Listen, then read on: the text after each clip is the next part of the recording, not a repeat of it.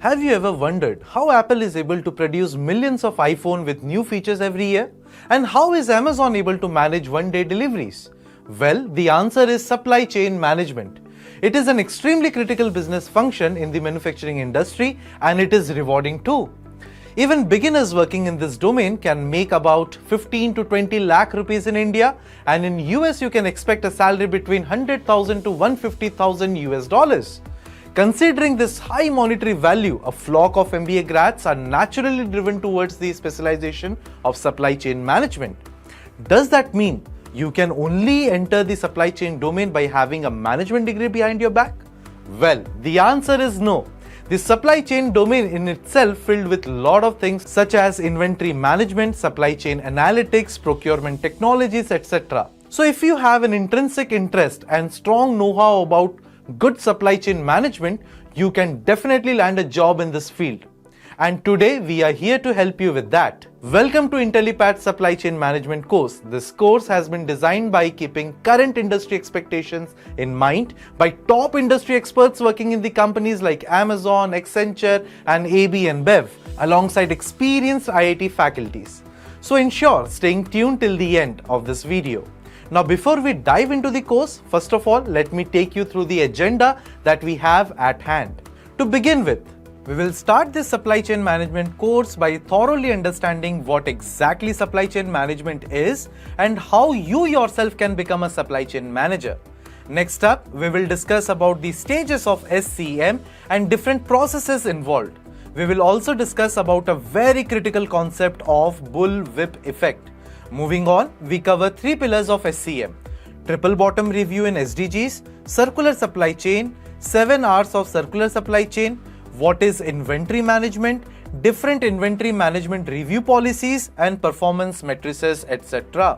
Moving forward, we discuss some of the issues in inventory management that are existential in current times, introduction to procurement strategies and how development of supply chain strategies happen. After that, we look into supply chain logistics and finally end the video with some of the most commonly asked supply chain management interview questions. I hope you guys are clear with the agenda, so without any delays, let's dive directly into the session. But before we begin, do not forget to hit the subscribe button and press the bell icon to never miss an update. What is supply chain management? A supply chain is the network of all the people, businesses, resources, tasks, and technological advancements involved in the production and distribution of a product. An entire supply chain includes distribution of raw materials from the supplier to the producer to the final delivery to the customer. Why do we call it supply chain management? We call the process as supply chain management because the physical connections between a chain's links are minimal, just one on the input and one on the output, and are scarcely indicative of how our current supply systems operate. The chain's links can rub against one another when it is in motion because they are actually tugging against one another. Why is supply chain management important? As we all know, systems for supply chain management efficiently reduce costs, waste, and manufacturing cycle time. A just-in-time supply chain where retail sales automatically transmit replenishment requests to the manufacturers has become the industry standard.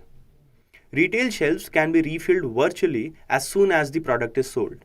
Efficient supply chain management adds value to the supply chain cycle in the following 3 situations. Recognizing potential issues. The buyer may complain of poor service if they order more stuff than the manufacturer can provide. Manufacturers could be able to foresee the shortfall through data analysis before the customer is dissatisfied. Dynamic pricing optimization. Products that are in season have a short shelf life. These goods are often discarded or sold at steep discounts towards the end of the season. Prices are frequently dynamically adjusted to suit demand for perishable products by airlines, hotels, and other businesses. Similar forecasting methods can increase margins even for hard items by applying analytical software. Enhancing the distribution of merchandise that is available to promise. When an order is placed, manufacturers can confirm a product delivery date. You may be wondering what companies use supply chain management. Well, companies like Unilever, Amazon, Cisco Systems, Intel, Nike, H&M, Starbucks, Apple, and a lot more are using this supply chain management to improve their businesses. Want to know about the types of supply chain management? There are 6 models of supply chain management. Continuous flow. The continuous flow approach is centered on productivity. It provides stability. The firms who consistently provide the same product with little variation or modification are best suited for this traditional model. Fast chain. The responsiveness of the fast chain concept is perfect for producers who often alter their product lineup. The manufacturer that can flood the market in this instance before the trend cycle is over is the winner. Efficient chain.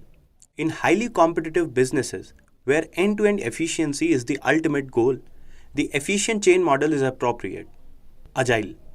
The agile manufacturing methodology is perfect for companies that produce customized goods. This model has been precisely adjusted for production in small batches. Less automation and more skills are needed for that. And as a result of that extra value, companies using this model may charge more for their products. Custom configured. The goal of the custom configuration model is to offer unique setups for production and assembly. Flexible. It has the ability to respond to peaks in volume demand. On the other hand, can adapt to and withstand periods of low or no demand. Toggle it on or off as necessary. So that's all for what is supply chain management video. Hope you guys understood all the concepts. This profession is broken into 5 primary functions. We will look into it one by one. So the very first one is fulfill. So fulfillment is the supply chain management, refers to the process of completing and delivering customers' order. So basically these tasks include scheduling, packaging, shipping and invoicing. Now moving ahead, on number 2 we have order. So in supply chain management, an order represents a customer's request to purchase a product or service. It could be a purchase order from a retailer to a supplier, or an online order placed by a customer. For example, when you place an order for a new smartphone on an e-commerce website, you provide the details like product, quantity, and the delivery address, initiating the order process. On number 3, we have plan. So, planning in supply chain management involves developing a strategy and determining the actions necessary to achieve efficient and effective operations. Like it includes activities such as forecasting customer demand, scheduling production, optimizing inventory levels, and coordinating logistics. For example, a cloth retailer might use historical sales data and market trends to plan the production and distribution of clothing items for an upcoming session. Now, moving ahead, on number 4, we have source. So, sourcing refers to the process of finding and selecting suppliers or the vendors to provide the necessary materials, components, or the services for a company's operation. Like it involves activities like supplier evaluation, negotiation, and establishing contracts. For example, a car manufacturer may source components like engines, tires, and electronic from the various suppliers to assemble their vehicles. On number 5, we have transform. So, transformation in supply chain management refers to the conversion of raw materials, components, or the resources into finished products or services. It involves the manufacturing, processing, or assembling activities. For example, a bakery transforms raw ingredients such as flour, sugar, and eggs into the baked goods like bread, cakes, and pastries through mixing, baking, and other production process. So these were the 5 primary functions in the supply chain management. Now, moving ahead, let's talk about the logistic manager, like what is their work and what is the average salary in India and USA. So basically, logistic manager are responsible for planning and managing logistics, warehouse, and the other supply chain operations. And if we look into the salary or the compensation they offered in the market, so in India, the average salary is 8.5 lakhs per annum, whereas in USA it is $85,000. Now moving ahead, let's talk about purchasing manager. So basically the work or responsibility of a purchasing manager is for designing and managing purchasing strategies for the companies. Apart from that, if you talk about the salary, the average salary of purchasing manager in India is 20 lakh per annum, whereas in USA it is 1 lakh $32,000 per annum. Now moving ahead, we have process engineer. So basically process engineers are responsible for looking into the design, implementation and development of industrial processes in manufacturing companies. And if you talk about the salary, in India, the average salary of process engineer is 55 lakh per annum, whereas in USA it is 1 lakh $15,000. Now moving ahead, we have supply chain. So basically, the supply chain are responsible for analyzing supply chain data and performance. Apart from that, they are also responsible for identifying areas of improvement and implementing strategies to optimize processes. So these were the responsibility of supply chain. Apart from that, if you talk about the salary, the average salary of supply chain in India is 18 lakh per annum, whereas in USA it is 1 lakh $31,000 per annum. Moving ahead, we have transportation director. So basically, transportation director is responsible for the oversee the movement and visibility of shipments and the overall transportation network with the supply chain. And if you talk about the salary, the average salary in India is 10 lakh per annum, whereas in USA it is $92,000 per annum. Now moving ahead, we have commodity manager. So basically work or the responsibility of a commodity manager is basically they focus on accessing and coordinating long-term supply commodity strategies. And if you talk about salary in India, they are paid 16 lakh per annum, whereas in USA it is 1 lakh $32,000 per annum. Now, moving ahead, we have our next agenda, that is how to become supply chain manager. So, in this, we will be talking about a step by step roadmap to become supply chain manager. So, the very first step is getting a degree in supply chain management. So, according to a report by Association of Supply Chain Management, nearly 85% of the supply chain professionals have a bachelor's degree in business studies. So, you must get a bachelor's degree in business administration or logistics. Apart from that, if you talk about the master's degree, a master's degree in business administration is not necessary but can be beneficial to become a supply chain manager. Now, talking about the step two, learn relevant skills. So, to become a supply chain manager, it is essential to learn the technical and interpersonal skills. And these skills include inventory management, project management, risk management, cost accounting, IT and automation, market research. Apart from that, we have customer service and logistics. So these are the skills that you need to master to become a supply chain manager. Now, step three, we have network with others. So when it comes to the supply chain management, so networking with others is very important. Like one of the essential steps to become a supply chain manager is networking. So basically connecting with the professionals in the industry will definitely help you to secure a better opportunities. Apart from that, also you must create a network among the vendors and logistic partners. Moving ahead, the on step 4 is building a resume. So next you have to create an impressive resume by adding the relevant skills and experience. Apart from that, if we talk about next step, that is the step 5 is apply for internship. So one of the best way to gain practical experience in supply chain management is to do internship in various companies of supply chain or logistic departments. So the next step, that is step 6, is choosing a specialization. So basically there are four categories in supply chain management field, and these are logistics, operations, planning and production. So you can gain experience in any particular categories or work with the different departments to gain overall experience. Now moving ahead, the next step is gaining experience.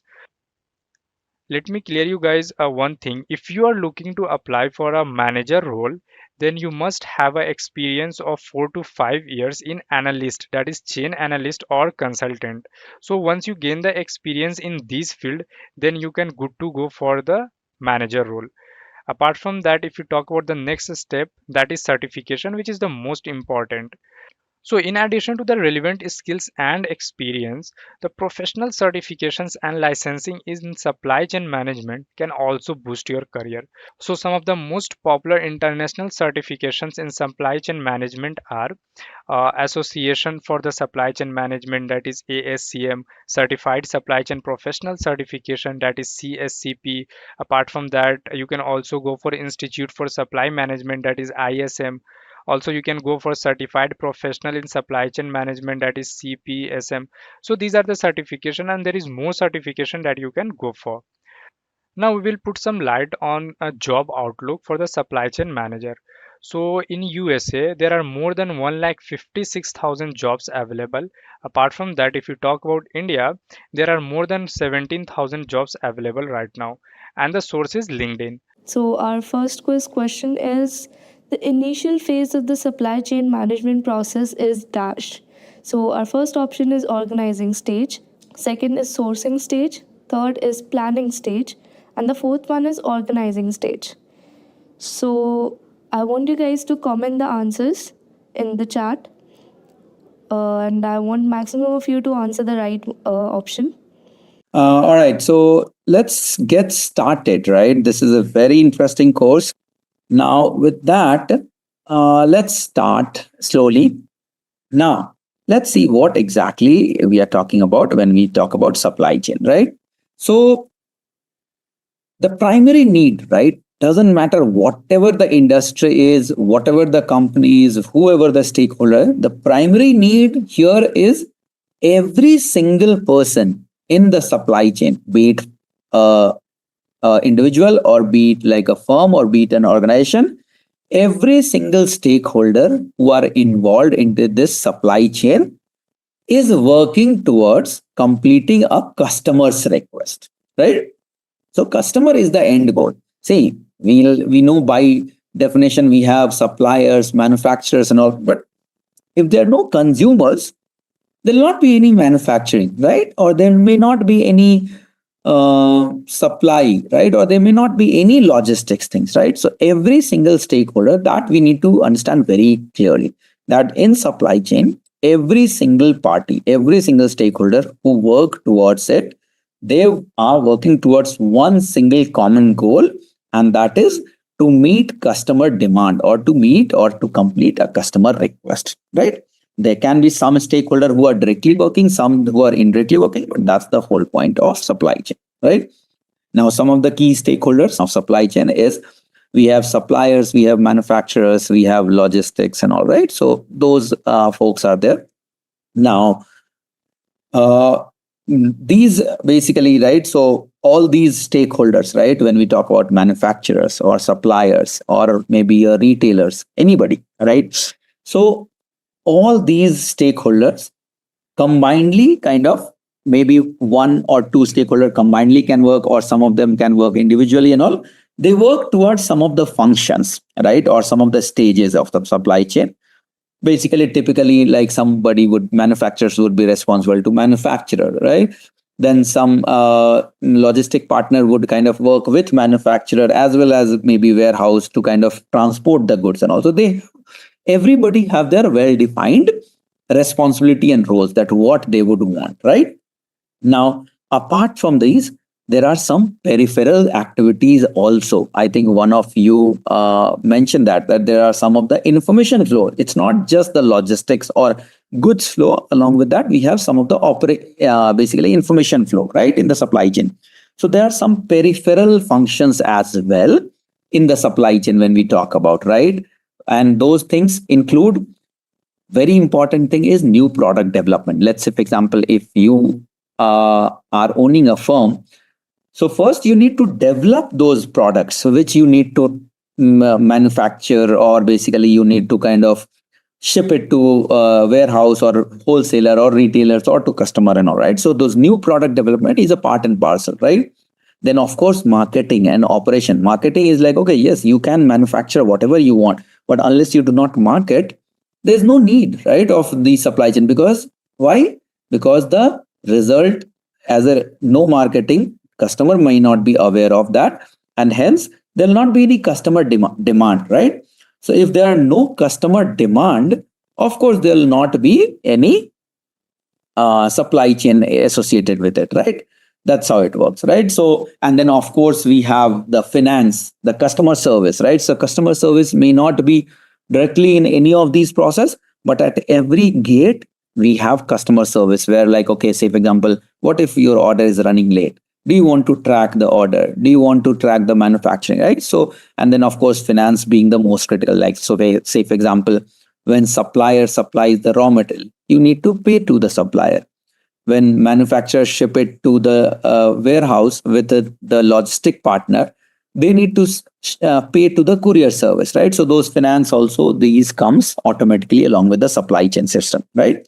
So what happens when you start working on supply chain, right, in the real world and all, you will notice and you'll realize that you should not be surprised at all that, okay, I was supposed to work on a supply chain, but why my all the systems are getting integrated with finance? Why my systems are integrated with CRM? Why my systems are getting integrated with product management? Why my systems are getting integrated with marketing and operations, right? So your system, so even though you'll be a supply chain management expert and professional, you are expected to work with all those integration channel or integration layer of different systems as well, right? So supply chain in itself is a huge thing, and it is very tightly coupled and very tightly integrated with other functions as well. Okay, think of this way, supply chain is not for manufacturing, it's for every single business. Okay, I'll tell you one thing, a very uh, harsh reality basically, which majority of the world realized is, we all are familiar like, okay, how bad we were in situation during the COVID time, right? So earlier what we used to think that, okay, yes, supply chain, okay, by default everybody was taking supply chain for granted.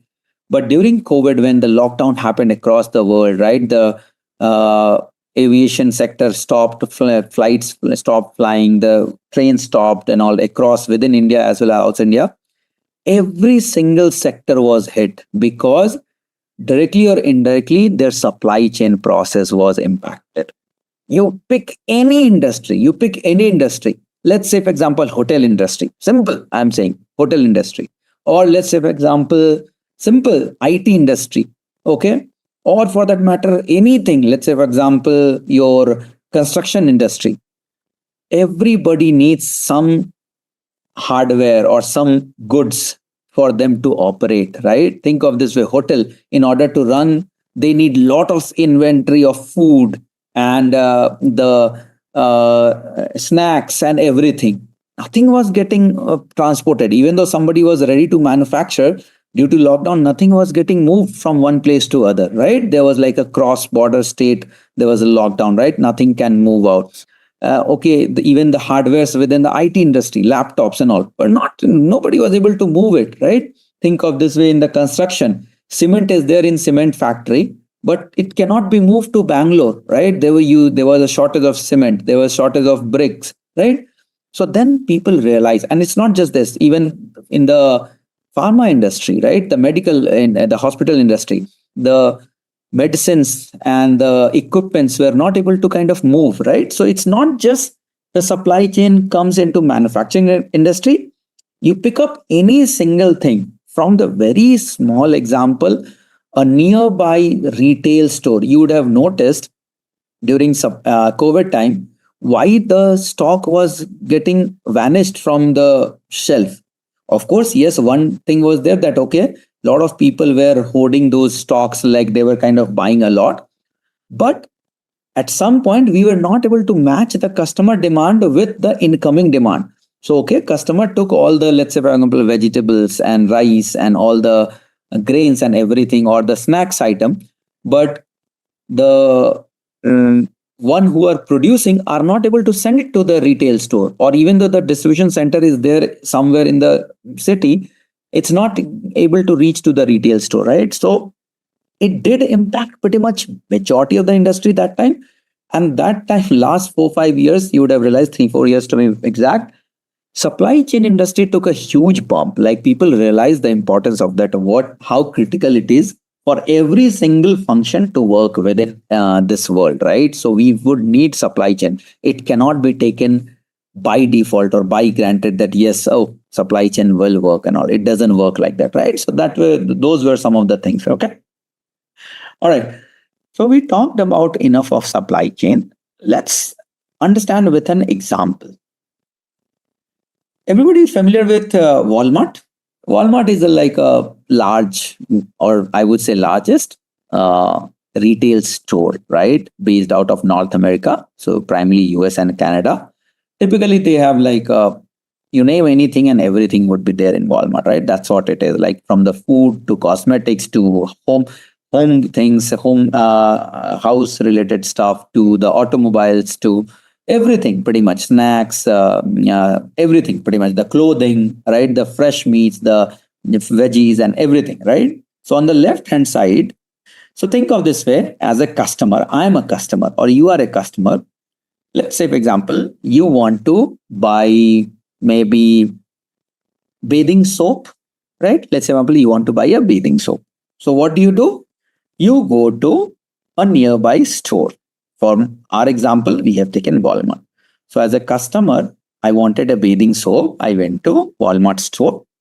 I picked up the whatever soap I wanted and all, and I did. So I placed an order. It's a customer order, and then now the question is, if you are familiar here, let's say, for example, you go to any shop, let's say, for example, More or Reliance and all, right? And then you go and you pick, let's say, for example, a Dove soap or a Head and Shoulders shampoo. Do you think that More or Reliance Fresh or any ABC store or XYZ store, they manufacture that or they produce that? They do not, right? So here, what we have as a customer, I wanted a bathing soap. I went to Walmart, I bought that. But does that Walmart store or a retail store directly get it from the manufacturer? No. They would get maybe from a wholesaler, maybe from a DC. These are distribution center. So we have a lot of distribution center. To think of this way, that each of these retail store will get it from the Walmart or any third party distribution center. So think of this way, this block is more like a wholesaler, right? Now this wholesaler will get it from the manufacturer. So let's say, for example, I wanted a Head and Shoulders shampoo or a Dove soap, any bathing soap. So I'll get it from Procter and Gamble, right? Or maybe it can be a Hindustan Unilever, right? Or any other manufacturer. So I'll get those from the manufacturers to my wholesale store, basically the distribution center. Now, this manufacturer, do they have everything to create that product? Okay, let's say for a bathing soap, what all things you think would Procter and Gamble would need to manufacture? They need those raw materials. It can be for manufacturing the soap, it can be for packaging, it can be from the bulk boxing, right? So anything, they would need to reach out to some of the raw material supplier, right? So they will reach out to maybe Active Corporation. Think of this way, they manufacture paper. Okay, or for some matter, they will reach out to plastic producer. They will reach out to chemical manufacturer, right? Different. Now, Active Corporation is the paper manufacturer, say, for example. Now, they might not have tree at all because tree is required to manufacture paper. So they reach out to intern to another timber manufacturing company, right? So this is why I'm bringing this point that we talked about a lot of terms right now. Think of this way. What we spoke about, customer, right? Then retailers, then we have say wholesaler, then we say manufacturers, and then we have the suppliers or raw material suppliers. So think of this way, all these you see, right? All these is my, say for example, my raw material provider. Again, this is again raw material provider. This is my raw. So these are my supplier. Supplier for whom? For P&G. Is that correct? So for Procter and Gamble, P&G, they are the supplier. Okay. But think of this way. If you see from Active Corporation, they become the supplier, but they are the manufacturer because they are manufacturing paper. So they in terms play a role of manufacturer also as well as the supplier also, right? So again, it depends how you kind of categorize it, right? So these are the bucket of basically our suppliers. Now this is your manufacturer, this is your distribution center or wholesale. Now this is my retailer, and then you have the last one. What you have is your customer. So these are some of the key stakeholders for the supply chain management, right? End to end when we talk about supply chain. Now, I'll give you a warning and a heads up. that every block here, if you see, in itself is one module. So when you say supply chain, it's a huge thing. Okay. In all likelihood, you might be studying and you might be training yourself for everything end to end supply chain. But in all likelihood, at one given point of time, you will work only on one of the sub process of supply chain. You may not, unless you are at a very senior position and you have a team of maybe say about 50 or 100 people and you are managing instead of directly working, then you might oversee the end-to-end supply chain. But when you are working as an individual, in all likelihood, you may work for one or two process at any given point of time, right? So think of this way: when we talk about customer and Walmart store, it is nothing but the customer order.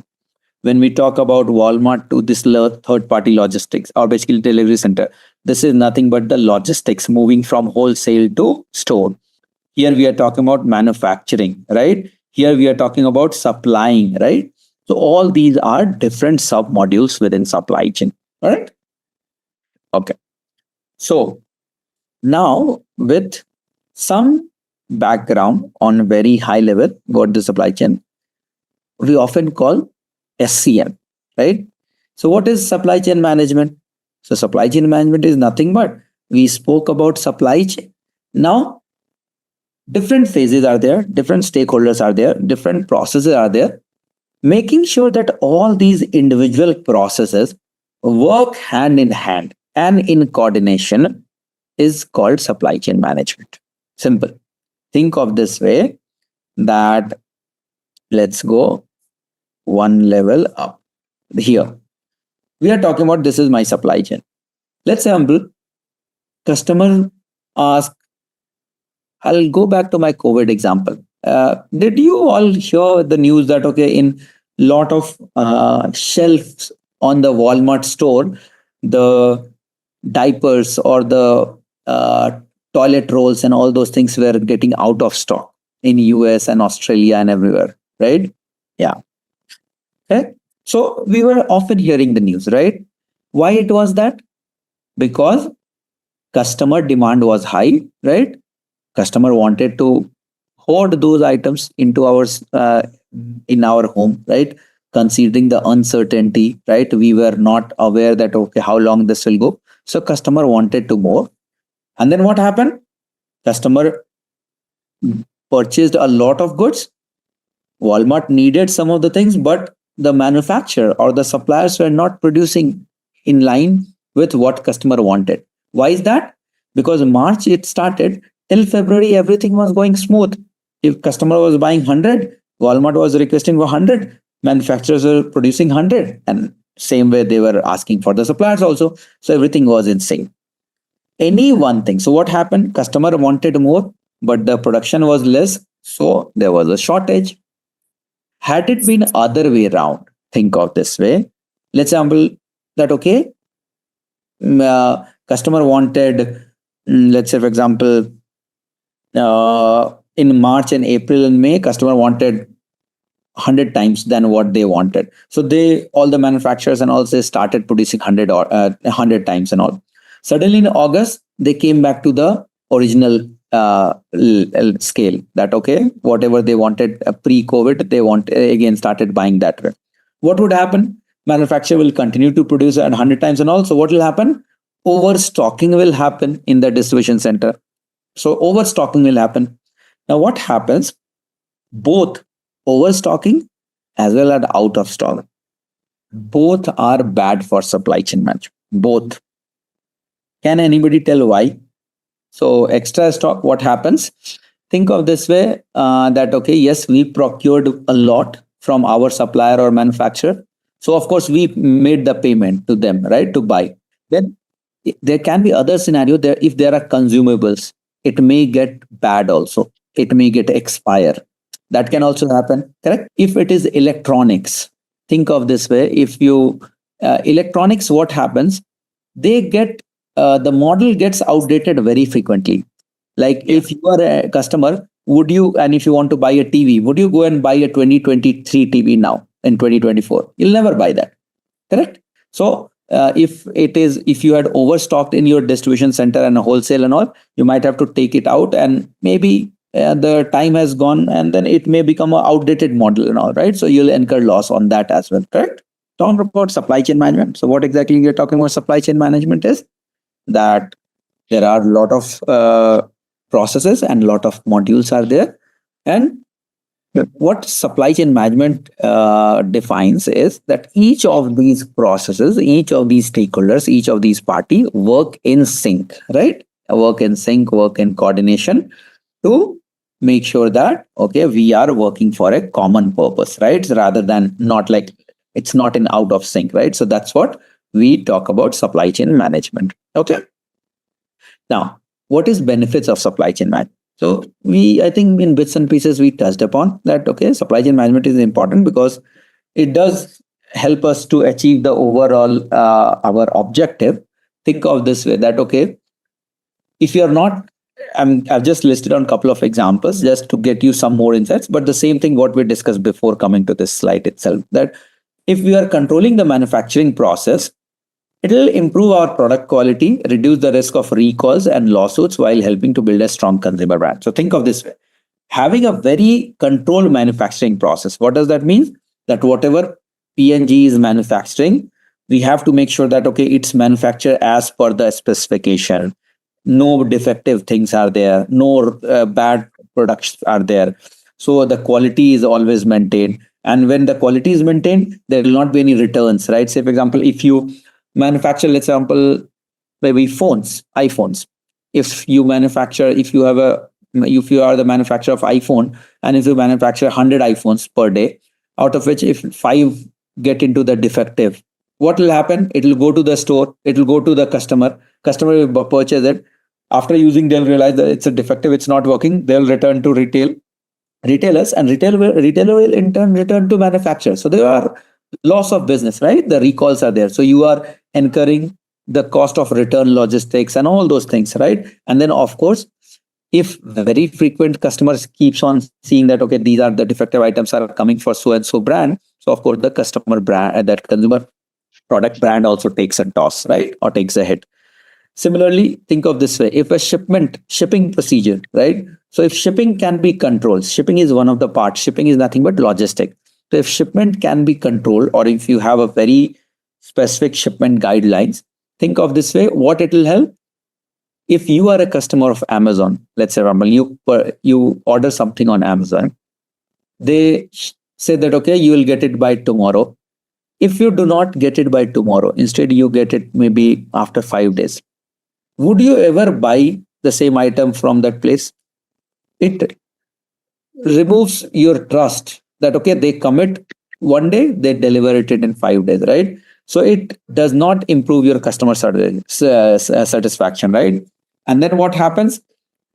This is from the end customer perspective. Think of this way, take one step back. Let's say, for example, if P&G said to the Walmart wholesale distribution center that, okay, I will ship all these 10 trucks of bathing soap by tomorrow. And let's say, for example, they did not deliver it by tomorrow. What will happen? You'll run out of stock. Yeah, it's a shortage. That's what you're saying, that, okay, it will be shortage. And think of this way, another thing, that if P&G said that, okay, they will deliver it by Friday, and instead of Friday, they deliver it on Wednesday only. What will happen? Is it good or is it bad? Even the early deliveries from your end customer perspective, in like if you are ordering something for your home, it may be good, but think of this way, from the distribution center and all, it may not be good always. Think of this way. What if I do not have space on Wednesday? My warehouse. So we have to understand from an SCM professional perspective, these warehouse spaces are very expensive, very expensive. So I might have planned something that by Thursday night, my shipment will go off from this warehouse, and on Friday, new shipment will come. So I'll restock that. What if on Wednesday it comes and I do not have space? What will I have to do? I have to ask the truck guy to put it somewhere else, or I have to pay for additional charges to hold the truck for 2 days and all those things. So those will come into picture. Okay. Now tapping on each of these phases or each of these gates, to optimize your supply chain management. That's the whole point. As a SCM professional, what do? You streamline all these processes to make sure that each and every lever, each and every segments, each and every process are working in sync with each other, right? Okay. All right. So let's move to next slide. So we touched upon, right, these things, right? The typical supply chain, what it does, it involves customers, retailers, wholesalers, manufacturers, and the raw material suppliers, right? These are my critical processes, right? It may differ depending on the process and business and all. There are some other stages like planners, returns, inventory, etc. as well, which we will discuss once we move further. Okay, clear so far? Again, this is more like a snippet or the summarized terms, what we discussed so far.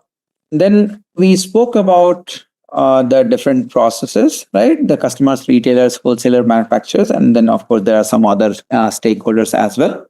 Now this topic had come, right? So this here I'm trying to depict like the at a very high level. There are of course other stakeholders, but let's take one by one example. Now you see here customer, right? Now customer, of course, the very straightforward is customer can interact with retailers, right? That way they'll interact with retailer. There are certain cases where customer directly, if you see this one, interacts with distributor. So we do purchase, right? At times we remove the basically manufacturer themselves become directly a seller to me, right? So basically they, as you said, directly become a seller. But one thing you would notice, there is no line from customer to raw material supplier, right? Raw material supplier, there is nothing you can see. So customer, what it does, they can buy it from customer. When we are talking about finished goods, right? So customer takes a retailer, customer takes it from distributor, takes it to manufacturer, right? Now, if we talk about retailer, from retailer, the downstream is customer. Customer, that means the retailer can sell it to customer, but retailer buy it from distributor. Retailer can directly buy it from manufacturer. At times, retailer can buy directly from the supplier as well, right? So directly the suppliers also can directly send it to retailers, right? That's how it works. Similarly, now distributor, when we're talking about distributor, the downstream distributor can sell it to retailer. The same way we talked about the customer buying from distributors, or distributor can sell it directly to customers, and distributor procure it from manufacturer, distributor procure it from supplier, right? So you will always see it's always n+2 at max it's going, right? Manufacturer, again, it gets it from supplier. Manufacturer can give it to distributor, manufacturer can give it to retailers, and manufacturer can give it to the customers, right? So it basically at a very high level, it shows that how we are like at times the role changes, the flow changes. So if somebody says that, okay, every time, whatever be the process will be, okay, raw material supplier to manufacturer to distributor to retailer customer. Yes, that's a sunny day flow, the golden flow, golden transactions, but it may not happen always. There are many processes where it happens like, okay, different supply chain comes into picture. And then what happens based on the scope and based on the requirement, you have to improvise on those. Okay. So by now, we discussed a lot about these supplier, manufacturer, distributor, retailer, customers, and so on and on, right? Now, let's see. So when we talk about, so these processes in supply chain, right? What were the processes? One was customer was placing order. Then we were kind of taking it from the wholesale, the distribution. Then we are doing the manufacturing. Then we are doing the raw material supply and all these things, right? So there are different process views of supply chain. There's a concept of process view. So what we do is typically we map these process into different views. And what these views are there, that the two important or two, you can say more famous or talked about views, what we are talking about, one is the cycle view and other is the push-pull view. Okay. So cycle view is, think of this way. What it does is different processes are there, right? So the customer order cycle, the manufacturing cycle, the supply cycle, each in turn is basically an independent cycle. Once one cycle gets complete, then it triggers the another cycle, then the third cycle, like that and all. That's called cycle view. And push pull view is basically the overall supply chain processes are there that has been kind of divided into two sections. One is the push and other is the pull. So pull is nothing but when the customer places an order, then that time those process gets executed. But push is something where customer has not placed an order, but we are anticipating, we are forecasting that customer may place an order, and that's how those process gets kicked in, right? So I'm trying to put this together in with the help of a diagram. Hopefully this will help you. So you can see here, these are the 5 things you see: the customer, retailer, distributor, manufacturer, supplier, right? So these are my 5 stakeholders, correct? Everybody aligned? Now, when we talk about customer going to retailer, right? What they do? They will place an order, customer order. So it's a customer order cycle which comes in. Now, this customer order cycle will be between customer and retailer, right? Now, when the retailer basically retailer has to stock those items which customer is buying. So they, between retailer and distributor or wholesaler, they will have a replenishment cycle. So this would be between retailer and distributor. Now distributor has to get it from the manufacturer. So between distributor and manufacturer, we'll have a manufacturing cycle that, okay, in order to replenish, we need a manufacturer, right? And then in order to manufacture, I need some of the raw materials or some of the components. So between manufacturer and supplier, I'll have a procurement cycle. So each cycle, if you're seeing, is dependent on each other. So even if I break one cycle, the entire cycle will break. Think of this way: customer places an order. Okay, that order cycle works fine. Replenishment, retailer replenishes from distributor, that cycle works fine. But what if distributor is not asking manufacturer to build something or to manufacture anything? So then this cycle gets broken, and then entire supply chain cycle gets broken, right? So this is basically nothing but the cycle view we are talking about. The same 5 stages I have tried here on the left hand side. You see, it's nothing but the push and pull. So what is push and pull? So pull is something is when customer orders.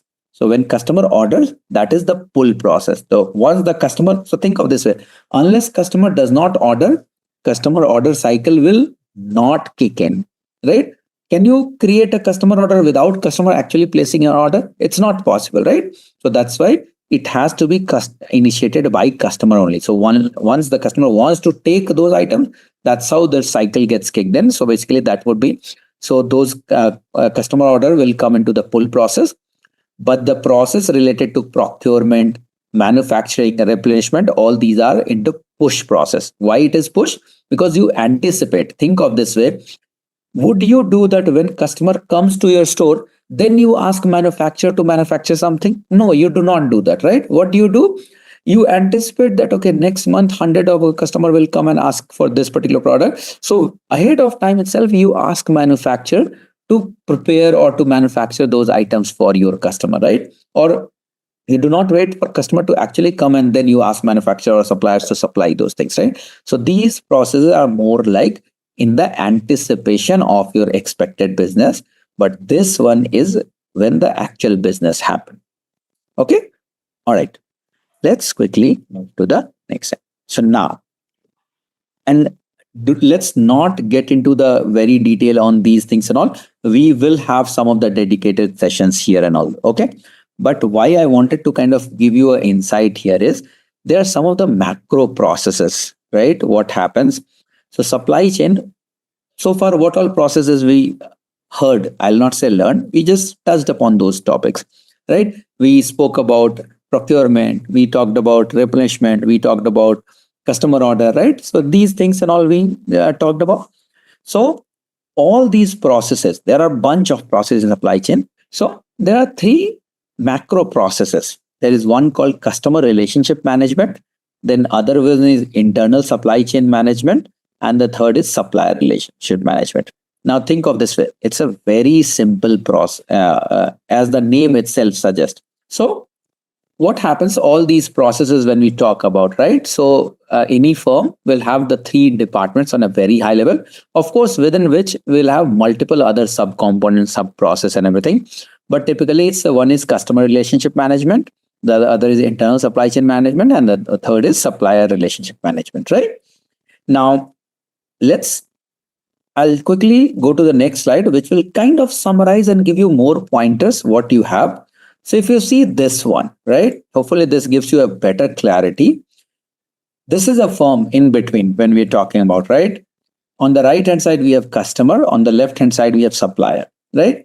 Now, when we talk about the SRM, so anything related to source, that from where we need to procure, anything related to negotiation, that on what rate we need to procure, when related to buy, that what we need to buy, that okay, where, how much, where, what to buy, design collaboration, basically that who all would be my manufacturers, who all would be my designers and all, right?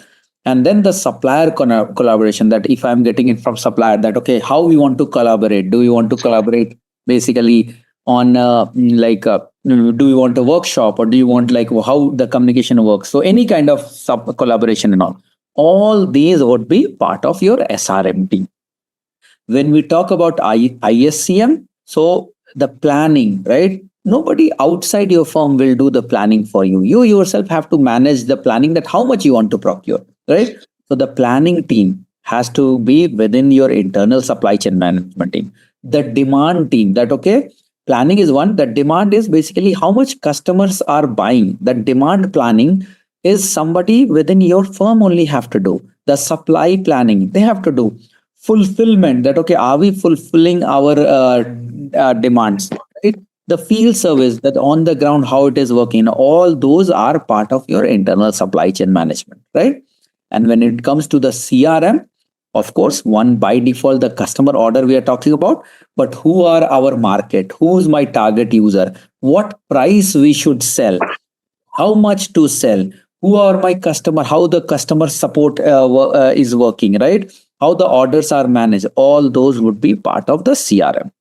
Okay, so this gives a very holistic picture of the macro thing, what we are talking about, this macro processes, right? So all these processes, what we talk about, will lie either between SRM, ISCM, or CRM, right? That way. Clear so far? So we spoke about the three macro processes, right? Basically SRM, ISCM, and CRM. SRM, as the name itself suggests, right? It's a supplier relationship management, right? So anything to do with like what to buy, from where to buy, how much we should pay to buy, how should I collaborate, how should I interact, all those will be done by the SRM team or the scope of SRM division. The ISCM is nothing but, think of this way, your internal systems or internal subsystems within your supply chain, like how much you should procure it from the supplier, like how should the planning do. So basically, in order to SRM will take a feedback basically from your ISCM, that okay, how much we should buy. So they will ask your planning team that okay, boss, what is my demand planning, what is my supply planning, and also ISCM will take care of the planning, say the fulfillment and all. And these are just some of the examples. It doesn't definitely contain everything and anything, but these are some of the example of your internal supply chain system, right, within your system. And when it goes to CRM, anything applicable to customer orders, fix that the market, that which market you should buy, you should sell, what should be the price, right? What should be the sell, and all those also would come as part of CRM. Okay. So definitely CRM does play a role, right? To kind of find the early analysis and early need, that is that product even needed? If yes, what would be the market size? What would be the target customers and all, right? So new product development has a lot. New product development in itself is one subject what we have studied, right? As part of our product management, we study one single subject as new product development, which basically takes care of that what market, for which market you need to develop the product, right? For which, what price you have to develop, where you want to sell, right? How the processing, so all those, definitely CRM plays a big role on that one. Okay. All right. So with that, let's quickly move next. So when we are done with this, we move to the next part, which is supply chain complexity. Order management is what? What do you think of order management? Think of this way: you are a customer, right? You go to Chroma for electronic store. Okay, you go to Chroma and you purchase one laptop. Okay, so for that, a order got placed. Basically, a unique order ID gets placed. Correct, right? So when you go to Amazon or place an order request, so what happens? An individual order gets created for a particular item which you ordered. Correct? It will have a unique order ID which you need to track and all those things, right? So now when you place an order, it generates an order. When, let's example, you go to Amazon website and you add something in your cart and you place an order. So it generated an order. Now that order was sent from Amazon to the details of that was sent to maybe whoever the seller is, right? What Amazon does, it takes your order and sends to seller. Now what seller will do? It will pack that item and it will ship. Once the shipment is done, you get a tracking number and you start tracking those orders. Then after maybe a couple of days when the delivery was intended and all, it will be out for delivery and you get the order and it gets delivered. As soon as you get the order and you say that, yes, I have received it, in Amazon, when you go and check, you say that order has been received or closed. Correct? So this is the order cycle, order life cycle of customer order, where customer places an order, seller ships it, seller delivers it, and customer receives it. So, and then order gets closed, right? So this order cycle is called order management. How you are managing the order. Clear so far? Now, when we go to the demand management, right, or demand planning. So now you as a one customer ordered one laptop. There would be hundreds of people like you who would be ordering the same item over the week of, let's say, over the period of 1 week. So the ISCM will take the input from CRM team and say, okay, the demand for this item is 100. They don't care about individual order, that when it was tracked, when it was shipped, they say how many orders were placed. So that they do a demand that, okay, this item laptop from Amazon has been bought 100 times. So that means they take a input. That's what we call the demand planning or demand management they are talking about, right? So basically the idea is that it's a method to take some input from your order management system and based on that, pass it on to the forecasting team that how much they should buy. So what Amazon will do? Amazon will keep that item which is getting frequently in demand by the customer, but they will buy it more, right? And it may change over the period of time and all. So that is just one factor of demand. So forecasting does not work just from the demand, n number of things, but that is what the difference between, and that's why the order management was between the firm and the customer. That's why it's on the CRM side. But the demand management is, even though the CRM inputs is there, it's for you. Even if, let's say, you as a firm do not do demand management, does customer care? It doesn't impact the customer, right? It's your internal process, how you want to do the planning. That's why that is in your ISC. All right. Okay. So this fulfillment is more like how you are doing. This is like the data of your internal supply chain system, that, okay, how you are fulfilling the orders. So think of this way. Say, for example, 100 customers places an order, and out of which you were able to deliver maybe only 80 of those customers. 20 customers you could not deliver because of shortage, right? So that's a pointer to your internal supply chain system on the fulfillment planning, that, boss, your fulfillment is only 80% accurate. Correct? That's why it is your internal thing. So think of this way. All these you will see, it's all on the volume level. You are taking like, okay, that are you doing fulfillment correctly? Are you doing the supply correctly? Are you doing the demand correctly? And all those things and all, right? So that's why these are your internal system. And fulfillment, again, cannot be just from the customer perspective. It can be from your wholesale to retail also. Let's say, for example, you have a warehouse. Say, for example, if you are based out of Delhi. So Delhi, you have grofers, right? where you basically order your groceries and everything, correct? Grocers may have the smaller unit in every locality, right, which sends, which delivers to your address, but there may be a wholesale or basically a big distribution center of grocers somewhere in the central Delhi or something, right? So now each of the grocers locations in individual locality in Delhi would be telling those wholesaler or distribution center that, okay, I need 10 kgs of mango, 100 kgs of potato, 100 kgs. Are they able to fulfill the demand of the retail outlets also? That is also your internal process that has to be managed, because if that is delayed, the delivery to the end customer also gets delayed, correct? Source is, like example, there can be 10 suppliers, right? All of them are your source, correct? For any items or any components you want to procure, right? They are the source. Now you define that which one is your priority one supplier, which one is your priority two suppliers. You might, based on the negotiations and based on the relationship and all, you might have some high priority suppliers that who are your first priority always, but can they fulfill all your order? No. So you might have want to keep the multiple source also in your back, right?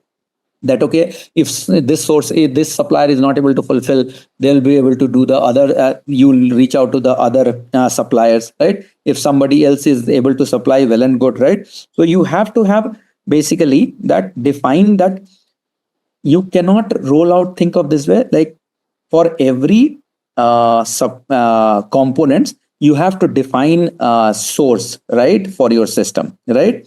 So that is why basically the sourcing becomes important, right? That what exactly, who are the source, from where you want to buy, what pricing you want to buy, and all those things, right? So that's what basically that you want to do this. Now, when it comes to strategic planning, so think of this way: strategic planning is more like your internal decision on, think of this way, that do you want to even procure this item? Maybe think of this way. Uh, your store, let's say you are a owner of a firm and it sells 100 items, out of which 10 are not in getting in much demand. You might, your leadership level, you might define that, okay, let's discontinue these 10 items. I don't want to do any planning for these 10, right? Because it's not giving me good cash and all those things, right? Or maybe some of the things can be there, that some of the hazardous goods you have and some other audit reports are coming that, okay, you cannot sell these, and also you have to take a decision that, okay, does this item impacts my environmental guidelines, right?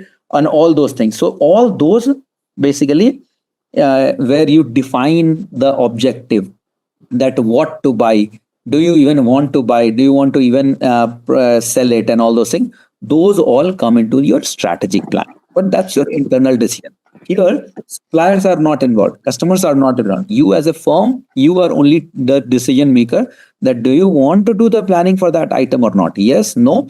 Or think of this way, that during a festival period, do you want to do a planning for more, right? So all these are your strategic decision, right? Or think of this way, you can say that, okay, maybe the government is changing, you might get less demand for this. So all these are your internal process. So there's no one factor on strategic planning. There are n number of factors which will keep on coming based on different firm, different organization, different sectors, different industry, and those all will come into strategy. Okay. Field services is like you want to do some field studies, right, on the ground. Think of this way, that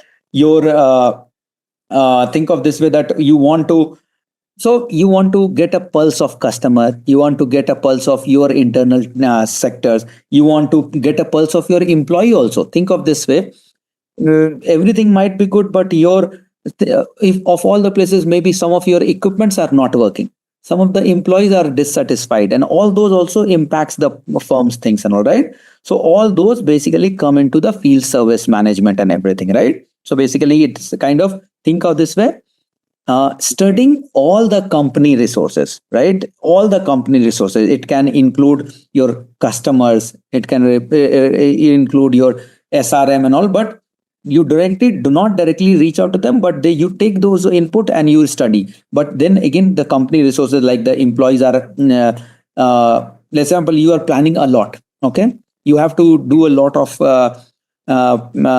sell and all those things. Are you overstaffed? Are you understaffed?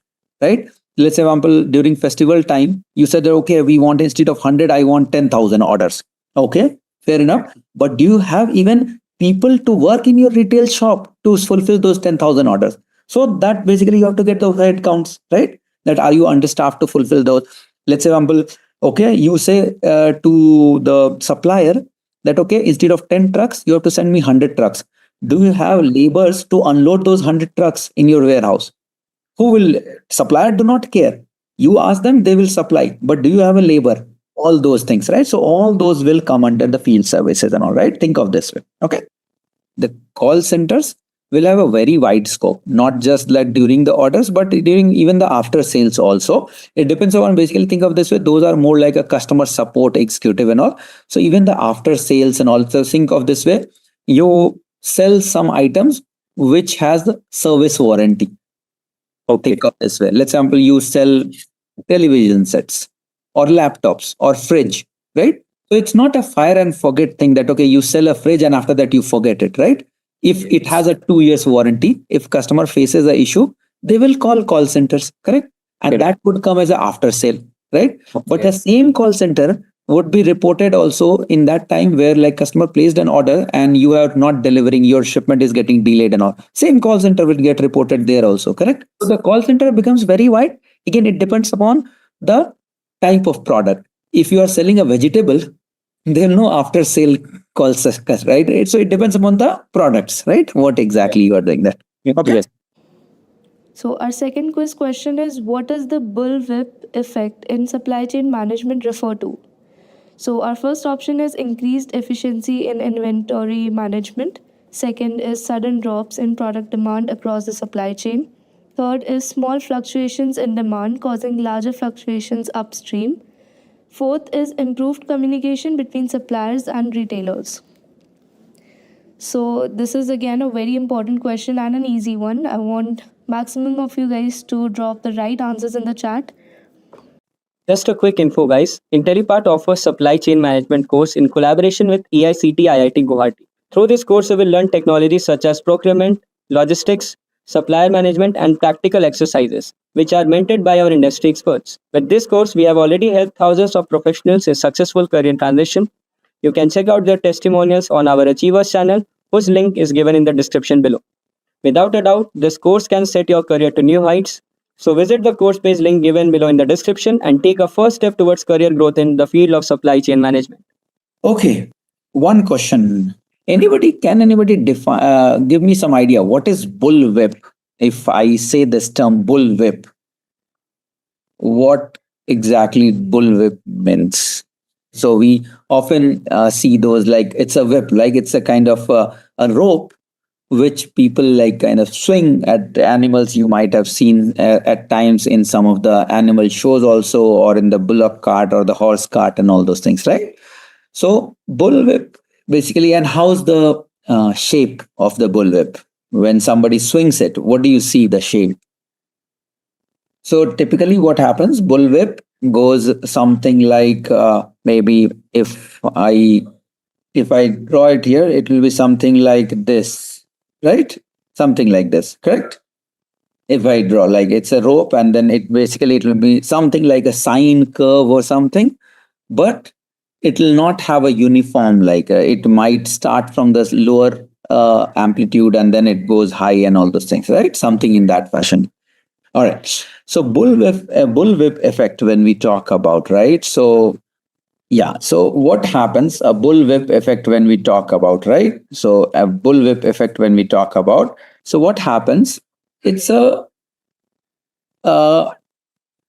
situation. Think of this way. By now, all of us, at least, we have some idea that what do we know?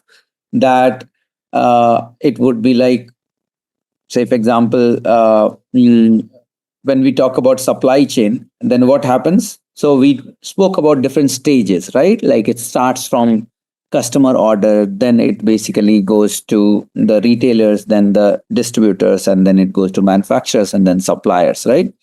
Now, what Bullwhip talks about is basically that what it does is it's a situation where what happens, we try to evaluate the situation of one stage, that what is the situation of my supply chain process at a particular stage, and how does that impact the overall processing of some of the other stages. So basically how the effect propagates from one stage to another, right? So what does this mean is, like, say for example, as if customer demand increases, what happens? The retailer will also buy, get more from distributor. Then the distributor also will go and ask manufacturer to manufacture more, and the manufacturer will also ask the raw material suppliers to send more items, right? So it's, you can see the navigation increases, basically how we proceed, and it's the other way around also, right? Say for example, if the demand decreases, so and so on, it basically keeps on getting decreases. Now, what happens is, when we talk about the supply chain management end to end, a very important thing is that each and every stages are well coordinated with each other. What does this mean? That if, say, for example, customer order demand increases, the exact information that the increase of the demand or the decrease in the demand has to be effectively and timely manner, it has to be shared to the upstream and downstream systems, right? So as soon as, like, say for example, the demand depletes or demand increases, we share the same information to the upstream system or the downstream system, and then accordingly they will process that information. Accordingly, they'll also have to share the same information to their corresponding system. Now, what does mean it means is basically that, say for example, the demand increases and you do not share that information correctly to the previous stage or the later stage, they will continue to manufacture, or they will continue to supply based on the previously shared information, and that will result into breakage of your supply chain. It can be either shortage or it can be overstocking, right? So this lack of coordination, basically what different each stages which it happens, it can be because of multiple reasons, right? It can be because of multiple reasons, that okay, the two departments or the two orgs or two stages are not well connected. Their failures basically in the information sharing process, or basically maybe customer demand increases or decreases every 15 minutes, and you share the information to the to retailers maybe once a day or twice a day, right? So it's not on timely manner and all those things, right? So there can be n number of reasons, and then all those things we will start seeing in each of these stages. But this is what basically what happens. Like last classes when we were discussing that supply chain is a very, okay, we discussed that, okay, yes, customer ask, retailer fetch it from the wholesaler get it from manufacturer fetches from the suppliers. Then where is the complexity, right?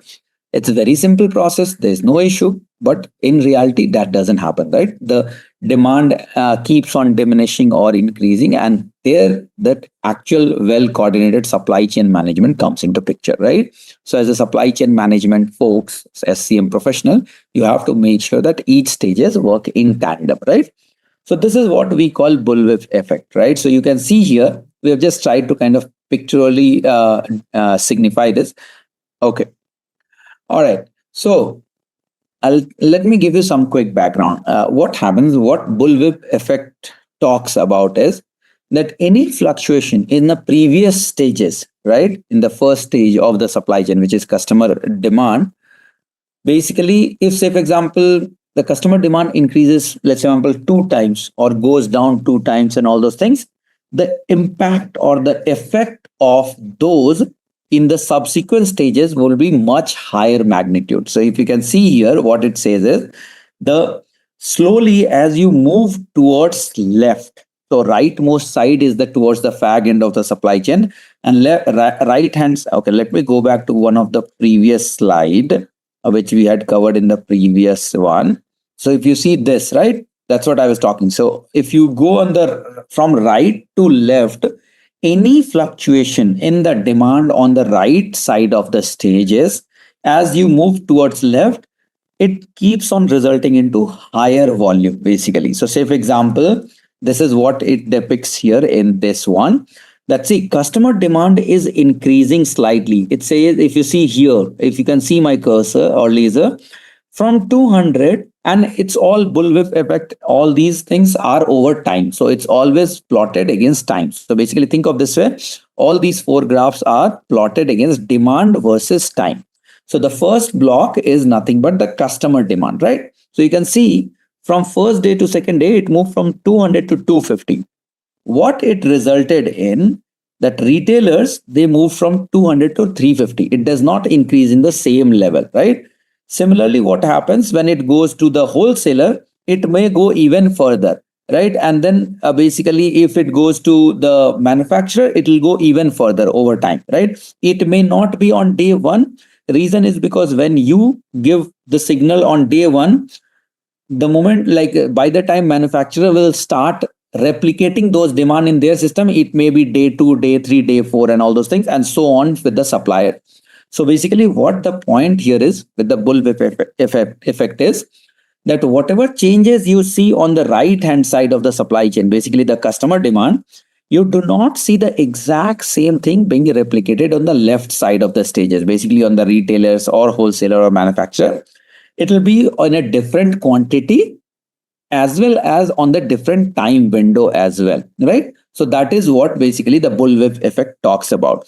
That if you see the impact on the extremes, right, it will be very low. But as you keep on moving towards left, it keeps on increasing basically, right? And that is what the bullwhip effect. So if you can see here, right, what I have just documented, the outcome of lack of supply chain coordination is bullwhip effect, right? Because what did I say? That it may not be propagated within a day or within a 2 day and all. That's why you not see the on the same day the same thing and all. If everything is a very idle state, as soon as customer demand increases, within a second you pass it on to retailer, within a second retailer pass it to wholesaler and all, everything would be in sync. But of course, due to multiple system being involved, multiple orgs being involved, multiple people being involved, right? And of course, there are certain limitation of the suppliers as softwares and all. What happens?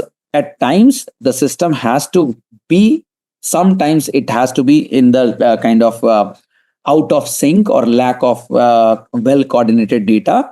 And that causes the bullwhip effect basically. And what it causes, the fluctuation in which the order increases as they move up the supply chain from retailer to wholesaler to manufacturer, it will keep on changing, right? That is what the bullwhip effect is. Okay. Remember, if we all remember, there was something called push and pull. Remember that from retailers and then wholesaler to manufacturer and all those were basically, if you see here, those were coming to basically all these push process, correct? That was done, all these processing was done in anticipation, right? Say, for example, on day one, customer said that retailer told to wholesaler that, okay, customer asked instead of 200, 250. So they anticipate that, okay, maybe for next whole week, it might be 250. So they anticipate and then they pass that information, right? So all those things, that's why the whole point here, the bottom line is that key takeaway, that the customer order, the way it fluctuates or varies, cannot be always same for the wholesaler or manufacturer or the supplier, right? That's the whole point. And what to order, how much to order, and all those things we will see when we individually go to individual modules, right? That, okay, when we go to inventory, when we go to logistics and all those things. But this is just like a very high level thing that you can see the supply chain complexity which happens across stages. And that is what the name has been given as bullwhip effect, right? Now, one question we all know, right? So when we talk about supply chain, right? Supply chain management, supply chain, what is exactly we are trying to do? We are trying to, as a customer, we need something And then some of the entities, some of the orgs and all are working towards fulfilling that need, right? That's what we learned from the previous session, right? So that means lot of manufacturing is happening, lot of productions are happening, right? Now it can range from anything to everything, right? It can be your fashion wear, your apparel, your cosmetics, your food, your automobiles, you can furnitures, the electronics goods, right? Agricultural goods, anything for consumer goods, right? Anything and everything, everywhere supply chain is involved, right? Now we all know what state we are in right now, right? And this sustainable or sustainability, what we say, it has gained a lot of traction. Trust me, it has gained a lot of traction in last maybe a decade, where every single orgs are audited, monitored, and all that, how much their processes are adding to the environment in a positive or negative way, right? So sustainability, right, when we often come across how we impact the environment and all those things, right? So those things does contribute. So how can we make, see, the end goal is, what is the end goal of supply chain? So far what we learned, the end goal is we have to meet customer demand. We have to make sure that we are doing the optimization in logistics, optimization in production, optimization in manufacturing, right? And at the end, saving some of the cost, and of course, maximizing the benefit, right? We all work, all the business, every single business in this world works towards maximizing the profit, right? That's what everybody, every single company, every single institutions are working towards, right? Maximizing shareholders' wealth. That's the thumb rule, right? The end goal of every single org is to maximize shareholder wealth, right?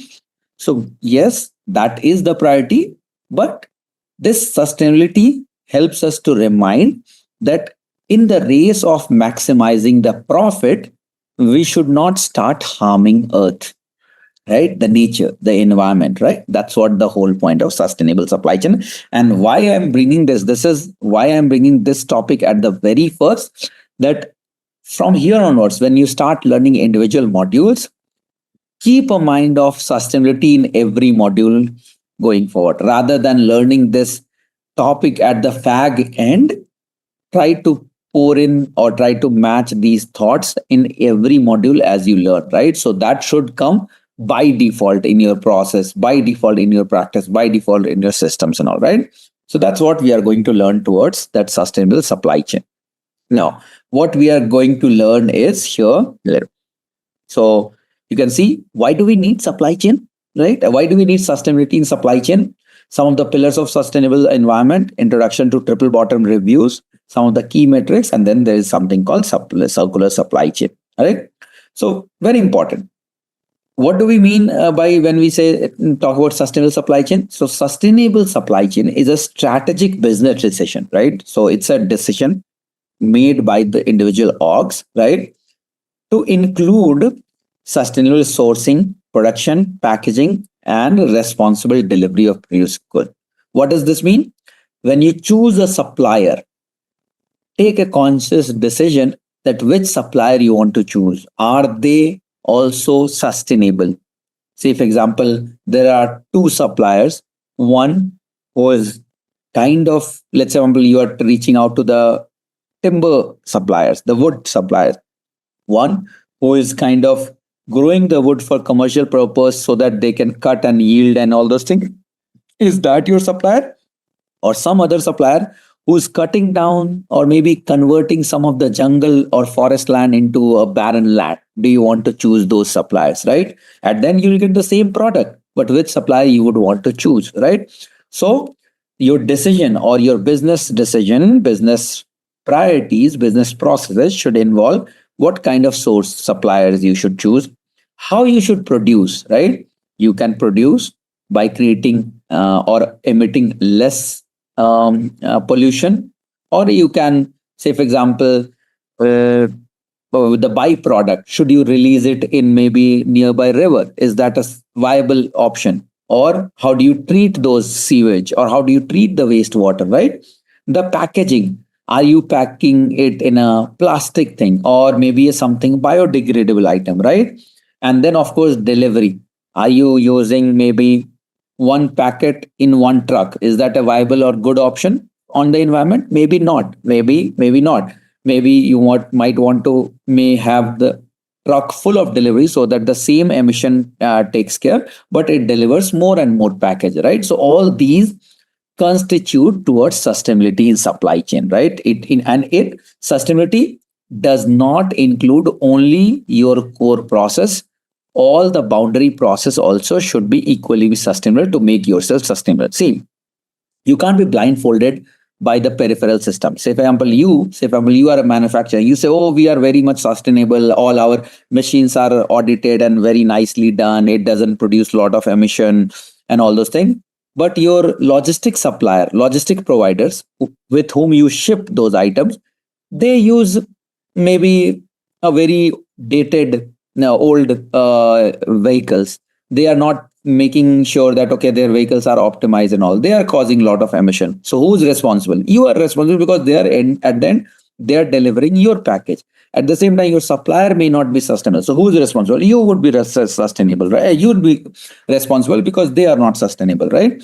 So your business sustainability will not be restricted only to your org, but pretty much all the peripheral systems where sustainability would be required. Then only your end-to-end process becomes sustainable, right? So each supply chain, however, is only a small part of world. That's what I was talking about, right? Maybe a logistic provider or a supplier and all.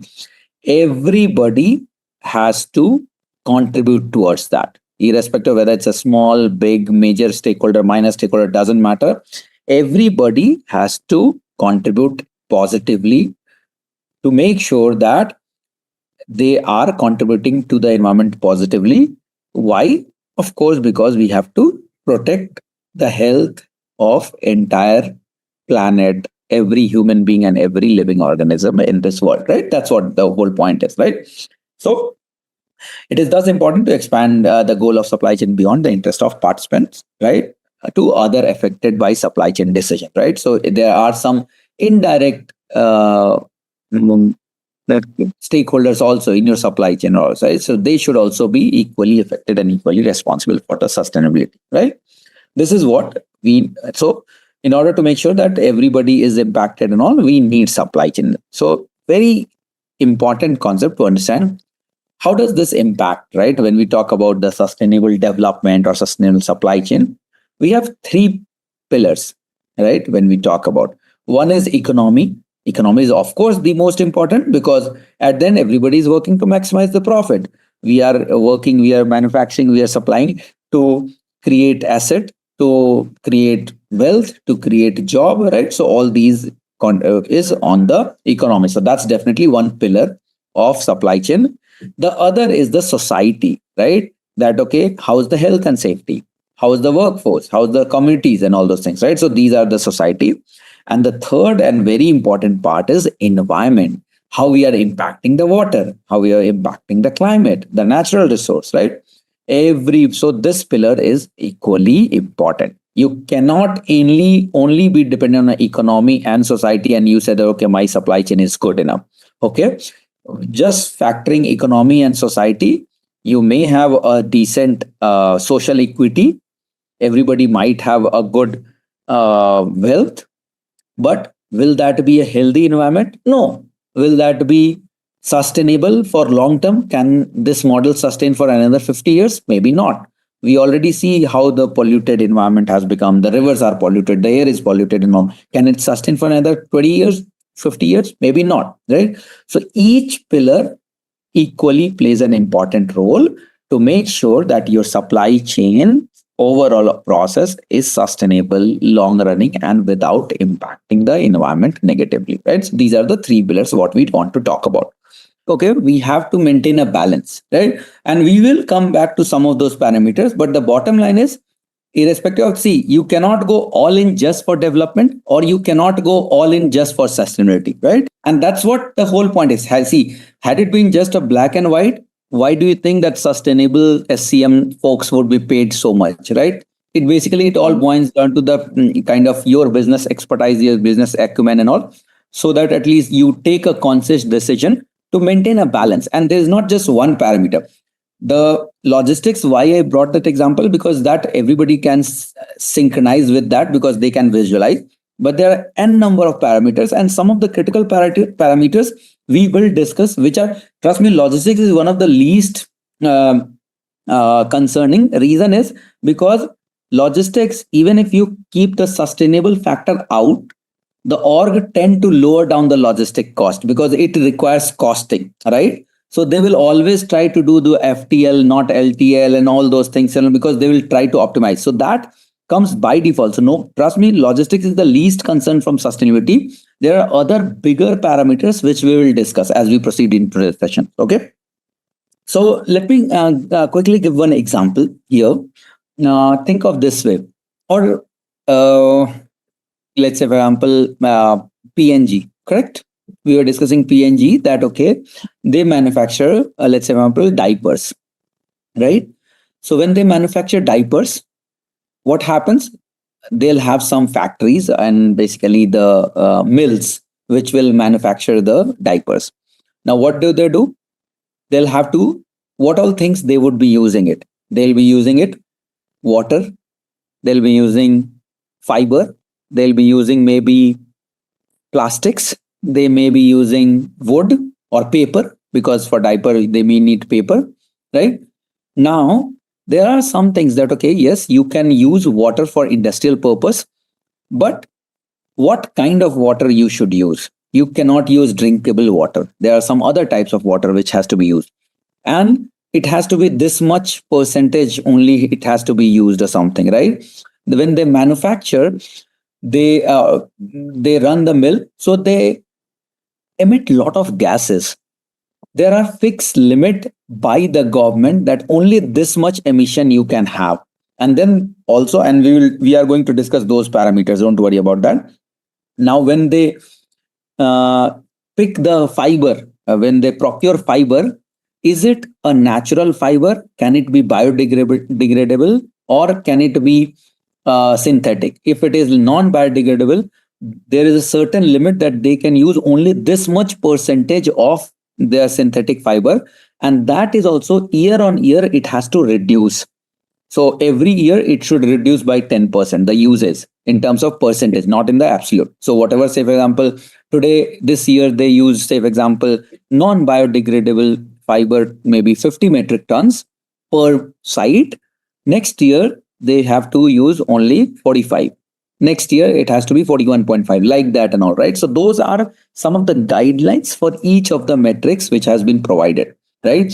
So from the example perspective, we will consider Procter and Gamble, and if they want to maintain a sustainability, basically comply with the sustainable guidelines, they have to make sure that when they are procuring all these raw materials, it meets the sustainable compliance guidelines. When they are using during their manufacturing process, when they use water, it has to comply.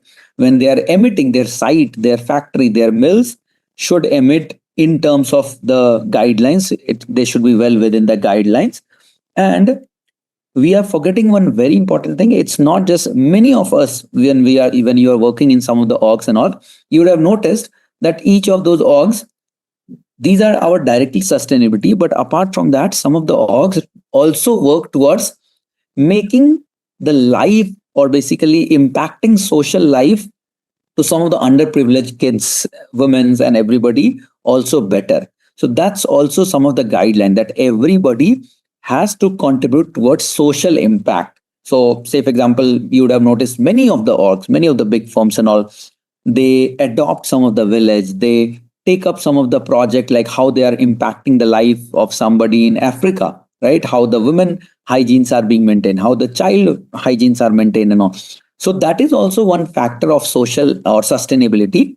So those are one of the parameters as well, that okay, how many lives you are impacting. So that's basically social impact. So this sustainability does not revolve only towards the emission or the least use of petroleum and all those things, but all the other things as well, right? So we will discuss those factors when we go further, and then you will get much better clarity on that. Okay. So when we talk about these sustainability, right? So these are basically when we talk about this sustainable supply chain. So what we talk about, three things. The end goal is three things. One is, of course, prosperity, right? We all are working towards profit, right? So prosperity, making everybody's life better in terms of goods, in terms of money, in terms of everything. Of course, people should be happy, people should be healthy, people should be in a livable condition. And the third is planet. Planet is basically, we all know, whatever you do, we only have one home, right? We destroy it, we are destroyed, right? With planet Earth, we are also destroyed. So we have to take care of planet. So the bottom line category for all these sustainabilities are basically well-being of people, well-being of economy, and well-being of planet, right? That's what we talk about, right? So that's basically, they say, triple bottom reviews also, basically, which expands the business. So when we talk about business success metrics, in terms of if it is an automobile manufacturing company, what do we say? Success metrics, okay, every day 10 unit manufactured.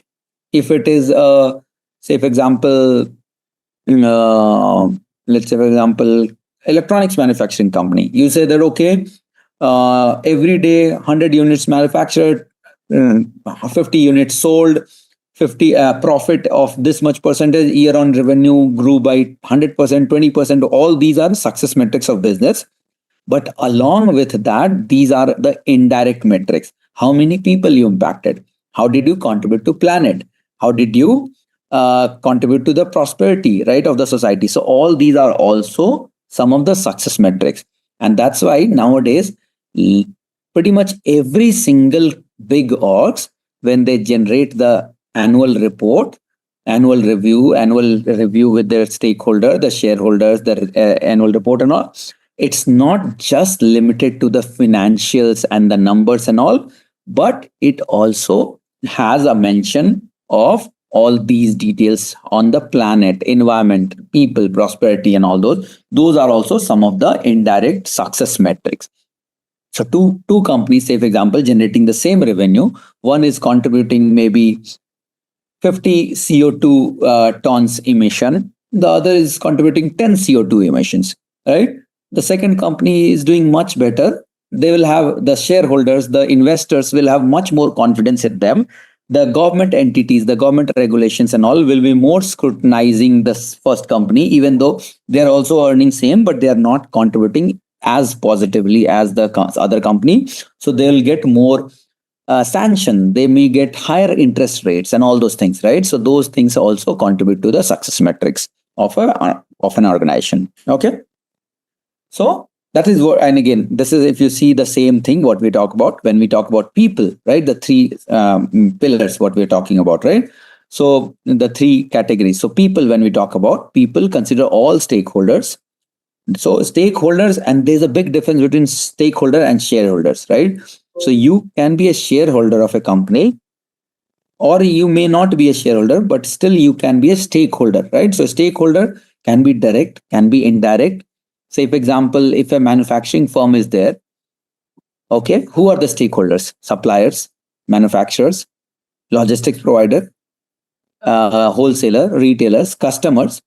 Are there only stakeholders? No, there are n number of other stakeholders also in the locality where their factory is located, because they are living in that environment. If you make the air polluted, they get impacted. So they are also the stakeholder of your firm, correct?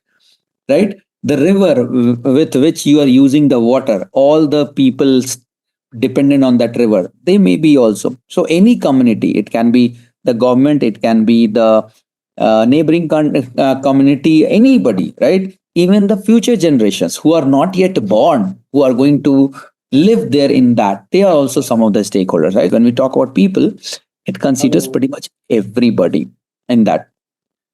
Okay. All right. The second part is if the second part is planet. The planet is basically, planet considers the relationship between an organization or a business and the natural environment, right? So when we talk about the forest, the river, the air, right? Everybody which you are impacting, these would covered under the planet part, right? So everything that would cover under the planet. And then we talk about the prosperity, right? So prosperity is nothing but we all are clear that what exactly this prosperity means, right? The prosperity is considers the economic indicators over which organization or business has influence, right? So are you paying right? Are you sourcing it properly from the right sources? Is the health of your workers at the mill are not compromised, right? Are they working in the healthy environment? All these are contributes towards prosperity, right? So these were like the three uh, bottom line categories when we talk about people, planet, and prosperity. Yeah, so there are certain rules, right? There are certain rules on the CSR that you have to contribute a certain percentage of your earning and revenue onto CSR. So these are some of the rules. Now the rule vary from country to country, right? So it's not a one global rule, but from the like a country-wise perspective, and then basically how it people do it does become some of the countries. So especially when you talk about India, right? So it has mandated, I think in 2014 or 2012, I do not remember exactly, but India was the country which mandated CSR basically. So it's legally mandated that every country, every org basically, which are basically, so there's something called Company Act. Okay. So it's a Company Act. It's a legal term. It's a financial term. It's a director, all the independent directors and all they use it, right? As per Company Act, this has become a legally mandated section, basically. So in India, again, there are some countries which do not mandate and which is perfectly fine. But by now, all the major economies and all, they do mandate it. All the CSR are exempted from tax and all. So whatever you spend and all, I think it's 1% or 2% of their total net profit. You can go more than that, absolutely more than welcome. But I think 2% or 1%, I don't remember the numbers, but that of that minimum that has to be contributed towards the social CSR activities, and that would be all taxes exempted and all those things would be there. So nobody is going to tax you on those things and all. CSR not only it does impact a company brand also to a bigger extent. Think of this way: as an organization, if you do some good, it creates a brand positivity also towards that. In India, many of us treat Tata as a very good brand, right? Very ethical brand and all those things. One of the primary reason is Tata does spend a lot in CSR. You will see, right? All the Tata hospitals might be not very pricey and all. So they do a lot of CSR things and all, right? It's not just one, right? So that's why Tata has a different brand image compared to some of the other brands in India, right? So that's why the people or basically orgs right now, the awareness across people is so much that everybody knows what every company is doing, right? So these activities or these actions not only is mandated or legally mandated in India and all, it does include a brand awareness for that brand as well. Think of this way, it's a free publicity as well, right? You adopt a village and then you put something and all that these things are organized by so and so. It's a free publicity as well. So that's why company also they preferred investing some of these net profit percentage, and these are very marginal percentage, 1-2% doesn't matter, and they do and that in for the CSR activities. Okay. And we do have it's not like okay things are not being taken care. It has already been implemented at war scale level. Many of these things, many of these parameters are being monitored for every org very minutely. So there are auditing team and all, and I'll cover those points, that what are those key parameters which are the most important, like these are the parameters which everybody must follow. If they do not follow, they are penalized, their license gets suspended and all those things. We are going to cover some of those factors as well, purely focused on sustainability. But again, we all know that okay, last maybe 50-60 years or since the time all these industry revolution and everything has started and all those things, nobody even factored these things. all these things have started getting traction in last maybe a decade or 2 decade or so at max, right? So things are started to slowly kind of getting up implemented. Many of the people or many of the orgs are getting aware, right? The awareness is spreading and all. People are realizing the impact, the negative impact if not being followed and all. And of course, these orgs are even forced also to follow some of these things and all. So hopefully, just give me some time when we cover these parameters, because whatever we are discussing, these are more like a story that, okay, yes, we should follow this, but how can I keep a check when I say, let's say, for example, Vikram, Ranjit, Abhishek, Amit and Anil own 5 different manufacturing firm. I tell all 5 of them to make sure that, okay, your emission is under control, your water is under control. But unless you all know, right, unless we do not quantify, you cannot measure and you cannot penalize, you cannot put a check, right? So we have some of these parameters that what needs to be followed, how much needs to be followed, and all those things, and they have to report it. So there are governing bodies where they have to report it as per Company Act and all. If they do not, they get fined or they get penalized and all, right? So those things we will cover those to some. But again, we all know the reality. Many loopholes are also there. Some of the things are still not being followed and all those things. And of course, it's not something which a government only can mandate. It's responsibility for every single person, not just government, not just organization, not just manufacturer, not just suppliers, but pretty much every single person who was directly involved or indirectly involved in this process, right? Okay. What do we have in our planet, right? We are talking about the air, the environment should be clean. The water should be there, right? If Earth does not have drinkable water, we are all doomed, right? We do not have any place to stay. We are all gone, right? The air should be breathable. The water should be drinkable. We should have a place to stay.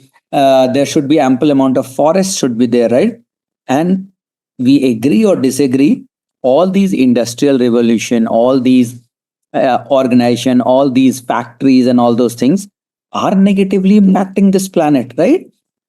All the industries in and around Yamuna River and the state of Yamuna, what do we have, right? It's not a river anymore, right? The way it was there maybe 40, 50 years back, it's no more a river. It looks like more like a drainage or something. Primarily because all the leather factories, all the industries in and around Yamuna, where they had their outlet, the wastewater and the waste chemical and everything being drained into Yamuna, right? So if everybody starts doing that, if every river in that state of where Yamuna is currently, that means our planet is gone. There is no river at all left, right? Same way we know, if you are from, let's say, for example, Bangalore area, we all know that, okay, maybe 20 years, 25 years, 50 years back, what was the state of Bangalore? How many lakes were there? How many green belts were there?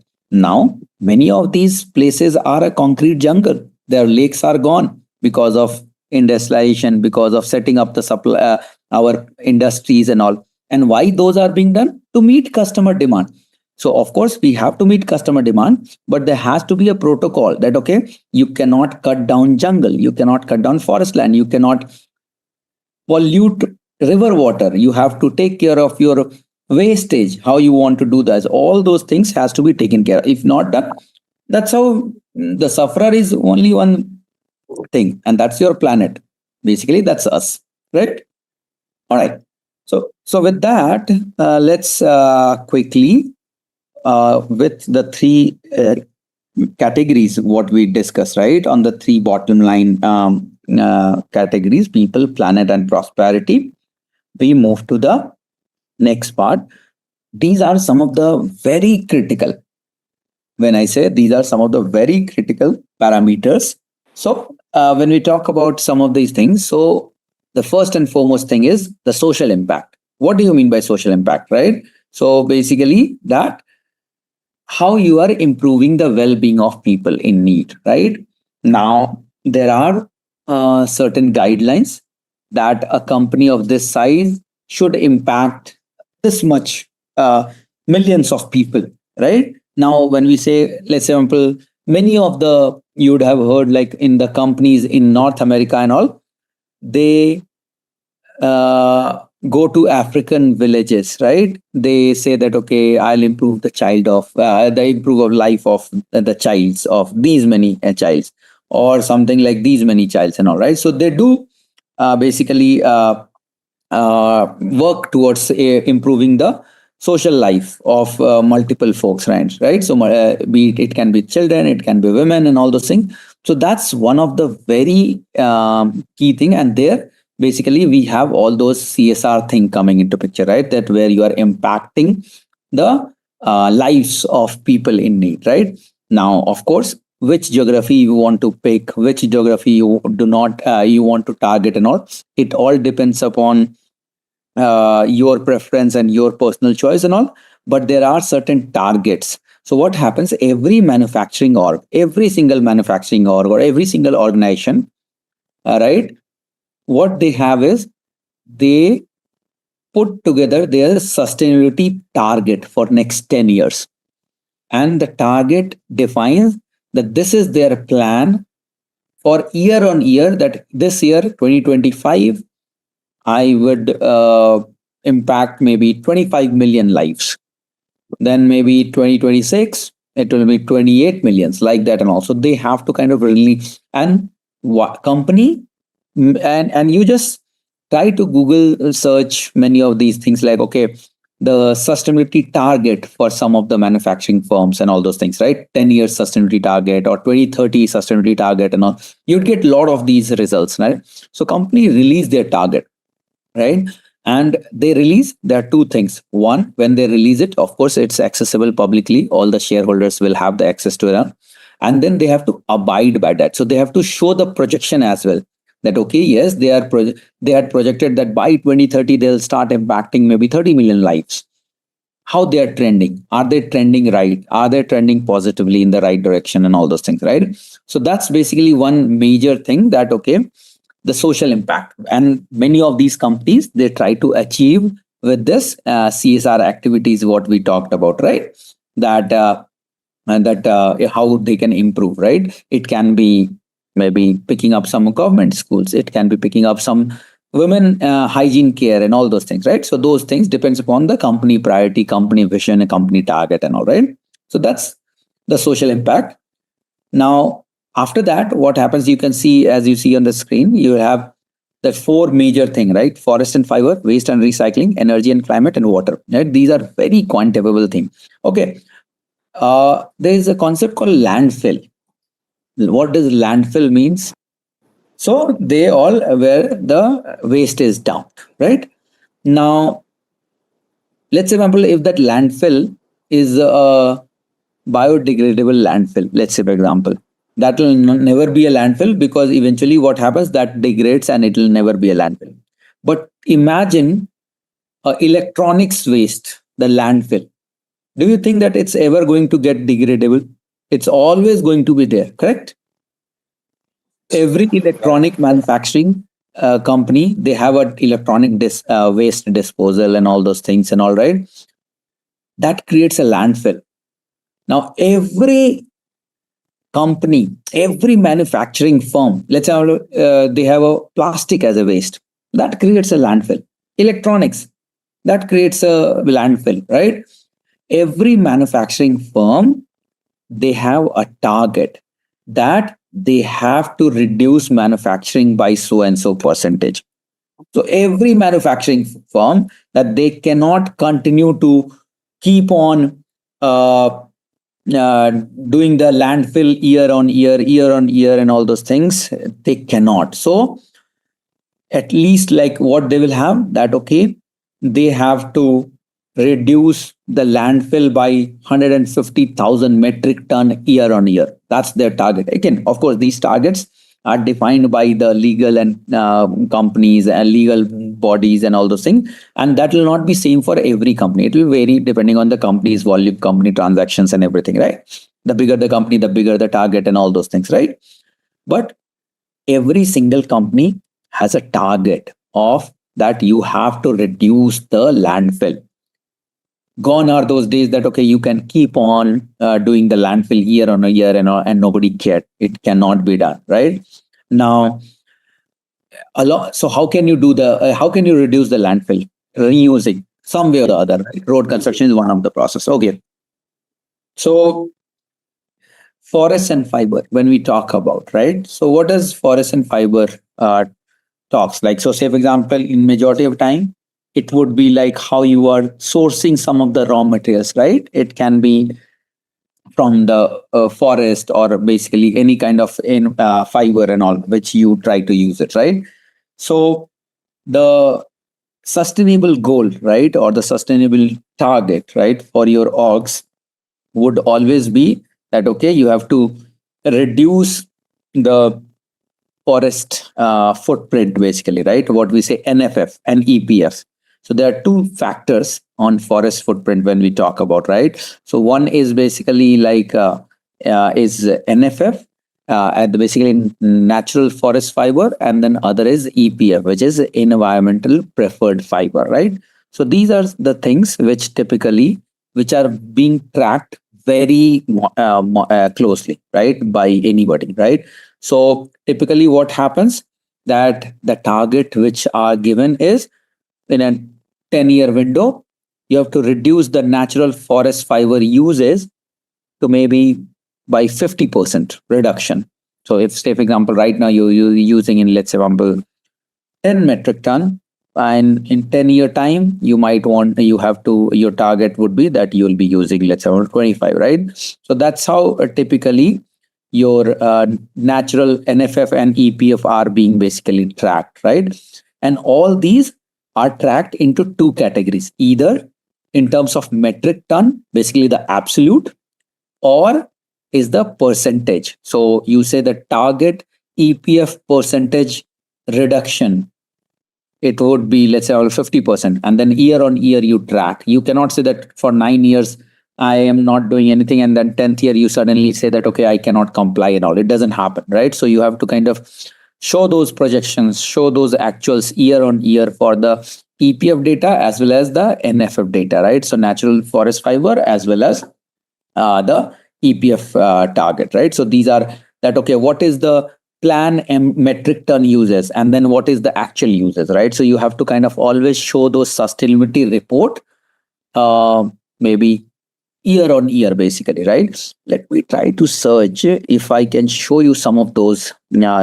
If I find an actual report, okay, so that at least you can, while I talk, it will be easy for you to correlate as well, okay? Okay, perfect. I got a really good, let me share that. Okay, so now Kimberly Clark is a company. Basically, it's a consumer goods company, which typically, I'm sure, like you would have heard some of the brands like Huggies, right? Or Kotex, or say, for example, some of the hand sanitizer and all those things. So these Kimberly Clark is one of the biggest manufacturer. They are the one who invented diaper, by the way, right? So it's a 150-year-old company. It's pretty big company, presence over maybe 150 odd countries and all. Everywhere you see Huggies and all those diapers, right? So see, if you can see their aspirations and goals, basically. Do you see this social impact, what we were talking about? What it says? That make life better through purpose-driven brand, right? Our goal they have given. So now what it says, advance the well-being of 1 billion people through innovation and programs that deliver essentials to undeserved communities, right? Do you see this? That's what. And you can see here, they have the target, which is they are going to achieve by 2022, 2025, 2030, like those things. And SDG stands for Sustainable Development Goals, right? So these are the Sustainable Development Goals, what they're talking about, right? Let me go to, we are talking about the forest footprint, right? So you can see here, reduce the natural forest fiber by 50% while unlocking all these things. And also you see this, their goal, reduce the NFF, natural forest fiber, by 50% from 2011 as a base year. So 2011, whatever they were doing, by now they want to reduce it by 50%. And when is their target? By 2025, right? Do you see? Similarly here, what this is, source 90% of the tissue fiber from environmental preferred fiber. That means whatever fiber they need, out of which whatever they are sourcing, they have to source 90% of the fiber should be environmentally preferred fiber, right? EPF, that's 2025 goal, right? Does it make sense what I was talking earlier and now when try to put the actual example? Yeah. So natural forest fiber means anything which is biodegradable and recyclable. So which basically that does not have impact on environment, right? So you use it, and then when you dispose it, it gets basically it becomes either recyclable or degradable automatically, naturally. EPF, environmental preferred fiber. So basically, think of this way: there are many fibers what we use: linen, cotton, right? Plastic, many fibers we might use. Environmentally preferred, if you talk, linen, yes, it degrades. Basically, it gets recyclable easily, right? Cotton, it gets recyclable easily. Plastic may not. Even plastic also have different types, if you remember, right? So not every plastic is biodegradable and all those things, right?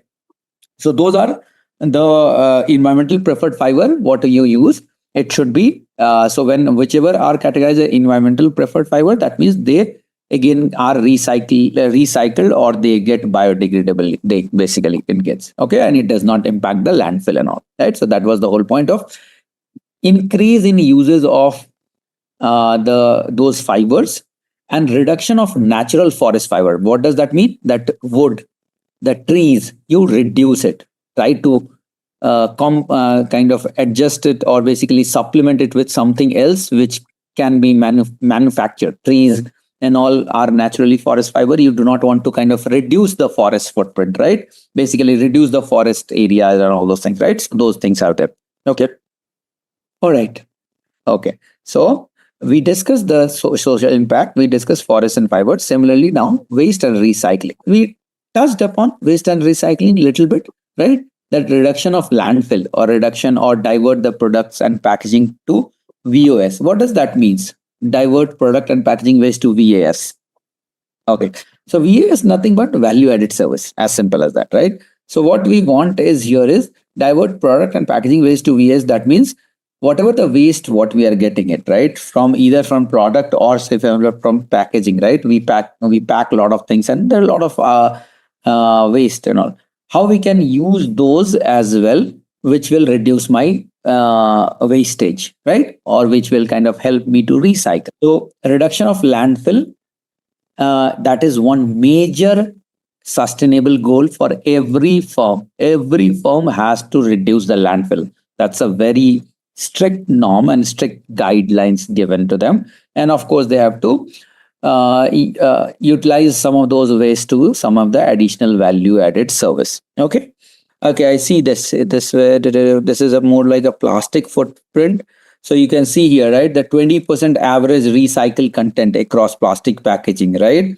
If you see here, this 100% of manufacturing waste will be diverted from landfill to beneficial uses, right? So basically, moving those waste in order to go instead of going to landfill to maybe some additional value added service or something, right? 100% of packaging will be reusable, recyclable, and composable, right? So you can see this is their target, right? So they have multiple targets: 50% reduction in the use of new fossil fuel-based plastic, right? So all these are their targets. 75% of the materials in our product will be either biodegradable or will be recovered and recycled. So you see, these are some of the absolute number, and they have a fixed target that by 2030 they have to achieve this. By 2025 they have to achieve this. So these are some of the sustainable goals for Kimberly-Clark, right? For the plastic footprint and the landfill and all those things. Okay. So you can see here, the other is now we talk about energy and climate. Now you see a point here. I have mentioned GHG. This is a very industry standard term. So GHG is a very industry standard, and which is very mindly again similar to landfills and the plastic uses and the recycling and all. Even GHG emission is very closely monitored, right? Very closely monitored. They have a fixed set of guidelines and all.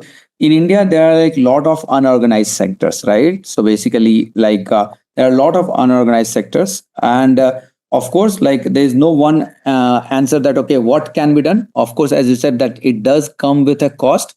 But there are certain things that, okay, like when they claim for certain subsidies or they claim for certain tax exemptions and all those things, they need to produce these reports and all those things, right? So those are certain things which the legal body or the as per the company acts and all those things are being done. But of course, this is just, I'll be very honest, like, okay, these are some of the challenges, especially on the sectoral issues, right? So these are like, say for example, the unorganized sectors. Many of the things does not follow the climate or legal governance or the governance what we typically has been put together, right?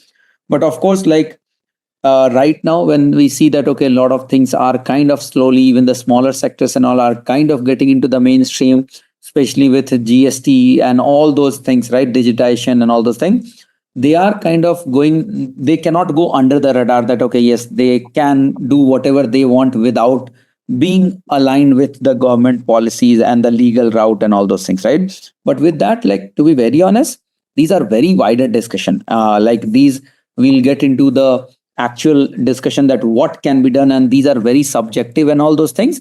So what I would say is, let's first try to understand these concepts. Those are, to be very honest, beyond even my scope or somebody else's scope to understand that what it can be done at the grassroots level to kind of channelize everything and all those things. Okay, so quickly moving to the GHG emission, right? So we talked about the reduction of GHG emission. GHG emission is a very big topic, right? So there's not like just one type of greenhouse gas and all. So first, what is greenhouse gas emission? So greenhouse gas are the gases which pretty much the whole point is that extended emission or the large emission of those gases raises the temperature of the earth, right? Some of the examples you can see: carbon dioxide, methane, nitrous oxide, and also on and on, right? Now, what we have done is, there are all these greenhouse gases are defined into three categories. What we talk about: scope 1, scope 2, and scope 3. Now, each organization have to report scope 1, 2, and 3 all separately. You cannot club into one and say that, okay, my greenhouse gas emission is this much. It doesn't work like that. Now, let's understand what is exactly scope 1, 2, and 3. One is basically your direct emission. In order to manufacture, in order to produce, in order to make, whatever greenhouse gas you are emitting, your factories, your sites, your machines are emitting, those are scope 1. And you are the sole responsible organization to make sure that you reduce the emission of scope 1. Clear? When it comes to scope 2, these are the indirect emissions which your firm is using. Think of this way: there is a manufacturing firm, right? You are the owner of manufacturing firm, or you are the manufacturing firm. You use a lot of electricity. Now, in order to generate that electricity, of course, there are greenhouse gas emissions are happening, right? Because you might be using thermal power, right? That electricity department would be using thermal power or something, right? So it might be burning coal or whatever and all, right? So those are resulting into, right? Or maybe the coolant what you're using, the furnace what you're using, right? So basically, which you are kind of taking somebody else's service, but those are kind of getting into the scope 2, which are, you are using the service, but you are not directly emitting, somebody else is emitting, but in order to fulfill your need, they are doing those emissions. So that is scope 2.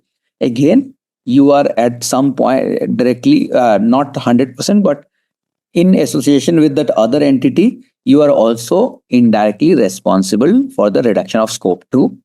And scope 3 is completely your indirect emission, which is basically somebody else is doing, but you are a consumer. Like, think of this way, like your logistic provider. Say, for example, Amazon. They use, let's say, for example, Blue Dart as a logistic provider. Blue Dart in itself is a different entity. They track their emission for all the logistics and all. Amazon is not responsible for what kind of vehicle you are using or how you are loading, and also that's the responsibility of Blue Dart. But that scope 3, what Blue Dart reports, that will also be added for Amazon as a scope 3. It's a very complex calculation. There's no straightforward like, okay, you measure and then you report it. All these emissions are reported in CO2 emission tons. So the unit is T is lowercase t, and then CO2e. That's how the scope greenhouse gas emissions are reported in tons CO2e, right?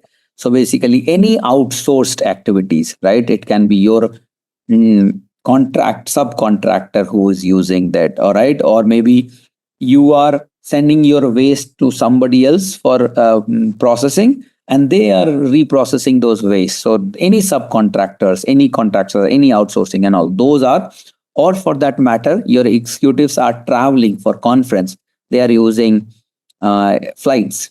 That also results into your greenhouse gas emissions, right? So all these are, those kind of indirect emissions are categorized under scope 3. Now, as an organization, you have to report all 3 emissions individually, scope 1, 2, and 3. While scope 1 and 2 is mandatory to be reported, scope 3 is optional, right? So some of the firms, they do report, some of the firms, they do not report, because what is scope 3 for you will be scope 1 for somebody else, right?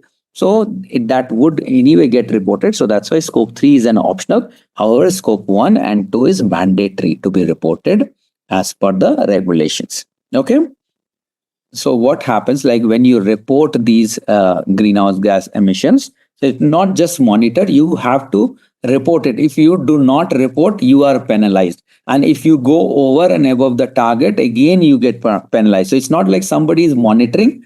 You are responsible to report, and then the action will be taken directly by you, on you. So those has to be reported to as per the Company Act and as per the Environmental Pollution Act. You have to mandatorily report, and then that people take action. So should your production be continued, should your machines to be shut down, all these decisions would be taken based on what you provide the reports, and the audits will happen and all those things. So it's not the other way around, but it's the forward looking, that you report and then the action is being taken, rather than somebody is monitoring and all. There's no constant monitoring, but you report and then the audit happens and all those things, and that's how the action being taken care of. Okay. All right. So we spoke about, say for example, this is the carbon footprint, right? We are talking about. So you can see here, what are their goals? Reduce absolute scope 1 and 2 greenhouse emission by 50%. Do you see? So whatever they were using in base year is 2015. By 2030, they have to reduce the scope 1 and 2. You see and notice here, they have not done here scope 3. Scope 3, they will track separately, right? Scope 1 and 2, they have direct control. They have a different target, that 50%. Now, reduce absolute scope 3 greenhouse gas emission by 20%, right? So scope 3, they say that, okay, we want to reduce by 20%. How they can reduce? Less employee travel, right? Choosing the right source of contractors, choosing the right source of service providers. All those will factor into the scope 3. That's why they are tracking it separately. So you see here, in their goal, explicitly they have mentioned scope 1 and 2 separately, scope 3 separately. Like it's not like they say, okay, GHG, not like that, right? That's how. Okay.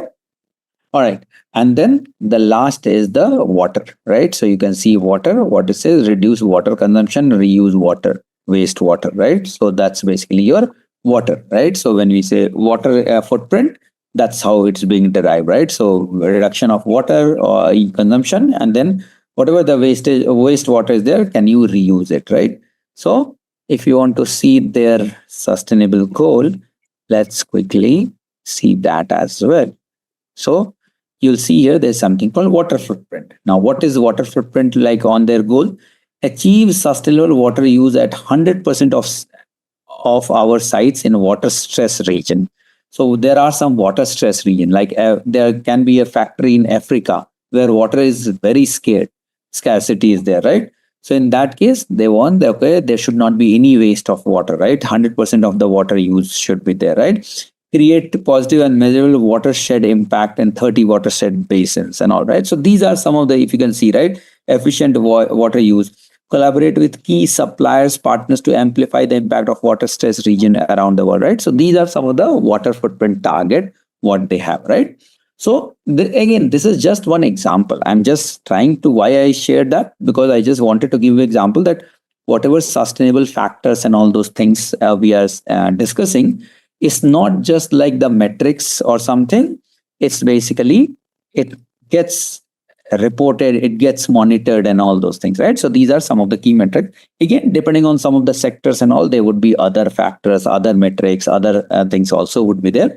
But these are some of the key things to get started, right? So when you think about sustainable supply chain, these are some of the things which you should think through. Okay. Greenhouse gas emission, we already discussed. Okay.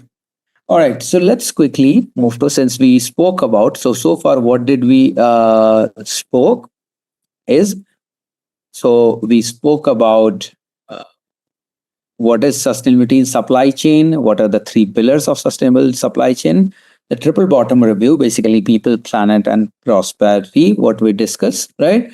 And then we touched upon people, planet, and prosperity a little bit in details. And then we discuss each and every factors on the sustainability, which is social impact, forest and fiber, waste and recycling, energy and climate, and then water.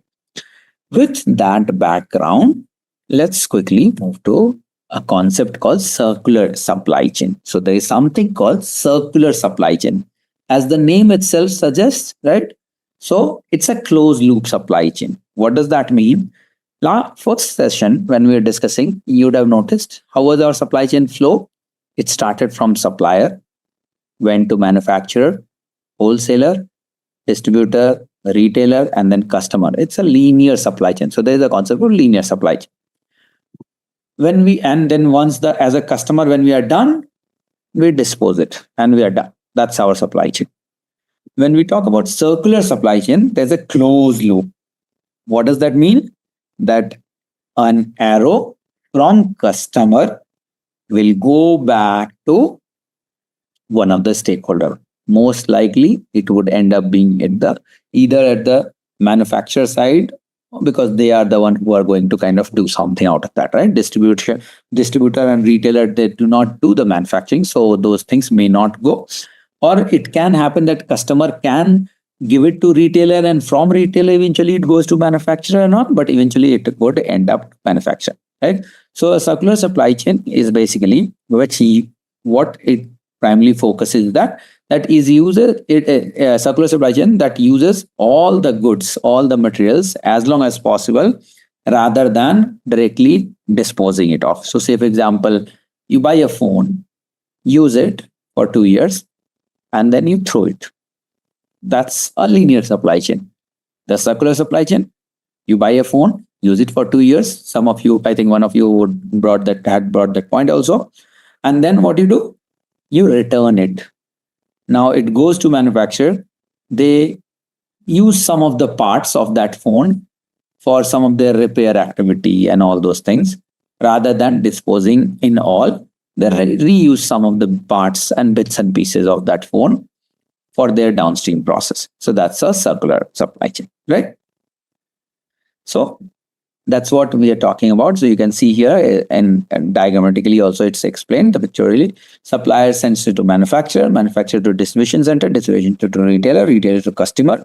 And once the customer is done, they put it back on to manufacturer. Now manufacturer may use it for this cycle or some other process and all. That's up to our business process, how we define. But that is what circular supply chain. Why we discuss circular supply chain? Because many of you, when you are discussing these things, automatically came in when we talk about sustainability, right? Reuse, recycle, all these things. So all those are achieved when you have supply chain process set up. Think of this way: you say, okay, I'll recycle, I'll reuse some of the electronics parts and all. But how do you get it back from customer? You have to establish a channel, right? You cannot just say that, okay, let's say you are a electronic manufacturing company and you say that, okay, I'll recycle some of the used products. But how do you do that? As a manufacturer, you have to get those items first, right? So you have to set up a supply chain system or supply chain process to get those units back from customer. You cannot go door to door to customer to kind of get, then it will not be an efficient return supply chain process. So you have to establish the supply chain model. See, think of this way. If you are a customer and you have all the willingness that, okay, when I'm buying a new phone, I'll return my old phone and all those things for the sake of environment, for the sake of. But the moment I ask you, okay, you have to travel 50 kilometers to come and drop this phone. Do you think any one of us will go and return that item? Any one of us? Maybe 1, 2 out of 100, or maybe even not that. I might not have time 100 to travel 50 kilometers just to return my phone. I say, okay, I don't care. Let's, right? So you have to set up an established return channel to get those items back from customers to manufacturer, right? It is directly related. Only thing, it's a way to encourage people to use those things. So say, for example, I'll give you my personal experience. Like, so what we had that, okay, drop. So they have a drop boxes, okay? And if I drop my old phone, I get $25 discount in Walmart, right? So I have all my motive that, okay, any phone, it just has to be a phone. It doesn't matter working or non-working and all those things, right? So rather than keeping that phone forever and all in my home of no use, I'll just drop that on the e-waste box and then I'll get a $25 coupon, which I can use for something else, right? So it is definitely a part of circular supply chain ecosystem. It's one of the way to motivate people to return those items. Unless you do not get something in return, maybe 50% people might still return for the sake of environment, 50% people might not, right? So that's one of the way to kind of encourage those users. Okay. All right. So this is what the circular supply chain will look like. Now, in a circular supply chain system, we already spoke, the materials are recycled, not immediately disposed of, reducing human-made waste in landfills and natural habitats, right? So see this part, very important. Human-made waste in landfills and natural habitats. All these circular supply chain will be applicable to those items which causes landfill. You'll never ask people to send the newspaper to manufacturer. What do you do? Yes, you do send to kabar wala and bhangar wala and all those things, and then they recycle it. But even if it is associated, that's one way. But manufacturers directly do not get it. There's another set of manufacturers who would use this to kind of produce a low quality paper and all those things, but not the same manufacturers maybe, right? Or it might not be of that great impact. Yes, it does reduces, say for example, the tree and all those things, that less cutting tree and all those things. They do have certain uses and all, but the landfill which gets caused by the electronics waste, e-waste and all, which will never get disposed, right? Which will never biodegrade and all those things. Those are some of the things which are often reused basically, right? So that's why they're saying that, okay, the main purpose is rather than directly disposing, try to reuse or recycle it, and then you reduce the landfills.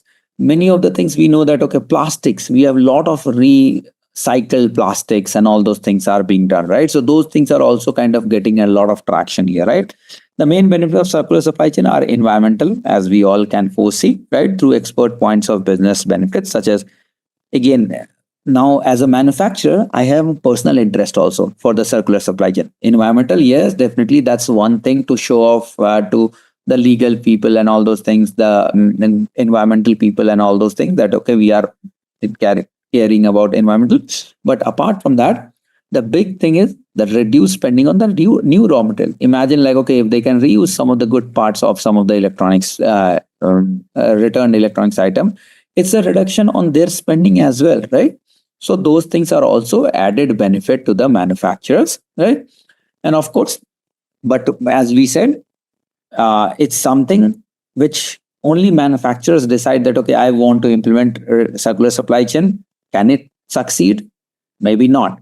It has to be done in the conjunction with customers has to kind of make sure that okay, they are also aligned, they are also educated, they are also motivated to kind of support those circular supply chains.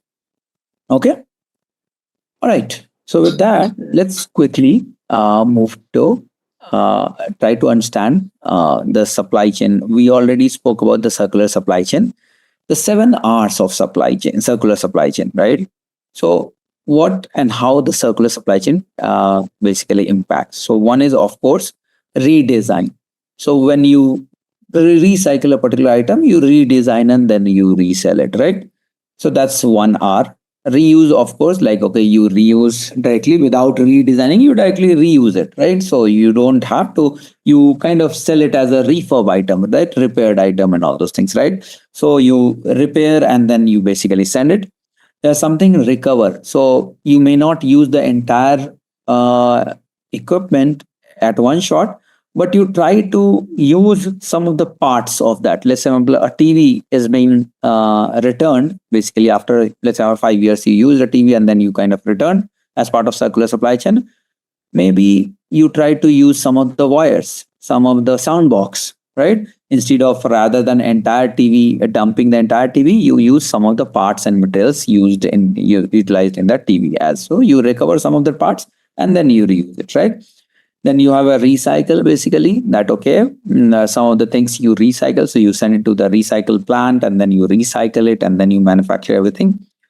Reduce, that's a very important thing, that waste reduction, right? Waste reduction, less landfills, and also that's what you try to do. And then of course refurbish, right? So you'll see a lot of refurbished item being sold at the lower price on Amazon and all, right? So you search on Amazon refurbished iPhone, you'll see a lot of refurbished iPhones, right? So use basically, many people might want iPhone but they cannot afford a new one, they might want to go for refurbished, right? So these are the 7 R's of circular supply chain. Okay. So, our third quiz question is, what are the 3 key pillars of supply chain management? Again, this is something that we just covered in the course. So, our first option is planning, sourcing, transportation. Second option is planning, execution, and visibility. Our third option is procurement, manufacturing, and logistics. And our fourth option is inventory, quality, and cost control. So, whichever option seems the most suitable, I want you guys to drop down that option in the chat.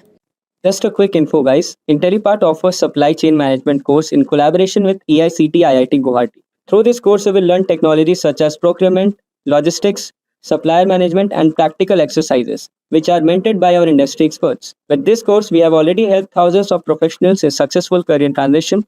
You can check out their testimonials on our Achievers channel, whose link is given in the description below. Without a doubt, this course can set your career to new heights. So visit the course page link given below in the description and take a first step towards career growth in the field of supply chain management. So very important topic from supply chain perspective, and that is inventory management, right? So that is what we are going to cover. It's a very vast topic, very vast topic. We'll try to see how we can cover in today's session. Okay. When somebody says inventory, what's first thing come into mind? And let's forget supply chain, all these technical terms and all those things. Let's be very generic. Okay. What do you think when somebody says inventory? What does that mean? So inventory, by now we know that okay, it's not just like, forget the industry or forget a manufacturing plant or forget a big company and all. We very like all the people in our household, right? When we try to maintain our kitchen items, we also very meticulously like we maintain a supply chain system, if you see, right? Okay, how much the rice I should keep in my kitchen and at what point I need to order, right? How much sugar I should keep in my storage, right? So whatever we are storing, that's our inventory, right? And then of course, whoever is managing the kitchen, be it you, your spouse, your parents, doesn't matter, right? So you know at what point you have to order. Maybe sugar you might order when it is left for 1 day consumption. Rice you might want to order maybe when it is 5 days consumption. Veggies, maybe vegetable or any perishable items you might want to order once it is consumed. You do not want to keep a 5 days inventory or something, right? So it depends upon different kinds of items. Pretty much the same concept happens across, right? So on the when we talk about the inventory in terms of supply chain and all, right? So that is what at a high level we are going to discuss and see. Okay, so with that, let's move to the next thing, and let me try to. Okay, so we have introduction to inventory, economic order quantity model, single period inventory, some of the review policies, using performance metrics, stock cost metrics, special issues, and all those things. Let's go ahead from the first thing. So this is what we have is inventory, right? So what is inventory? Inventory refers to a tangible assets a business holds for sale or use in production. So you any business, when they hold an asset, they can hold that asset or hold that inventory for either direct sale, or maybe it can be a raw material inventory or something which they might use in their production of some other items, right?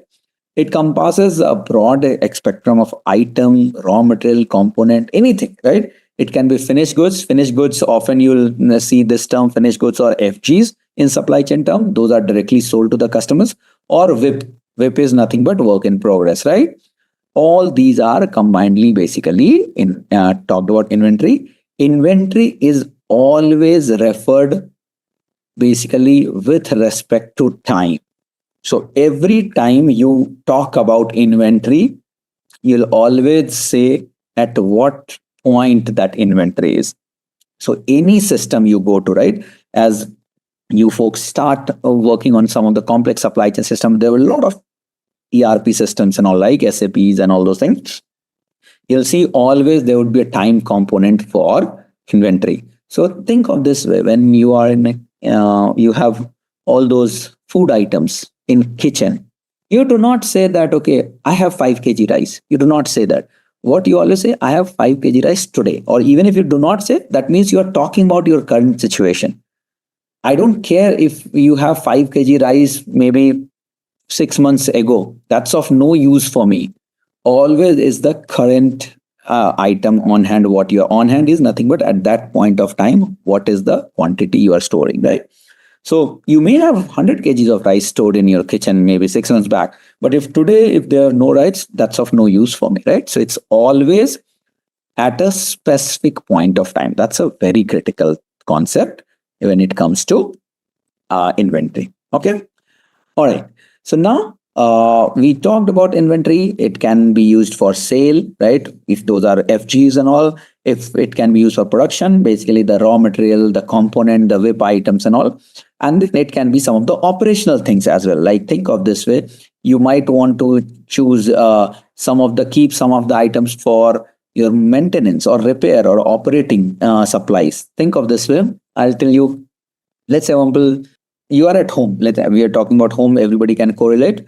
You always try to keep, let's example, you have all the LED bulbs across your rooms and all. You might want to keep 2 LEDs bulb spare always in your cupboard. You never know when one will stop working and then you might want to replace it. So that you are trying to keep it as in your inventory always for any kind of repair or maintenance thing, right? So those things also are put together as inventory, right? Now, what is the importance of inventory? On the right hand side, if you can see, right? So this is when we talk about the inventory item, right? So it's basically, these are some of the after effects. So basically, of course, when you have the inventory properly maintained, you'll have better supply chain visibility. With the rights of inventory, you can do a better forecasting. Of course, increase customer satisfaction. That's a very indirect impact, but very impactful, right? Yet indirect, but very impactful. So that, like, if somebody asked for that, and if you do not have inventory, if you are shortage, then customer satisfaction goes for a toss, right? Then cost reduction. Cost reduction is, again, it's a very impactful thing. Think of this way. You do not have any inventory and suddenly a customer demand comes. What you'll do? Your primary focus goes on, okay, I have to get this by anyhow to meet customer demand. What do? You will ask some of the supplier to ship it overnight, paying double the shipment fee and all those things, right? Delivery fee. So all those will kind of impact on the cost reduction, right? And of course, the efficiency, right? Overall supply chain becomes more efficient, right? So that's the background. That's the broad concept of inventory. Now, in the subsequent slides and subsequent time, we'll try to cover something called inventory management. That, okay, yes, we are clear what is this inventory, but now we want to understand what is inventory management. Okay, if a layman term, yes, inventory is fine, but there are bits of concepts around inventory, that how to manage it effectively, how to club it with other concepts and all those things, right? And that's a very key thing. Supply chain, think of this way. If there are no inventory, there's no supply chain, as simple as that. And that's why I wanted to cover inventory first, because you should know what exactly you are moving from one place to other. Then we will get into the process, that how you're moving. First, let's understand what you're moving. Then we get into that how you're moving that, okay, from manufacturer, from supplier to customers and all those concepts and all, right? So inventory covers the what part, that what you are moving in the supply chain. Clear so far? You try to order, let's say, example, one phone.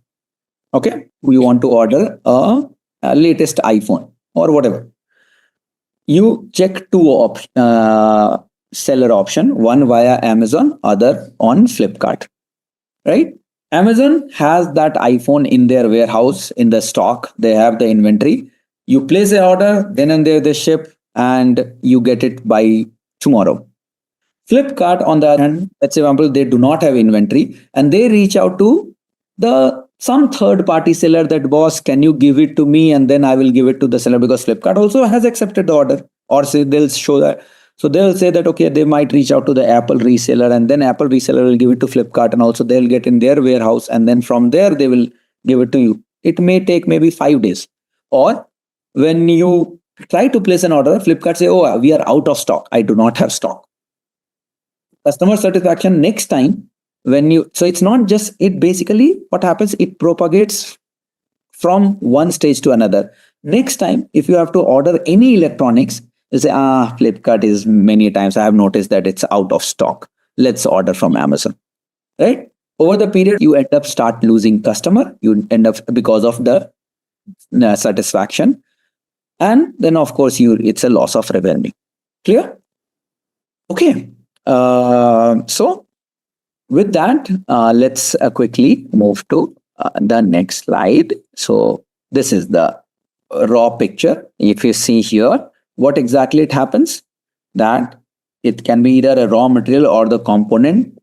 These are inventory, which you are moving it to your warehouse. So warehouse is nothing but in the place where you keep the inventory, right? So you are moving all these to your warehouse. Now, if it is a finished goods, so from warehouse, what do? You send it to a production. So it goes to production. From production, once production is complete, manufacturing is complete, you do a quality check. And from quality, directly from your manufacturing plant, you do not directly give it to customer, right? You move it again to your warehouse. So you moved it to warehouse. And then if it is a finished goods type of inventory, that was also stored in warehouse. And then that as a finished good, you ship it to the customer, right? So this is how, at a very high level, maybe 20,000, 30,000 feet above the ground, that inventory happens, right? So from raw material moves to warehouse. From warehouse, it goes for production and manufacturing. After quality check and all other internal process, it goes back to warehouse. It can be the same warehouse. It can be the other warehouse, right? Many of they keep finished goods in a different warehouses, right? Not the same. So it depends upon your business model.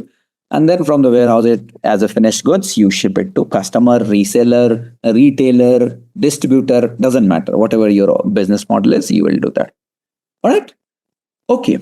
So if you talk about the supply chain system of retail outlet, the food joints, it happens throughout the day, right? All 7 days, all 12 months, right? Not all 12 months across the day, right? It doesn't happen that you do not go for food shopping just on the last 2 days of the month. So it doesn't happen. It depends upon a very specific set of business model. Now, let's say, for example, this billing might happen on the last 2 days or last 1 day and all, but the movement will be happening maybe throughout the period, or maybe a prolonged period of time, right? So what happens is, here the way you would maintain in such business model is your granularity is month. So what you will track is not on a daily basis, not on a weekly basis. In such business model, you will track on a monthly basis. So, and then towards the end of the month, you might want to have your forecasting done in a such a way that all the inventories from your providers are supplied, maybe so that you are up to stock to meet the customer demand, right? So it all depends upon the business model. Now, inventory, as I said, right, it's always with respect to a specific time. You don't have to maintain, let's example, 100% of inventory throughout the month. Maybe 25 days you can keep a very bare minimal, which might fulfill some of the ad hoc customer orders and all. And then maybe last week of the month you might want to keep so that will be your demand curve or forecast curve, right? So the demand curve, you plot those demand curve over the time. So it will go like, okay, maybe 10%, 10%, 10% on the first 3 weeks of the month.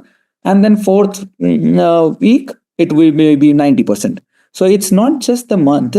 There are some of the concept of seasonality.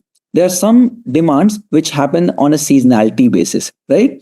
If it is Christmas time, you have a demand for Christmas tree, right? But do you have a Christmas tree demand in January, February? Maybe not, right? So how you would maintain the inventory, right? So it all depends upon what particular granularity you are picking up, and that's how you will plan the forecast demand, and based on that you will plan for inventory. Okay.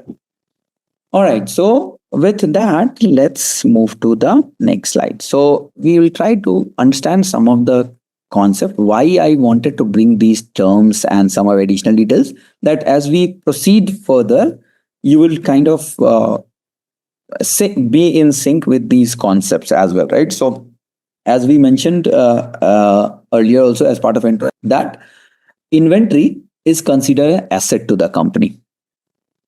Every org is has to publish, so every company, if it is a listed company, they have to publish the balance sheet, profit and loss statement, income statement publicly. If it is a publicly listed company in NSE, BSE and all, if you're familiar with the stock market, they have to publish their annual statements as part of their annual financial cycles, right? So the balance sheet. So balance sheet is nothing but throughout the year, how the company did. Now, balance sheet on a very high level, why I'm covering, because you need to understand this from the inventory perspective as well. So balance sheet on a high level has two sections. Left hand side is asset, right hand side is liability. Or basically not left and right, sorry, my bad, that's a top and bottom. So it will have two sections. One is asset and the other is liability. Okay. Now, of course, you have to mention that, okay, what is the total asset of the company? So what would come in an asset? Forget company. Let's see from your family perspective.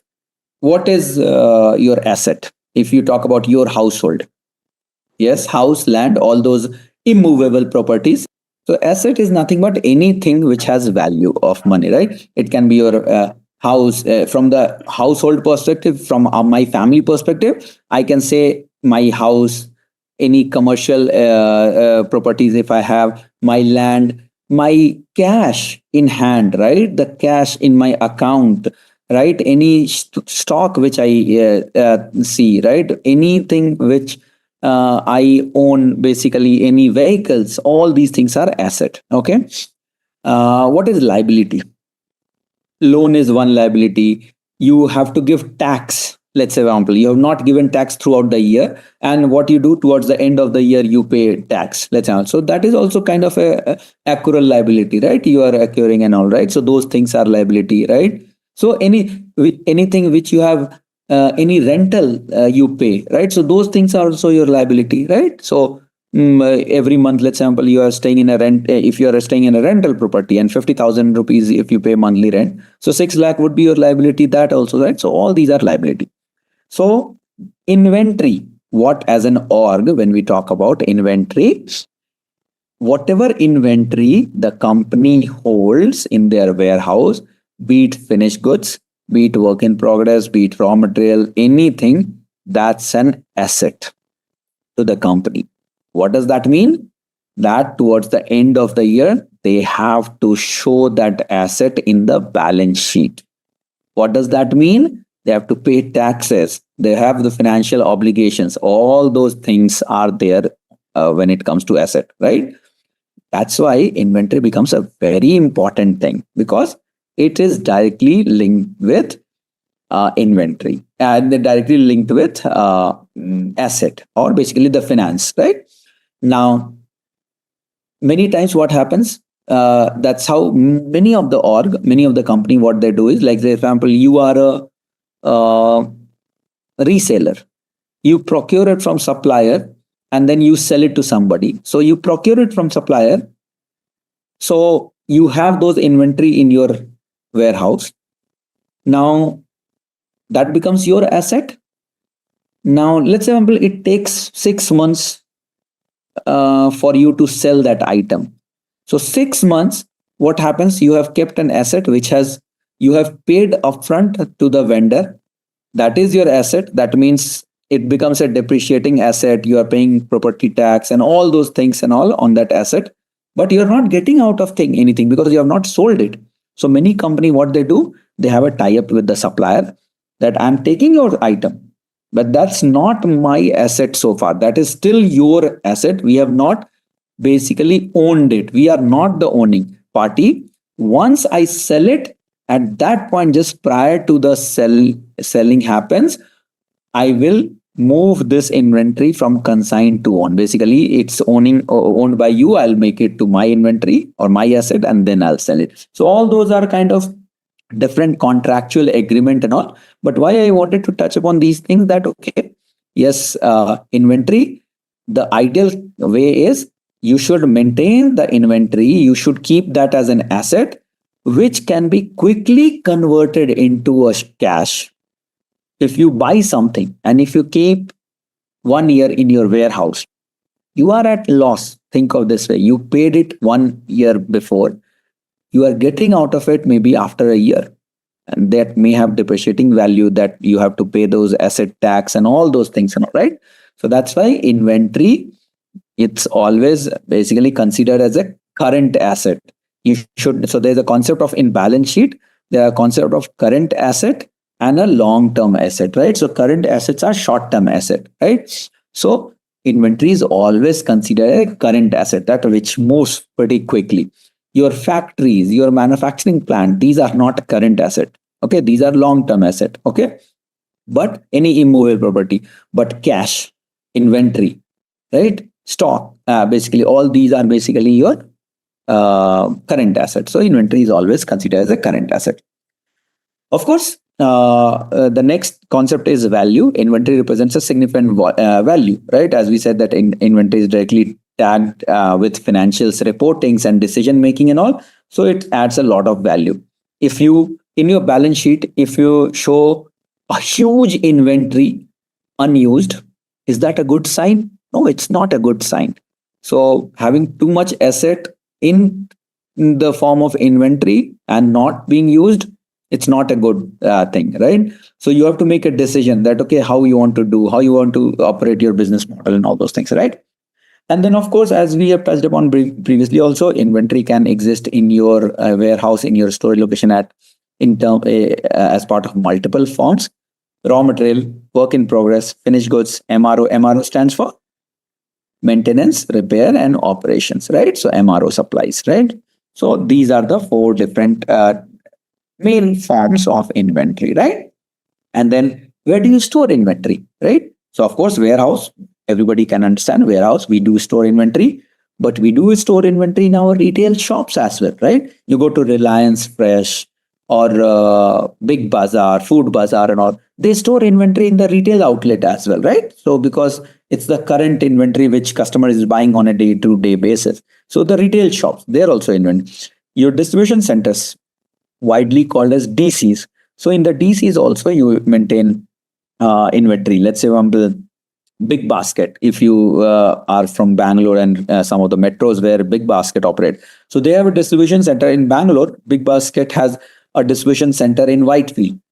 That's the central distribution center where a lot of inventories are maintained, and then they send it to their some of the other area locations where those are used to fulfill, right, some of the dark stores and all those things, right, that way.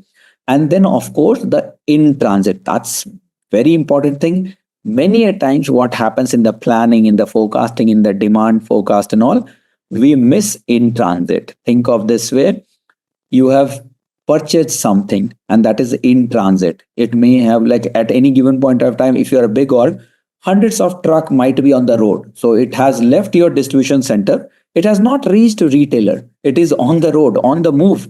That is still your inventory, right? So think of this: Walmart have thousands of trucks moving from their distribution center to the retail shops, Walmart individual shops.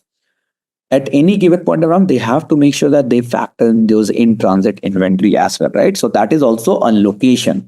All these truck locations are also locations maintained in the system, that this is the location, this is the location, and all those things, right?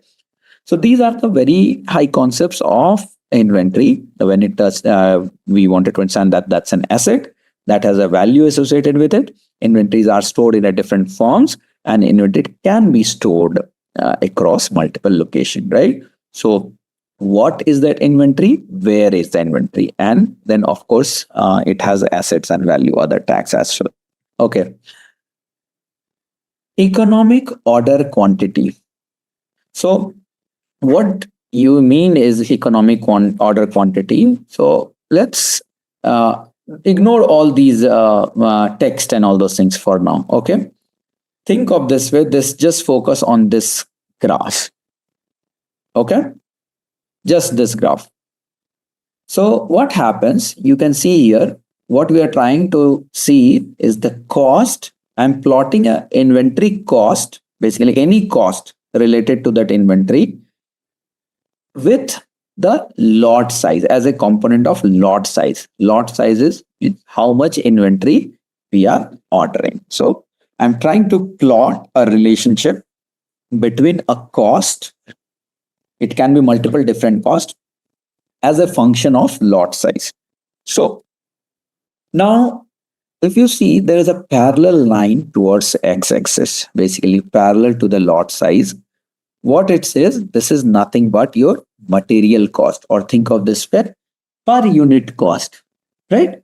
So you order, and we are going at all these concepts with an assumption that there's no discount on bulk order and all those things. The per unit cost always remains same. The demand is same and all. There are certain assumptions and all those things what we are going at with the ideal scenario.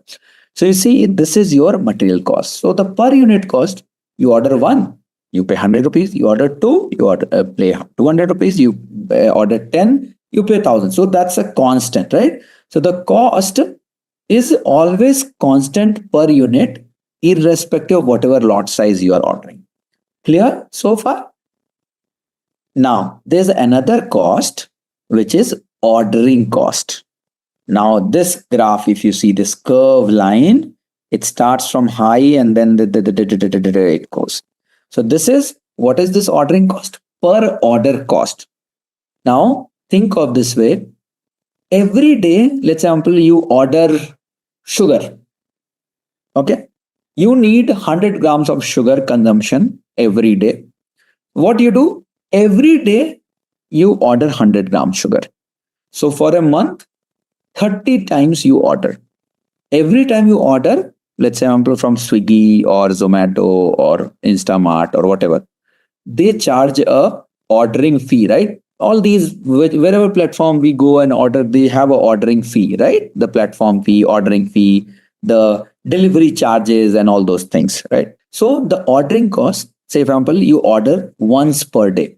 So what happens? The overall, your ordering for the month would be on a high side because 30 times you paid a delivery charge. Let's say example, you order maybe every alternate day, it will further reduce, right? So you increase the lot size, the ordering cost decreases, right? Because you only paid 15 times.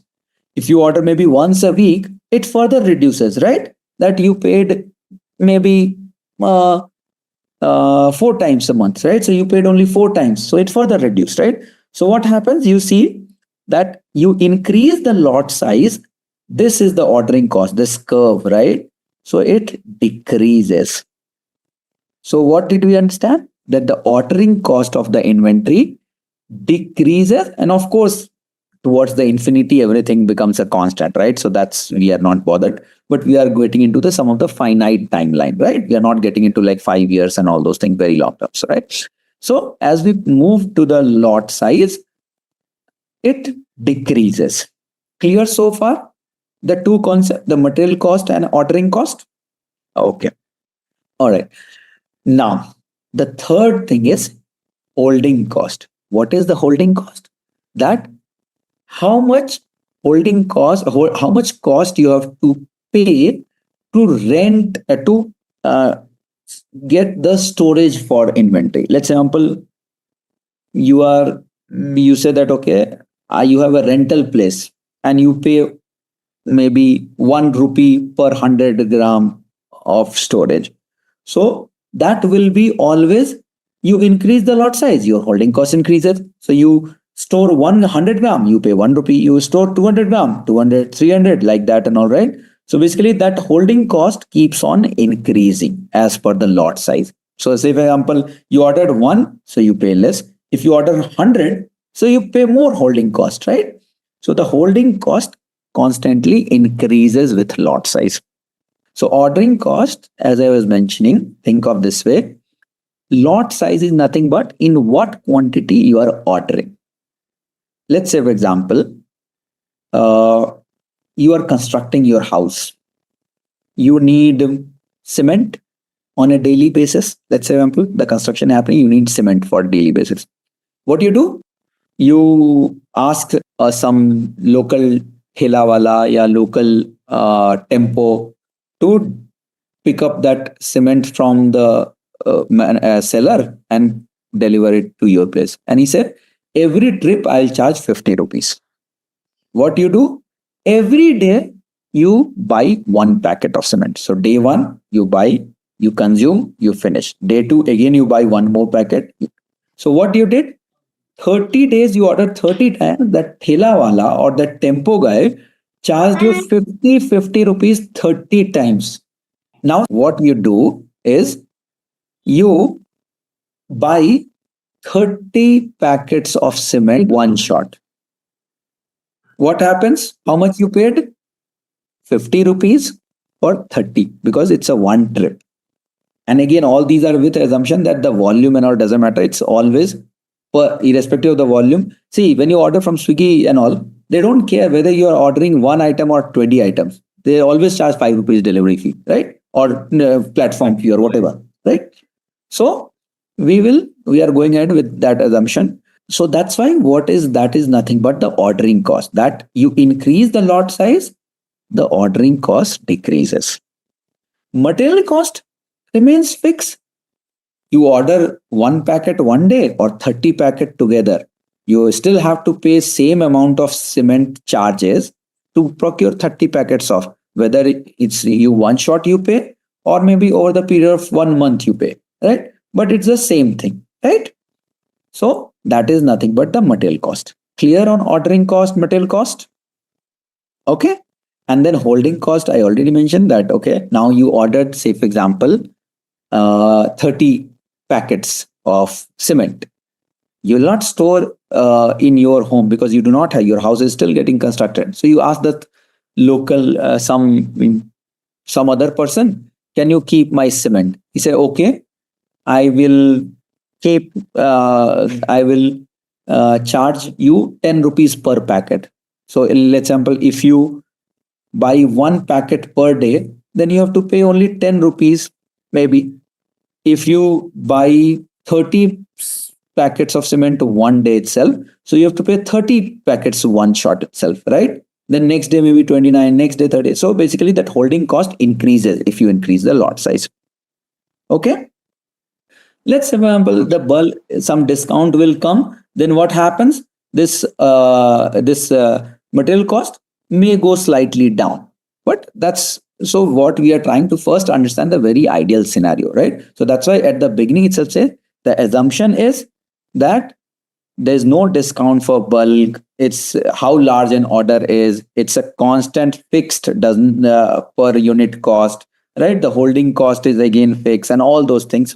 That's what we mentioned with certain assumption, right? All these concepts, any concept in across any subjects or anything any topic goes based on certain assumptions, right? That way basically we are trying to go. Okay, when we try to plot the function, we will bring all factors. Now let's say what will happen. Let's example handling cost, holding cost is not here, so you will make this component 0 in that function, as simple as that. So your formula will still have that, but your holding cost for your scenario will become 0. It's if you have your own place and you're not paying any rental, right?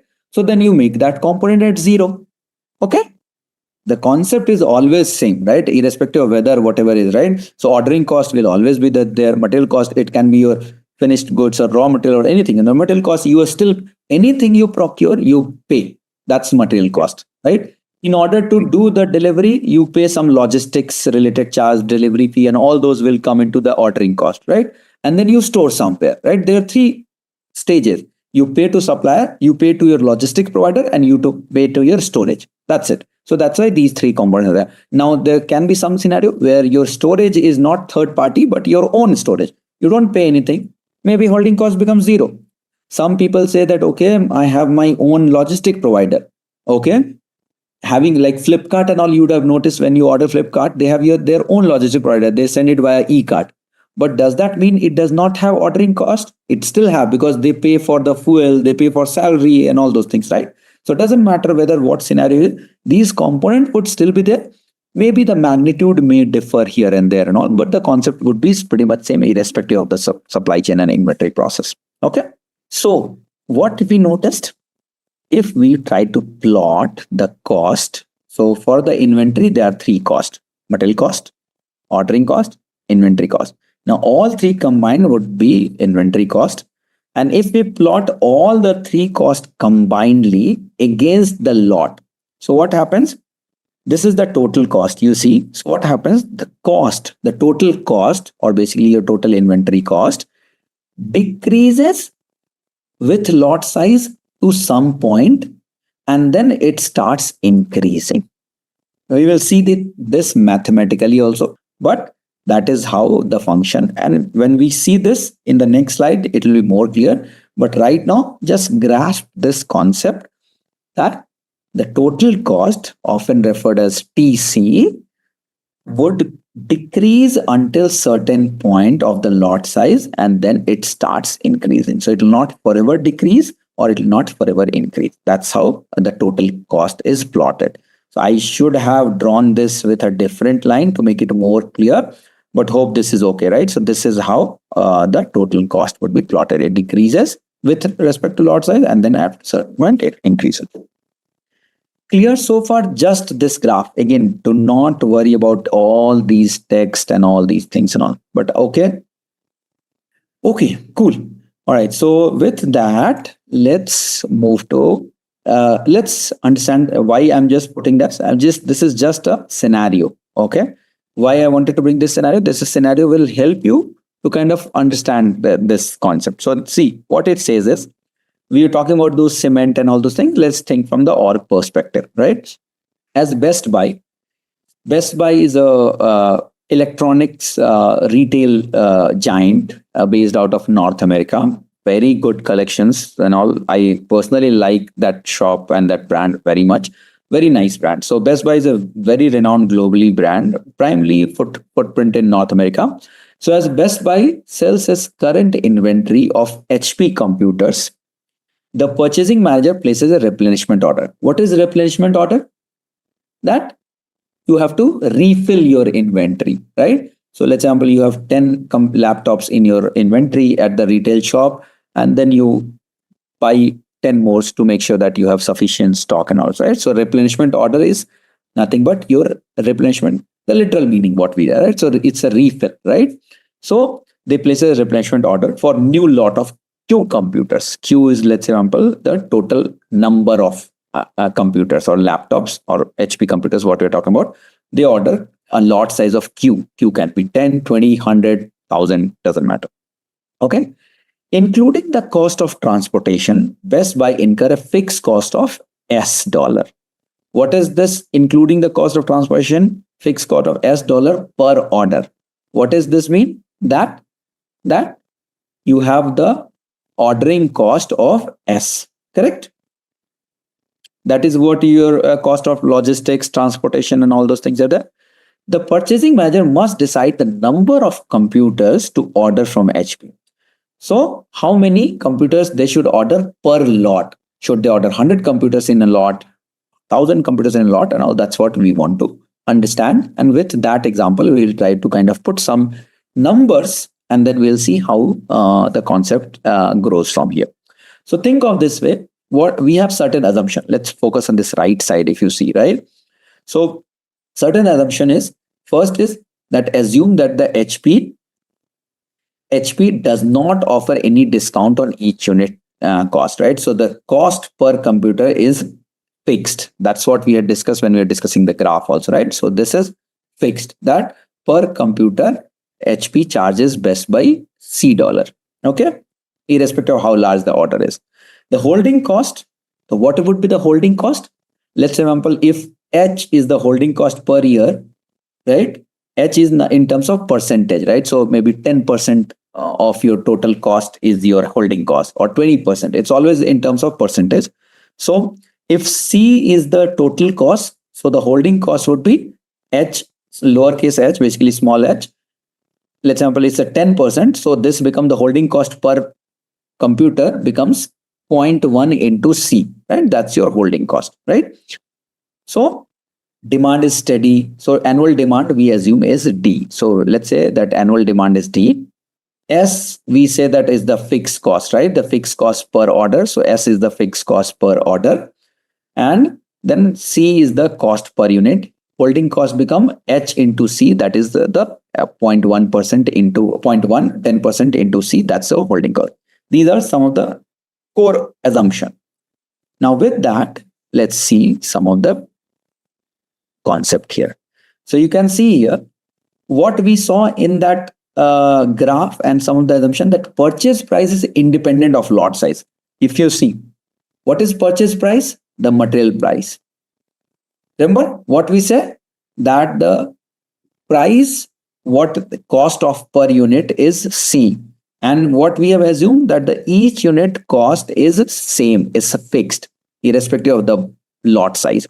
That's what we saw, the material cost. That's nothing but the material cost. So did we notice on the graph, what was that? That C, if this is C, C was independent of lot size. Whether you order 1, whether you 100 per unit, HP is going to charge C. So that's the fixed cost. So what we noticed, that the purchase price, which is C per unit, is independent of lot size.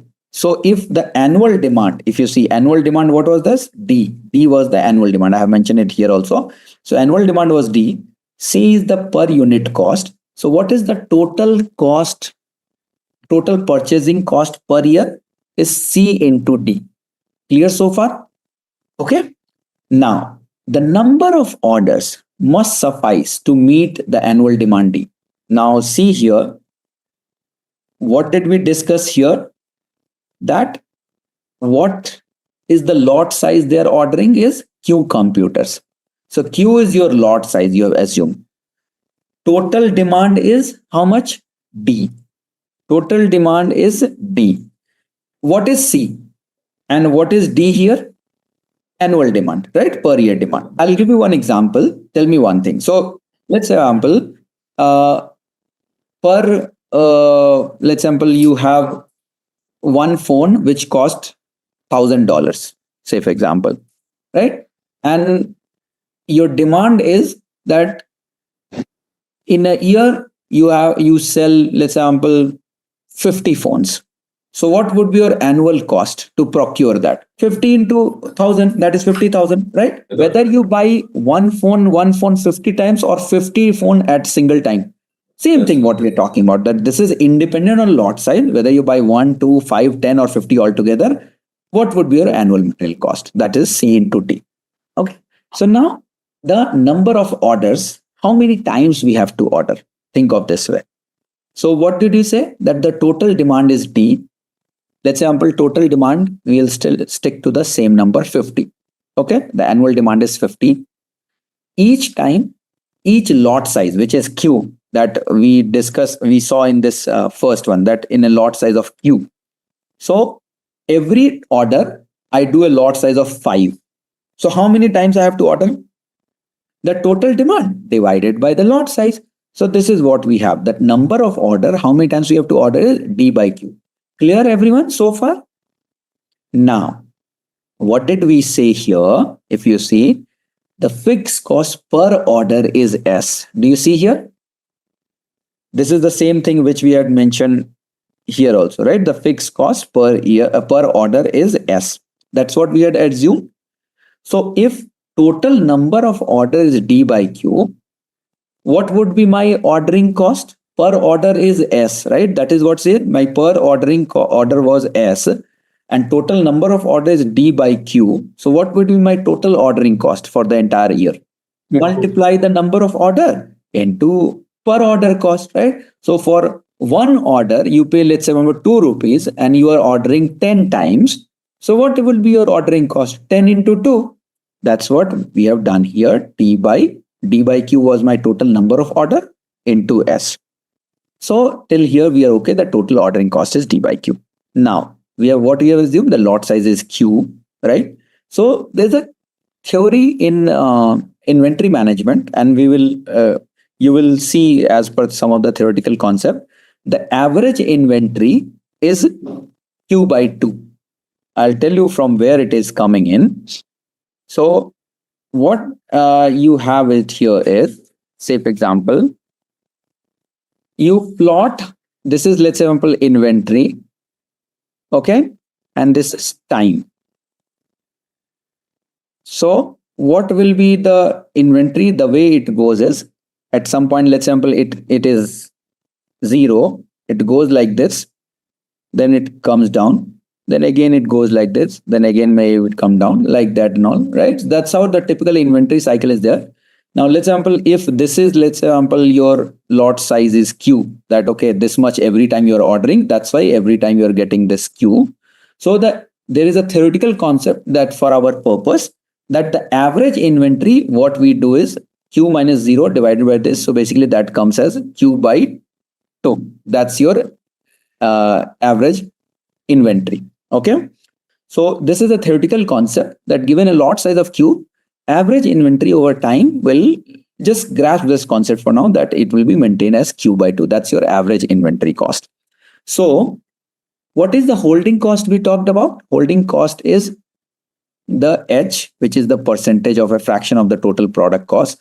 So the total holding cost is H into C, right? C is the cost. And let's example, this is 10%. So HC become your holding cost of one inventory.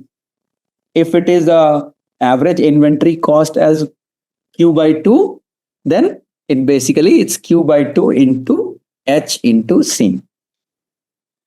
So this is what your annual holding cost is there. So read this text here. I know it's a little bit small, but what's the holding cost? Lowercase h is the holding cost per year as a fraction of product cost. So when you get a holding cost contracts, it's always say that it will be 10% of your product cost. So what is the actual absolute holding cost? It would be 10% into C. So it's not 3 rupees, nobody will say. They will say 30% of your cost. So then you get the absolute holding cost. Clear? So the holding cost, what is the average inventory cost is Q by 2 into the holding cost. So that's your annual holding cost. So now there are 3 things, right? So there are 3 things. One is this value is Q by 2 into HC. Other one was the annual ordering cost, D by Q into S. And then one more thing was C into D. So if you remember, all of you, this one, you see the total cost had holding cost, ordering cost, material cost, correct? Now here, this is C, material cost, C into D. ordering cost D by Q into S, and holding cost Q by 2 into HC.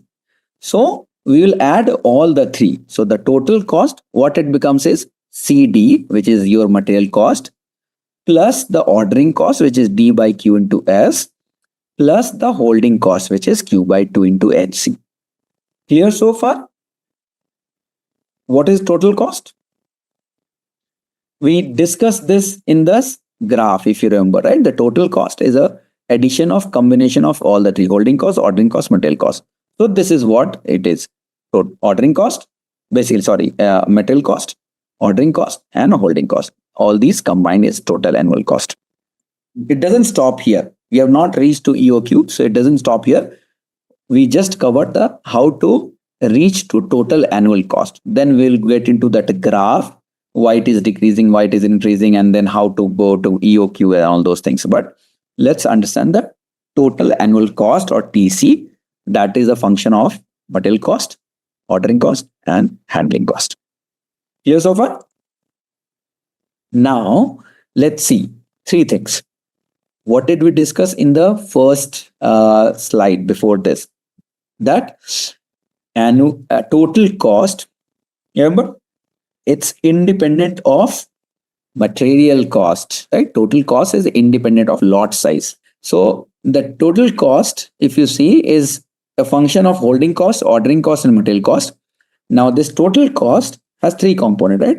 Material cost, ordering cost, and the holding cost.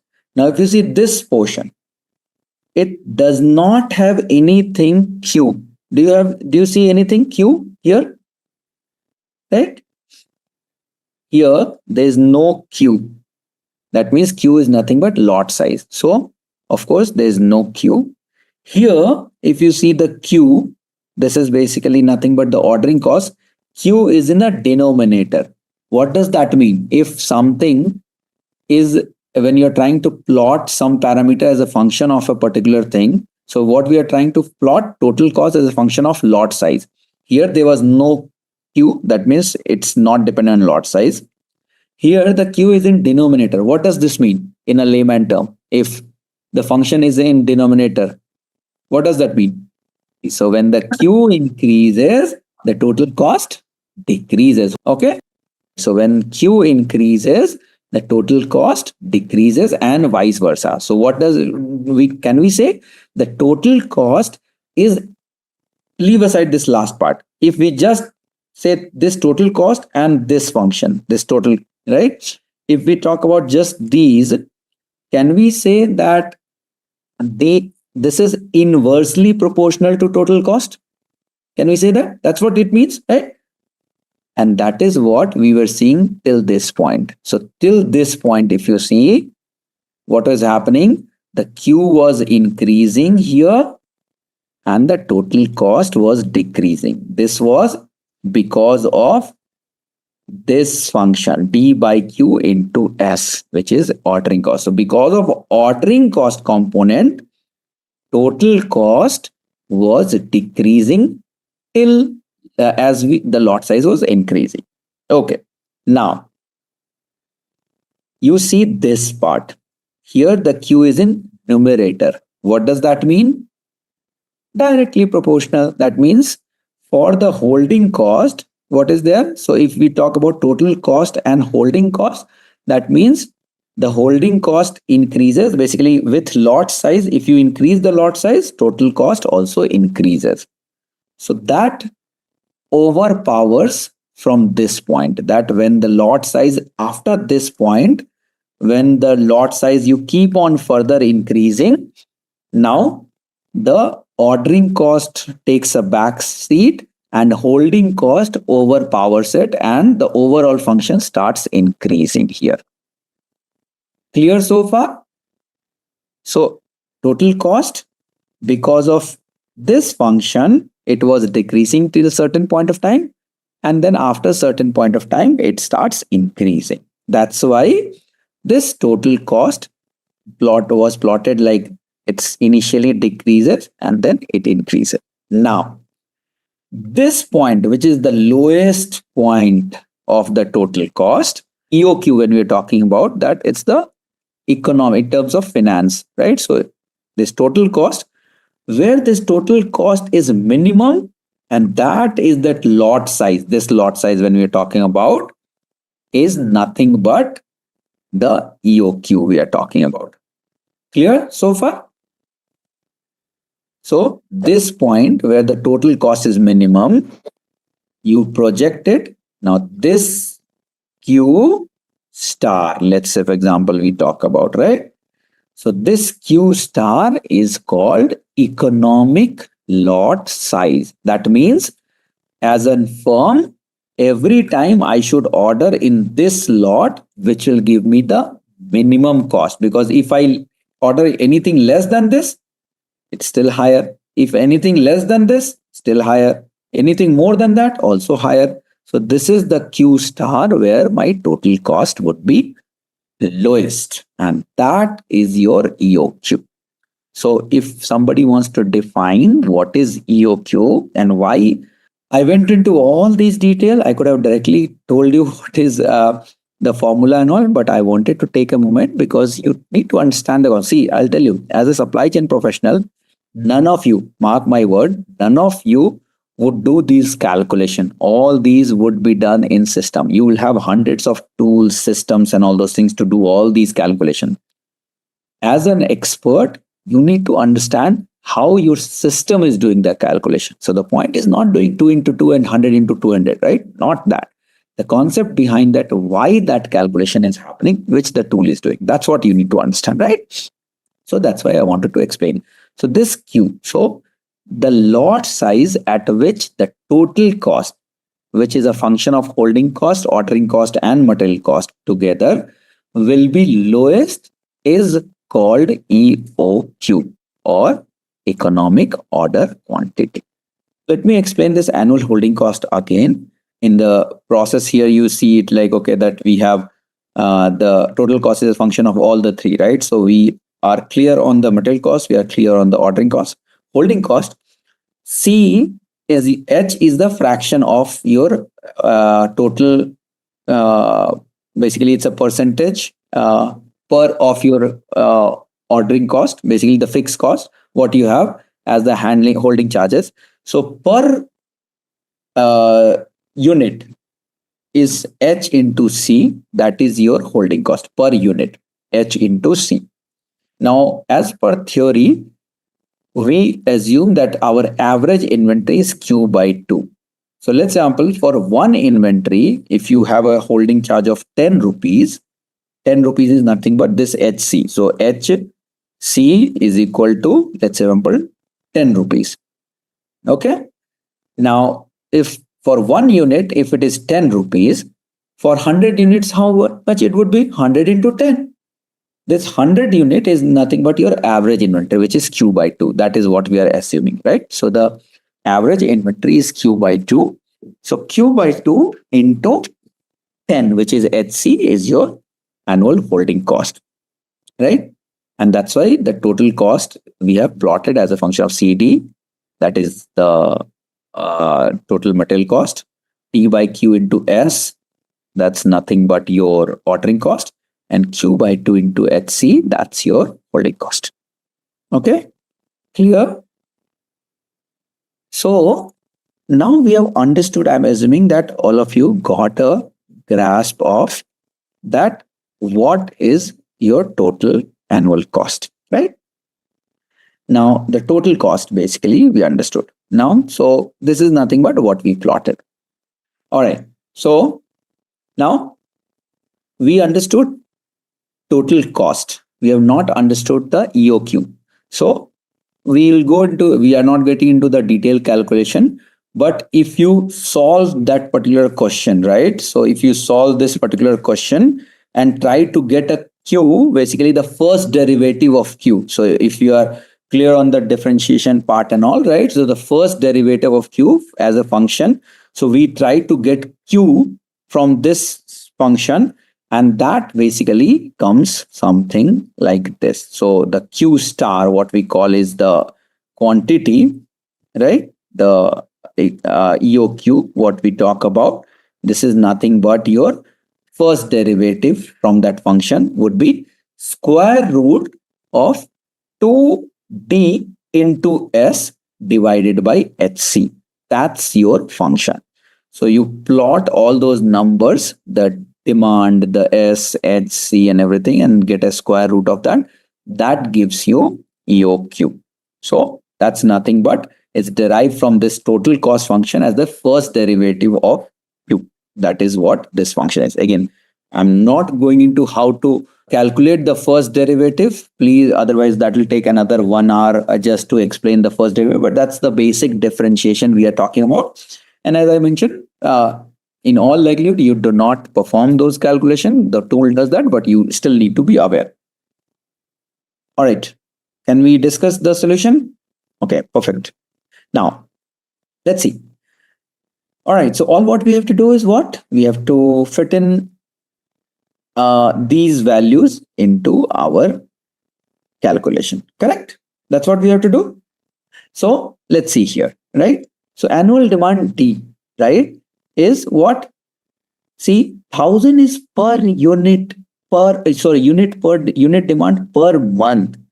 So D, you cannot take 1000. Many of you might have taken 1000, and my guess, but it's 12,000. Some of you, of course, got right answer. Then you would have taken. One person told also that when I asked that it's a 12,000, so that is correct. So annual demand is 12,000. D is always annual demand, not a monthly demand. So very carefully in the question what it says, Best Buy is 1000 per unit, right? 1000 unit per month. So annual demand is 12,000. Order per cost, which is S, which is your fixed cost, is $4,000. It's clearly written. See, Best Buy incurs a fixed order placement, transportation, and receiving cost of 4,000 each time they place an order. That means S, which is the fixed cost, ordering cost, is 4,000. Per unit cost is 500. You told right as well. And then, of course, some you would have factored in correctly. So 500 is your per unit cost, which is the C. And retailer has a holding cost of 20%. That means H is 0.2. So 0.2, 20% we are talking about, right? So 0.2 is your H. All what we have to put is what? 2 into 12,000 into 4,000 divided by 0.2 into 500. That's it. And then get a square root. You get 908. That's your EOQ. What does this mean?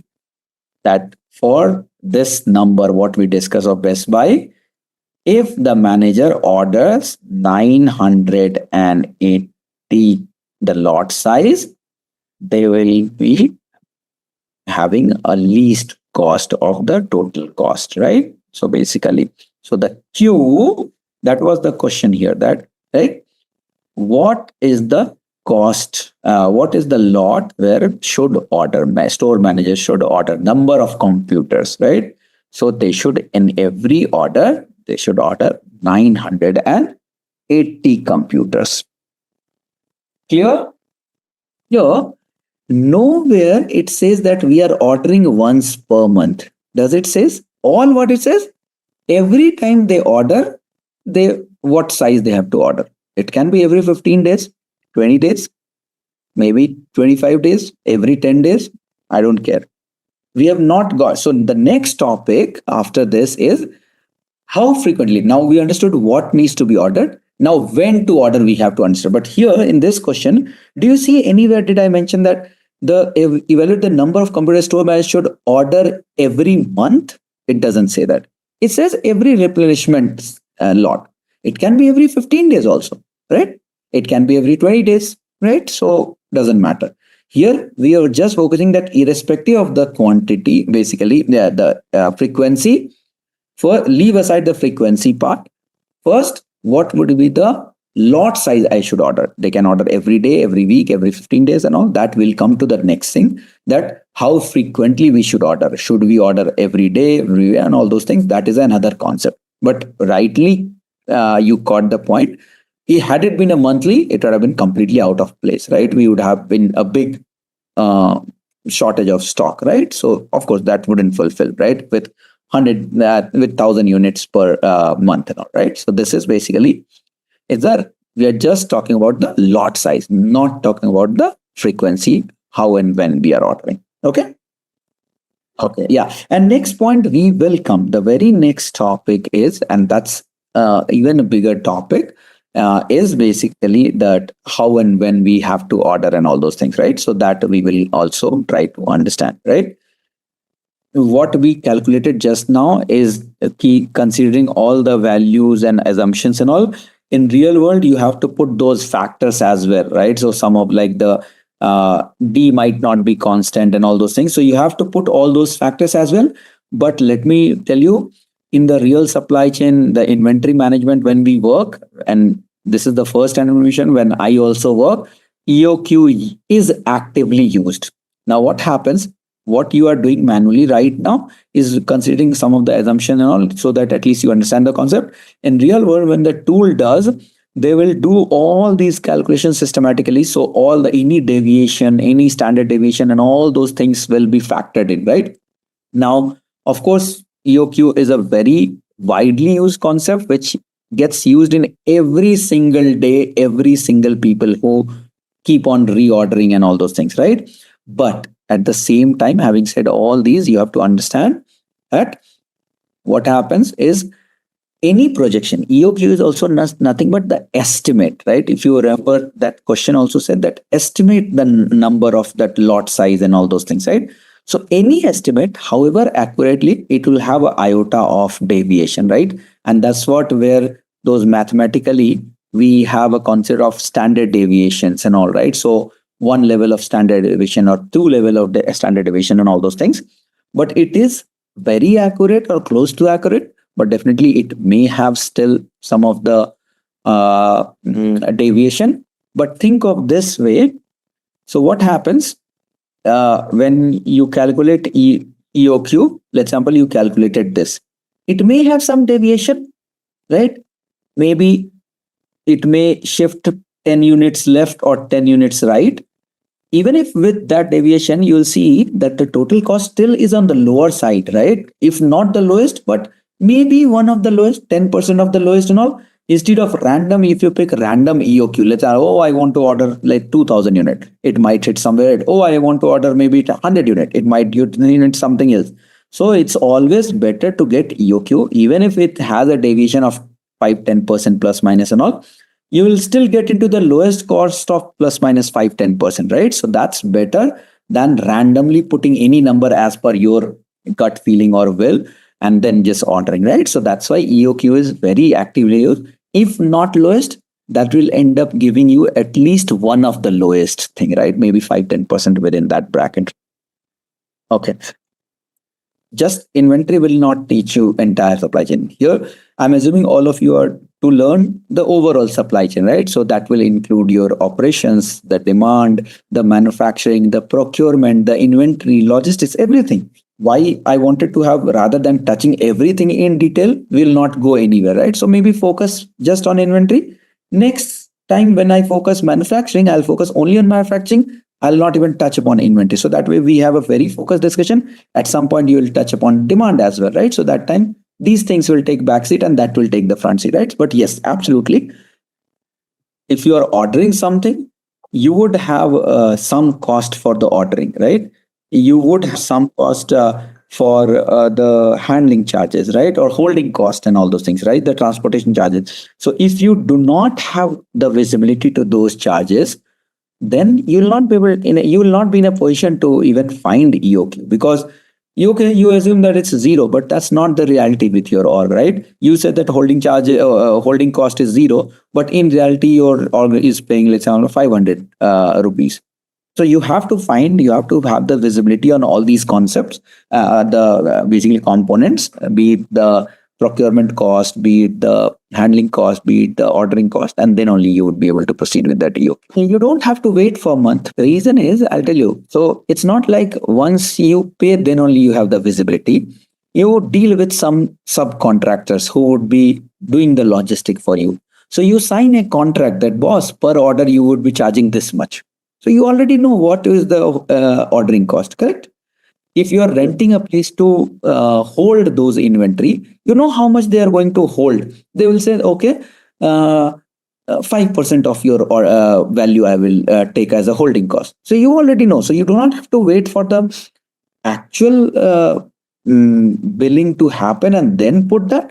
You already do those contracting well within the planning stage itself, because you might have 5 vendors who would do the logistics. You negotiate with each one of them and give the contract to best of the vendor. So you already know the costing, correct? Similarly, for storage also, you might have 3 different third-party logistics provider, third-party warehouse. You negotiate and sign a contract with all those folks, right? So Yes. you have those details well ahead of time rather than instead of the actual submissions and all. Okay. Our fourth quiz question is, what is the primary focus of a circular supply chain? Now, again, circular supply chain is something that we just talked about in the course. So, this shouldn't be very difficult. Our first option is reducing transportation costs. Second is minimizing inventory holding. Third is recycling, reusing, and reducing waste. And our fourth is maximizing production efficiency. So, again, this is a very easy question, and I want maximum right answers in the chat.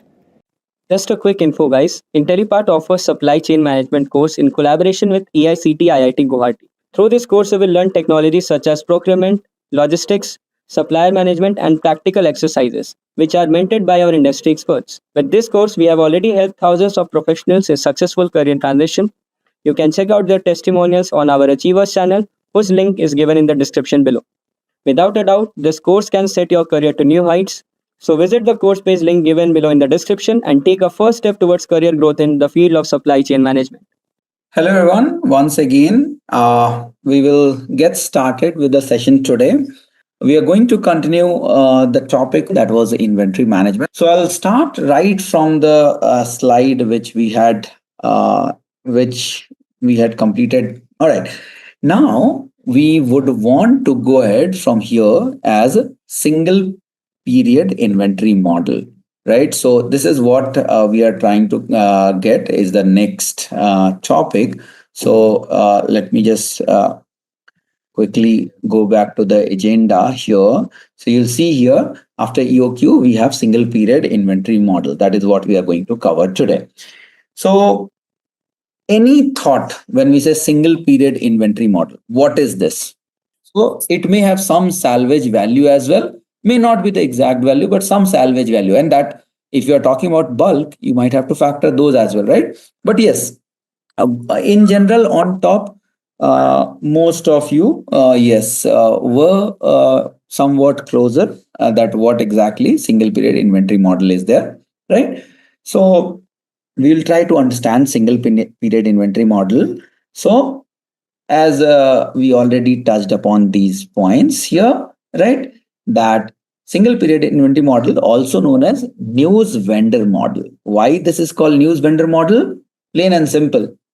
Today's newspaper is only a good inventory for today.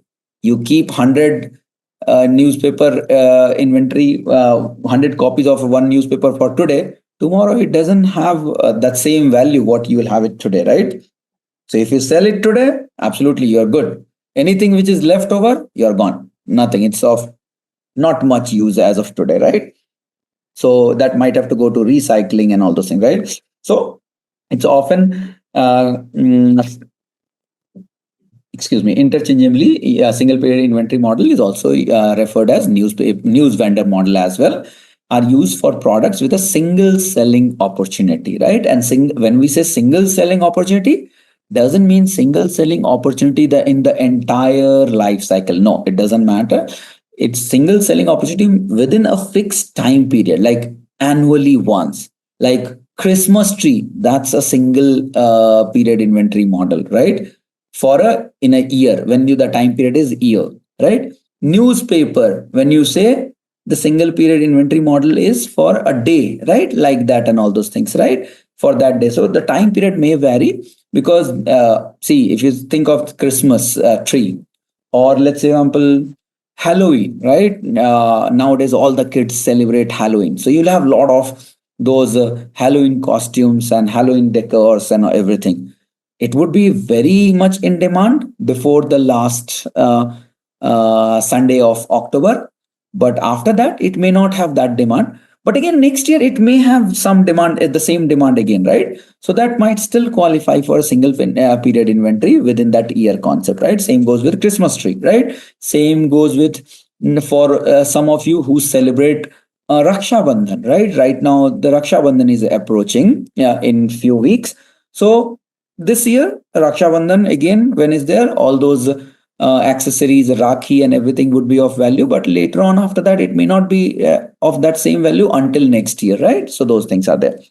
So that's what single period inventory is. It has a single selling opportunity. Now, single selling opportunity can span across a day, like newspaper, for weeks, for these festival, or for month. Let's say, for example, right? Maybe some of you mentioned raincoat, right? So it may span across not just week, maybe for 2 months or 3 months, right? That is still single selling opportunity, but the time period is not a day or a week. It becomes month, right? That's how it is, right? These products typically have a short shelf life or are specific to a particular event. That event can be festival. That event can be any cultural program.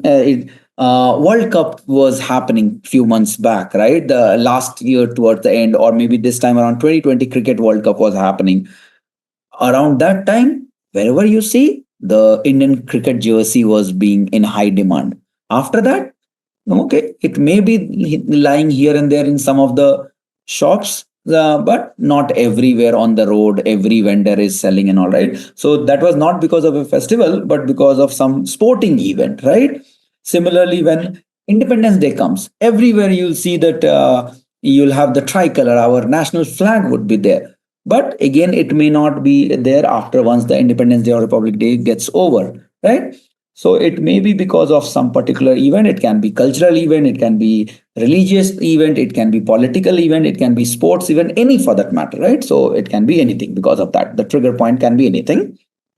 Example includes newspaper, seasonal goods, perishable item, event specific merchandise, right? The way I mentioned that the Indian cricket team jersey, right? That way. The primary challenge in this model is now this is this is the critical task, that what is the challenge for this single period inventory, that what is your optimal order quantity, how much you should have the inventory maintained. If you maintain less, it's a peak season, boom season. Like imagine, like if some of you might be a cricket fan, around that time in last year when the 50 over cricket World Cup was going on, and that time everybody was kind of going crazy and mad. India was absolutely doing fantastic. You go and buy the cricket jersey, whatever price they were quoting, you are going and buying, right? So it's a very big business, very big business. If you run short of that, some of the shops gets their inventory stocked out. So then it's a loss of business for them, right? But then if you overstock, okay, it's a waste of time. Now, even if somebody sell it in 200 rupees, you may not buy. That time people were ready to give 1,000 rupees as well, right? So it's a challenge to determine what is your optimal quantity. The primary reason is that you do not have history. Let's say, for example, if you are, let's say, for example, a retail shop, local retail kirana shop, right? In all our locality, we have kirana stores, right? We buy sugar, rice, milk, veggies, snacks, biscuit, Maggie, whatever, whatnot, right? Now, as a kirana store owner, you know that this locality on a daily basis or a weekly basis, how much rice they consume, how much sugar they consume, how much tea bags they consume. You have a history, you have a trend, and based on that, you start ordering that, okay, every month I will stock up maybe 2 quintals of rice, maybe 5 bags of sugar, maybe 10 kgs of tea bags, like that. You have a history because there is a consistent pattern. Okay, yes, plus minus, it can go a little bit plus minus 10%, because it's still estimate, it's still a projection. So it may go 10 plus minus percent, but you still have a history with which you can play around the data. With the single period inventory, you do not have history. Do you think you can anticipate that same example, cricket jersey, when we're talking about how many people will buy? You don't, okay, it was trending in, like example, towards the end of last year? Do you have a history from August, July, June? It was absolutely zero, nothing. Now, can you take a data of 2015 and base your concept around order on that? When 2015 that World Cup was happening, or 2019 the World Cup was happening, can you get some data from that? Maybe, maybe not. Because if the team was doing well, people go crazy and they buy more, they follow more. But if your team was not doing well, you may not have the same following, right? So you may not have the actual set of data, and that makes the task difficult for single period inventory model, right? It does it. And if you have some of the subscription model, that is still okay, right? Think of this way, like newspaper. You still have subscription model that, okay, these are the 1,000 household in this locality. Okay, they have subscribed for a monthly basis, so you can project for a month, or you can project for a year, that okay, this 1,000, yes, they will take. You add 10% extra so that you can sell those as ad hoc and all. But these things, some of these things, or majority of these things, you may not have the good set of data to kind of do the demand planning, right? Or any kind of forecasting, right? So the decision maker faces a trade-off between understocking and overstocking, as we already touched upon. What would understocking do? Understocking leads to loss of sales and potential profit, right? And what is overstocking will do? It will result in excess inventory, and of course reduce profit or even loss. Let's example, if some of you are celebrating, let's example, Diwali, firecrackers, you try to say that, okay, this year I'm going to put a shop of firecrackers in Bangalore. You stock up whole lot of firecrackers. Half the firecrackers, so you sold it in 200% profit before Diwali, and everybody was going left and right and bought everything. 50% of your inventory was unsold. You may not even yield 10% of that after Diwali, right? So then it may kind of overshadow whatever profit you booked, or it can result into losses as well, right? So those things are also there, right? So these are some of the background on single period inventory. Any question? I'll take a quick pause. Any question so far?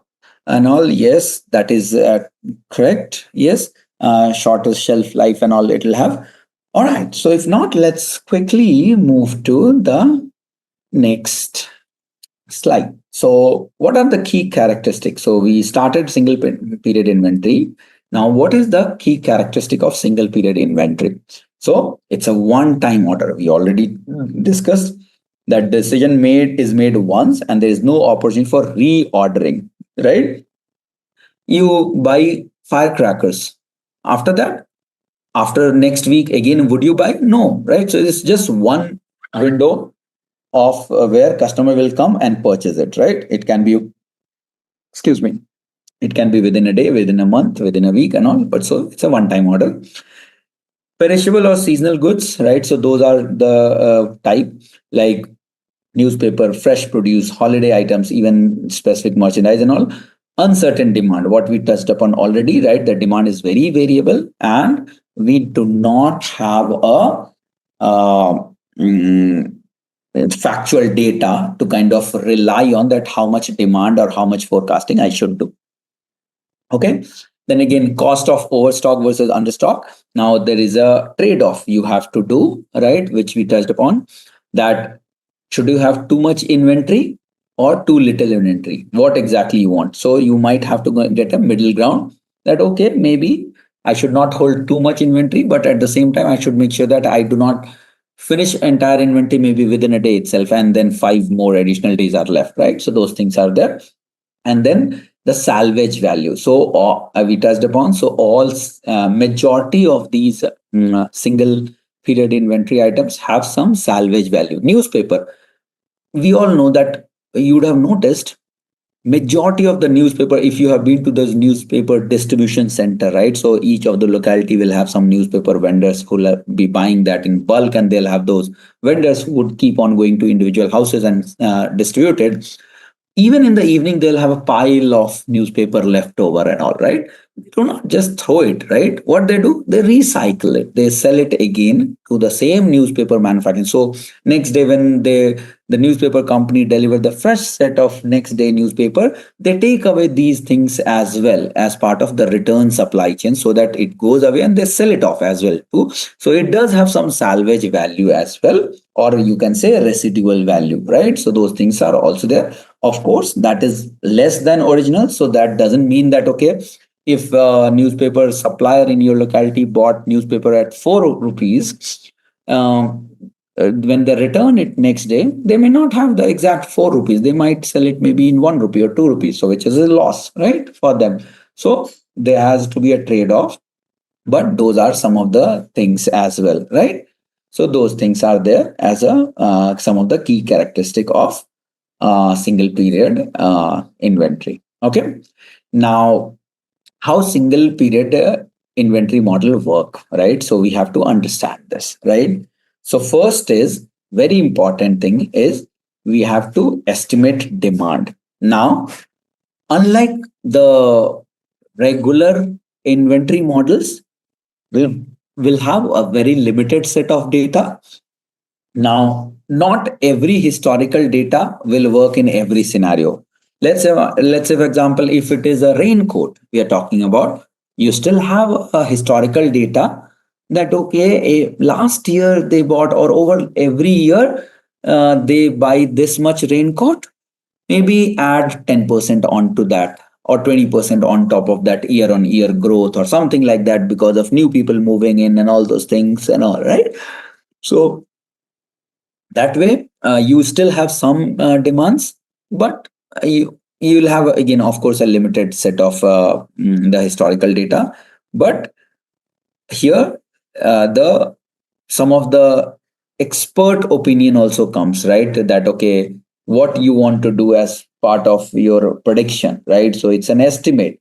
Now, the more familiar you are with that business, the more familiar you are with that locality, the more familiar you are with the people around your market, basically your customer, you would be in a better position to predict it. And now, how would you be there on all those better positioning?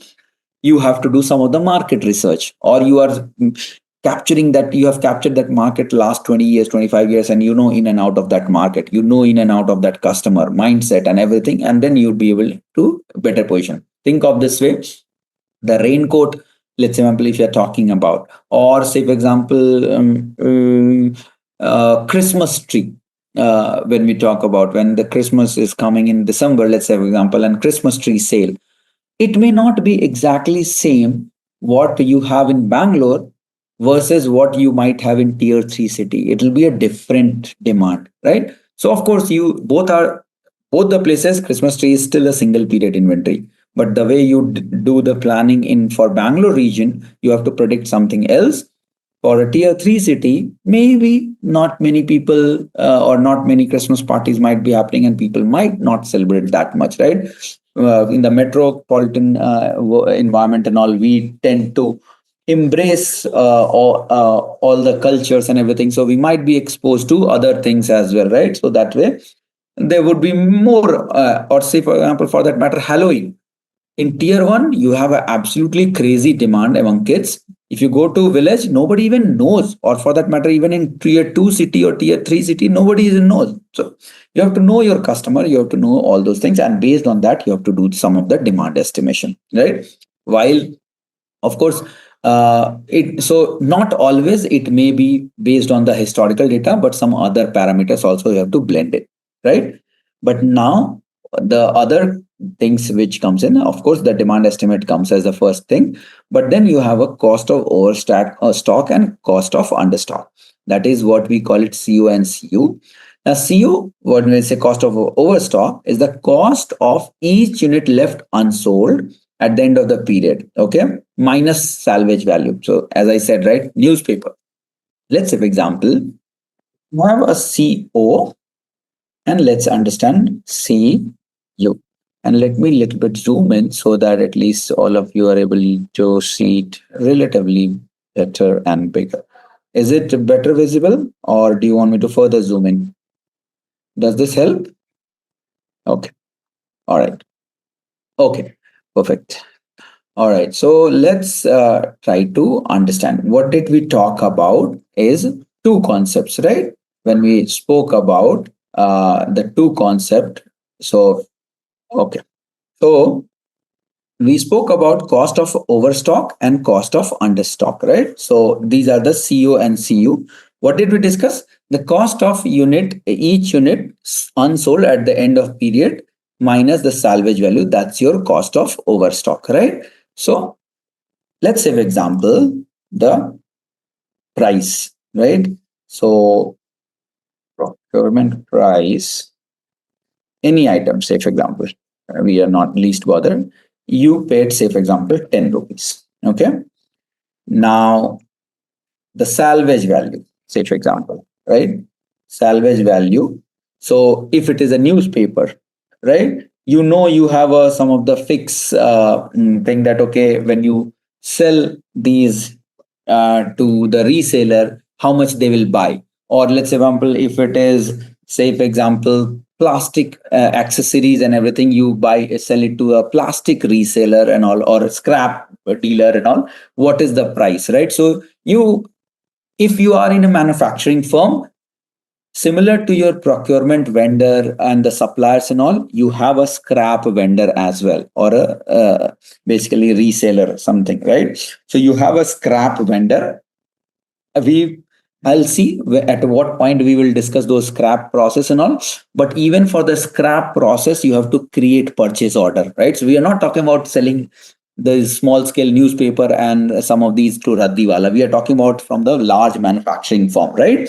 So you, even for the scrapping the item and the salvaging the item, you have to create a purchase order, which goes to the scrap vendor. They will pick up the item. So the purchase order would be created with some of the values, right? Okay, what is the per unit value for each item? So for each part numbers, right? Or each materials, right? What you manufacture or you deal with, you have a scrap values as well per unit. And based on that, you create a purchase order. That purchase order is sent to the scrap vendor. The scrap vendor will, and then what you do, you ship that item to scrap vendor. So when you create a purchase order, your from location on the purchase order would be your manufacturing plant or your warehouse, and the to location, the destination location would be the scrap vendor uh, location, right? And then you sell it, and then what happens, you ship it. Once they receive it, after that they will make the payment, right? So they will do a invoice payment to you based on whatever the value you have given, right? So these are from the large perspective. So for each of the different parts, each of the different components, each of the different items, you have a salvage value per unit defined, right? Per unit can be number of pieces per piece, or per kg, or per tons, or per whatever you want, right? So let's example, if we are talking about newspaper, I'm keeping it very simple. Cost of procurement price was 10 rupees. The salvage value, when you return it next day and it was unsold, so what happened? Let's example, you return it in 2 rupees. Okay. So cost of, what did we discuss here? If you remember, the cost of overstock, okay, is cost of each unit left unsold at the end of the period minus the salvage value. Think of this way. How much you had paid? 10 rupees. But tomorrow, when you resold it, you got 2 rupees back. So the cost of overstock was 8 rupees. So 8 rupees, it was basically the loss. So these cost of overstock or understock is always in terms of loss, right? Because you could not earn any profit, right, on that. So this is basically the 8 rupees. Okay. Now, when we talk about the cost of understock, let's say the profit lost for each unit of unmet demand, right? So the selling price minus the original cost. So think of this way. This one, the cost. Let's sample the same. If the procurement cost, when we talk about, right? Let's sample is the same item, and let's sample if in a regular scenario, if you would have sold it, right? If you have sold it, you would have sold this item to 15 rupees. So how much profit you would have made? You would have made, So what you would have made was, so 5 rupees you would have got a profit if you would have sold it, right? Now what this understock means is that you ran out of your inventory and you couldn't sell anything, correct? You couldn't sell anything. So that means, what did it mean? That you lost the opportunity to get this 5 rupees profit. So cost of understock is basically the unmet selling price minus the original cost. So basically whatever profit you would have got. So see, if you got exhausted, your stock was exhausted, that means you did never bought this item. So you did not pay anything. You did not sell also anything because you ran out of the stock. But is it a loss? Yes, it's a loss of business, loss of opportunity, right? You did not pay anything. But if you had the stock, you would have got 5 rupees per unit profit. So that's your cost of understock. So the difference between cost of overstock and cost of understock is, cost of overstock, you actually get into the actual loss. So it's a monetary loss. So for every item, you make a loss basically, right? Cost of understock is that you have not paid anything. You did not lose anything actually, but a profit which was coming your way, because of you ran out of the stock, you lost that profit. So that's basically your potential loss as well. So both are loss itself. Here in case of overstock, you made the actual loss, and understock, it's, think of this as opportunity loss, right? There was an opportunity, you lost it. Okay. All right. Let's see. Everybody good with cost of overstock and cost of understock concept? All right. Okay. So with that, let's move to, I'll go back to the slide again. And so what we were discussing was, so this is the two concept, cost of overstock and cost of understock. Now, what we have to define is the critical ratio. So the critical ratio is your key decision point, that what is the critical ratio which you should maintain basically between this cost of, so often it is basically asked that different business, again, there's no like say that okay, critical ratio should be 0.5 or critical ratio should be 1 and all, nothing like that. It's basically, it often it does ask that every time we say okay, you have to trade off a balance between overstock and unstock, right? So what is the critical ratio you are maintaining for your org? So how you would calculate? You quickly put, you will have all these values, right? When we talk about, you'll have all these values because you know what is the procurement price, what is the salvage value, what is the selling price and expected profit. So you will have all these numbers. So you would just put those. If somebody asks that what is the critical ratio you are maintaining for your supply chain org, so what you put, cu divided by co plus cu, that becomes your critical ratio, right? So in this case, let's take, I want a new hand to be raised. Need volunteers to come up, please. I know it's Sunday night, not very motivating time, right? Everybody wants to get started for next week and all. Tell me the critical ratio for this price. So I have everything here. Let me put a note here as well. So loss. Okay. And here, this is profit. And okay. Let's see critical ratio. Tell me. So 8 by 5 plus 8. Sorry. Is that correct? Everyone? Is it okay? Do you want to add anything else which what Datrika mentioned? Okay. So what did we say? CU divided by CO plus CU, right? So what you did, CU was basically, did you do opposite? If you go back, okay, let me just copy so that I know that this is the first time you might be seeing, so that for everybody's reference. Okay. Now Datrika or Ashok, both of you agreed that that is right. Now tell me, is this right? like it should be 5 by 8 plus 5. Yeah. So what would be the number now? No, 5 by 8 plus 5. 5 by, correct. Yeah. So that is the critical ratio for your org, right? For this supply chain model, right? Now this critical ratio is not for every individual part. So for every individual part, which are, because the profit for each type of inventory, each type of part would change, right? The potential inventory profit or potential loss, the selling price, the salvage price, and all. So it's each at the part level, each at the material level, that what material you are selling, what material you are doing the inventory and all. So this critical ratio for your org is at each of the inventory. Say, for example, Procter and Gamble, they, let's say, they create two different single inventory item. One may be related to, let's example, mask. Procter & Gamble might not be a right example. Let's example, a firework company, right? The firework company, they sell, let's example, one, they sell it like those kids who put like all the stick fireworks, and the other may be kind of a rocket or some kind of a sound bomb or something like that, right? So it both will have a different selling price, both will have a different salvage value, both will have a different profit and all those things, right? So depending on that, this critical ratio would be would be different, right, for individually, right? So it would be for you, that company, but at the item level. Okay, clear on the critical ratio? It's a wrong calculation. Shnong, please, do you mind helping us? Oh, my bad. You had put it earlier. Okay. Okay. Sure. Definitely.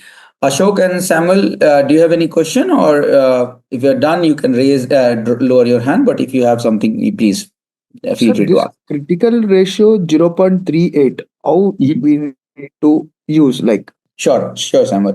Okay. If it is Equal to 1. okay, So let's hold on that thought. The same value, what would be the value so that the critical ratio would be 1?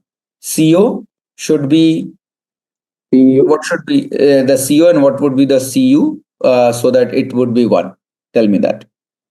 And again, not just Manoj, anyone, please tell me, make it 1, what should be the potential value? There are n number of combination, but what could be the potential value for CU and CO? Hopefully that will give some more perspective. So if you are saying that, okay, profit was 5 and salvage value, if we would have increased it, let's example, if we had made it 5, correct? So if I would have increased the salvage value, so what would have happened is, maybe, let me do this way. It all depends upon your supplier. That many suppliers say that, okay, yeah, if you do not use it, we'll take it back because you have a long-term relationship or something like that, and all those things, right? So as you rightly said, like, okay, some of the expired items, it doesn't get used basically within a day or something, right? And all, then they take it back at the same value, or they do not charge you and all those things, right? But not every time that might be possible, right? It may happen if the same set of suppliers is kind of taking it back or something like that, right? So, but what we understood is the critical ratio can vary anything between 0 and, can it go beyond 1? Question, anyone? Can it go more than 1? Not possible, right? So it, at best, it can be 1. Correct? 1. Is it fair to say this critical ratio can vary anything between 0 to 1, right? Now, what we understood is, if as the critical ratio increases, what does this mean? Our optimal order. What is optimal order? The best order quantity, what we are putting, keeping our inventory, right? The most optimum, the literal meaning is that only, right? The most suitable. So as the critical ratio increases, the optimum order quantity is more towards the ideal expectation, what our business model would have expected, right? So a lower critical ratio in your supply chain org signifies that whoever is doing the inventory planning for the single period inventory, they are not doing a good job. So always it has to be relatively higher. If you put, say, for example, think of this way. Of course, it can never be 1. It can never be even 0.8, 0.9 also. That's practically impossible for majority of the thing. But think of this way: if it is somewhat around 0.5, what does this mean? 50-50 chance. So you are taking a 50-50 chance that, okay, boss, okay, loss is also 5, profit is also 5, so I'll take some bet. But think of this way: if loss is, let's example, here I make a change here, is, let's example, selling price is 11. Okay, now if you sell, you get 1 rupee, but if you do not sell, let's example, I make it salvage value as 2, which was original, loss is 8. So if you sell, you get a profit of 1. If you do not sell, basically the overstock, so you have a potential, you have a loss of 8. But if you have goes under stock, basically if you have ran out of the inventory, your potential profit would have been 1 rupee. Is this a good business model? Would you take a bet to keep it overstock? What you would do in this business model, as a business owner, your inclination would be that, yeah, keep the inventory on a lower side only. It's okay to not make profit of 1 rupee rather than making a loss of 8 rupees. Correct? Yes, no, understood this concept? So what typically the critical ratio basically signifies is how nicely first thing you are doing the planning. The more towards it goes upward, it's your quantity, inventory quantity is more on the optimal side. And as per the business model, if it is on the lower side, that means as a business owner, as a inventory manager, you would always tend to keep it under stock rather than taking a risk of overstocking. Right? Clear so far? Any question? Yes, no? Okay, I see some of the comments. Yes. And okay, Hemant says we'll drop off since I have an early morning meeting. Sure, Hemant, please take care. Just one thing, Hemant, I think try to plan your days, and not just Hemant, everyone, all of us do have meeting, Monday being the hectic and all, but do not repeat it on every Sunday wise and all. This scenario may happen on every Sunday, but then it would be our loss, right? Rather than so try to plan your day depending on how it works, right? Just a generic note again. Yeah, I completely understand. Not everything can be avoided, so that's okay. Okay, all right. So what the critical ratio explains, first thing is, of course, you plot this critical ratio along with the order quantity. And the ideal would be that your critical ratio should kind of align with your optimal order quantity, right? The higher the critical ratio, the better your inventory managements are happening. Your SMEs are doing a good job. They are planning better and all. And if it is the way it is business model, the pricing, the way it is there, that okay, the profit is less. There are some inventory where profit is not much, right? There's very little margin and all, and it doesn't have a good salvage value. So you end up making loss if it doesn't sell. So those, whatever you do, it will have a bad critical ratio. And that way, what will happen is that the critical ratio will always tend to be less. I'll give you a very simple example.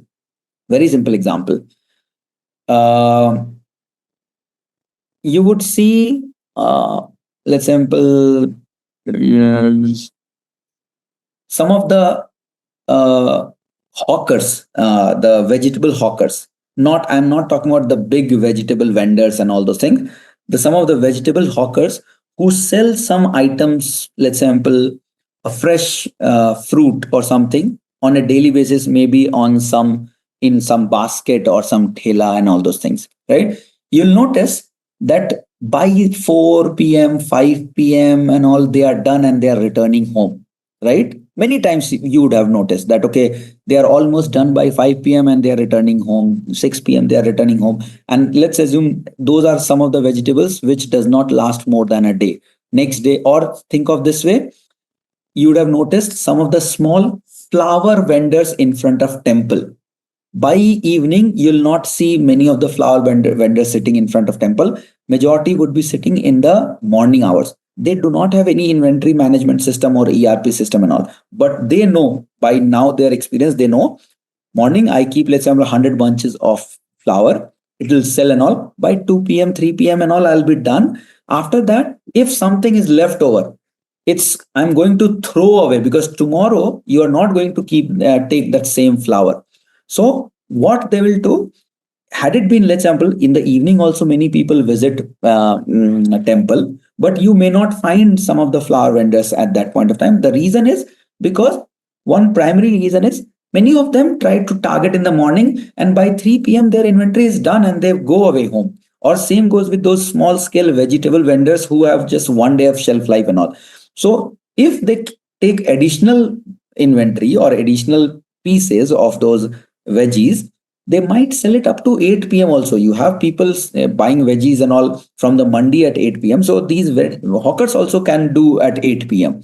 But they know that it's okay to sell it and by 3-4 p.m. And I'm not saying that that's only just the reason that they try to sell it off and all, but that's one of the aspect that they always try to keep it on the understock thing. That okay, profit margin is not much. They buy in 15 rupees, they sell it in maybe 17 rupees. That's it, because they do not have the access to the wholesaler. What they do is they buy from the mandi and they sell it to you. So not much margin. Maybe they'll buy it from mandi in 15 rupees, which you also can go and buy.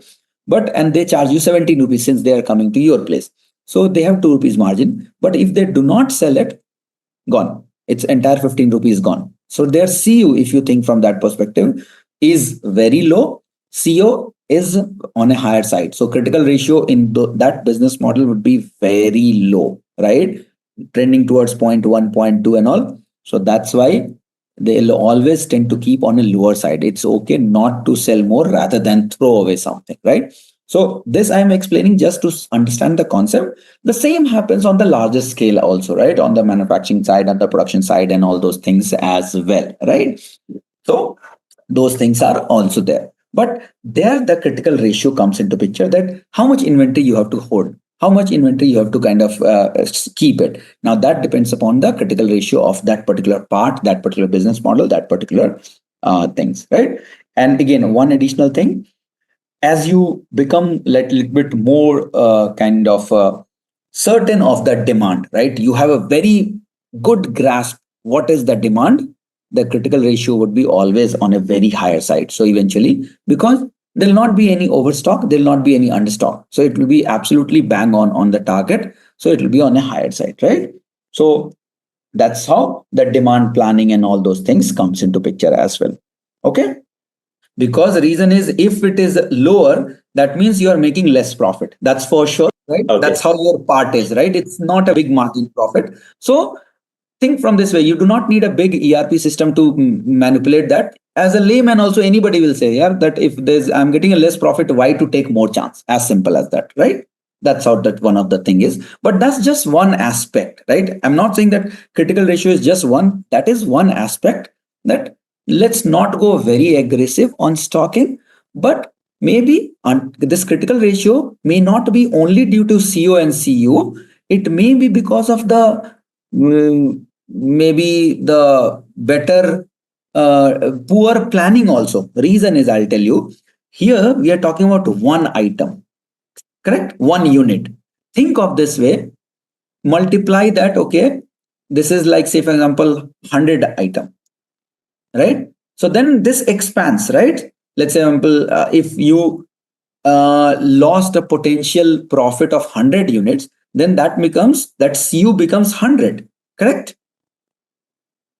Right? And let's example, if you did not, if your demand planning was fine and you did not do much of loss and all, in this case, maybe just 5 or 10 items were there. So it all depends upon the quantity also, that how much you are selling, how much you are buying. And also critical ratio is not just because of the unit price, but the quantity also. So that's why definitely profit and loss per unit thing definitely is one factor.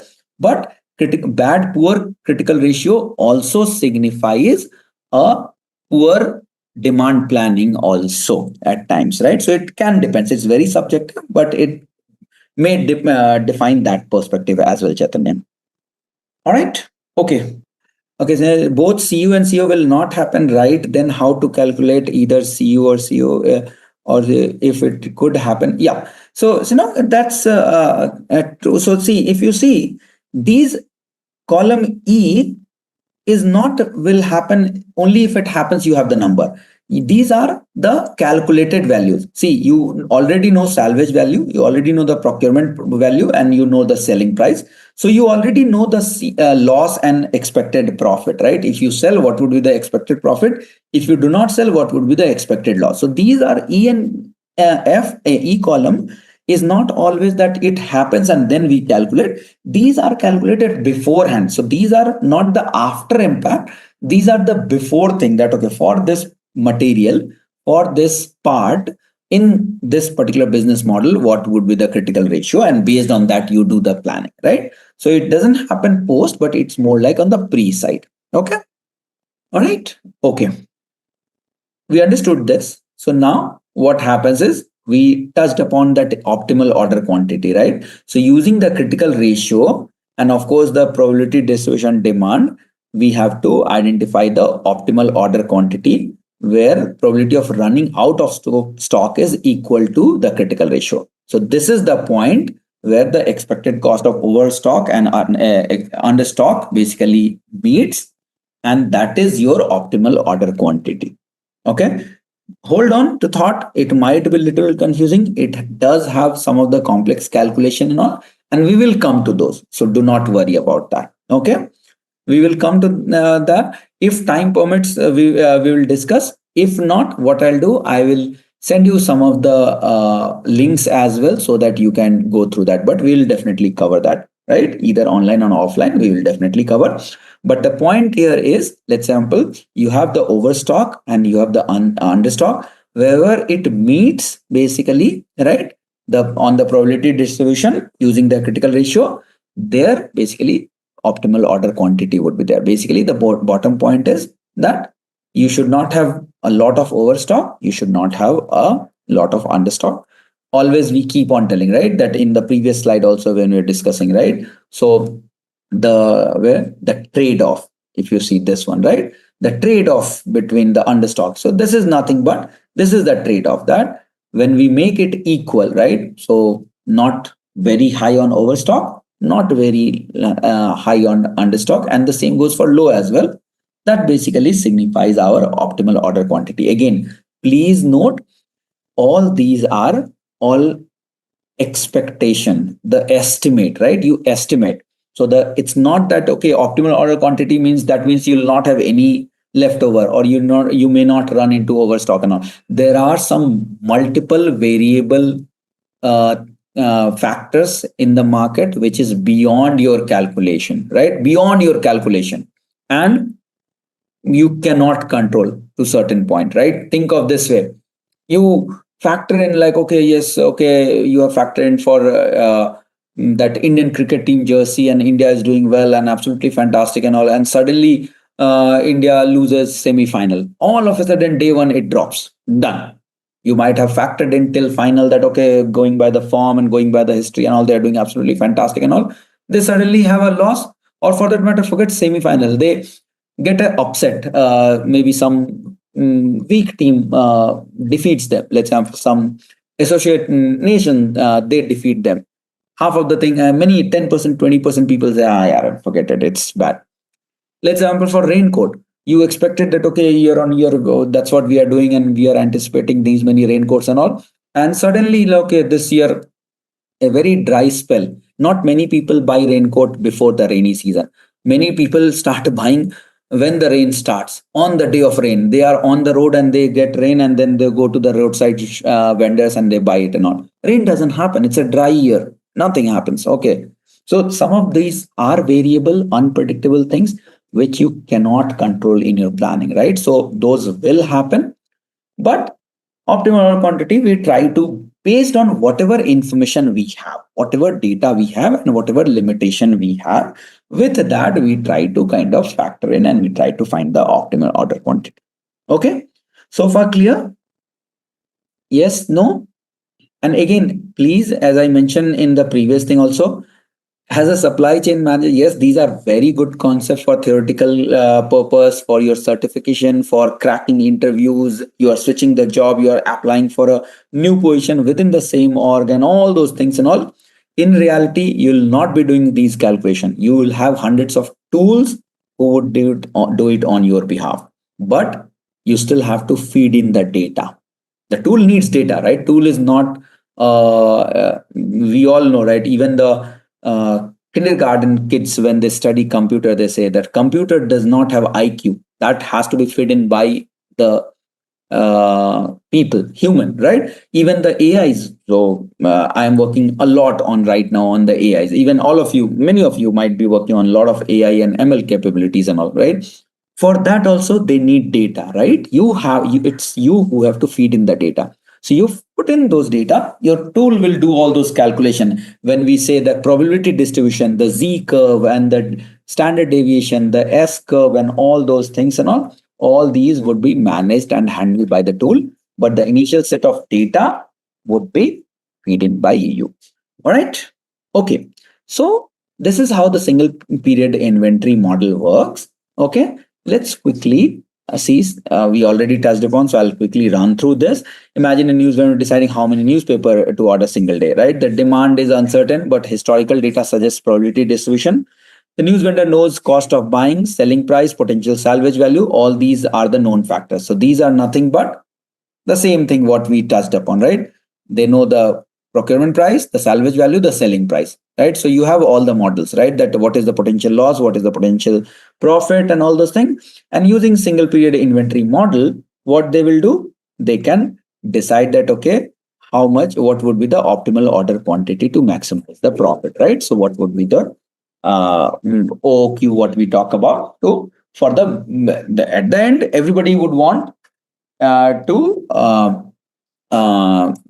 maximize the profit, right? So that's what we would want. Based on these information, right? The cost of buying, selling price, and potential value, and everything, you'll have they will decide to that how much quantity they should buy and how much inventory they should hold off. And based on that, they will maximize the profit, right? So that's basically a very basic example. Okay, quickly. Any question before move to continuous? And we will discuss some of those questions and all those things. So please do not worry about that. That how to find optimal order quantity and all.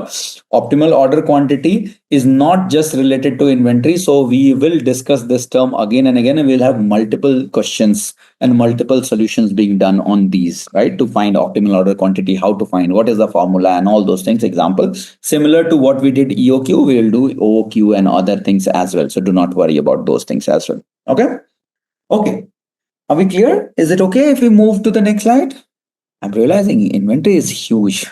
I think we have to try to wrap up this today. Otherwise, we'll be stuck on inventory forever, right? So I think, yeah. So in case of a raincoat, right, you do not return it. But what happens? There are other things. I'll tell you how you end up. You still make some of those things as loss. Reason is, first you have to pay for storing those inventory until next year, because until next year you'll not be storing it in your local shop, or right, so you might have to store somewhere. Raincoat, think of this way, but when we are talking about from the large firm perspective, you need a holding cost. That's a recurring cost for you, the holding cost. The other thing, when you store it over the period, like say 1 year, there may be some of the damage, right? There can be some damage based because of the store, because of the color being fed.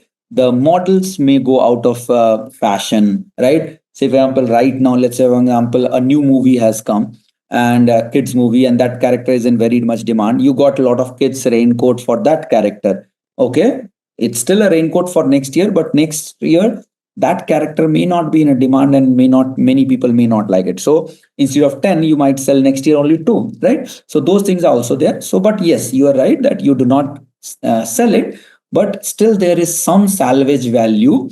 That okay, it may not be 10 out of 2, but it may be still, let's example, out of 100 unit, 10 unit got bad. So 10% you got minus, right? So that basically your next year the inventory would be only 90%, right? So that's your loss as well, right? So you have to factor in those things as well. So as I mentioned, these salvage value, these business model and everything depends on the part. There can be some things where the salvage value can be zero as well, right? Like veggies, if it is waste, next day it's thrown on the road, that's it. You would have noticed, if not sure if anybody of you have been to mandi, by end of the day on mandi, half of the mandi roads would be covered with all the waste veggies which are like which have become rotten and all, right? So they just simply throw it, and all those cattle, cows and other folks and all, they'll come and just eat those rotten veggies and all those things. But there are a lot of veggies which gets thrown away, right? So they may not have very any salvage value to matter, right? So yes, Ranjit, as you mentioned, every product will have a different story, right? Not everything can be model and single, but this is just to give a context that what are these concepts, and then based on that you define the model. All right. So with that, let's quickly move to some of the review policy. So these two are very important review policy. So one is continuous review policy and the other is periodic review policy. Okay. I'll quickly okay, what's the time? 9:30. We'll take a break, but before going to the break, I want to quickly ask. I want some hands to be raised. When we say review policy, what do you mean? Review policy. Forget continuous, forget periodic. Review policy. What do you mean by that? So you are right. What does review policy mean and all? So what we are going to study is continuous review policy and periodic. So there are two types of review. When we talk about inventory management, as some of you touched upon these concepts, basically when to order, how much to order, that's what we try to review. And then we, based on that, whatever decision outcomes happens, we do the review. So there are two approach or two models or two theory. I'll not get into the comparison that which is better and which is not good. Both have their own set of pros and cons and is suitable for a different set of business. So there are some business which prefer continuous model. There are some business which have to do periodic. There are majority of the business who do a blend of those as well. So not every time they will do continuous, or not every time they will do periodic, right? So it will be maybe a blend of that, right? So that's how also it works. Okay. So is that okay? Shall we move to the continuous review policy? So what we are going to see is the review policy, right? So now, if you see, this is my continuous review. Let me just, I think, remove this. I think when I was typing. Okay. Okay. So if you see here, right, the continuous review model, now it's often termed as SQ model as well, right? Where S is the reorder point and Q is the quantity, basically, that how much we should order. It's a fixed quantity. So it's often referred as SQ model as well. Reorder point is basically at what point you have to order. A reorder, basically. Let's say you are replenishing your stock, right? Say, for example, you are a electronic outlet company, retail store, and you have to, the same, let's say the Best Buy we are talking about, right? The HP computer. We saw this. So at what point we have to order and how much we have to order, right? So that's basically the reorder point, that predetermined reorder point, that's S. And what is the fixed quantity that I have to order, that is Q. So continuous review model, when we talk about what it is, basically is that a system where inventory level are constantly monitored. So every time throughout the process, throughout the life cycle, it would be monitored. Of course, not by manually, it's not possible. So systematically, you will have some tools, ERP system, the inventory management system, monitors these levels, that where the inventory levels are. And every time the inventory position reaches a particular order point, that okay, every time I have an inventory of 10 unit left, I'll order another 50. Next day again, tomorrow, if it has still not reached 10, I'll not order. But every time it reaches 10, I'll order 50. So your reorder point is fixed and the order quantity is fixed, that every time you order 50. Why you would have defined 50? Any idea? What decision would have led you to decide this fixed quantity? Economic order quantity. EOQ. Remember that what is the lot size? How much I can store, how much a holding cost would be less. So that is the OOQ. Again, that's also one factor. But since we have not discussed OOQ in much detail, that's why I did not want to bring, but you are absolutely right. So EOQs, OOQ, these are the concept which help you to determine that how much you should order, right? That's the fixed quantity, correct? That every day your EOQ will not change. You have a fixed set of delivery holding costs. You have a fixed target of ordering costs, and all based on that you have defined a quantity that 980 was the, or 950 was the EOQ for Best Buy. Similarly here, some Q you have defined. So your system has, so this is the continuous review model, that every minute, every hour, every day, round the year, round the clock, your system will keep on monitoring your inventory level. The moment it reaches a reorder point, you order a fixed quantity. So here, the order quantity is always fixed. Now, what are the key characteristics? Continuous monitoring, as I mentioned. Order quantity is always fixed. Q, that's the order quantity. And order placed when inventory position reaches S. That's your reorder point. Okay. What are the advantage? Advantage, there would be minimal or no chances of stock out, because you would have defined that, okay, unless you have done a reorder point of 0, then of course you are getting a stock out for sure. But if you have defined that, okay, maybe 20, if it's there, and I'll order some safety stock, you have kept it that, okay, this is my safety stock. It when you order, it takes 2 days to reach to your place. So 2 days, how much normally you sell, that much you keep as a buffer, and then you start ordering every now and then. So minimal or very low or almost nil chances of stock out risk due to constant monitoring, because every moment you are monitoring, right?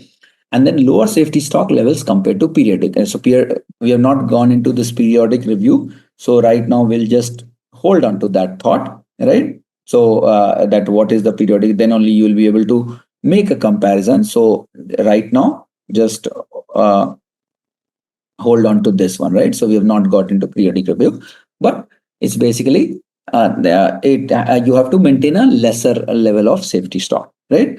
Now, what are the disadvantages? It requires more sophisticated inventory tracking system. What did I say? Manual, it's not possible, continuous monitoring. So you have to implement a system. The system might be a big ERP system, an inventory management system, a monitoring system, maybe a bot or something, and some alert mechanism also that, okay, as soon as it falls down, you send an alert to your inventory manager and all those things and all, right? And of course, you might have to place order very frequently. That may require more admin and cost as well, that you might have some order manager who would review those orders, because the moment all these orders gets created, you do not blindly, in reality, system may create order, but there has to be some approvers. If you are working in some of the supply chain, some of you would notice that there are some order manager who approves if the that, okay, whether this order was correct or not before sending it to the supplier, correct? You do not want to blindly keep on sending and they will keep on invoicing you. That's a bad model. So those admin cost and all would be also on a higher side. So that's basically the continuous review model.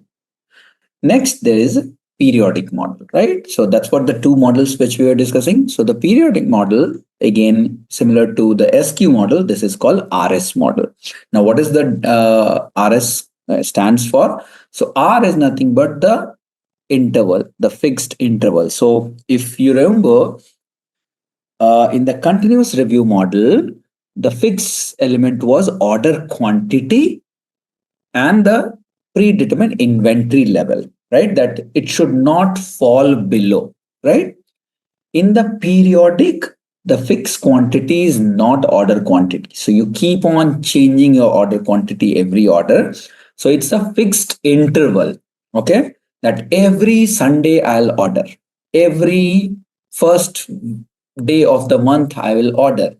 Some of you yesterday said that in your org, every 29th of the month, you receive order, right? So those are highly chances that they might be following these periodic review, that they might be doing a periodic review at the end of the month, and you would be receiving those order to ship it out within next couple of days or so, right? So it's a fixed interval, not the fixed order quantity. So it's a fixed interval, and how the order is placed to bring the inventory level up to a predetermined target level. So in the previous, so the very thin line is there on the continuous and periodic. In the continuous, your whole intent was that your inventory should not fall below this. Here, your intent would be that make sure that you maintain this inventory level. So think of this way, I'll give you an example that in your business org, you say that every week I will order to make sure that my inventory count at the start of the week is 500. Okay. So let me just go back here. And again, let me add a sheet here. Okay. You can see my sheet, right? I hope I'm sharing yeah. Okay. So what happens, say for example, your target inventory level is, let's example, 500. Now what you do, every Monday, you have to ensure that you start the week with 500. That's your target level, right? This must be always maintained, right? So that is what basically your target inventory level is. So every Monday you review. That's your periodic review, because one thing, what did I say? That your period is fixed. So week, right? Every Monday you order, right? So let's say example, let me move this. When you are, and this is the current inventory, and then order quantity. So on first Monday, when you see your current inventory is 350. So what would you do? You do order quantity minus your current. So you order 150. Second Monday of the next week, after a week, your inventory. So again, what happened? And so here the total inventory at the start of the week would be, would be starting inventory plus what you ordered, correct? So that's how your inventory would be maintained. Now next week, example, what happens? 400 orders fulfilled. So your inventory again, Monday, it fell to 100. What you'll do? In R was fixed weekly. We have to again bring it to 500. So how much you will order? This minus this. So this time you order 400. And of course, because your target is still maintained. Third Monday, what happens? There was a dull season and only 50 unit was sold. You still have 450 on hand, basically in your stock. What you do? This time, this minus this, because only you order 50 and that will bring your inventory to 500. So what is the two things what you are making sure? That your target inventory level is always constant at the start of your review cycle. And the review is always fixed interval, 7 days, 1 week, 1 day, 1 month, 1 year, whatever. Clear on the continuous review policy? Yes, no? Now, the same thing. So this was periodic review. Similar to this, we will have a continuous review also, which we studied. So since we are trying to check with the example, now if you remember, anybody, tell me two things which was fixed in continuous review. You can type, you can speak, whatever works best for you. And Praveen wants to talk. Yes, Praveen. First, let's see what is the two fixed elements. Similar to periodic review, we have target inventory level fixed and the review period fixed. What is the two fixed parameters for continuous review, which we discussed today? Okay, I got it. Yeah. Do you remember? Do you want to speak up on that? And No. so cut you midway basically, because we just want to make sure that at least the flow is maintained for everybody's benefit and we do not get off track and all right. So picking up something new randomly, we'll try to avoid it. So that way is fixed, right? So order quantity, that every time I'll order in the quantity of 100. And the other thing is what we call is that reorder point, right? ROP. So ROP is that, okay, I do not want my inventory level to fall below 50. Okay. So what happens? Day one, let's say example, your current inventory, and then order quantity is anyway fixed. So the new order new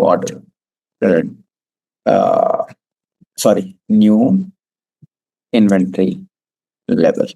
Okay. So here, let's say example, when we talk about day one, right? So what happens? These two are fixed, right? So we are putting this. So now what happens? Day one, let's say example, your starting inventory is 50. Okay. Current inventory level is 50. Now what happens? Your system will monitor it. Is it below ROP? No. So would you order? Yes, no? No. No. So the new inventory continues to be 50, right? I did not order. Order. So here we'll say no order.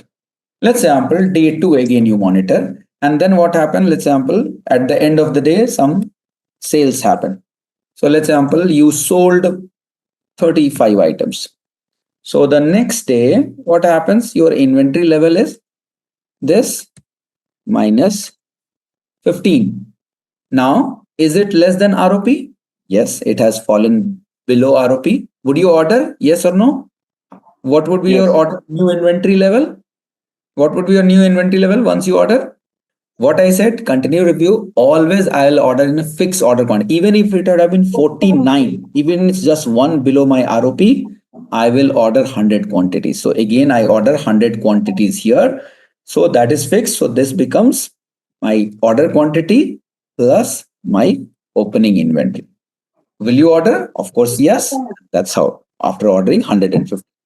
Next day, let's sample you sold 90. So what is the day three? Your this minus this 25. Would you order? Absolutely yes. 125 because my remember the order quantity is fixed. It's always 100. Unlike in the periodic, the order quantity was changing. Here, I don't care whether my inventory level is 49 or 15 or 10. As long as it's below 50, I will always order 100. That's it. Always. Clear so far? So we have a concept of batch that, okay, we have to make sure that it comes in the minimum lot size, right? That, let's example, you cannot order one switch from a supplier, right? Minimum you have to order 200 or minimum you have to order 500, something like that and all. So of course, those factors also comes in. So what happens? There are systems which creates order automatically. So this is one point where it will feed in the data that boss, you have to create an order. Now the data goes from these planning system and an inventory system, but along with that, you maintain some of the master data at the item level. So you round off to those. So say for example, here your order quantity comes as let's say example 22, but they ship it in a carton and the carton packs always 25 items. So even if it is 22, it will round off to the next packaging size, which will be 25 because they cannot fit 22 items in a carton. It will be 25 items. So those also are there, which is like from the master data systems also those flags and those pointers come in while you create those orders. So what we call is like how much the order quantity should be there, and all those determination, right? So these happens based on the determination, some of those order determination and the account determination and the item determination and all those things also happens, right? Now, so but you are absolutely right that depending on the part and depending on the supplier and depending on the contractual agreement, there are minimum quantity that I cannot order 1, 2, 5, 10. It has to be in multiple of. So there's a concept of pallet size. So there are a lot of things that, okay, I have many of the items, which always I have to do a multiple of 108. So if either I order 108, if I have a requirement of 110, I have to order 100 and not 110, I cannot order, I have to order 216, something like that. So it's always upward. Or maybe you have a rule that, okay, if it is within 10%, go one level down, but if it is more than 10%, go one level up. So all those comes into those calculation as well as and when we move further. But yes, that those also would be the factor that has to be taken care during the order management process. Okay. All right. Next day, on day 3, end of the day, you made, let's say, example 75, or let's example a sale of 70 units. So on day 4, what happened? What is your starting inventory? This minus this 55, right? Will you No. order? No, your new inventory will continue to be 55. So basically, what happens? You make sure you have a storage to accommodate between 50, which is your reorder point, to the max 150. At any given point of time, you will have only this much inventory. It will not fall below 50 and it will not go more than 150 because your order quantity is 100. Correct? If it is, for example, so do you see any scenario where it will hit at any point 150, more than 150? Exactly. And will it fall below 50? Because the moment below 50 it hits, you order. Right? So max would be, so you'll kind of plan your warehouse operations and the storage operation in such a way that you have those options to kind of unload the truck and all. You do not want to get into that situation that a truck comes in your unloading area and you do not have space in the warehouse. That's a big disaster, right? So those will also, of course, we'll have to plan all those things. But yes, but the inventory, because this is not the periodic review. In the periodic review, what happens? Your inventory is always fixed, 500. That's correct.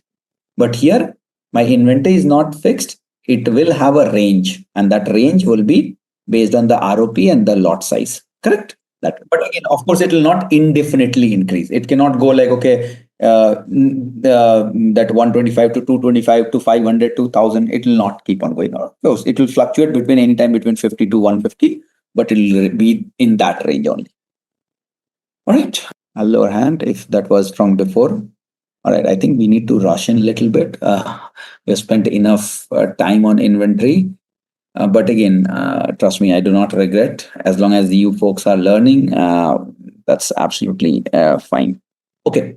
All right. So that's what we discussed. We did not go through the detail, but we discussed on the review, periodic review. So by now, I do not want to repeat again. Right? These are some of the key characteristics, that it has fixed interval, order quantity varies, and all those things, right? The order placed to bring inventory level up to S and all, right? So it has advantage, simple to implement because you are doing a fix, right? You do not need a system to monitor, right? Fixed quantity, you do not have to worry about how much to order and all those things. Every time you have fixed order size and all those things and all, right? So you don't have to worry about all those. So those things are advantage. Drawback would be higher safety stock, because even if it falls one unit below the ROP, you will order a full quantity of 100, right? So it's high safety stock. So your safety stock was 50, that is the reorder point, but you may have 150, 149, 145, 140, right? So it's higher level of safety stock and all those things. And then higher risk of stock out can happen because you're not doing a continuous review. What if, say, for example, why this factor? You are doing every periodic review, right? You're doing every Monday. What if you sold all the 500 unit on Wednesday? Thursday, Friday, Saturday, Sunday, you are stock out. You do not have anything, correct? You're not doing a continuous review. So there's no system to review. So for 4 days, you do not have anything, right? So the chances of stock out is higher on those things. Clear so far? Perfect. Right. ROP value, Girish, yes, those are some of the things that, okay, what would the ROP point and all? These are determined by lot of factors. Normally, the planning system who ingests this data, but typically based on the historical data, by the future demand and all those seasonality and all those things, the ROP and all those things will be done. That, okay, what would be the bare minimum you want to always keep so that you do not stock out? So there are multiple factors. Some of these things may get clear when we discuss some of the planning concepts, the demand planning and all things. But again, many of the things are still uncertain and all, right? So the tool decides and all, you feed in some of the data, but multiple parameters does factor for those ROPs and all. Okay. All right. Okay. So let's quickly move. So here is a quick comparison. I'll not spend too much time here. You can see here, just I'll take a pause of a minute. I'll let all of you to read through this table. Just read through this table and let me know if you see that anything which is not clear. I'm assuming we have discussed all these things already, but I'll give you a minute to read through and let me know if you want me to further explain all these. Okay. Are we good to move, or do you want me to discuss anything out of this? We're good? Or still reading? Need some explanation? Okay.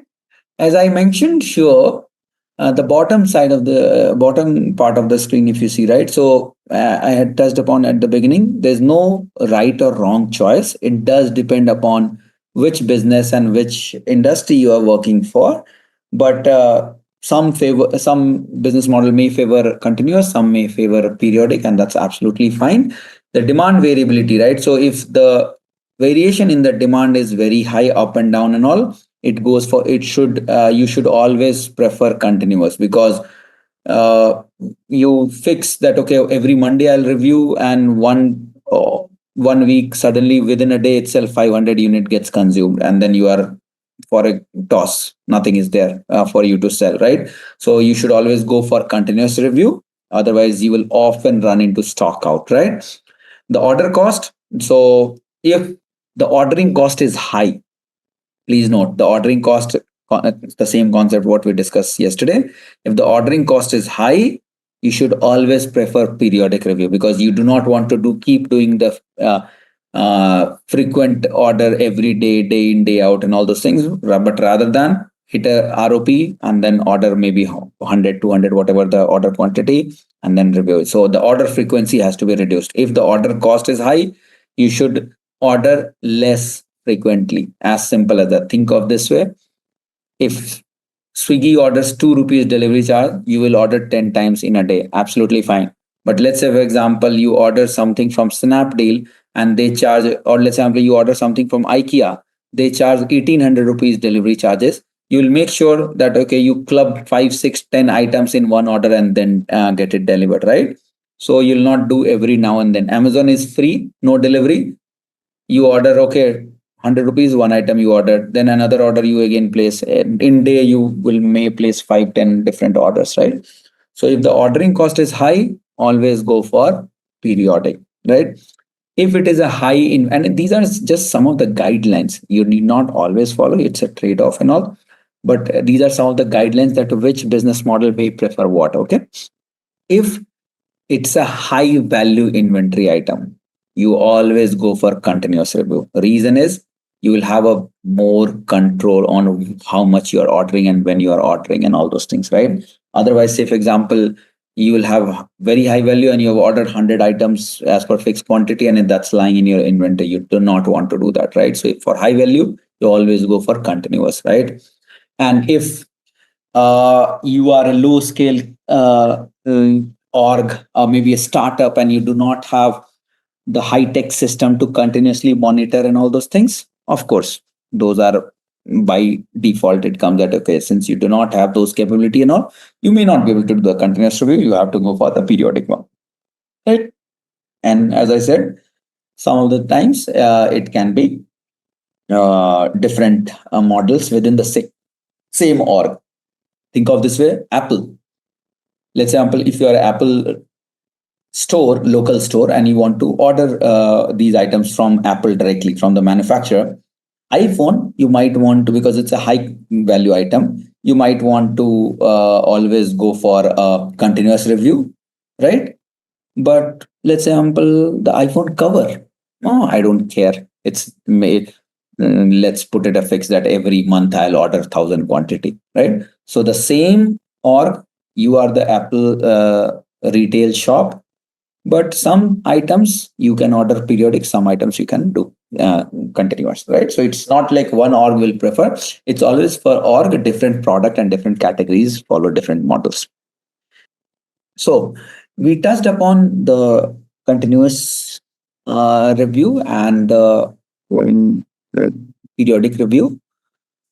Let's quickly see some of the metrics. Okay, so there are performance metric and stockout cost metrics. So see, any process what we do, there are, of course, we have to follow along some of the metrics, right? That how we monitor our system is behaving correctly, how we monitor that how much lag is there, how we assure that okay, yes, everything is working as per expected. We design system, we design solution in a way, but it may or may not work in some fashion, right? So we wanted to, primarily from inventory perspective, there are two types of metrics or KPI, basically metrics which we kind of monitor on day in day out basis, and it happens for pretty much every single supply chain orgs. They do monitor these are very critical metrics, and these get reported to the leadership levels, right? So your VP and your senior director and all those will have some of the dashboards and visibility and all to see some of these metrics as well, right? So the two variation, one is the performance metrics and the other is the stock out cost metrics. So performance metrics, what is the performance metrics? Performance metrics is like basically it provides some of the additional insights and guidelines to if how much your inventory management process is effective and efficient, right? So how it's behaving, that's basically. And of course, based on these metrics, you take certain decisions. So all these metrics, any of these dashboards, the metrics, some of the data elements and all, what is the use? Use is, of course, you do some decision making based on that, right? So that's what the use of those metrics are, right? These metrics are also called as KPIs, which is key performance indicator, right? Key KPIs stand for key performance indicator. So first and very important is inventory turnover. What do you mean by inventory turnover is, and these are very industry standard words. So it's not, and you will see when we discuss other modules of the supply chain as well, these terms keeps on getting repeated and all, right? When you work also in your org and all, these terms you'll often come across, right? So inventory turnover, as the name itself suggests, how basically your inventory is kind of getting consumed, right? So basically, if you get 100 item and you sell 100 item, that's the best inventory turnover. Get means get from supplier and sell it to customer. That's the best, right? Think of this way, a vegetable vendor buys 100 pieces of mango from mandi and sells 100 pieces to customer. That's the best inventory turnover, correct? If they buy 100 pieces of mango from mandi and sell maybe 50 pieces of mango to customer, the inventory ratio is what? 50%. Now, which is better? The 100% or the 50%? Of course, the 100%. What does that signify? A higher inventory turnover is, that means you are managing the inventory better. What do you mean by managing the inventory better? That you are planning that how much you have to buy, how much you have to procure, and all those things, all those planning you are doing perfectly, right? While one is the most ideal, that 100% inventory turnover is the most ideal, it may not be practical and realistic, right? So, but yes, a higher inventory turnover ratio indicates that your inventory management is working very nicely. You have better planning, better management, and everything, right? So that's the inventory turnover.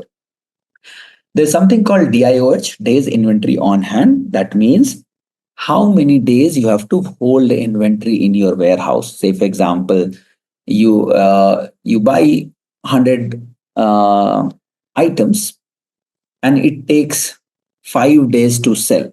What did it mean? You bought 100 items from supplier, so you paid them 100 items. You paid the money to supplier for 100 items. It took 5 days for you to sell. That means for 5 days your money was blocked. After 5 days, you got all the money which you paid to the supplier back after selling along with the profit. The other case, you buy 100 items from supplier and you take 25 days to sell. Which is better? Lesser or higher? The lesser number, correct? The lesser number of days, the better it is, because you pay to supplier, you get it from customer. You have to wait for a month to realize those gains. That's a bad business model. You wait for 1 year to realize that gain. That's even worse, right? So that's what it says. Represent the average number of days of inventory held before being sold. So lower, it's good. As simple as that, right?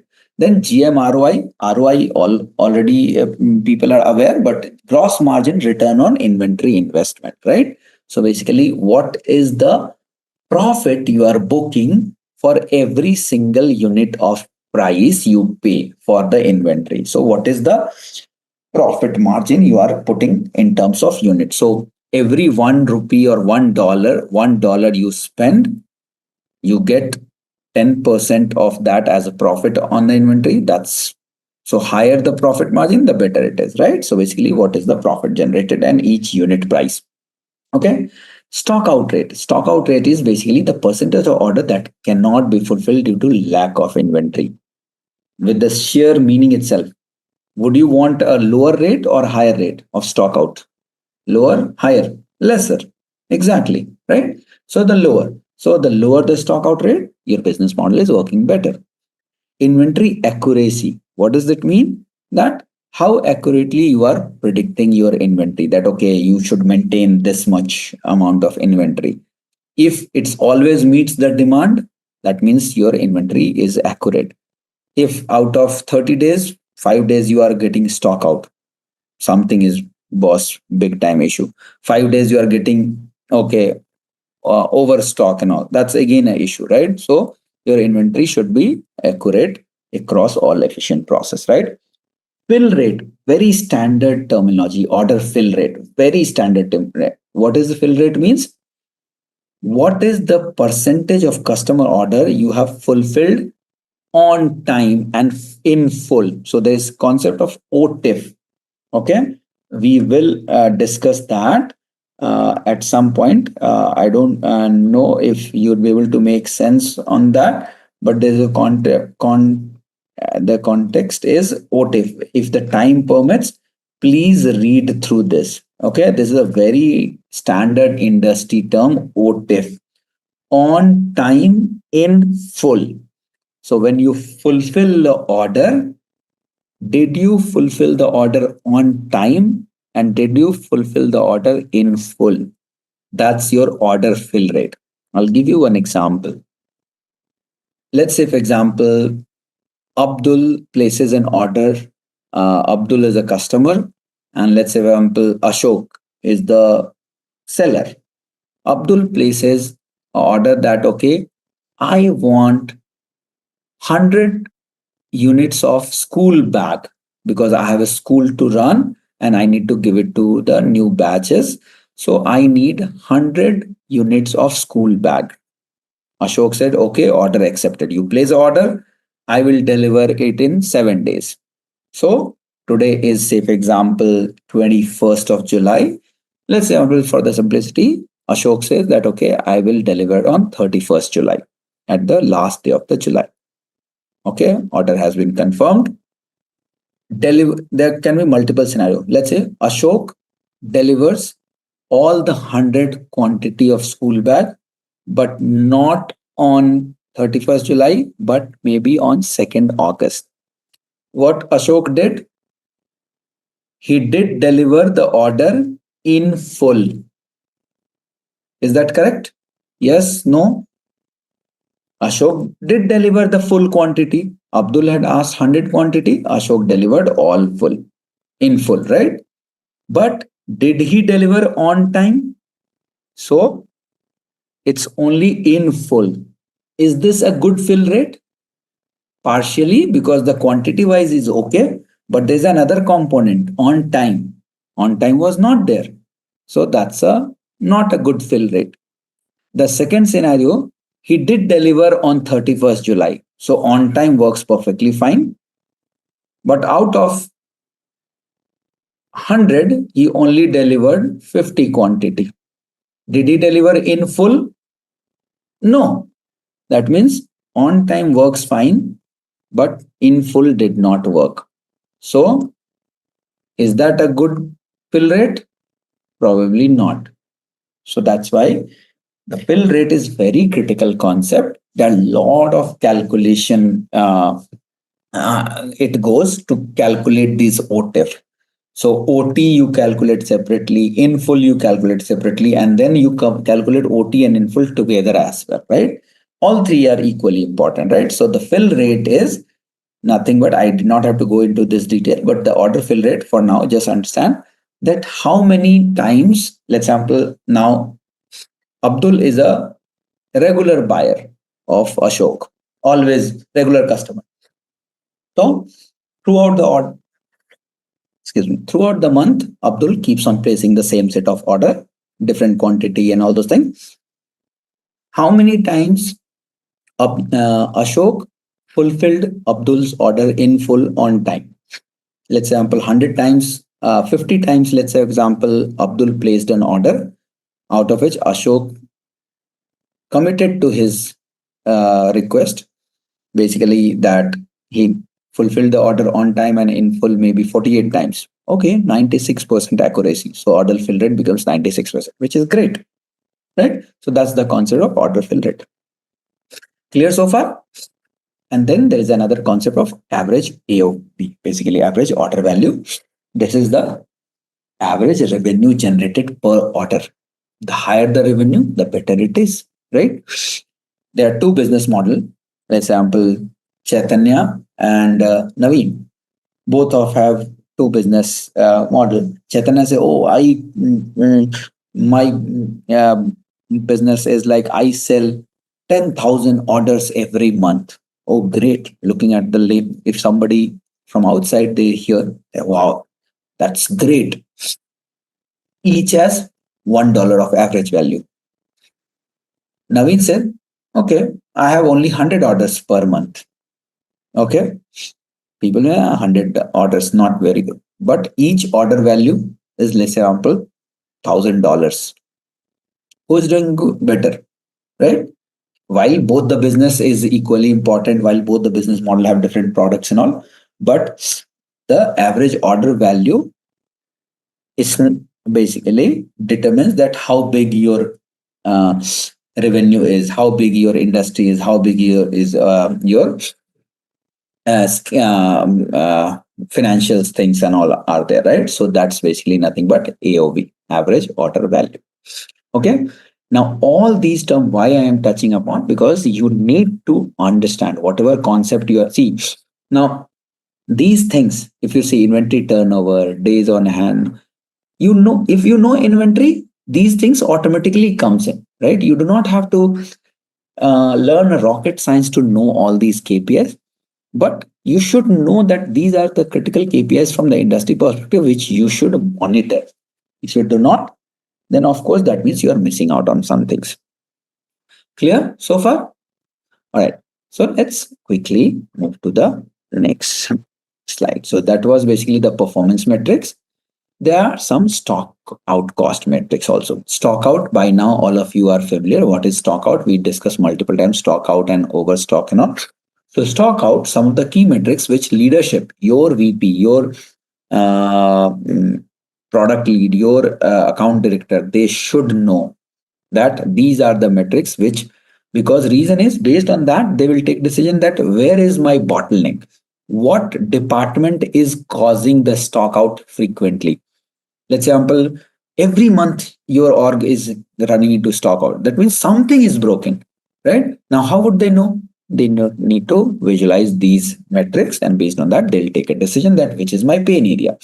So, of course, one is lost sale, right? So, how much sale you are losing? on the stock out. So that's basically revenue lost due to inability. Now, why this is important? Because if you're not losing, even you are getting stock out. Let's say, example, every you have a periodic review. Every Monday you do a review and you place order. Every Sunday you are getting into stock out. Okay, but Sunday your market is closed and you do not sell anything. Does that impact you? Let it get stock out. How does it matter? Anyway, you do not sell. Monday you are anywhere refilling and you'll start selling it. So that's actually, if you see, that's a very good thing, right? So that's why it's very important that just because people say, oh, every Sunday you're getting stock out, it may not be a bad thing. So try to get a additional insight that did that stock out cost you lost sale. You put a Christmas tree shop and you stocked out on 25th night. Is that a bad thing? Maybe not, because all the Christmas tree would have got sold by 25th evening. Forget the 25th night, 25th evening itself, say for example, you got stock out. That's a very good thing. Whatever you got, everything you sold, right? You did not lose any sale. So that's why it's very important to understand the insight of what is the lost sale because of stock out. Like the back order cost. There's a concept of back order. Back order, what happens? That, let's say, you are a customer, 5 different customer places an order on Amazon. Okay. Same product. All 5 got an order confirmation that the order has been confirmed. Amazon only had 4 quantity. 4 they will be able to fulfill. 5th one, what they will do? Any thought? What will happen to the 5th order to Amazon? So canceling the order is the last resort any company does. They do not, once they have confirmed the order, they do not want to cancel the order unless they don't care about the customer preference and all those things, because next time you will think twice before ordering anything, correct? So what they will do, they will reach out to the supplier. They're okay, can you ship it overnight? Maybe something, this, that, and all. They will rush in and put all the resource, extra money, and this, that, and all. They will fetch it. And then they'll fulfill the order. Because they might not make profit on this order, but it's a long-term commitment that they do not want to lose this customer. So what they do a back order. That is that concept that, okay, you confirm an order first, even though you do not have inventory, but you do whatever you want at the other alternative to get it expired shipment, this, that, and all from the supplier, provider, and all those things, and then you fulfill that order. That's the back. It's always on a higher side because you are getting one item, expired shipment, overnight shipment from at a higher cost, and all those concepts will come. So it does cost you higher. So what is my back order cost if you stock out? That needs to have the visibility should be there. Okay. Because you may get on a higher price, correct? From the supplier. You may want to get it from somewhere else, right? So that might cost additional thing. Expedited shipping cost. You may not, all the regular order you getting maybe a 2-day shipment, expedited you want to get a same day shipment. You have to pay more from the delivery charge. That is also cost. What is the charge? Customer dissatisfaction. If you stock out and you do not fulfill, how many customers are basically getting dissatisfied? That's basically that cost. And then lost profit margin, right? That if you did not make a sale, so that is the revenue. But for that sale, how much profit you would have incurred, which you lost. So lost profit, that's another concept. So these are some of the metrics which you should know from the stock out perspective.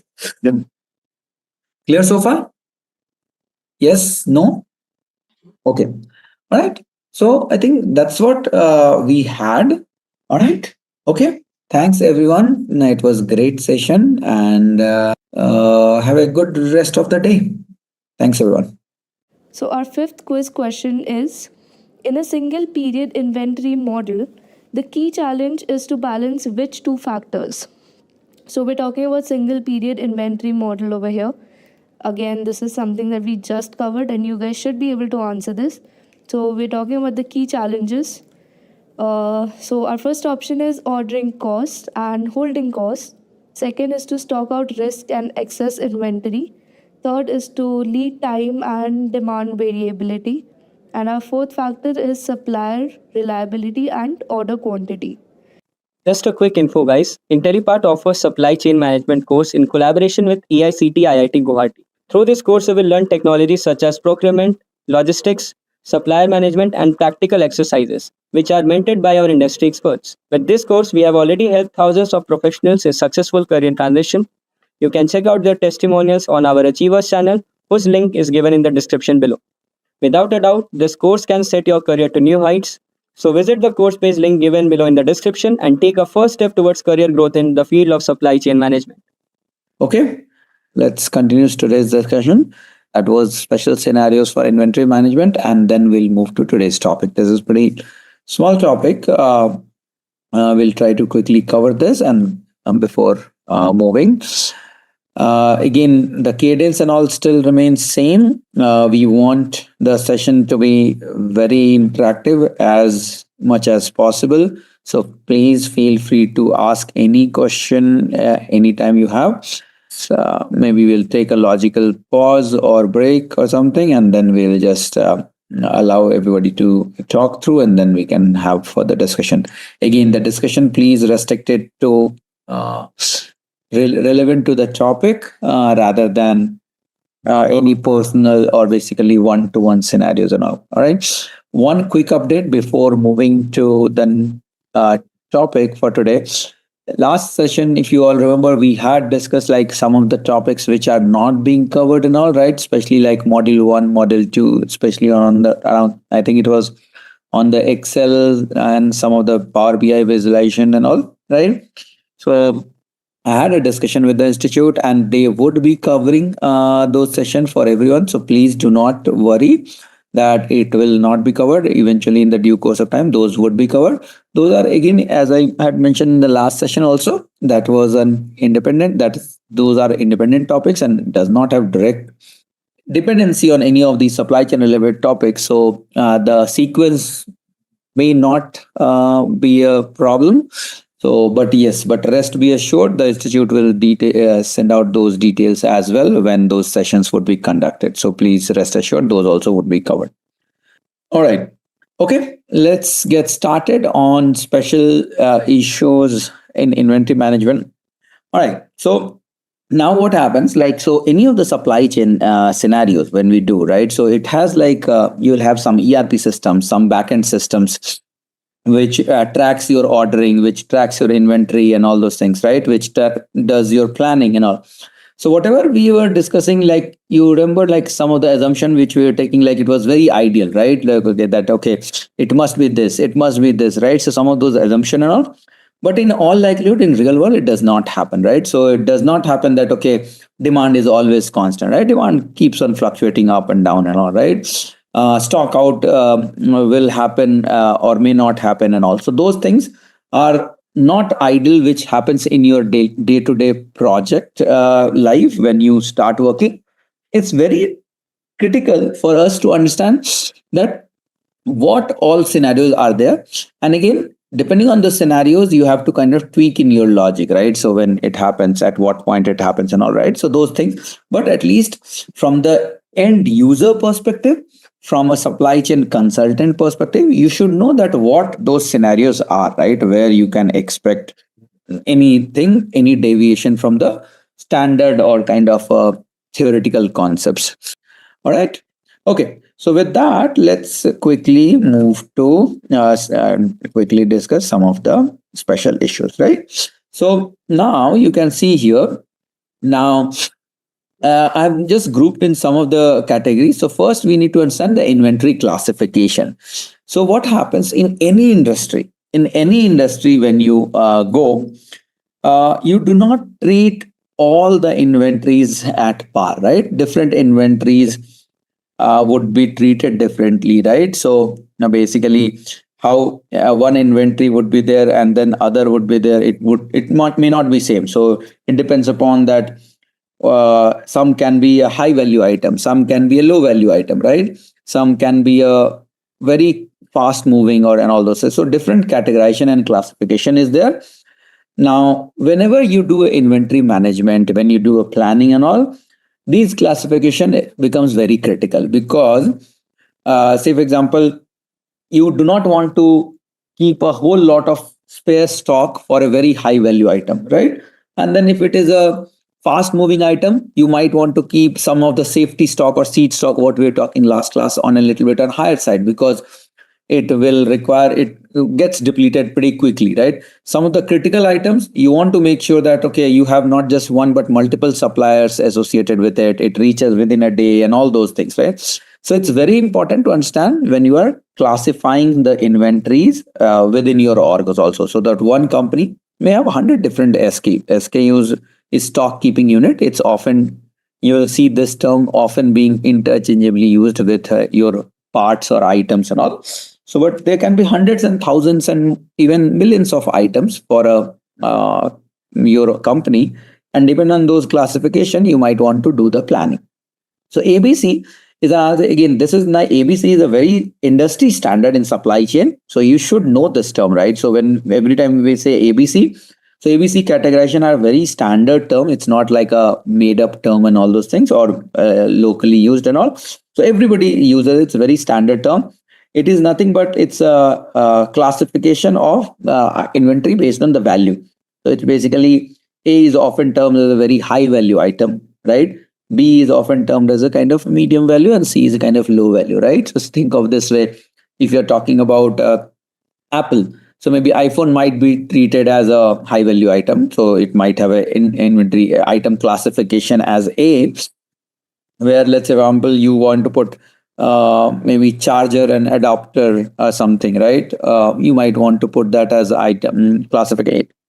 Item classification as B, and maybe iPhone cover or screen guard, maybe you might want to put as C, right? So depending on that, right? So that's one classification which you should know. So every time when you design supply chain system, you define all these items, right, in your system. Now these classification must be defined because your rules would be based on these classification, right? Similarly, we have something called fast moving, slow moving. This is again, it's as its literal meaning. This is the same thing, right? So there are some fast moving items, some slow moving items, some non-moving items. Can I have a quick example of fast moving, slow moving, or non-moving for ABC analysis and FSN? So the second point, what we have mentioned here, right? Fast moving, slow moving, and non-moving, these are called FSN analysis as well. It has no relevance. So you cannot say that item classification A will be fast moving or vice versa. No, it may or may not be, right? So think of this way, and somebody rightly gave a couple of folks rightly gave the example, right? That fast moving is a typical fast moving is like a bakery product or the fresh products. Those are actually fast moving, but those are definitely nowhere item classification as A. Those are not a very expensive item, right? That will always get into the C classification, right? So fast moving, FSN, what we call fast moving, slow moving, and non-moving. Think of this way is like, and for first two categories, most of you were kind of right, that fast moving, which you gave example, slow moving also, that electronics product, the TVs and all those things. It was kind of right. Non-moving, think of this way, is like you go to a D-Mart or any departmental store, the Walmart, the retail shop. So they'll have some of the inventory which customer takes it and all. They have shelf and all as well. Shelf, refrigerators.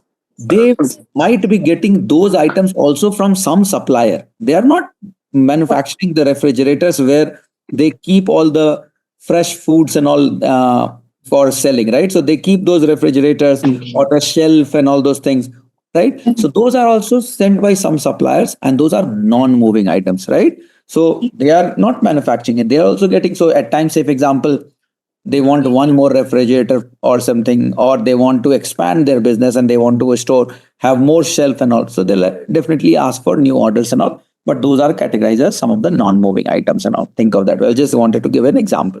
See, think of this way. Then right now, when we are putting the example which I put, right, the retail store. So from the retail store perspective, you have to look. You cannot say that, okay, one item fast moving I see from retail perspective and the non-moving I see from supplier. It has to be all three from the same perspective, right? That's what it differs. Different for some people, even the veggies can be a high item, right? Think of this way. If you go for a local vegetable shop, so for that, some veggie might be a high item and maybe some might be a low item. So they can also have a classification, but it doesn't happen. But I'm just giving a perspective. So the access should be same, right? So right now when we are giving the example, it was more from the retail outlet. So that's why that shelf and refrigerator becomes a non-moving item. Okay. And then of course the third category is critical, essential, and desirable items, right? So these are basically that critical items you can never take a chance to get out of stock. It becomes a big news, big issue, right? If it is a critical item. Yeah, all of us remember the COVID days, all these critical items and all, when they were going off the shelf and all, it used to be national news, right? That okay, food is not, the rice is not available on the shelf, or the toilet paper is not available in US market. So toilet paper becomes a critical item in US. So that was big news. In India, many of the retail shops and all, some of the food items were not available, and also those things are critical, right? Similarly, essentials. So some of the essential services are there, and then of course the desirable. That okay, yes, good to have and all, right? Like think of this way, perfume is a very standard example of okay. It may not be critical. You can still survive for a couple of days without perfume, right? It's a more like a desirable, right? So these are different categories. Basically, again, it all varies industry to industry, but the bottom line is that when you're designing your system, when you're putting together the inventory management into place, you have to define that how you want to kind of define your inventory. Because the reason is most of the inventory planning, when you do planning based on these classifications, that every critical item, I'll make sure that I do a monitoring of inventory as a continuous monitoring so that I never get stock out. Okay, desirable item, maybe once a week I'll do, right? So that's how it becomes important to basically that you categorize those parts within your ecosystem correctly, right? Similarly, fast moving, you might want to do a continuous monitoring, right? You want to keep a safety stock at a higher level. Similarly, non-moving, maybe once a month, maybe once a quarter, like that and all, right? So that's how that is the reason classification of the inventory becomes pretty critical for the designing the system, right? Now, the another perspective of this is the inventory valuation, right? So inventory valuation again is another factor that how the inventory price gets impacted due to inflation, right? Some of the things are there which are directly tagged to inflation. Some may not get directly impacted. Maybe it takes a while to kind of get that adjusted and all. The degree of price rise may differ from inventory to inventory, right? How you are doing a valuation. So think of this way: if it is a fresh produce and all, right? So what you would do, that whichever came into your warehouse, you might want to move that only as out, right? That's how you do it, right? Because otherwise the chances of last one in the stock may always be there, and that may get bad, right? So those things are there. Similarly, so what will happen, that if you do not follow the FIFO method of consuming it, the price on those inventory may become bad. Same goes with the electronics. Think of this way: the whatever is there in your warehouse, whichever gets manufactured first, you try to sell those first. Otherwise, what will happen? 2 years old model still lying there in your warehouse, and that may fetch lower value or basically no value at all, right? So those are some of the valuation method, that okay, what inventory you choose, whether it's like okay, how it is impacting the inflation, what is the cost of scrap, right? If say for example, if you are losing the inventory, let's sample over the period of time that you are not able to consume it and you might have to scrap it, do you get any value? If no, then you might want to take a chance that okay, make sure that you do not get those unused inventory ever, right? Otherwise, because there is no scrap value. But if there are some inventories are there which will fetch some of the value, basically either through scrap or through return and all, you may take a chance that okay, at least you are getting something, right? If it's not that. So those are some of the angle as well which the inventory planners and all take a look, right? the next item is the demand forecasting, right? So when we talk about the demand forecasting, so we assume that yes, demand is uncertain, but it doesn't happen. So what happens, like festival time, your demand may surge up, right? In US, for example, if it is a winter time, the demand for the cold product might not be that great, right? It might be lower. So continuously, you have to keep on changing your logic for inventory, that okay, how much inventory you should keep, right? You don't want to keep like a safety stock or seed stock of, like example, 100,000 if the demand is low, right? But in the peak season, you might want to keep those higher safety stock, so that you do not run into the out of stock issue, right? Or shortage, inventory shortage issue. So those demands are uncertain.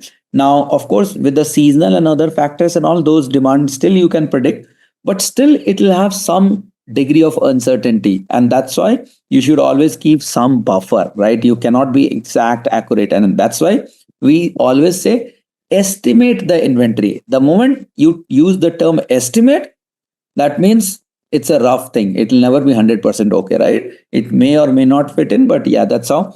But that uncertain would always be there. The seasonality we already touched upon, right? The product life cycle, right? So different stages of the product also does impact the demand pattern, right? So if, let's example, you have a cyclic production thing, that okay, first quarter of the year you produce, the second quarter you kind of do marketing, and third quarter you do selling and all. So during first quarter you may have more demand, right? In the second quarter, maybe not at that much demand for the raw material and all those things you have to kind of generate, right? So those things also does impact that okay, how you want to play around with the demand forecast. And that is the reason any tool when you use, right? So the tool, so in order to generate all these orders and all, you have to do the demand forecast. You look at the historical data, you look at the forecast, and any tool, what it does, it never looks on the history and all for a month or 15 days and all. It always looks at a horizon, so that at least it averages out, right? So, let's example, you just look at a history of 7 days and then you do the demand or you do the inventory planning. The chances are that it will be a wrong estimate, right? Because 7 days, it's not a good window, right? So when you span it across for over the year or two or something, then what happens?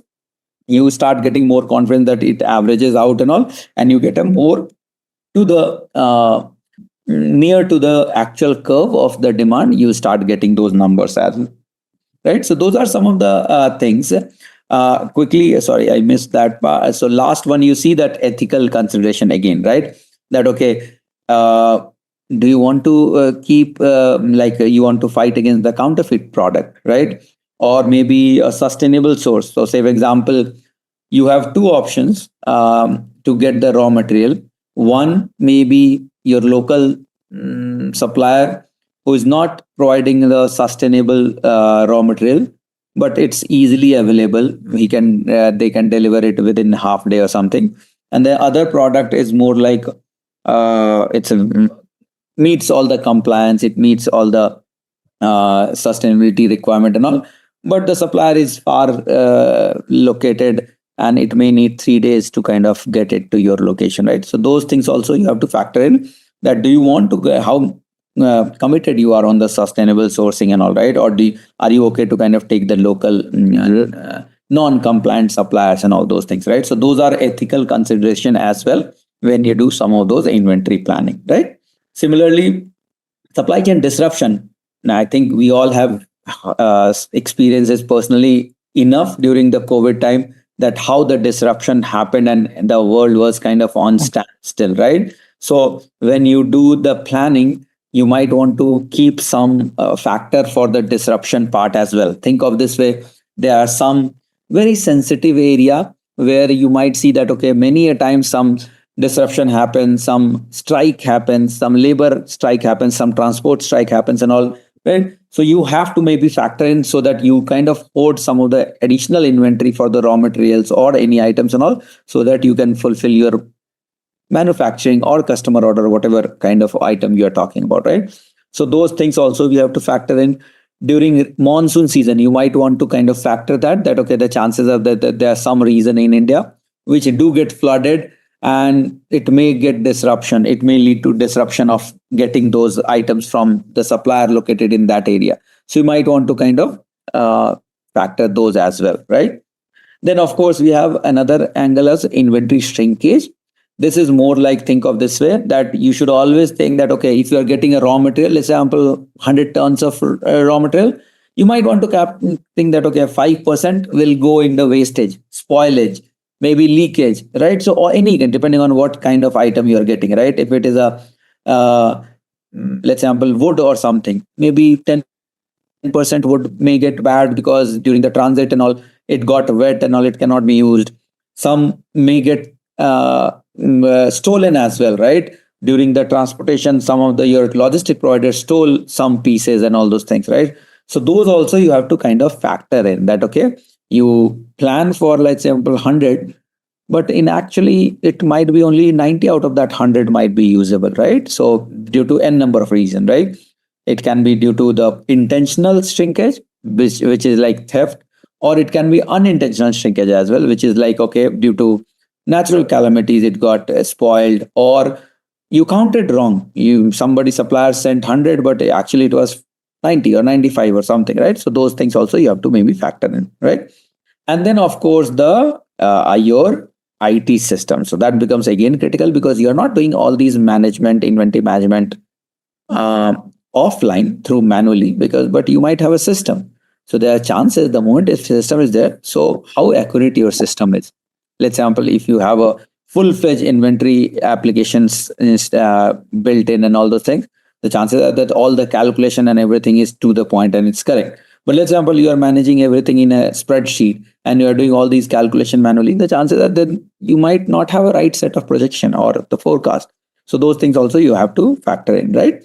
And then of course, the risk management, right? That okay, how much you want to rely on single supplier, right? What is your contingency planning, right? So contingency planning is like, say for example, let's example, Russia-Ukraine war was happening. What if your supplier is based out of Ukraine and they are the only one supplier? What happens?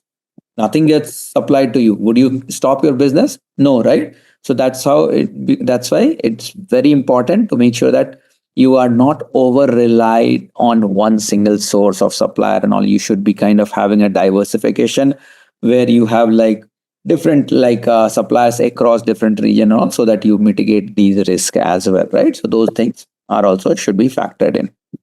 Okay.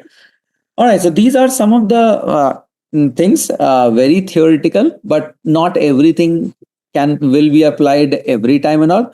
But depending on what industry you're working, what scenario you're working, what region you're working and all, some of these things may or may not apply to your inventory planning. Okay.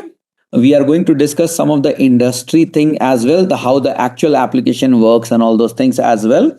So in the next topic, so everybody okay to move to the next topic? Okay. All right. So let's quickly, so that sustainable, so see, think of this way, sustainable sourcing. So there are two suppliers which I mentioned, right? So one might be following all the sustainable compliance that, okay, they are using the right set of carbon emission within the limit, they are not wasting water and all, and then they are producing and giving it to you, right? And then there is the other supplier who is doing the exact same thing. It's not a counterfeit product. Please note, non-sustainable items may not be counterfeit product, right? They are also legitimate product. They are actually right set of products and all. Only thing, your suppliers have not compliant with sustainable guidelines. So they are wasting water, they are wasting energy, they are wasting fiber footprint and all those things. Now the question is, do you want to take that or do you want to take this? Which one would you want, right? And that should factor in your inventory that, okay, the other supplier who are not following the sustainability guidelines may provide you quickly those inventory and all, but do you want to take that or do you want to factor in some other suppliers who are actually following, right? So it's all depends on your ethical rules within the org, that okay, what is the how committed that your org is towards the nature and towards the sustainability, right? So that's basically the sustainable sourcing. And the counterfeit product, think of this way as that you are trying to get something and you do not have. So what do? You pick up a local duplicate item and then just sell it across. Maybe that for the immediate purpose that fulfills your order, but is that right? No, definitely not, because it will not be good for your brand. It will not be good for your customer satisfaction and all those things. So the question is that you have to make sure that at least you are doing you are doing the inventory planning and all. You are making sure that okay, you are doing a proper quality analysis and all, and making sure that your inventory management is taking care of in basically any sale of fake products, right? So your inventory should not factor in those things, right? The fake product might be easily available, quickly available, cheaper rate available and all. You do not want to factor in those when you're doing the inventory planning and all.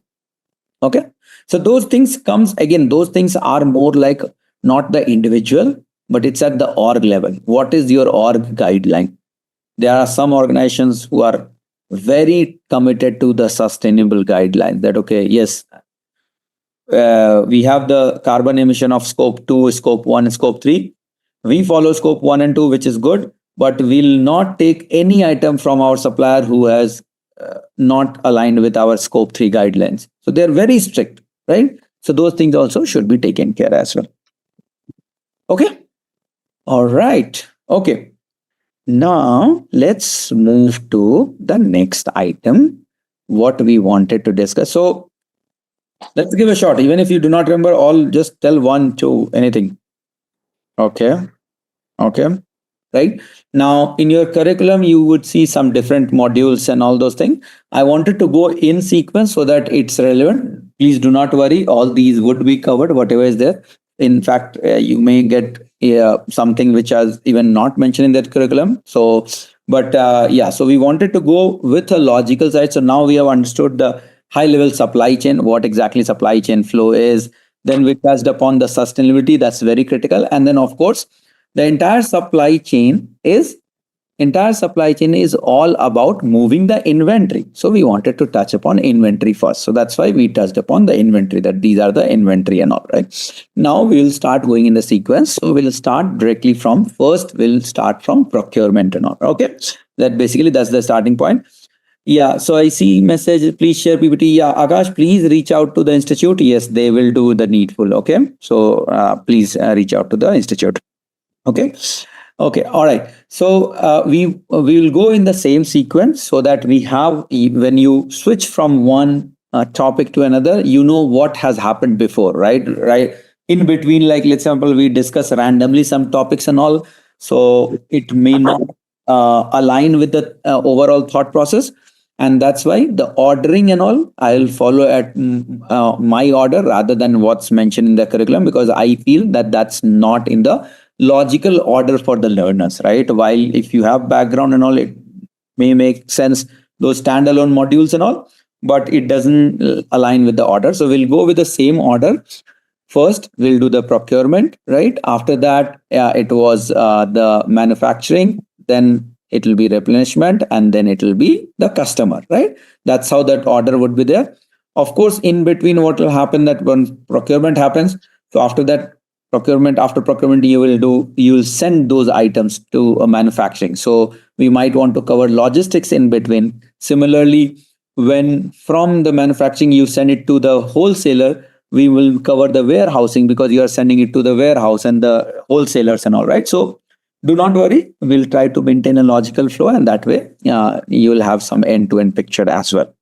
Okay, and what we are going to cover is, as I mentioned, is procurement and sourcing management. I'm more than happy to take as many as time you would want, but let's make sure that you ask all the relevant questions now. Okay, all right, so with that, let's go ahead, build a final product. Very spot on, very sweet, and very simple one line. That's what procurement is, right? So procurement is nothing but, as Mudassar mentioned to everyone and everybody in this class, procurement is nothing but buying any goods or services for our purpose is procurement. So it need not to be that always I want something to procure. I can purchase, let's example, you You request some of the services through uh, companies like Urban Clap and other things, right? Where an electrician comes and does a repair. You provide all the materials and everything to him. They will just do the repair. That is also procurement. You are procuring their service.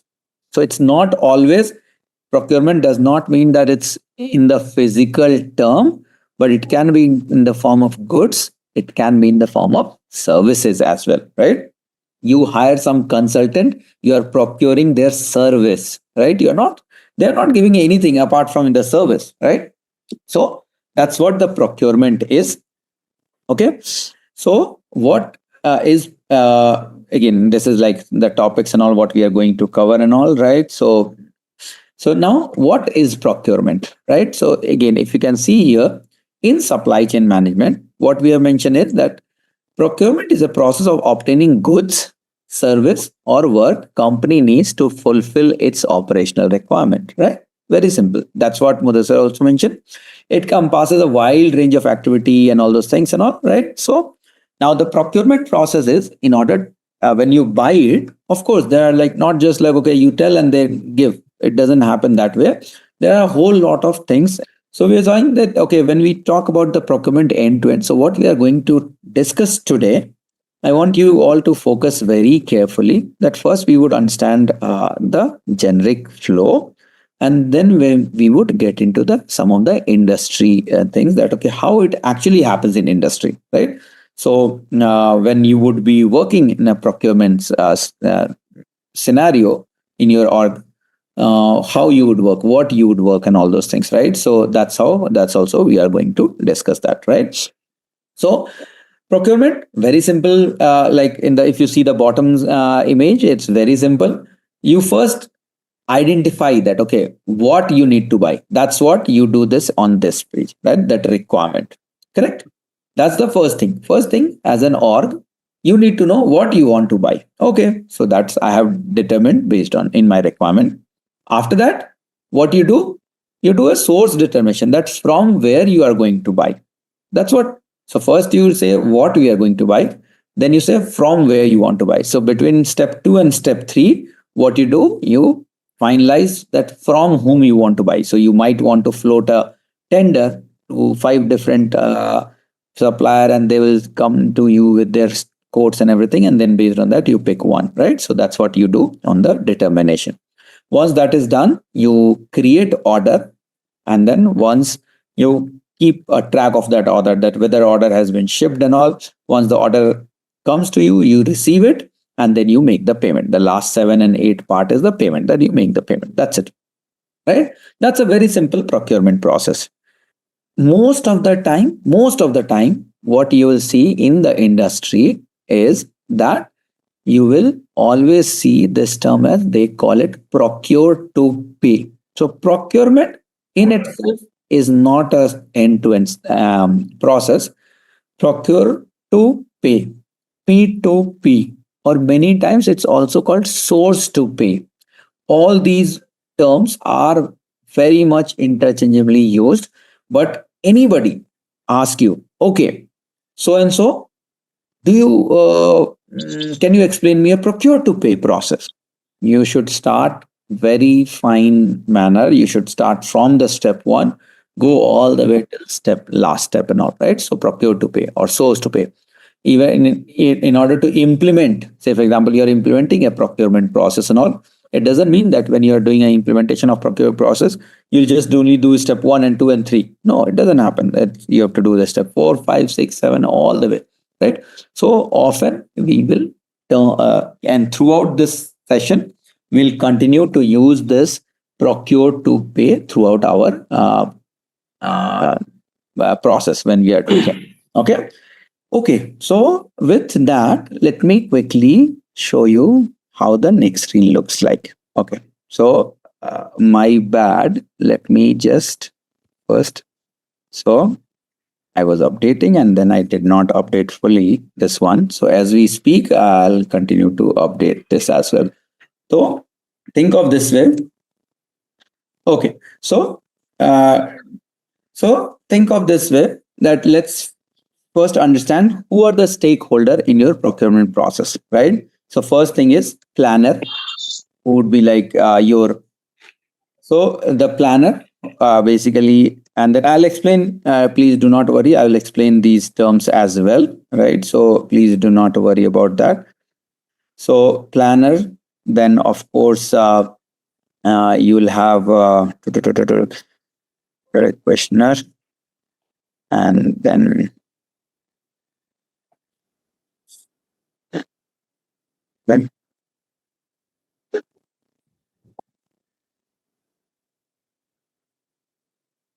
yeah. Okay. So for now, I think this is good. We'll live with it. So right hand side. Let's focus first on right hand side to help understand what exactly this process is. One thing is procurement process, and when we say, I said that source to pay, S to P or P to P. So first thing is there are two types of org for everyone, so that just so that you are clear. So there are two types of org. One org is, let's example,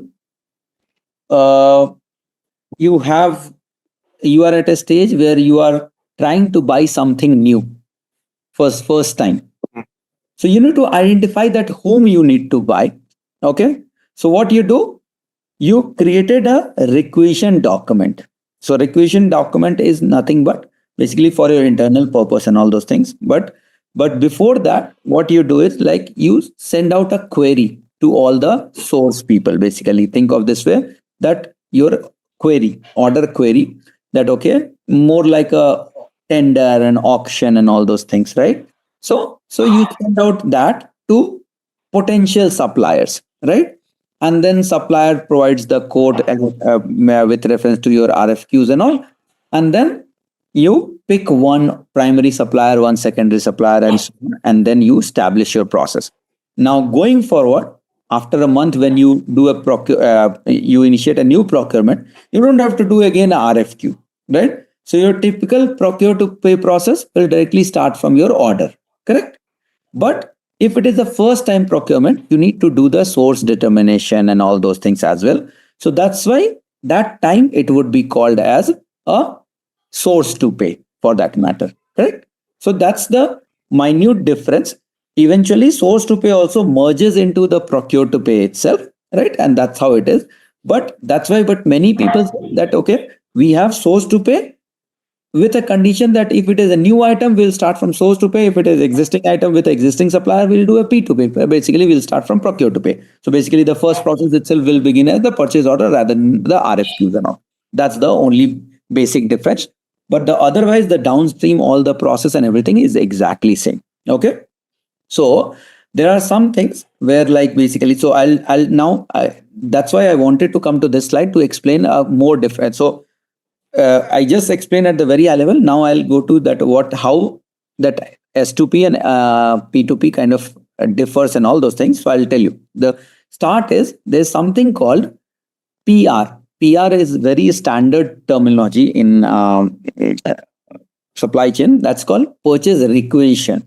So think of this way: purchase requisition is an internal document. Very important thing. It's an internal document. What does it mean by internal document? That you create that for your internal department. It does not get shared with the external suppliers, the logistic operator, or for that matter, anyone. Okay. So purchase requisition is an internal document of the org, which are created by the users. Basically, users means who's doing your planning and all.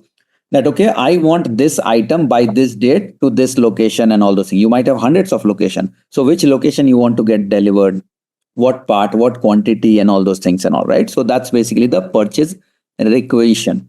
So if you're using any of the SAP system or Oracle system and all, so you create this PR document. So now many times what happens, this PR documents are get created systematically. If it is a continuous inventory and seed stock calculations and everything are happening and all, and the system by default will create a PR document every day or every week, depending on what frequency it is shared. There are some scenarios where the users create those PRs manually also. That okay, they want to monitor and they want to create ad hoc as well. So that's absolutely fine as well, right? So the journey starts from the PR. You create a purchase requisition. Now, let's say I am a user, I am a planner, I created a PR. Does not mean that what I create is always true. It might not be correct. It might not be what the org need and all. So you will have certain workflow setup that if this PR is of this much value, then it should go to one level approval. If it is this much value, it should go to two levels of approval and all, right? So say for example, Samuel and Mudassar are the two approvers, right? So when I create a PR in the system, if I am reporting to Samuel, so Samuel will review it and they will approve it. Now, if it is a high value PR and all, it may go to a one level up as well. So once Samuel reviews it and approves it, after that Mudassar will approve it. And then once that is approved, then only we say that yes, the PR has been committed. What does it mean is that the org is aligned internally that boss, we need to buy this item. That's it. We need to procure this item. So far, no supplier has been contacted. No delivery has happened. Nothing has happened. It's all within the org. So internally, the org is aligned that yes, the PR has been created, it has been approved, and everybody is in agreement that yes, this needs to be procured. Tomorrow, nobody should question that, okay, boss, why did we procure this? This is wrong and all, right? So all those things. Now, once the PR is confirmed, after that, the two flow, remember I was discussing that if it is a existing item with a source already, supplier already determined and all, so then you go to this side of the flow. Okay. And if it is, say, for example, if it is a new item, which has for which we do not know who the supplier is, then it will go to this side. So what happens if it is a new supplier? So what we'll do? We will identify the potential supplier. You do not create a RFQ and send it to like all the entire supplier in the entire world, right? You do not do that. So you list out your potential supplier and then you identify those suppliers, you float those RFQs to them.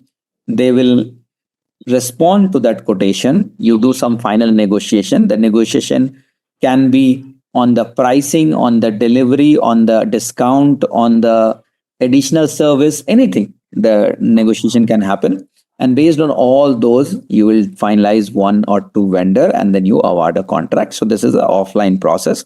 So when it says source to pay, it will go through this route. If it is procure to pay, it will go start from 1, 2, 3, 4, 5, 6, and then it will come to 15, 16. If it is S2P, it will be 1, 2, 3, 4, 5, 6, 7, 8, 9, 10, 11, 12, 14, and then it merges to 15. I'll take a pause before getting into this detailed steps here, but are we aligned? Source to pay, procure to pay, when, what, how it is being used? So what we are discussing that, so it will go to award of contract. Once the contract is awarded, that means you have finalized the supplier, it goes here. Now this step is the most critical step. That is step 15, what is mentioned here, creation of purchase order. So what happens? The PR is created.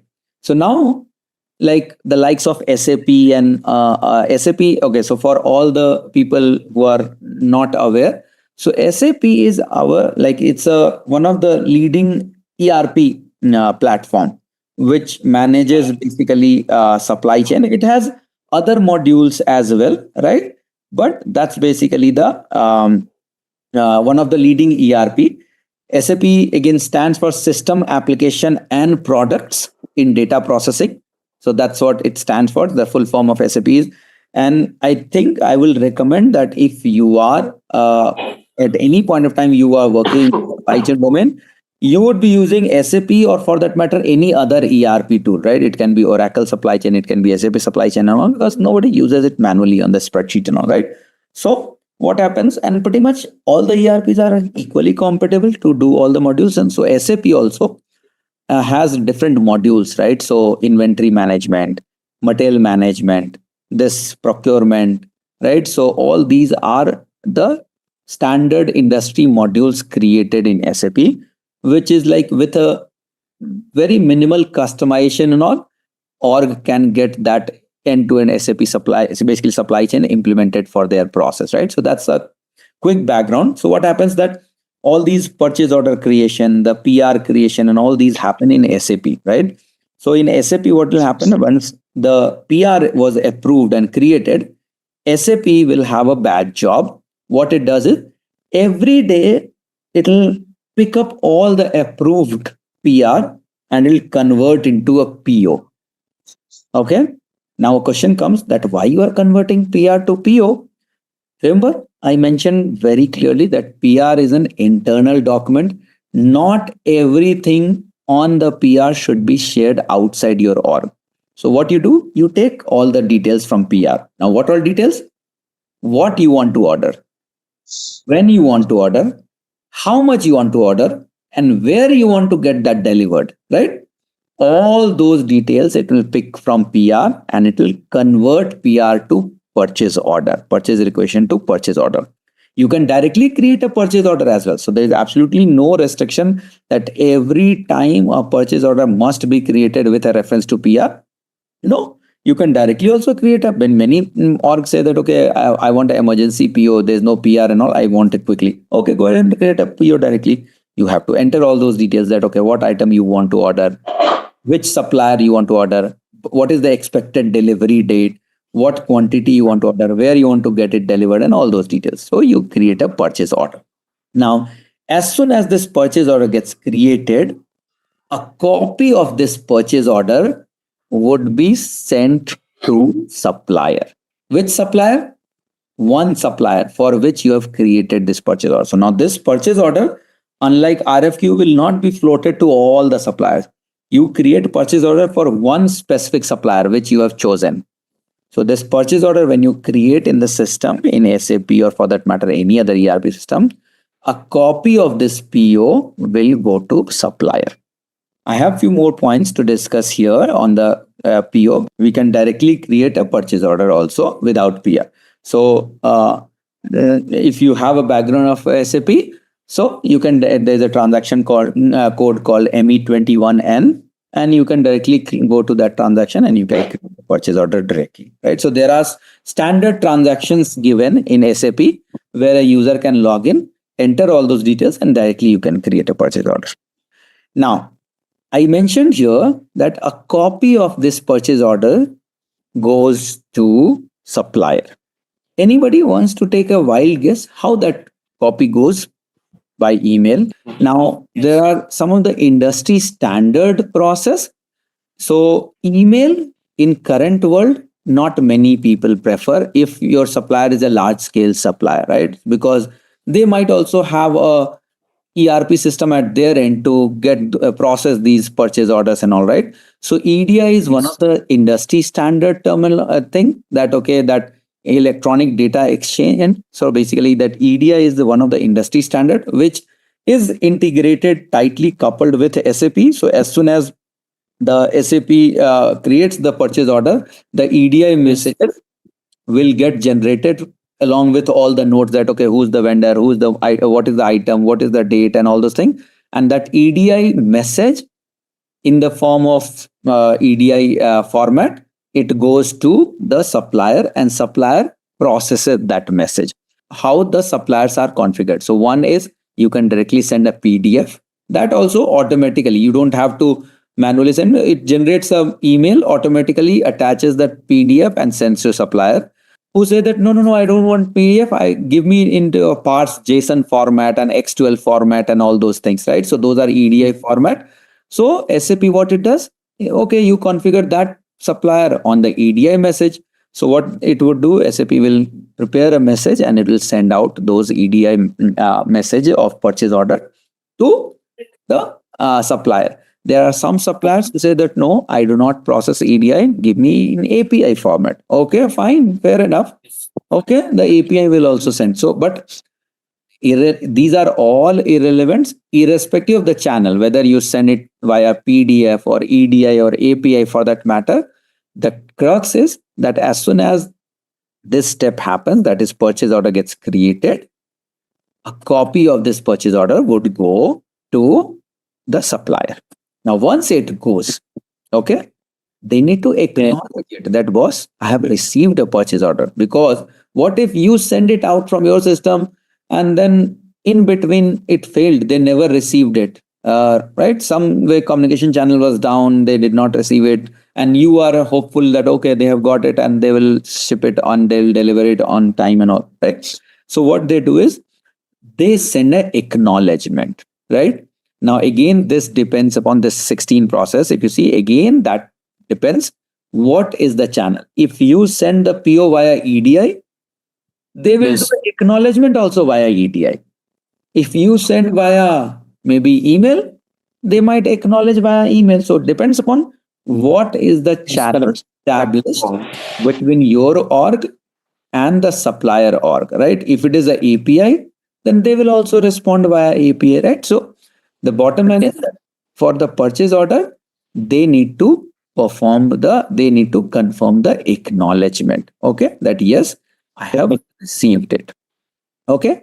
So what happens? There's one more sub step. I'll tell you. So what happens? PO acknowledgement is more like a confirmation that yes, I have got your purchase order. Okay. There's something called a PO commit.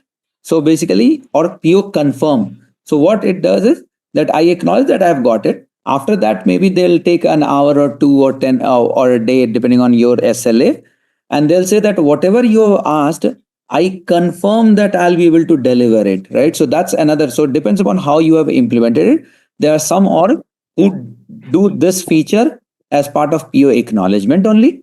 There are some org who keep that acknowledgement and commit, or basically acknowledgement and confirm separate.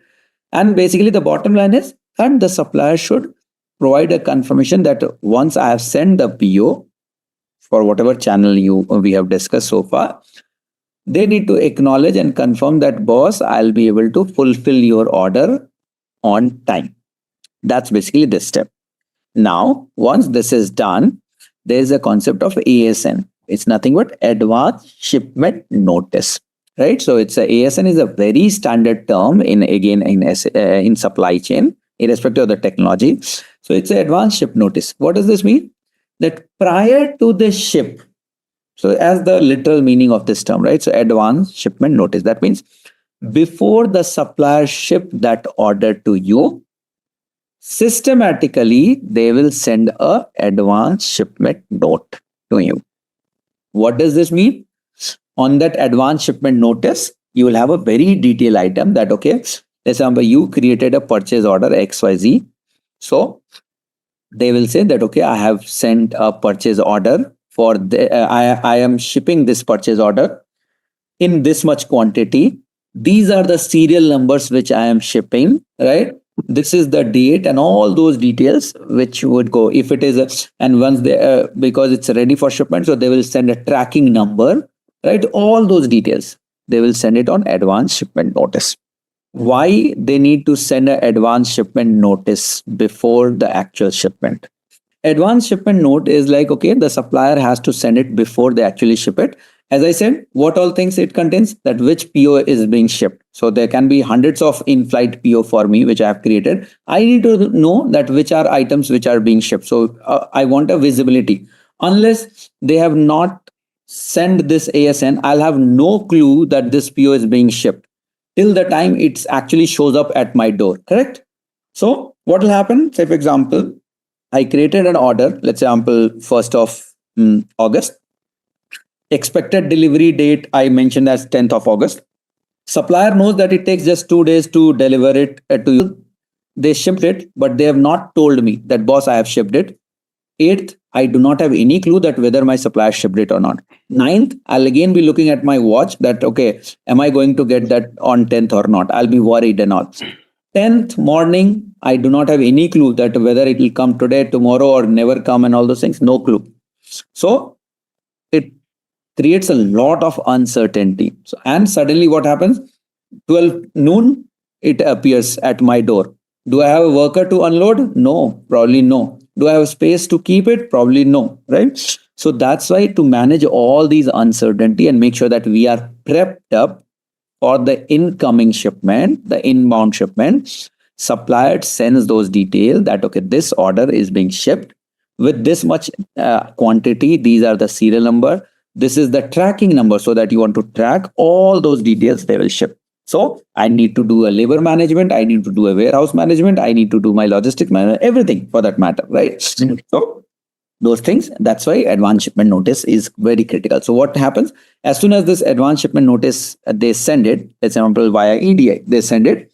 What it will come? It will come to my system and it will update the purchase order. So when I'm talking about order will have a status, right? The way we all create order on Amazon. So you'll see that order has been created. It's a new. When it ships, the supplier ships, you say, okay, in shipment or right. When it has been delivered, you said delivered, right? So order will have status. As soon as, like, say, ASN has been received by your system should go ahead and update the order status as maybe in shipment, right? Or shipped, whatever you call it out, right? Those terms. So then the ASN comes in. And then on the day of delivery, that when the truck arrives, you have to do a goods received. So goods received means what? You will scan those items and you'll receive it. Now, what this does is, so far, those items which were shipped, it was not visible in your inventory. As soon as you receive it, it gets transferred from supplier inventory to your inventory. So after you perform this goods receive or GR, many people call it GR in supply chain.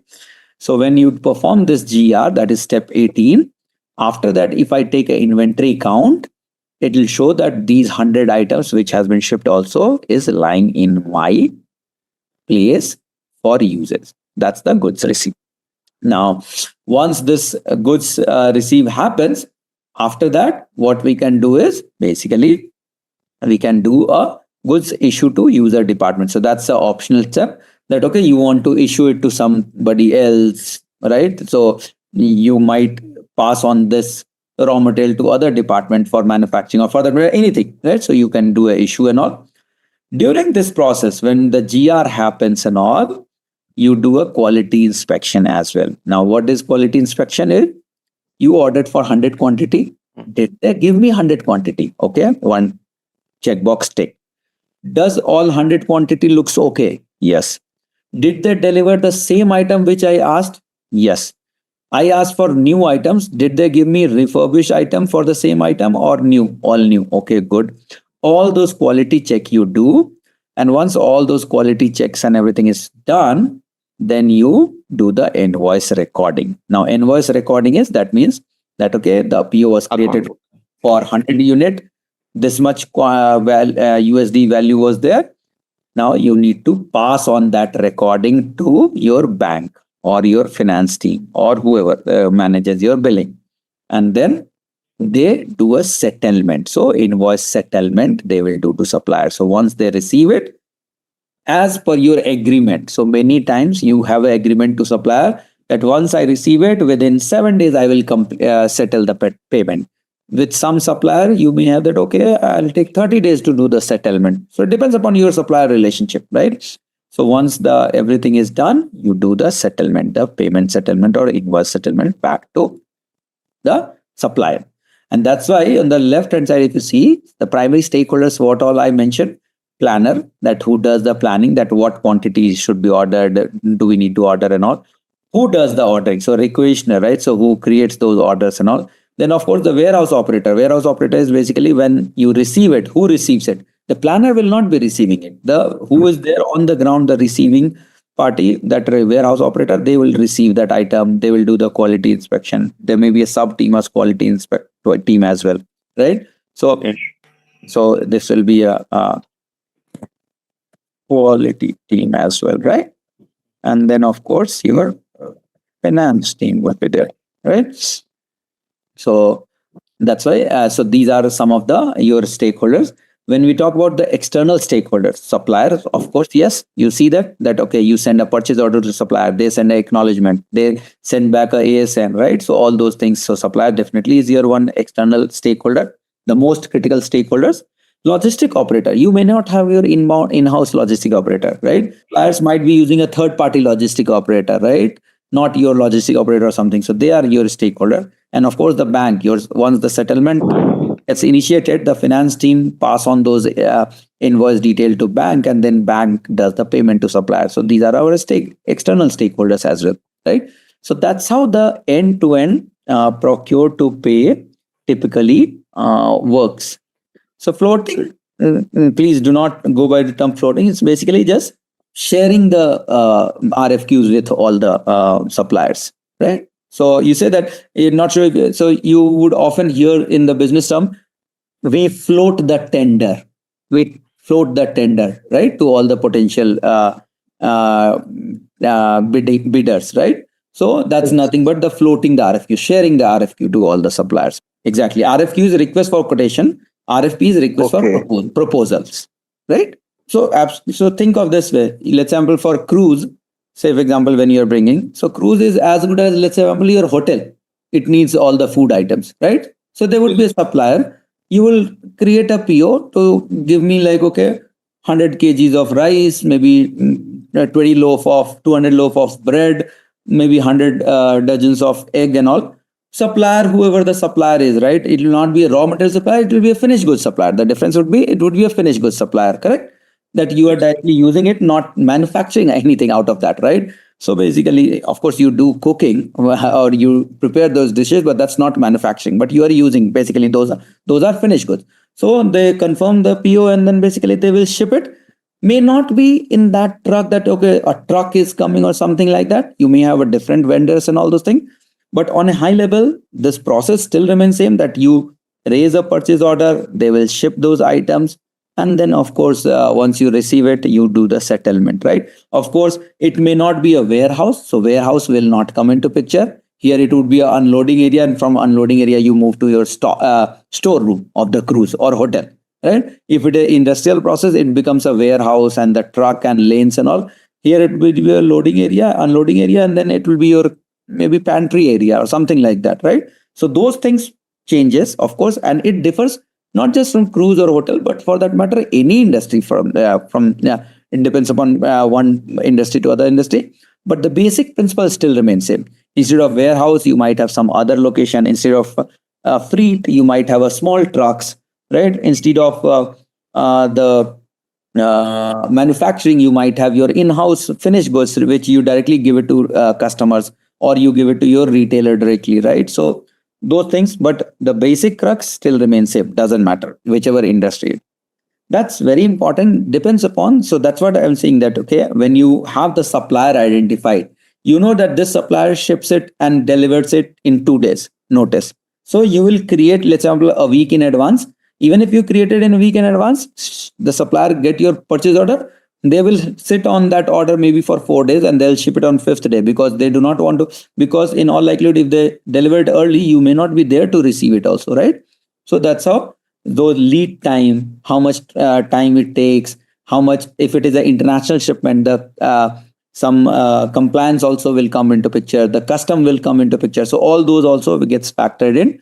But typically what happens, based on your request delivery date, that's a very critical piece of information on purchase order. So based on the request delivery date, the shipment date and all those things get determined by supplier. So supplier will know by when you want this.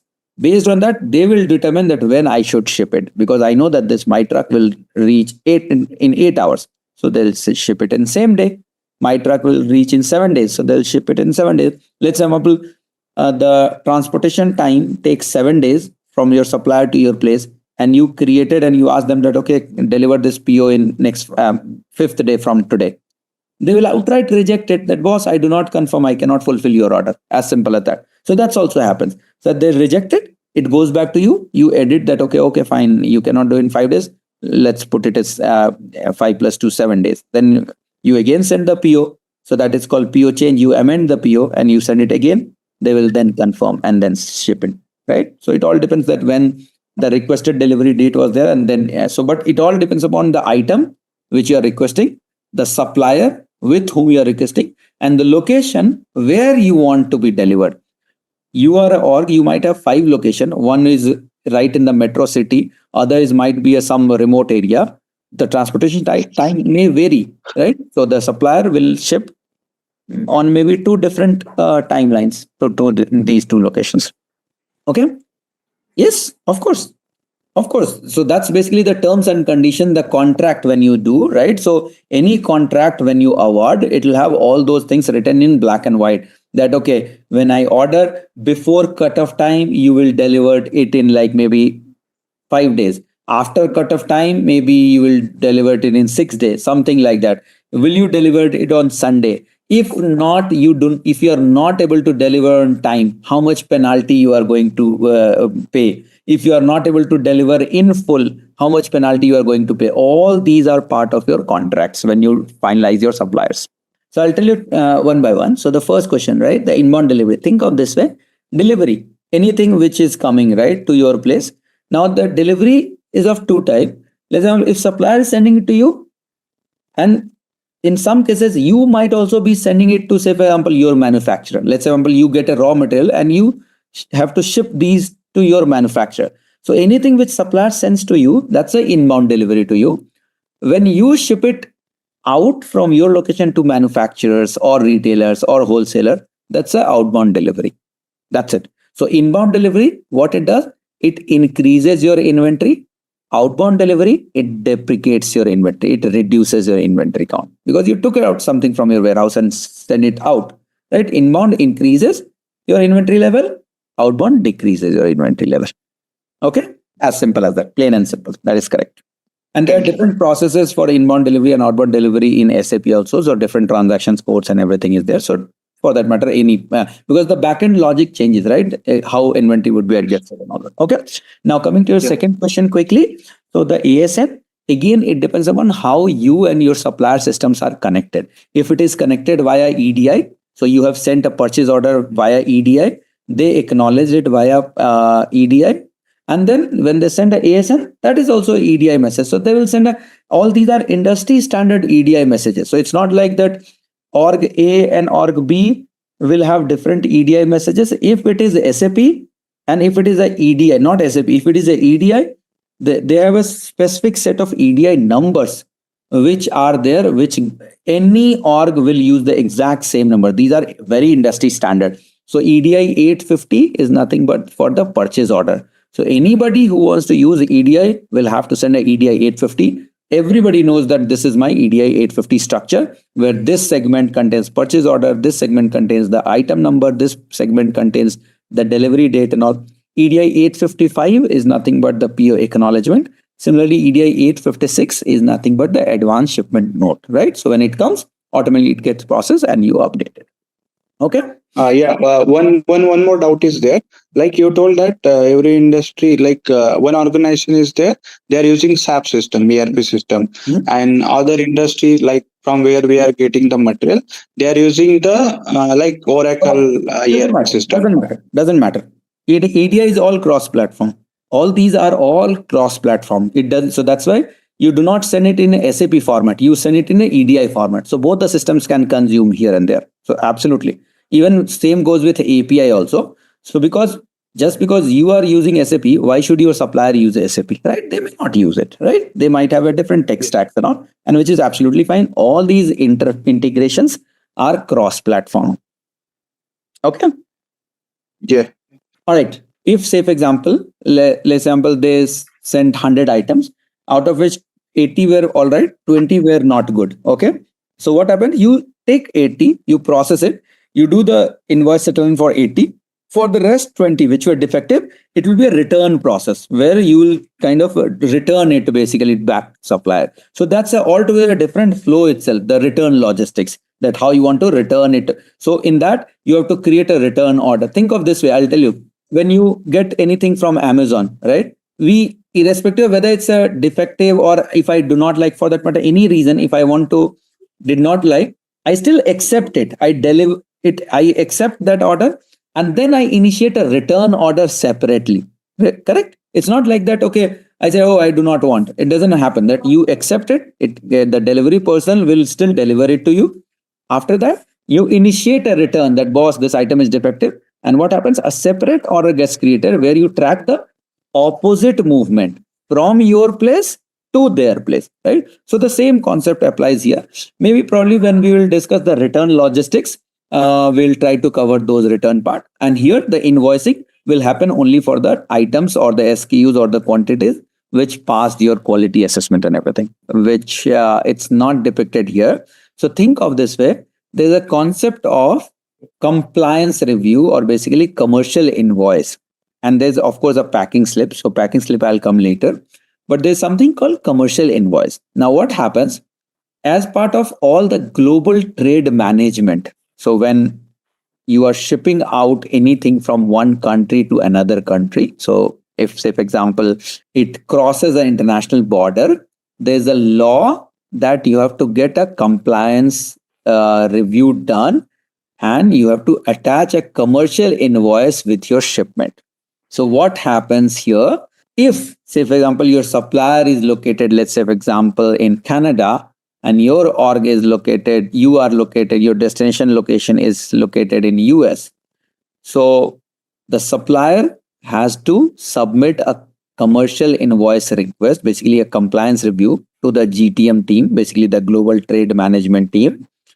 And they review what they review, that whether this item is okay to be received in US. Does it contain any harmful item? Right? Think of this way more like a custom check, right? Custom, whenever we also travel, the custom declaration, we have to do that, right? On the border patrol and all, right? So basically when during the immigration and all. So this is more like for your shipment, it's a custom clearance. So is it a restricted item? Look, so some items, let's say for example, may be a restricted item in one country, but may not be a restricted item in another country, right? So does the destination location allows this item to be shipped and all? So they have to get an approval from global trade management, and that is also through systematically through the EDI and APIs integration. And also it happens. Many companies, they follow offline also through mails and all, and that generates a commercial invoice. And you attach that commercial invoice on the carton, or which is the box which is getting shipped, so that when the freight movement is happening through international border, the custom team can review that commercial invoice and approve that. Okay, so that happens before this advance shipment notice. So before you do the actual shipment, at this point of time, here you have to make sure that your CI is approved. Why it has to be done before ASN gets shipped? What if your CI is rejected? You cannot even ship it, right? So if your CI is rejected, you cannot ship it. So before you even think of doing any shipment, you have to get this CI done.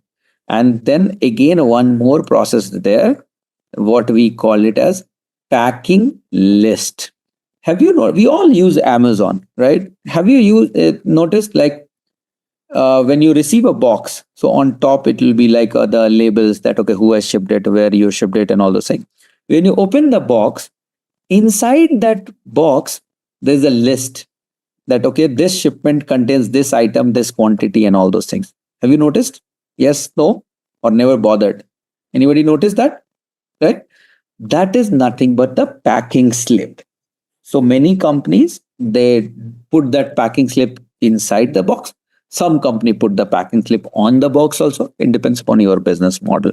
So the packing slip put that's more like in a user readable format, that this shipment contains this item of this quantity and all those details, right? That's nothing but packing slips. Again, that is done before your actual shipment. So both packing slip, which is like applicable for all types of shipment, and CI, which is as per the trade law across international boundaries. So basically, primarily for the commercial invoice, basically is primarily used for international shipment. Again, depends on what kind of business model we are following. But these two are also the process which happen in procure to pay before the ASN is shipped out. Basically, ASN is sent across. Okay.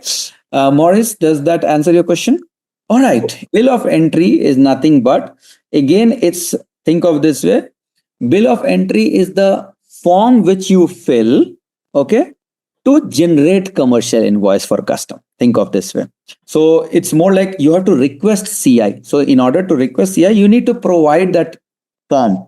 It can be an importer bill of entry or exporter bill of entry, right? So even supplier can send it, or basically a purchaser can send. But typically, before the import of that goods, or basically that shipment happens, you kind of fill that form. It's a legal form or legal document, and in majority of time, it is done systematically, because you don't want to go and keep filling, because every day you would be doing hundreds of shipment and all, right? So it may not be on the large scale. So it's not a scalable that, okay, anybody does manually. So in all our solutions, wherever we have used and all, it's all systematically generated that, okay, you'll have a UI or you'll have a EDI system and all, where a user will say, okay, I'm ready for shipment. So generate submit a bill of entry. So you submit a bill of entry, or basically that document, and that goes to a trade management and all those things. And then from there, basically the custom clearance process and all those things will begin based on the CI and all those things. Okay. So those all are part of your commercial compliance review process. So the bill of entry, the CI document, all these are part of your compliance review, which you do before your international shipment is shipped out. Now, there are some scenarios where even if it is international shipment, the CI or this bill of entry or the compliance review may not be required. Think of this way: many of those European Union, right? They say that, okay, it's a free flow of goods and people and everybody, right? So they don't care about compliance review and all, right? So it's more like a moving from one state to another, right? So that's how it happens. So it all depends upon the two countries, from where it is being shipped and from where to where it is being shipped, right? So that's how it is. Okay. All right. From here, getting into like more deep dive into each and every process of the procure to pay and all, to understand more details and all. Okay. All right. Thanks, everyone. Thank you for a great engaging session today, and I'll talk to all of you tomorrow. Thank you. Sixth quiz question is, which factor is most critical when developing effective supply strategies in supply chain management? So our first option is selecting the cheapest suppliers. Second is focusing solely on demand forecasting. Third is aligning supply strategy with business goals. And the fourth one is minimizing lead time regardless of cost. So again, this is something that revolves around effective supply strategies in supply chain management, which is something that we covered in the course. Just a quick info, guys. Intellipaat offers supply chain management course in collaboration with EICT IIT Guwahati. Through this course, you will learn technologies such as procurement, logistics, supplier management, and practical exercises, which are mentored by our industry experts. With this course, we have already helped thousands of professionals in successful career transition. You can check out their testimonials on our Achievers channel, whose link is given in the description below. Without a doubt, this course can set your career to new heights. So visit the course page link given below in the description and take a first step towards career growth in the field of supply chain management. So what we will do is, here we are going to do the same thing. So say, for example, this, if you see, this is your company, right? Like, which we talk about, like, okay, this is your org, right? So this is basically, let's say, your org, right? Your org is there, right? Now, what happens on the left hand side, let's say, you have your supplier, correct? So this is your supplier, right? What are the other stakeholders when we talk about yesterday when we were discussing some of the stakeholders? So of course, you will have your warehouse, right? So basically, wherever you are storing it and everything, then of course, you will have the quality inspection team, right? So this is your quality inspection team. And of course, then you can have, let's say, your financials team, right? And then there will, let's say, for example, there are bank, right?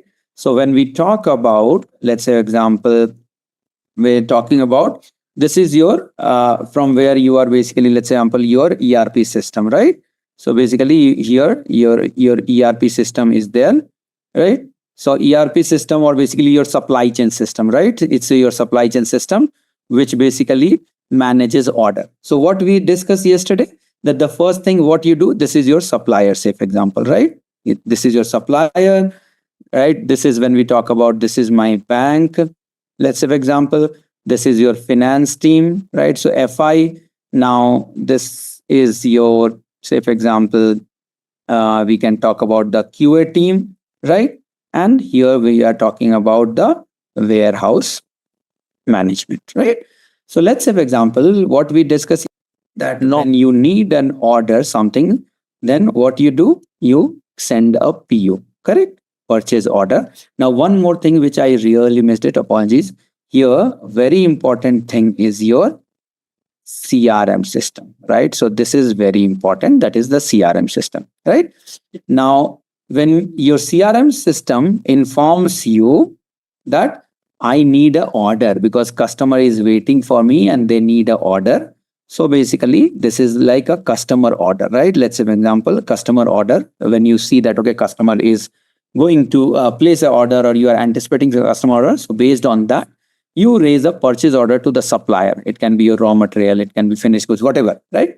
So once the PO is sent, right? We are not talking about which channel and all we are sending and all, but let's remember once it is sent. So then what happens next? We had discussed this. So what happens when the PO is sent to a supplier? So then they send a acknowledgement. Correct? That is correct. So then they will acknowledge the PO. What next? So when they are going to ship, so what they will do, the supplier will send a advance shipment notice, correct? Okay. Next, what will happen? What happens? See, they send a ASN, right? Supplier send a ASN. Now, when the physical shipment happen, that physical shipment will go to warehouse, correct? Right? So the physical shipment goes to a warehouse. So the shipment happens, right? And then as soon as that happens, so you pass on a delivery confirmation, correct? So we pass on a delivery confirmation, and then what happens? Warehouse triggers a GR. Basically that, okay, information informing our system that, okay, the GR has happened. GR is nothing but goods received. Think from a layman perspective. Once we have received it, what do we do? So basically what happens? Once the GR is done and when the initial check is done, after that, we will let the QA team know, right? That, okay, the quality inspection needs to be done. And what they will do, they will send back a quality confirmation, correct?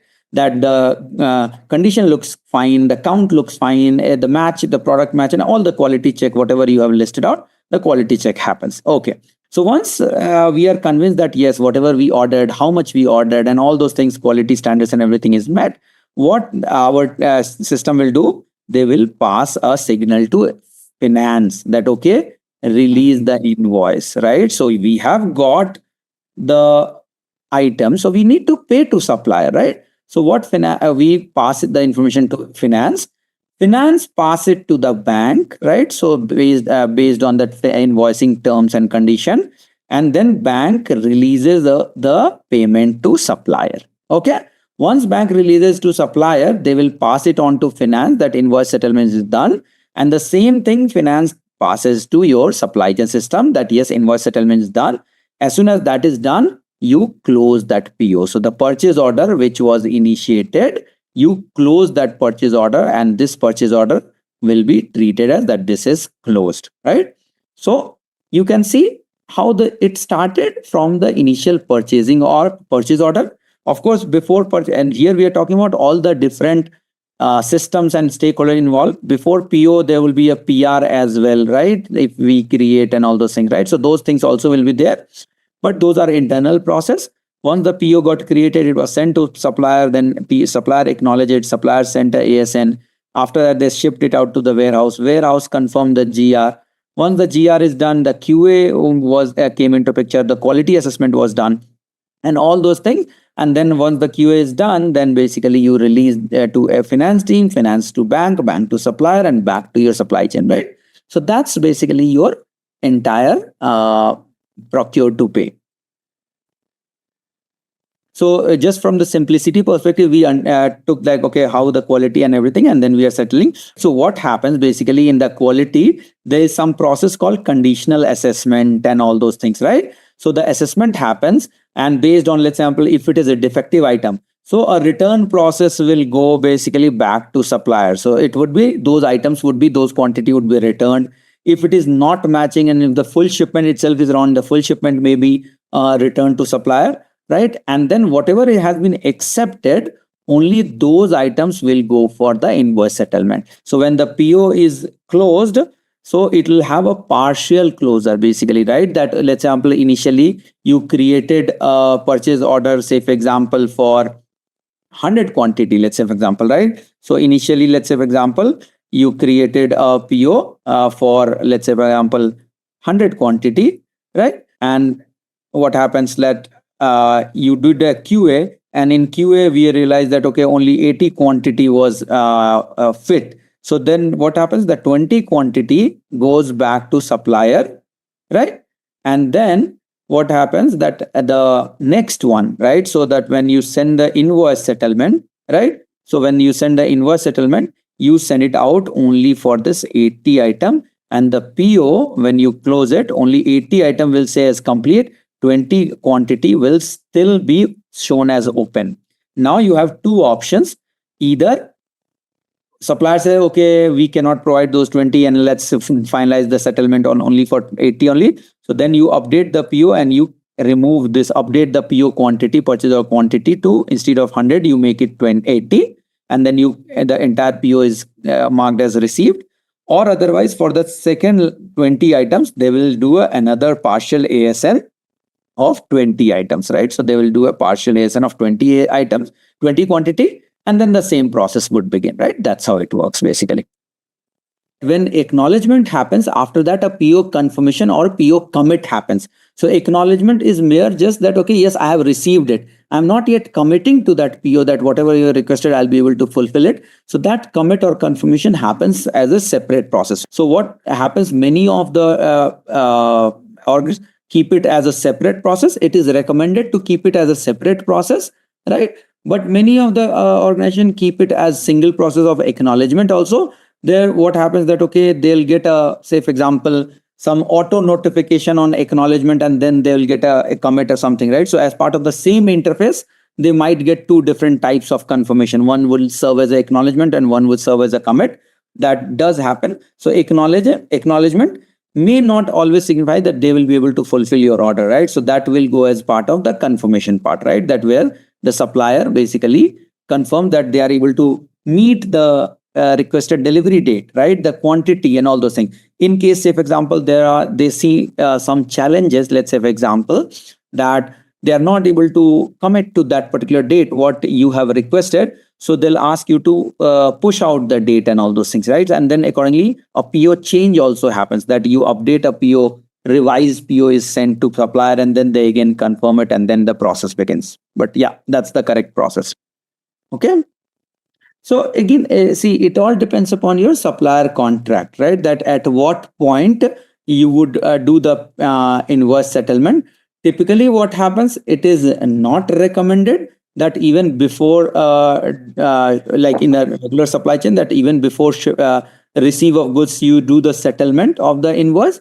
But if, say, for example, like, because the reason is that when the shipment happens, and what if you have not received, or what if is the defective items received and all those things. So, right. So typically what I'm saying that, okay, that's like, it's not recommended, right? That it happens in the generic scenario.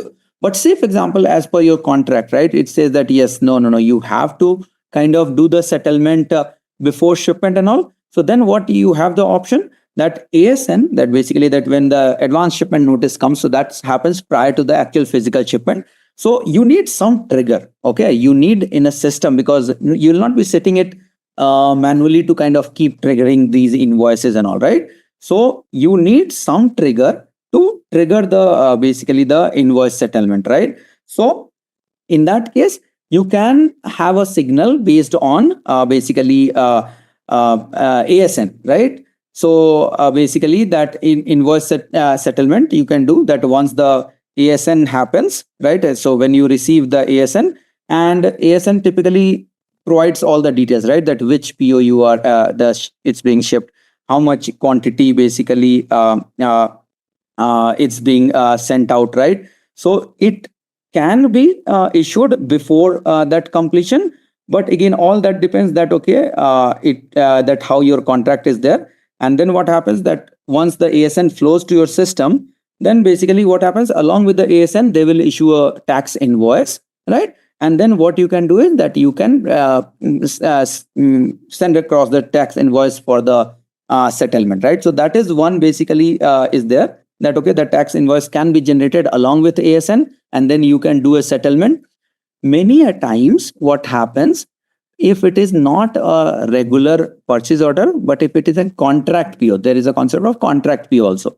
So in that case also you do settlement. So that's one good example where what happens that you can do the settlement before the actual basically, right, before the actual delivery happens, right?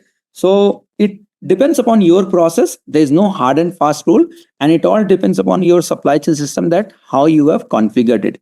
Typical flow, what we discuss, is the very generic flow, but as you rightly called out, there are exception process. There are suppliers, they say that okay, unless you do not pay me or something, I'll not make the I'll not do the shipment and all. So now that you can do a full payment or you can do a partial payment, again that depends upon basically that your contract. But the guide note is that invoice in advance can be paid, but it has to be clearly called out along in your basically in your delivery, that okay, what is the value and all that, how much quantity is being shipped out, because based on the ASN you will take as a source of truth, because you have not received the physical copy, physical goods, not sorry, physical copy, the physical goods.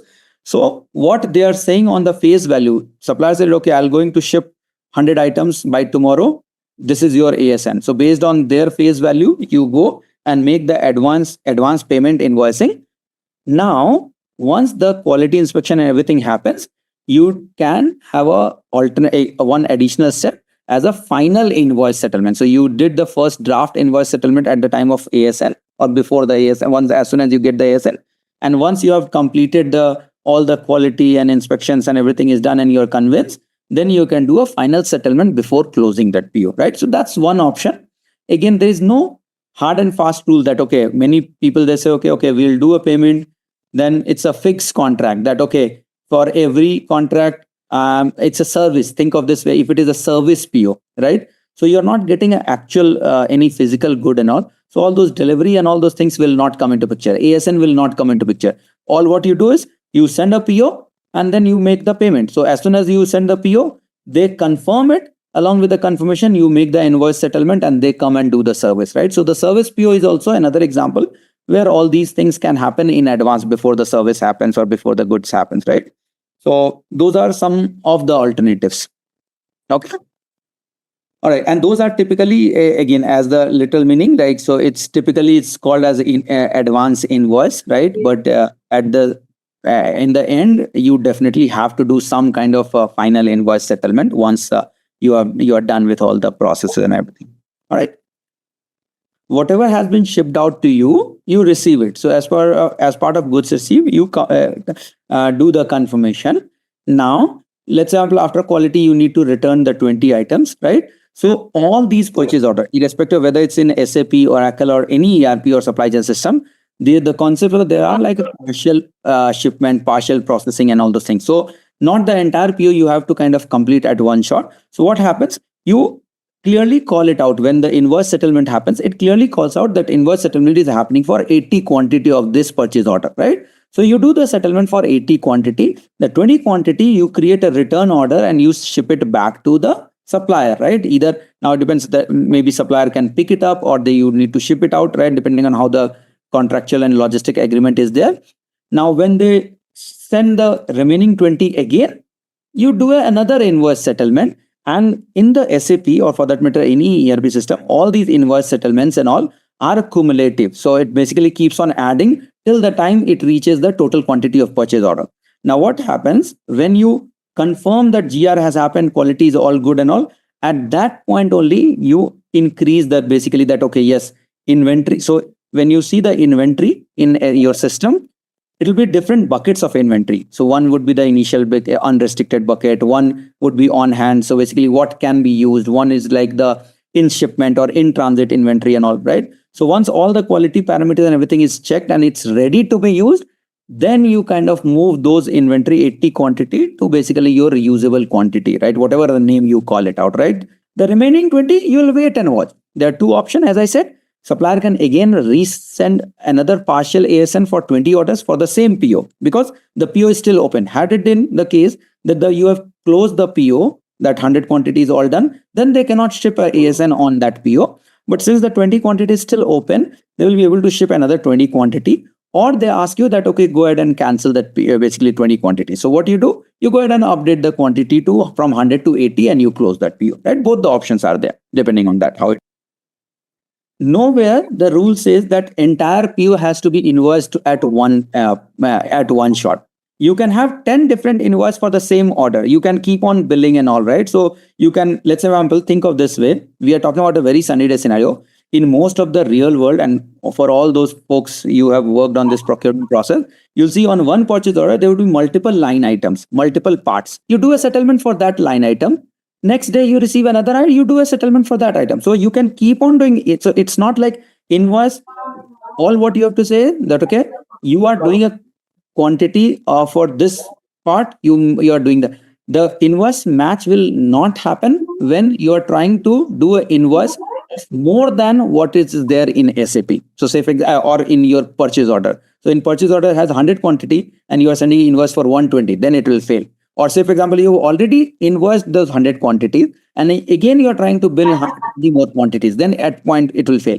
But let's say, if 100 open quantities, you are trying to invoice 80 quantities, absolutely that will go through. Now, see, there are some configurations, some orgs put that no, these are things that it has to be doing all at one shot. So it's either all or none. If that scenario is put together, that you ship me out something, either I'll accept the entire packet or I'll reject the entire packet. There's no partial processing. So if you have not enabled the partial shipment on the purchase order and all, at that point, what you'll do, even if one quantity is defective, you return back everything. It adds a lot of logistic cost. Think of this way, right? You do not want to kind of return the entire shipment because 1 or 2 or 10 quantities were defective, right? So you do you enable those partial processing on the purchase order, partial processing of the GR, partial shipment on the ASN, even the partial processing of those invoice and all, right? So that will basically take care of that.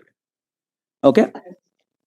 We are thinking more from our individual consumer perspective that, okay, we get something and we try to return to the Amazons and sellers and everybody, and they may not, like, but typically here, what happens, it all depends upon your contractual agreement. And it's not just one-time relationship with your supplier. Supplier relationship is ongoing every month on month. It's not just one time. The moment they will do that, do you really think that next month you are going to submit a PO? It's lots of business for them, right? So it's, yes, theoretically we say that, okay, what if they reject and all those things, but it all depends upon that quality assessment, what you do typically, right? So it's systematically done, right? All those assessment, the quality check and all those things, those are already integrated. So for every line item, right, when you do a quality for each and every, if it's a serial item, so every serial numbers and all, you do quality assessment. If it is a box or carton, you will do. So all those quality details are also sent out to the suppliers when you try to return it. So they will have those details that why it is being returned to them. So when you do a supplier contract and all, you do those contractual agreement that during shipment, if some damage happens, there are chances that, okay, they packed it nicely. During during shipment and all, it got damaged. So those are your contractual terms and agreement that up to so and so percentage, if there are damage within the shipment and all, supplier will issue or reship those items to us without any additional charges and all, right? So those are all written in, these are contractual legal terms, right? So these are not like, okay, on goodwill gestures and all, you are buying and they are giving it to you. All these are contractual terms, legal terms and conditions and all. And you systematically, you find it defective, you pass it on to them, it goes back to them. Either they will repair it and then they can send it back to you, or they'll submit a new things and all. So those things are, and the suppliers, they do handle, right? Any supplier. So it's we can say that what if they reject and all, but typically it happens. And as long as we are within the contractual agreement, right? So whatever is mentioned, right? If, say, for example, it's your in-house logistic partner and they damage in the shipment, so your contractual agreement might say that, okay, if it is your in-house buyer logistic partner, then the supplier does not hold responsibility for any damages during shipment and all, right? So those things are, again, depends how you have put together all the terms and conditions. Okay. So there's no one answer. It all depends upon your mode of thing, right? So what you can do is like, okay, if you have done a advance invoice payment, say for example, then you will just put a debit note to them, right? If the invoice settlement happens post QA and everything, then there's nothing to debit, right? For that matter, then what you'll do, you will put that, okay, 75, say 80% receipt complete, and then you do an invoice settlement for 80%, and then 20% you put it like that. Once it gets completed, then you will do the settlement, right? So it all depends upon that how your model is working, right? But since if you have not paid anything, there is no debit note to do that, right? So that way, so it all depends on that how it process. But the bottom line is, here we are what I wanted to basically pass on the messages, that when we are doing all these and all, you do have integration with the finance team for the settlement, right? There are partial processing on the settlement, invoice settlement. There are partial processing on the shipment. There are partial processing on the goods receipt. So all those at every stages, we do have the option of partial processing. And purposefully, I have not brought the return flow right now, because otherwise it will super confuse people, right? So that's because we are focusing purely on procure to pay process that way. Okay. All right. Let's see. So now we talked about the flow. We checked upon some of the stakeholders. Now let's see each and every process a little bit in detail, right? So we'll just quickly run through majority what we have discussed, but I wanted to kind of touch upon the integration, because as a professional, you should know which all systems you're talking to and all at every stage, right? So the first, if you remember, right, everybody, right, that the first was the purchase requisition, right, or PR, what we call, right, basically where you try to identify that what exactly needs to be procured, right? So as we had discussed yesterday, that's an internal document, right? It's created to kind of finalize what all items you want to procure, in how much quantity, what the pricing, where all details and all those things, right? So in order to have a PR generated, first thing is like, so what all integration you touch upon, right? Of course, you have a supply chain system. Now there's something called workflow. Workflow is, think of this way. We spoke, if you remember yesterday, that when the purchase requisition, somebody creates it based on the value and all those things and the rules, it goes for automatic approval to your line manager, to the planning manager and all, right? So those would be handled by the workflow, right? So once the PR is created, a workflow gets triggered and it goes for the approval process. SMA project system is more like, think of this way, it's a project related procurement. So think of this way, not every procurement you do it for is for customer, right? So there are some like, which is like the project, your project in-house requirement is there, right? So those are sent by project system. So project system sends those details to your supply chain system, and then it will create the PR. Similarly, if the request has come from customer, so customer driven procurement is happening. So those will come from CRM. So that's why the CRM should also be integrated with your supply chain system, which will generate the PR, purchase requisition, related to customer related orders. And similarly, there is a system called success factor. Think of this way, this is more like from the employee management, more like a HR related system.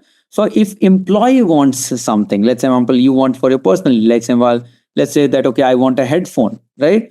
Or you want maybe a laptop charger, right? So those also your company may not be manufacturing it. That will also go to some supplier, right? So you based for those, success factor passes those information to generate the PR, and that generates the PR. So these are different kinds of scenario, that what scenario and under what circumstances the purchase requisition will be generated, right?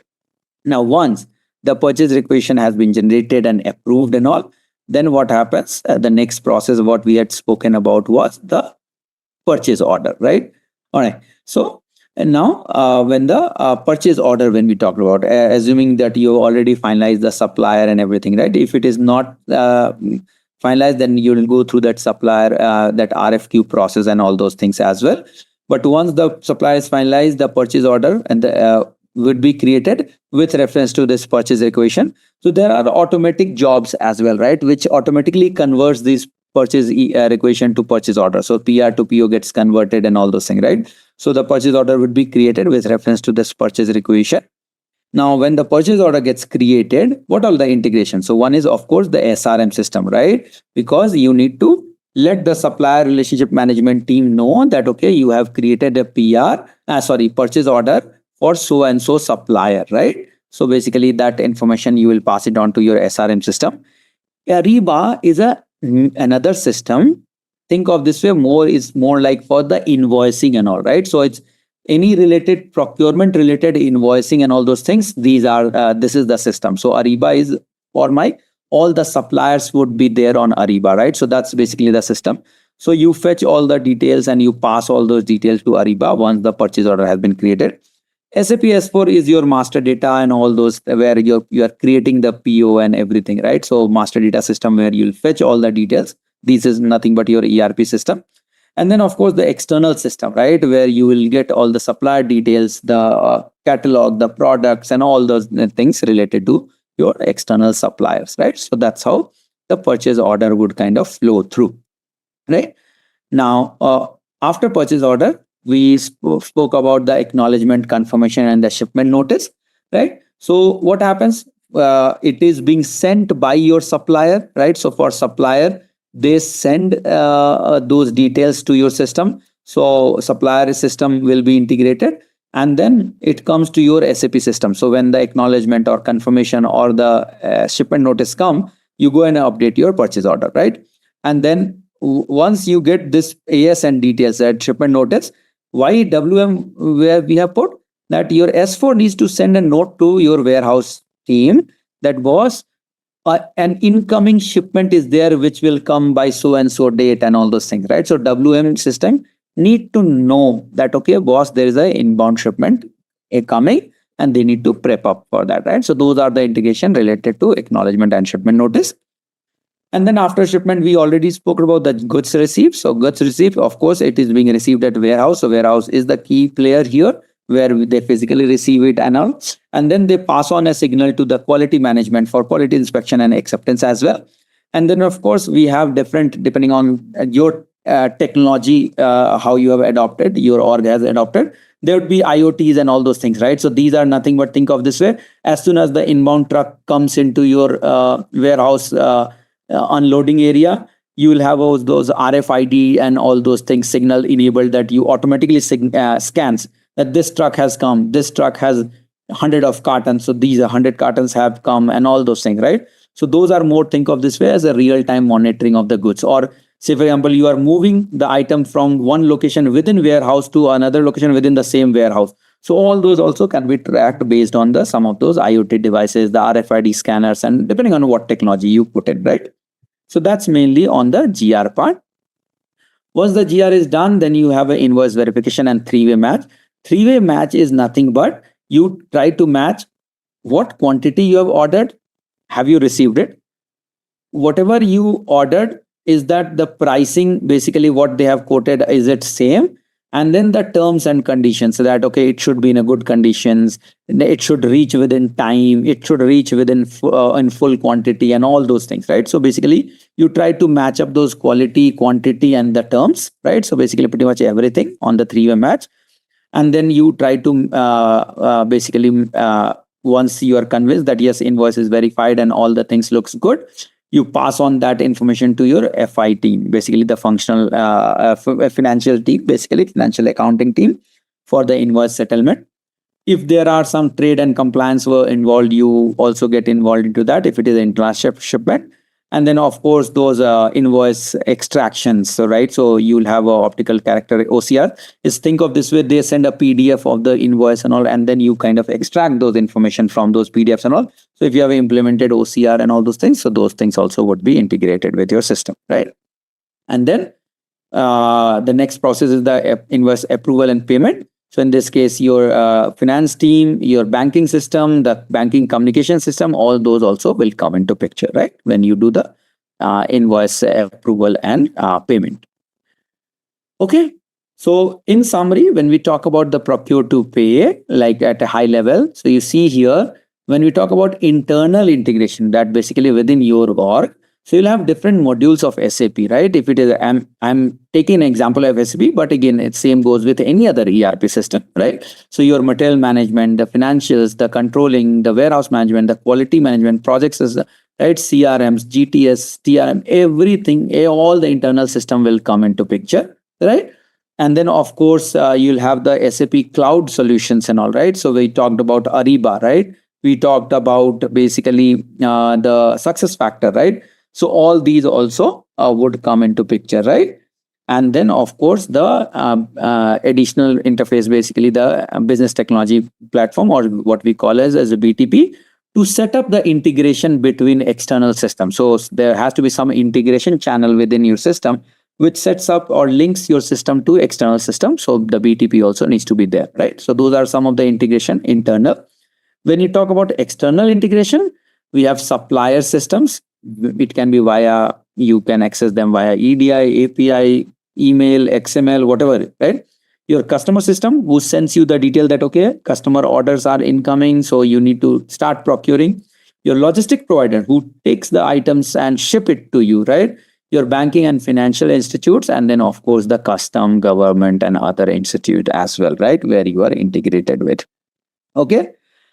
Think of this way, SAP S4 HANA, okay, is your ERP system, and all these modules would be there. SAP HANA, when you say SAP HANA is the database of SAP S4 HANA. HANA is the database, right? So it's a on cloud system. It can be on premise or on cloud, whatever you want to, how you want to run. So many orgs are there who run HANA on their on premise. There are many orgs who run SAP HANA on basically HANA, or it would be on Azure, on GCP, or AWS, or any cloud applications, right? So HANA is the DB, but SAP S4 HANA is your ERP system end to end, and each of these modules are individual modules, right? It's not just only these modules. There are other modules also. Purposefully, I have not mentioned because we are talking about procure to pay, right? So there is a very important module called sales and distribution.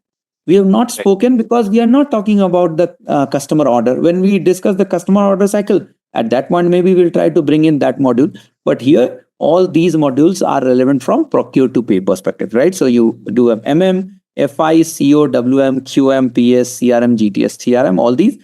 Success factor again is a part of SAP only, SAP S4 HANA itself. It was a different org that, but SAP does the acquired, or basically it acquired success factors, and then from that point of time, SAP success factor became SAP success factor, right? As a core product. Think of this way, it's more like a HR system basically, right? For SAP, right? So so that way, right? So again, same goes with Ariba. So Ariba also is the nothing but the spend management tool, right? So Ariba was it was again a unique standalone spend management software. It was running independently. I think maybe around 2010 or 20, I don't remember the exact year, but around 12 years back, SAP acquired Ariba also, and since then it became SAP Ariba also, right? So that also became part of your SAP overall suite, right? Now it depends upon that what license your org has taken. Not everything would be available by default, but depends upon what licensing you have taken it, right? That way. Okay. See, terms can be anything. Think of this way. Terms can be that, okay, let's say your cutoff time is 12 noon. So when you say that, okay, to supplier, that if I send a purchase order before 12, you send it to me within 5 days. If I send it to you after 12, it will be like maybe 6 days, right? So there can be different terms and conditions, right? Basically all the terms and conditions, and again, these terms and conditions not just with the supplier, but within your org also. So when you create a purchase order, lot of background logic happens. So say for example, when you create a purchase order in SAP or in Oracle, you enter your part detail, right? And all, and then based on that, automatically system calculates the earliest requested delivery date and all those things.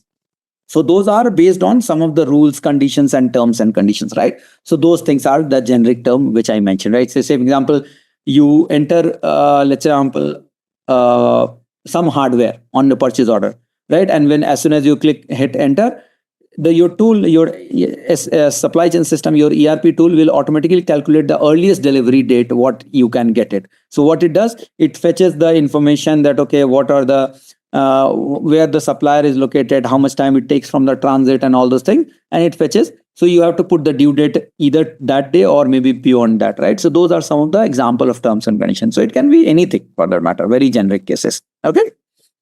So there are two different logic. Okay. So customer will have a completely, so Amazon, when you place an order, it's not a purchase order. Think of this way. You are not creating any purchase order, right? it's more like, okay, you are creating order, and from Amazon perspective, it's a sales order, right? So they create order. So this is more from the seller to customer.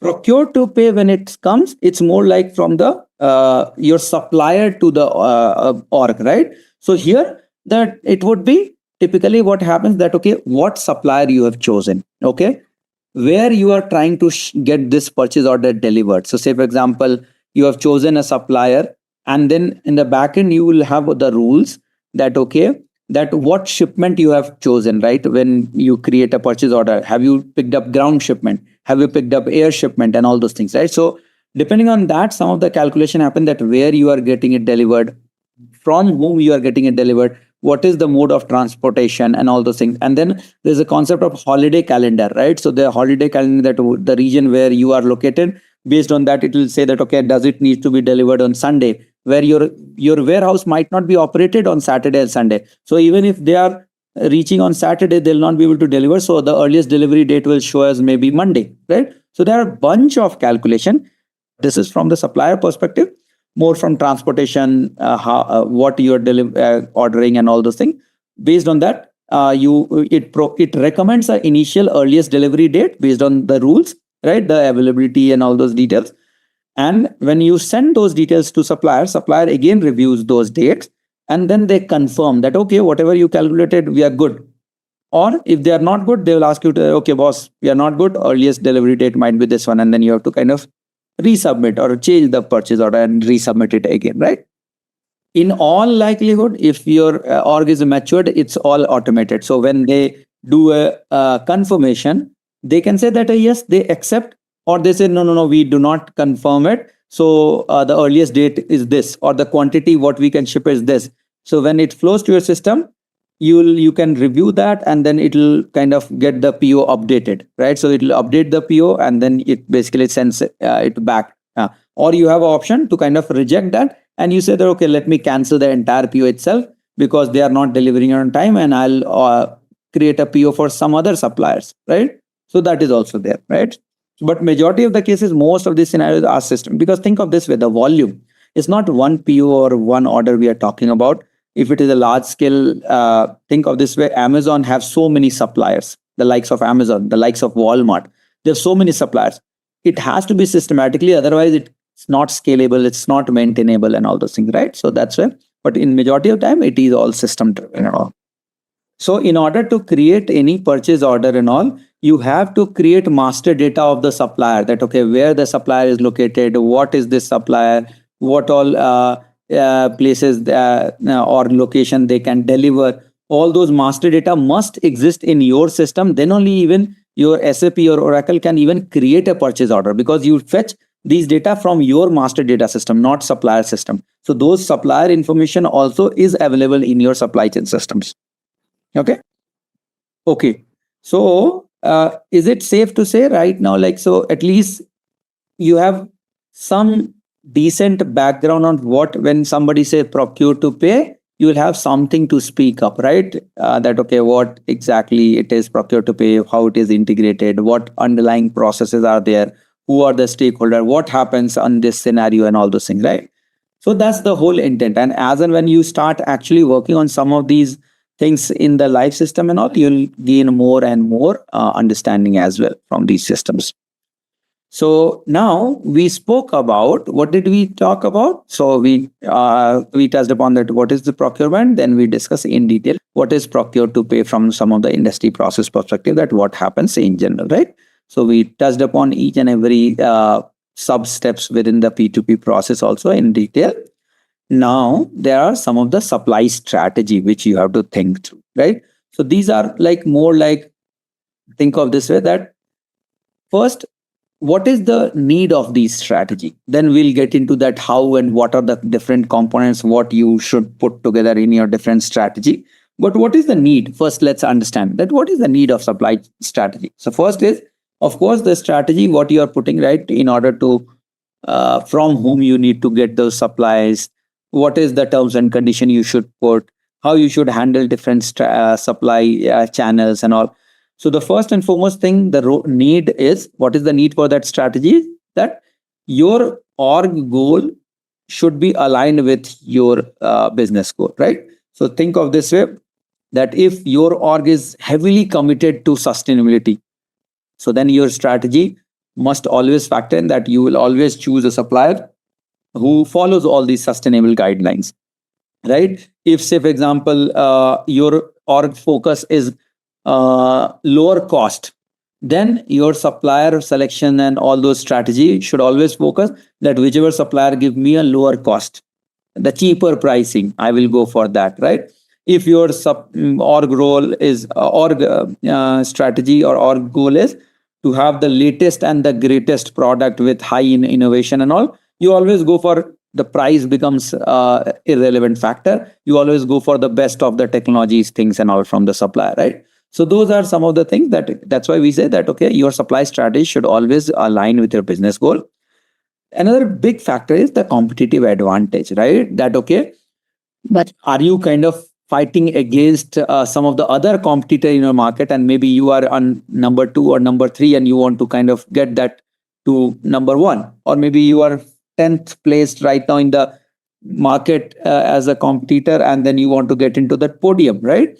So basically, then what happens? How you can get to those podium finish, compete with your existing leading players?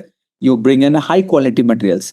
So you choose a supplier which always have a 0 defect rate, right? Always very high quality, or you time to market very quickly. As soon as like order comes in, and then you push those inventory into the market, right? So then you pick a supplier who can fulfill those orders very quickly. Instead of taking 5 days, if some suppliers say, okay, I'll fulfill in the same day. Okay, you go for lead times reductions, right? So those things are again one of the factor. And then of course, one additional thing is the risk mitigation, right? So say for example, your org basically says that, okay, irrespective of the type of business what we are handling, there are some scenarios that, okay, we are located, let's say for example, in a place which might see some of the natural calamities and disaster, right? So you always want to have a different set of suppliers or different set of sites on your strategy, so that at least if one site gets disrupted, you can kind of operate from another site of the supplier, right? So those things are also there. So all these are some of the need or basically role why you need to kind of think of any of the supply chain strategy. Not everything works equally for everyone, right? So that's why before getting into that how you do the strategy, you need to understand why you need to do the strategy. So of course, to align with your business goal of your supply chain with your org goals, of course, having a competitive advantage over the other market players, and then mitigating some of the risk, right? So there are multiple components of supply strategy. First and foremost is the sourcing strategy. That is the most important, that how you should select a supplier, right? So when you select, and we will see this with an example numerical as well, that some numbers we'll try to put, and we'll see these things as well, that how these numbers kind of come up to. But the sourcing strategy is that how you are choosing a supplier. So when you are identifying a supplier, it can be based on the cost, quality, sustainability, different factors and all, right? So that's one of the strategy basically for the supply. Other factor is the supply relationship management, right? You might have 5 suppliers, all are equally good on each of the parameter. One supplier is you have a very nice relationship with them, because when you are down, they kind of help you to lift up and all, and basically help you in the scarcity situation and all.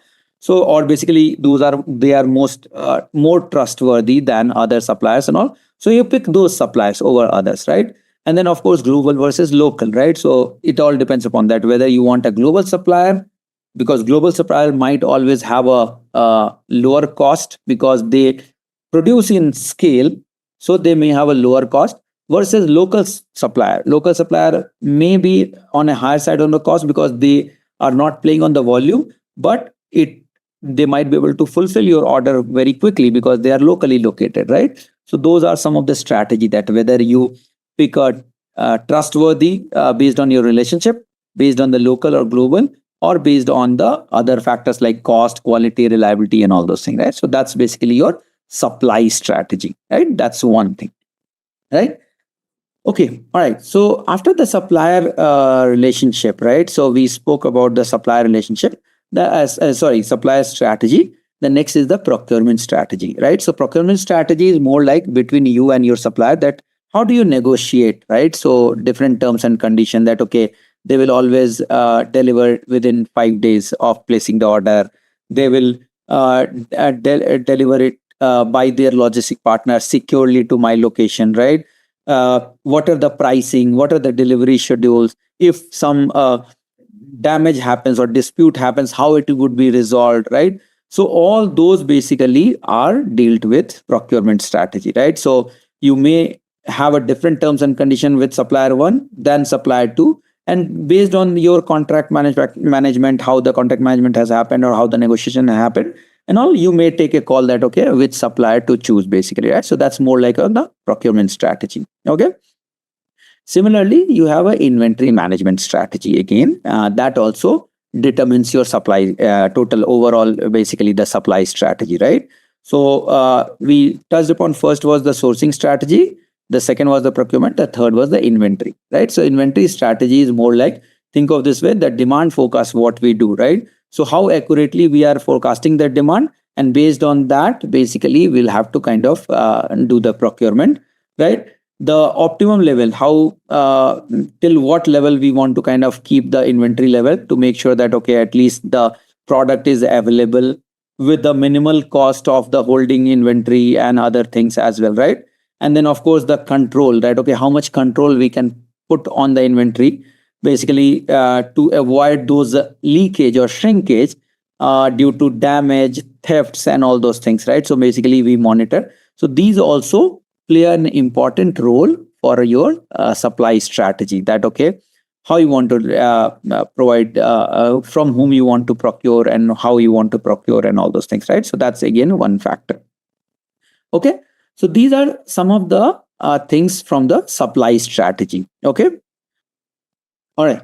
So the next topic what we are going to cover is the purchasing performance evaluation, right? So basically what we are trying to do, that whatever procurement we are doing, we want to evaluate that okay, how's the process, right? How effective it is, right?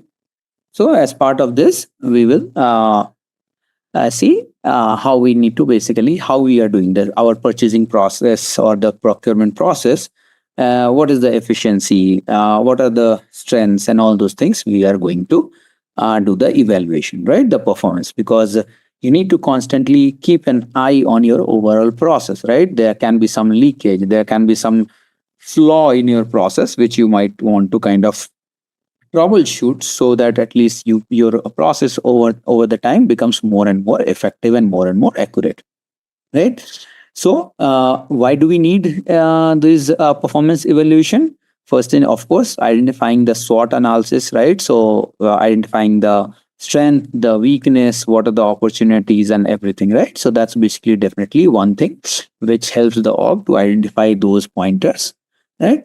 Then of course, in order, if we kind of tap onto some leakage or tap onto some flaws or missing things which are not doing correct, which are not being done correctly, if we tap onto those opportunities, we will end up having some of the cost savings and making our process more efficient, right? So that definitely we would want to achieve those as well. We also want to do a supplier performance management, right? That we want to evaluate all our suppliers also, that how they are doing. Because think of this way, you have supplier A, B, C. Supplier A historically last 1 year when they do, so maybe 95% items are all good, only 5% are defective. Supplier B consistently showing that okay, 10% items are defective, right? Supplier C is consistently showing 20% items are defective. So when you try to procure something from supplier B, you can build on to those terms and condition that okay, your 10% items are consistently defective, so we will pay a lower price because it adds our shipments and all those things of to return those items and all, right? So those things also help to kind of plan your procurement process, plan your org strategy as well, right? So the supplier performance is very important, right? Are they delivering it on time also, right? So that is also that, because if the shipment is delayed, that impacts your business as well. That in the end, it will be a dollar loss for you. Right? So those also are some of the critical parameters. Why do you need a supplier performance? And then, of course, the continuous improvement, right? That you want to continuously monitor, because no process is 100% correct, 100% accurate, 100% efficient, right? So you want to make sure that you continuously keep on improvising and improving your process to make sure that it keeps on improving day by day. Okay. So these are some of the reasons why we need a performance evaluation for our procurement process. So how do we evaluate? Basically, what are the metrics? Because it all should have some numbers, as simple as that, right? It's all subjective. It would not give any story to you, right? So it must have some numbers as well, right? So you need to define those performance by some numbers. So of course, the first and foremost is the cost saving, right? So purchase price variance, right? So basically that you determine what it is, basically the actual purchase price and then standard or budgeted price. So think of this way: your company at the start of the financial year, they say that, okay, in order to procure plastic for this year, FY 2024, we would spend maybe $10 million, right? And by the end of the year, you ended up spending $11 million to purchase the same amount of plastic, or basically some raw material. So that means there's some gap. Either you are not budgeting it correctly, or your purchasing process is incorrect, which is kind of taking your budget for a toss, right? So actual versus budgeted, you always have to kind of factor in, right? The cost avoidance, right? So basically, these are the cost avoidance that, okay, which you achieved by preventing some of the things. So you actually did not pay, but it basically quantifies that you saved it. So actually you did not pay, but think of this way, that in ideal terms and condition, in ideal scenario, you would have spent $100, but what you did that, okay, you negotiated with a supplier, you negotiated with a logistics partner, and you ended up spending only $95 around, right? So that's basically the cost avoidance becomes the 5. So, or it can be basically, it can be for that matter anything. Your raw material price increased, but still you ended up being in the same budget or something, right? So those are also some things, right? So these are this gives some insight on the cost avoidance. And then of course the TCO. TCO is a very important thing. That is the total cost of ownership, right? So basically, when you procure, when you use, when you dispose it, all the things end to end, how much costing is happening. So what was your allocated budget and what you are putting per inventory and all those things, that basically. So these are the some of the items on the costing part, which gives some insight on purchasing performance. Now, when you actually start working onto these, what happens? Your system, your IT systems, IT team and all, the analytics team typically provides all these numbers. Basically, all these numbers would be, there would be some dashboards. Now, it depends upon your org. There are some orgs which will have these dashboards automated, right? Where all these numbers are flowing in, and day in, day out basis, you can have a look. There are some orgs which have not put too much effort on the analytics and all those things. So you might have to get these numbers in a spreadsheet and do it manual extractions and all those things, right? So it depends. But in the end, for a mature system, these numbers must be there to be visible to the leadership team, to the procurement team, to the buying team and all, to kind of get an insight that how they are performing, so that they can accordingly plan for next year as well, right? Now, the other factor is the quality. The quality is basically, so there's a concept basically is a very important concept called OTIF. Not sure if you know. So there's a concept called OTIF. Okay. It's on time, in full. So basically what happens, you determine basically that how your quality is being maintained. Now, what is OTIF typically happens is that whatever you are trying to procure from the supplier, did they deliver on time? So that's basically takes the first half, that is OT, right? So basically that OT part is nothing but on time, that whatever you ordered from procured from the supplier, did they ship it or did they deliver it to you on time? So you ask for request delivery date of 10th and did they deliver it on 10th? So at every order you track this. Okay. And the second portion is like in full, right? So IF basically is nothing but in full. That okay, let's say example, they delivered it on time, but did they deliver in full? Think of this, for example, that you created a purchase order for 100 quantity. You ask them to deliver it. Say for example, today is 28th July. You ask them to deliver it on 5th of August. Okay, you got a delivery on 5th of August. Yay, we are happy that okay, we got a truck coming from our supplier on 5th of August. Perfect. Looks good. They delivered it on time.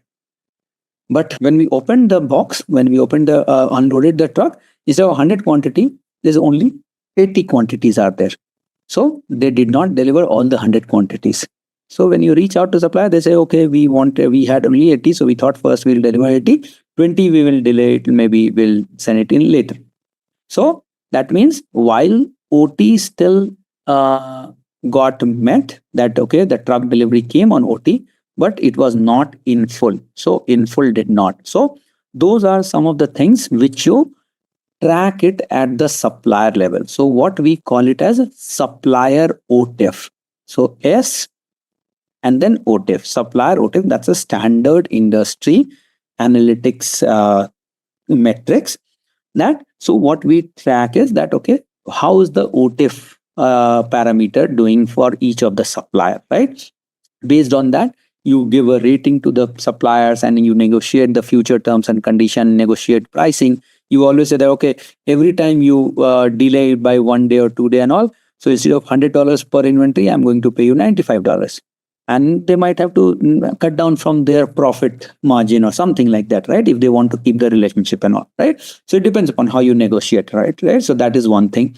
Supplier defect rate is another thing, right? That okay, every now and then, like okay, their 5% items are getting defective. That's a loss of business for you because it heads you return it, they'll again ship it back. It's a delayed shipment for you, right? So that's not good on a continuous basis. And then of course the overall quality rating for the supplier. So this quality is very important. And from the analytics perspective, right, when you do a analytics and dashboarding in Power BI or Tableau, or for that matter any analytical dashboard, these dashboard you will see these are one of the most critical dashboard when it comes to the supplier related information, right? So this on OTIF, the defect rate, quality rating is more like a star and all those things. So this is more like a subjective, but these two are absolute insight. And OTIF has many parameters. So you, when in OTIF happens, like so on the OTIF, what happens? So typically what happens for each of the supplier and at each of the item level and all, right, or each of the location level, depending on how you want to track it, you define that your target OTIF is, say for example, 95%. Your target OT is maybe 98%. Target if in full is 98%, and what they are meeting it, right? If they are not meeting it to 95%, because you might have to still every time it may not be 100%, right? So you still give some leeway to your supplier. But let's example, even if they are going below the target and all, that's a cause of concern, right? So automatically your dashboard will start showing in red and all those things for those suppliers and all. If even after repeated warning, repeated terms and condition negotiation, or if the supplier is still not doing well, maybe they are somewhere trending on 50-60% and all, you might want to kind of look for an alternate supplier, because if they are delaying it, it's a loss of business for you, because if it is a finished goods, your customers are getting delayed shipment. If it is a manufacturing raw material and all, so your manufacturing process getting delayed, right? So at the end, it's your business who's getting delayed. So you might want to kind of strike off that supplier from your ecosystem and find an alternate supplier, right? So all depends upon your strategy. So these things becomes very important from your supplier or basically overall purchasing performance, right? The next is the efficiency. So the efficiency, there are some key parameters or key KPIs. What we track, what is the purchase order cycle time. Cycle time is basically from the time you initiated a purchase requisition till the time it got delivered. What is your cycle time? the lower the cycle time it is, the better it is. Let's say, example, if you create a purchase order and it takes 100 days to fulfill and get it delivered, it's a bad thing. So either your supplier is not doing good, or your warehouse person is not doing good, or your ERP system is doing, somewhere the bottleneck is there, right? You have to figure that out, where that end-to-end bottleneck is there, but somewhere the issue is there. And then of course the overall cycle time you can break into different stages to find the actual culprit, that whose cause of delay, right? So that is very important to get an insight on the cycle time. Most of the time your leadership will always ask you this supplier, basically this order cycle time, that what is the, you do not want to keep an order open for 100 days or 200 days or 3 months and all those things, right? So it's very important to keep these insights very handy. Cycle, and this calculating the cycle time, if you say, it's very easy. If you have everything in system, it's very easy. The moment order gets created, it will have a creation date in your SAP system, correct? All what it will have, that okay, once the order is 100% delivered and closed, so you'll have the delivery date. So your analytics will fetch all the orders which are with their creation date, with their delivery date, and it will match up the quantity. So the delivery date might have hit, basically the order might have got delivered, but it may not be in full. Maybe out of 100 quantity, it got delivered only 50 quantities. So you'll not say that order is closed, right? So what it does, that okay, your analytics will say that okay, if the purchase order quantity and the delivered quantity is equal, then it kind of minuses that delivery date and creation date, and it gives you the order cycle time. If it is not matching, then you say that okay, this order is still open with so many days and all those things, right? So these are some of the KPIs which once you start working in the system, you will start getting hands on it. But you should know that these are, how does these KPIs play into picture, right? Overall scheme. Inventory turnover, right? So how effectively inventory is managed. So you don't want to keep inventory lying down in your warehouse for 2 months without any use. Either it should be consumed or it should be returned, right? Because the moment you have got the inventory, you have paid to the supplier, and then you keep it 2 months, 3 months in your warehouse. That means it's a loss of delayed, basically it's a delayed revenue for that, right? So you do not want, you want to keep it basically on a shorter inventory turnover time, right?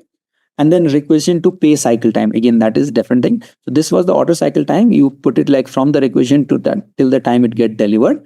Pay cycle time is basically once the requisition happened and then basically you did the payment to the vendor. So that gives another sight, basically more from the finance perspective and all those things, right? So those are some of the KPIs from the efficiency perspective. Supplier performance we already touched upon, right? There was an overlap from quality, but here also supplier on-time delivery, right? Supplier quality rating, supplier responsiveness, like in case of some issue or something, how quickly they respond and all those things, right? So those are some of the supplier performance as well. Okay. All right. So with these KPI we spoke about, right? The cost saving, the quality, the efficiency, the different metrics are there. Now these are, so from where we started, why do we need to do the evaluation, the performance evaluation? What all KPIs or basically metrics which we use to perform those evaluation? And then the third is, how do we do this evaluation? So of course, the very basic thing is that KPI, what we talked about, right? So we'll have multiple dashboard put together on the KPIs and all. You'll have some of the scorecards as well, right? The balance scorecard, it can be your internal scorecard, it can be your external scorecard, it can be per division scorecard, like financial team might have a different scorecard. The training internal processes team can have different scorecard and all, right? So basically you will have a dashboards which provides those scorecards that, okay, out of 10, how you are doing it, right? Out of 5, how you are doing it, depends on your scale of scorecard. KPIs give the actual versus plan versus actual for each of the KPI. When we say KPI, these are the KPIs which we talk about, right? So the on-time delivery should be 90%, actual is 80%. Okay, you're trending red, right? That way. Benchmarking is not from internal, but think of this way, best in class companies. Think of this way, if let's say, for example, Walmart wants to have the benchmarking done for their online supply chain systems, they might want to compare it with Amazon's supply chain system, that what are their industry benchmark is there, or maybe not just one, but maybe more from the industry perspective, right? That industry best of the players, the top 5 players, how they are performing, how's their cycle time, how's their inventory turnover time, how's their OTIF time and all. And based on that, you try to compare. So basically, it's not just from the internal, because you want to have a perspective for the outside your ecosystem as well, right? So that's why it gives a lot of additional insights that how industry is behaving, and then you kind of try to act. If you are lagging behind the industry, okay, that's not good, right? But let's example, in your internal process, you might be trending red, but if you compare with industry and that is still you are the leader, you are doing great, that means you have to live up with that okay, there's definitely some industry-wide process challenges which always keep this KPI red, right? So which nobody is able to kind of crack it, right? So those are some of the benchmarking thing. And of course, the 360-degree feedback, what we talk about, right? So it's not just based on your data and all, but you reach out to your external stakeholders, internal stakeholders as well to gather some. So, but this is more like a subjective one, that you send a supplier survey form, right? The planner survey form, the requisitioner survey form, the finance survey form and all. And they kind of provide all the details that, okay, yeah, we always get an expedited shipment. We always get purchase order on a very short notice, right? So all these can be some of the pain points as well. So which you might want to kind of factor in from the 360-degree feedback. Okay. So the supplier quality rating, as I said, right? This is more like a overall quality. So this is more like, think of this way, this quality rating will give out of 5 star, you give this supplier as 3.5 star, or maybe 4 star or 2 star, right? But it doesn't give an insight on why it got 3 star. That may be because of your OTIF, maybe because of your defect rate, maybe because of the delayed shipment and all those things. So this is more like think of this way, overall feedback, right? I give 2 star. These are my 2 star supplier. These are my 3 star supplier. Reason is, now if you want to kind of deep dive, you get into the on-time delivery, the defect rate, the in-full delivery, all those things and all, right? And then basically, but all these combinedly will kind of factor in this quality rating, overall quality performance rating and all those things, right? That way. Okay. So in most of the time, typically the supplier performance are based on the quality, cost and delivery, right? So most of the time, basically, it happens that, okay, the supplier performance are gauged based on the quality, cost and delivery. But there are some other parameters as well, that safety, right? That is another parameter as well, right? Morale, right? Morale ties up to the sustainability. That also kind of ties up to the performance. So it depends upon what industry, what org we are working in. But the QCD is the most common parameter based on which we gauge supplier performance. But it does have some of the additional factors like morale and safety as well. Those things also kind of add up to the supplier performance. Now, when it comes to the QCD, what happens that, think of this way, some of the key areas, typically what happens like, okay, that whether they are doing an on-time delivery, right? How the defective, whether it's delivered on time, right? Even if they are delivered on time and even they are doing a quality thing, is their cost okay? What if like, okay, 2 suppliers are there, they are delivering on time, they are delivering same quality, they are delivering in full, everything is good. One supplier charges $100, the second supplier charges $125. Okay, the supplier who's charging $100 may get a better overall rating, right? Because the cost, they win on the cost part, and that is one of the factor for the QCD parameter. Okay, so some of the additional value, like many suppliers, they provide added value added service, right? We all are human, right? Everybody loves freebies, right? So some of the suppliers say, okay, along with these and all, what we'll give, like, okay, maybe free returns up to this one, or maybe a settlement period of 60 days or something. So once you are done, you have received it, you have a 60 days window to do a settlement. One supplier say, okay, no, as soon as you receive it, within 5 days or within 2 days, you have to do the settlement and all. So those are some of the added values and all those things, right? So those are also kind of factor in your supplier performance as well. But in general, QCD covers majority of the portion.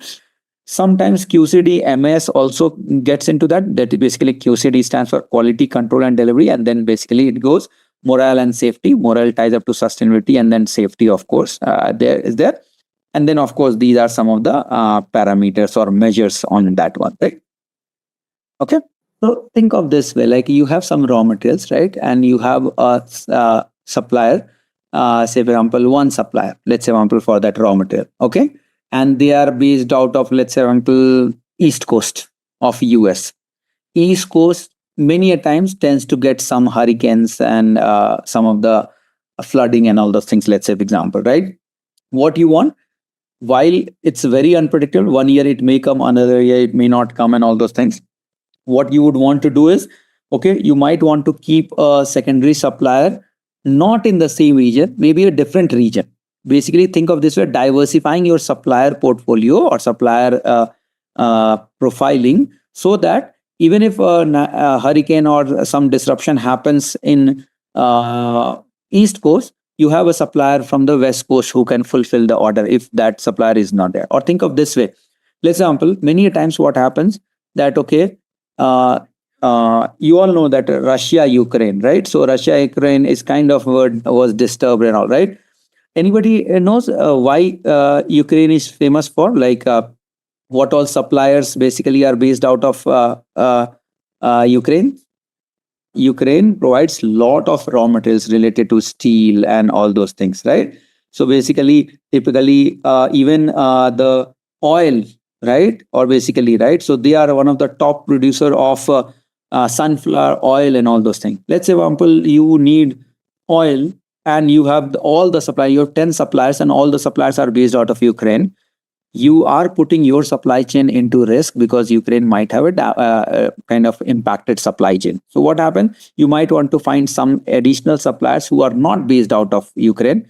It is unpredictable. Nobody knows that. But you have to be smart enough to make sure that, okay, while you are choosing the supplier, it should not be from all the same region, all the same locality, right? All the same countries and all those things, so that you have different degrees of kind of risk mitigation, and then you kind of deal with it. Of course, there are some exceptional scenario, like what we all saw globally was COVID.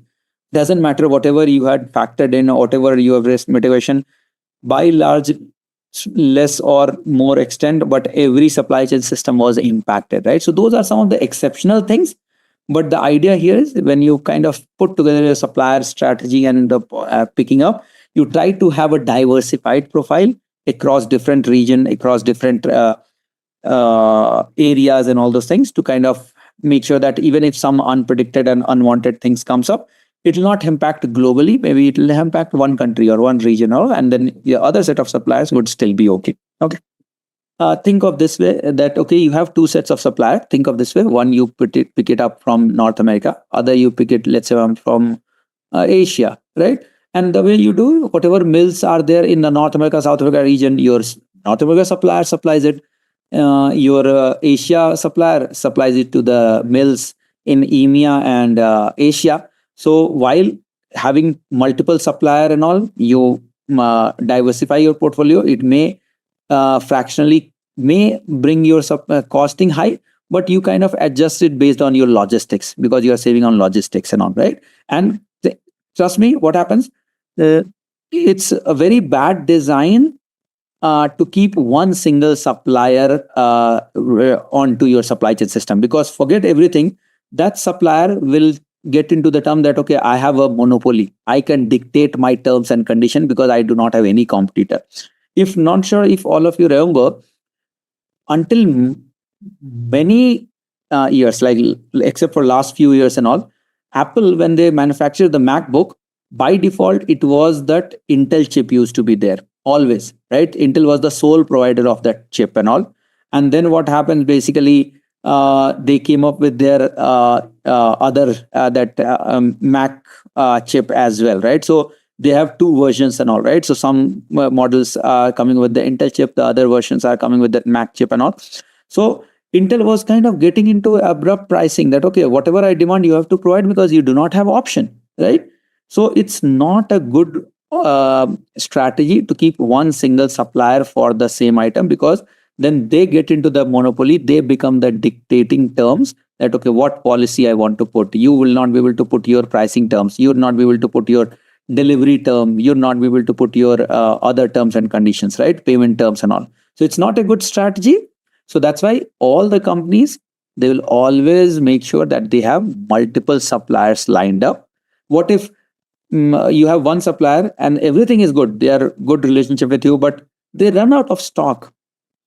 So would you stop your production? Maybe not, because you might want to then reach out to some additional suppliers too, so that they can fulfill your orders and your manufacturing process continues, right? So it's not, to be very honest, on the costing part, it's more like making sure that, okay, you are kind of diversifying your portfolio, and in the long run, actually it brings down your cost rather than increasing the cost. Okay. Now let's see this one, that supplier price, cost, and value analysis.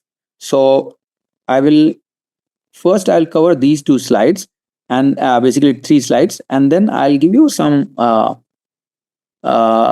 keep your spreadsheet and everything handy. We'll try to kind of see some numbers and see what you think, how it would behave after the cost analysis and value analysis. Okay. So what is supplier price, cost analysis, and value analysis? So these are basically, so when we talk about the supplier price and cost analysis, that is nothing but you are evaluating supplier pricing structure to understand that, okay, what they are charging to you, how reasonable that is.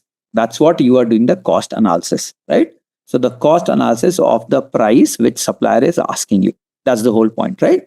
So supplier is asking, say, for example, $100 per item per unit.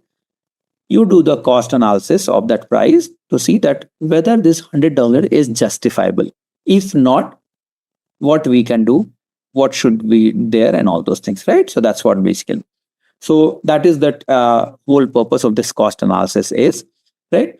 Why it is important, and you should continue to do always that. Okay, it ensures fair pricing. It when you find some opportunity, you reach out to the supplier, change in your requirement, change in your terms and condition, and it brings the cost reduction, right? It brings down the cost, right? Of course, if the cost reduces, your profit margin increases, right? So it improves your profit margin.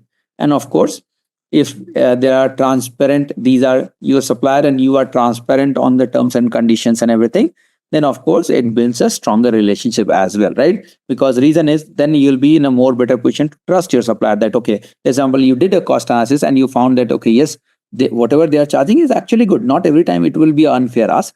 They're actually charging a right set of price, which actually is the should be there. Then it improves the trust between you and your supplier that, yes, whatever they are charging, it's not unfair, they are reasonable and all, and yes, they are our trusted source of suppliers, right? So there are different components, right, when we talk about. So one is the price analysis, other is the cost analysis, right? So that's what we talk, price analysis and cost analysis. So price analysis is typically what you do is you have your item, you compare that price of that item from multiple suppliers. So as we said earlier, right, you as an org, you will have, let's say, 5 suppliers. You pick up the same item, all the suppliers are supplying the same item. You compare the price from all the 5 suppliers and then do a market trend that, okay, these are my 5 suppliers who are charging this. These are additional 10 suppliers of the same item who are not my supplier, but they are in the industry, they are also supplying the same item and they are putting this.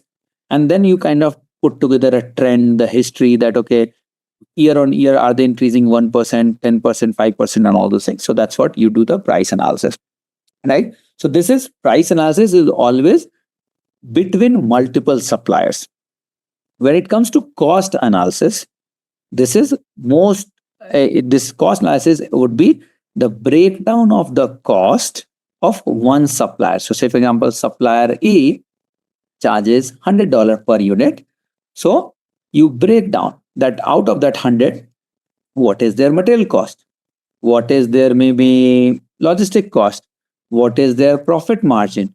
What is their other admin cost, whatever. So different cost component you break down and you try to deep dive into that. That okay, are they charging more for raw material? Because they are charging $100 per unit, out of which maybe let's say 4 or 5 components are there.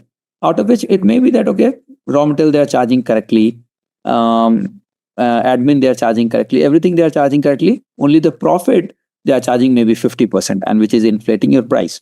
So you want to break down to understand that which factor or which component within that cost of that particular supplier is being charged how much, and so that you can pinpoint when you have a discussion with the supplier that what they need to kind of look together, right? Okay, so that's basically the cost analysis, right? So price is between different suppliers, cost is for one supplier, the breakdown of the structure, right? Their cost.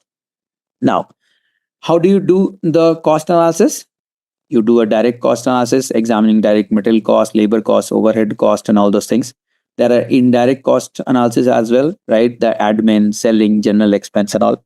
And then total cost analysis, you kind of factor in both direct and indirect, and you kind of come up with that overall cost analysis, right? Including logistics, quality, services, everything all together, right? So that's basically your total cost analysis. So that's your cost analysis and price analysis, right? Now, when it comes to value analysis, what is, so if you remember what we talked, we understood price analysis, which is between multiple suppliers, cost analysis, breakdown of one particular supplier pricing and get into the deep dive into that cost. The third element is the value analysis. So before we get into the actual question, we need to understand value analysis. So what is value analysis? Value analysis is whatever they are charging, whatever they are asking, that's okay. That the product which they are basically giving, what all value it provides to me. Does it provides some additional value? Does it eliminate some extra cost which I would have paid and all those things? So those are something like on the value analysis part as well.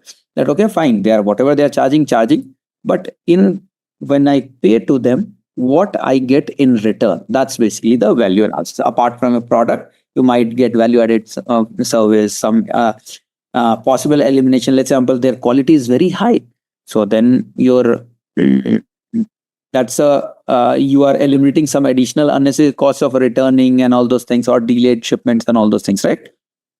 So those are some of the value analysis things, right? Why it is important? Of course, it reduces cost, because if it's you are getting some things in free, some additional value add, or it's basically eliminates some cost due to high quality, and also it overall reduces cost. It improves the quality of your product, and if the product quality is good, of course customer satisfaction will go high, right? So you'll gain on the customer satisfaction, right? So the process how you do the value analysis is, of course, you collect all the data, right? You evaluate, and basically you those data, you do some analysis, you do the evaluation, and then you implement that. Okay, how these need to be mapped onto the value analysis. So these are some of the subjective things. We'll quickly touch upon one example. Hopefully that will make things clear. Okay, so see here. Read through the first part. What it says: a manufacturing company is purchasing a plastic component from supplier A. Okay, the component's current price is $10 per unit. So if you want to do a price analysis, what was price analysis? We compare the price from different suppliers. We are not getting into a breakdown of what is this $10 per unit. So you try to do a price analysis for this component. So you say, okay, you collected all the data. So supplier A is charging $10, supplier B is charging 9.5, supplier C is charging 10.20, right? So purely based on the price analysis, what it says, okay, supplier B is my best supplier because they are charging me lowest, right? That's not like the initial analysis will come into effect. Okay, so that was more like from the value analysis, right? Price analysis. Correct. Now, let's example the cost analysis. So what we are trying to do now, we are zeroing down to only supplier A, the cost analysis. So how much supplier A was charging? $10. So we did a breakdown of the $10. So what they said, direct material, $3 per unit. Boss, this is fixed. Labor, they're charging $2 per unit. Overhead, they're charging $3 per unit. And profit margin, they are charging 20%, which is $2 per unit. So you do a cost analysis for this one. Now, you would, of course, as an industry expert and all, you would know how much the labor charges, how much the overhead charges, what is the profit margin on. If all these are aligned, assuming that everything is aligned, let's say example, and supplier, whatever they are charging, it's all good. Nothing can be reduced. So then that means, of course, this is good enough. Okay. Now, do you have any control on profit margin? It's their strategy. Would you be able to control their profit margin? No. So that will be fixed. Overhead, whatever they are charging, that setup cost, office cost, blah, blah, blah, and all. Okay, that will work. Direct labor, of course, that's their call, how much labor and all. So direct material, this is what you are getting into, correct? So this is something, can you control? Or do you think that even this is beyond our control? While these three, let's say I'll assume that these three, they are charging it correctly. Direct material, after this cost analysis, there is one option. Think of this way. What was the original thing? We said a manufacturing company is purchasing plastic component from supplier A, correct? What we tried to do it, after this cost analysis details are there. So once we have the details on the cost analysis, what do? We have our internal value analysis start getting into. So that point of time, our value analysis kicks into picture. So what we do, we form our value analysis team to examine the plastic component, that whatever plastic component we are getting, how we can kind of bring down the cost, what value add we are getting, how it is important and all those things. So we examine the plastic component. So what they do is, they'll start doing all the analysis, gather all the data and all those things, right? Different types of plastic, they will try to explore, redesign some of the component and all the other alternative and all. Can we not do plastic, or maybe can we reduce most likely there's some plastic we are procuring, more like, may think of this way, for our packaging purpose. Can we design our packaging in such a way that we use some less volume of plastic and all? So after all those factors and evaluation and all, they say that, okay, we can design our component in such a way that will reduce my plastic uses by 10%, let's say. So that's your value add without impacting your overall product. You kind of reduce on some of the wastage, reduce some of the redesign some of the packaging things and all, and you reduce the plastic uses by 10%. So the moment you do the plastic uses by 10%, what happens? Instead of $3, it's basically 10% it reduces. So 0.3 you reduce on the direct labor cost, not by requesting the supplier to find an alternate source and all, but by reducing your consumption without, of course, impacting your overall product and all, right? So what do? You reduce the component reduction by 0.3, basically dollar, which is 10% of the material cost, right? So that's what it had, the value analysis had given. So $3 per unit was my material. So I reduce it by 10%, which is like 30. So what happens? Now, say for example, if I put on supplier A, what will happen? Supplier A, instead of $10, we will start getting into 9.7, correct? Let's assume this direct material cost is the fixed, irrespective of supplier A, B, and C. So supplier B was also charging 9.5, but so they might be charging, for example, this one. They might have the profit margin or overhead, they might have less, and that's why they are charging 9.5. The raw material cost was, for them also, it was 3 only.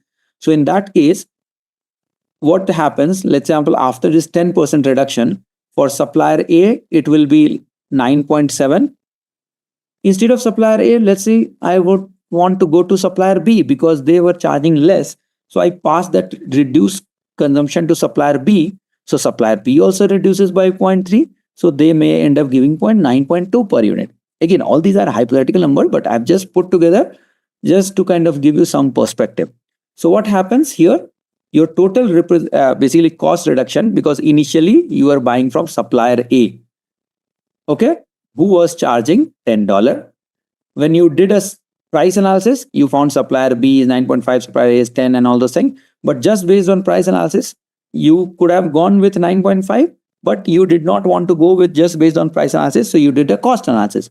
So you get into the most cost breakdown structure, and then you did a value analysis. And then you moved from supplier A, who was charging $10, to supplier B, not 9.5, but even with the reduced consumption, which is 9.2. So think of this way, it always goes into a combination. So you do all the three together. You do price analysis, you do cost analysis, you do value analysis, all the three together. And overall end result, what happened? That we had a cost reduction of 8%. 8% means instead of $10, which supplier A was charging, now you're getting all the products and everything from supplier B at 9.2 per unit instead of 10, which was before, right? So overall, you get a cost reduction by 8% per unit. And it's not because it's just by value analysis or just by cost analysis or just by supplier analysis. If you would have done just by price analysis, you would have simply switched to supplier B. Would that suffice? Okay. Yes, you reduce the cost by 0.5, but there was more potential to further reduction. So let's do more optimum. So what you do, you club price by cost, and then from cost, you move to value, and then eventually got into the most optimum pricing. Right? So this is just one example what we typically do to kind of finalize do cost, price and cost analysis, and then value analysis for the supplier pricing and all. Okay. So what I wanted based on this example, right now, I was only focusing to show the example of direct material cost. So that's why I kept all these three factors constant. In other scenario, what you can do, you can keep these three as constant and you can put profit margin as a variable, right? When you compare with other suppliers. In some other example, you can put a labor cost as a variable, right? So in this case, what I did a value analysis only on their material and assuming all the suppliers are charging these three exact same amount. So the only differentiator was the material. Rest everything was same. That labor, overhead, profit margin was same. So I kept those as constant just to simplify. See, the problem is that you do not want to keep everything variable. It becomes convoluted and it becomes difficult to understand. But absolutely, let's say example, raw material cost is same for all the suppliers. Labor is same. Let's say example, profit margin is also same. Overhead for one supplier is $2, one supplier is $3 and all. You can start asking question that, okay, why you are charging overhead? Can you please elaborate and all? Because these are, of course, the contractual agreement and all. You need to get some insight. While they might still not be able to provide you all the details, but whatever can be shared across, they would able to share. And you can give some examples. The industry is charging $2 per unit. You are charging $3, which is kind of making my overall pricing as high. So you might want to reconsider this. Otherwise, we might have to reduce our trade volume and all those things, right? So it all depends upon what factor you want to do as part of your value analysis. So the journey begins first is, of course, the price analysis, because that's what you get a overall picture for all the suppliers. Then you do the cost analysis. You can do for one supplier, you can do for two suppliers, you can do for all the suppliers as well. And then which parameter you want to factor in. So when we did a value analysis, I took an assumption that from all supplier A, B, C, when I got the cost breakup, these three were same. So that's why my value analysis was focused only on the material details. That, okay, how can I reduce my consumption out of the material, which will bring my overall factor down. But if you think that, okay, when you are comparing supplier A, B, C on the cost breakdown and rest everything is okay and only overhead is different, then you start negotiating on overhead, right? That's what it depends.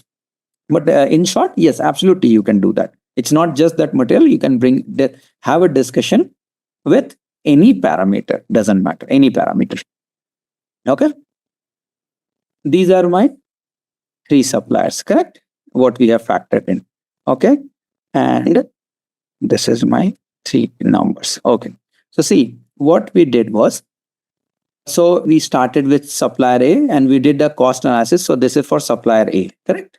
Supplier A, right? This was the cost analysis for supplier A, what we did, which was eventually coming to total $10, correct? So what we assumed is, let's say example, so think of this way. Here what we did from the value analysis, what we said is for the supplier A, we reduced our overall consumption by 10%. So if it is supplier A, say for example, if it is supplier A, what we said, which we saw was that instead of $10, it became basically equal to 3 into 0.11. So basically this was the reduction. And then here, say for example, if it was $10, so then our new price, had it been my supplier A, if I continue to procure from supplier A, this become 9.7. Correct? So after my analysis, if I just purely continue to be with my supplier A, the $10 reduction goes to supplier B. Supplier A, it goes to 9.7. Now, if you remember, supplier B was what? It was 9.5. So just purely based on the cost analysis, I could have shifted to supplier B.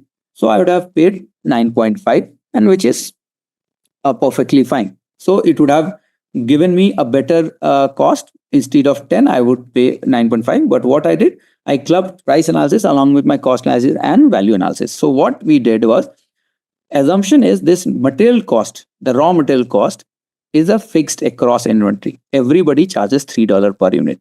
Rest all supplier A might be charging $2 as a profit margin. Supplier B might be charging 1.5, and that's why they are charging overall 9.5. But this is a constant across industry, say for example. So if you talk about supplier B, say for example, let me put a hypothetical number here.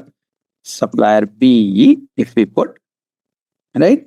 So this continues to be here, and these three, let's say for example, here, this might be 1.5. And that's why this was coming to $10 and this was coming to $9.5.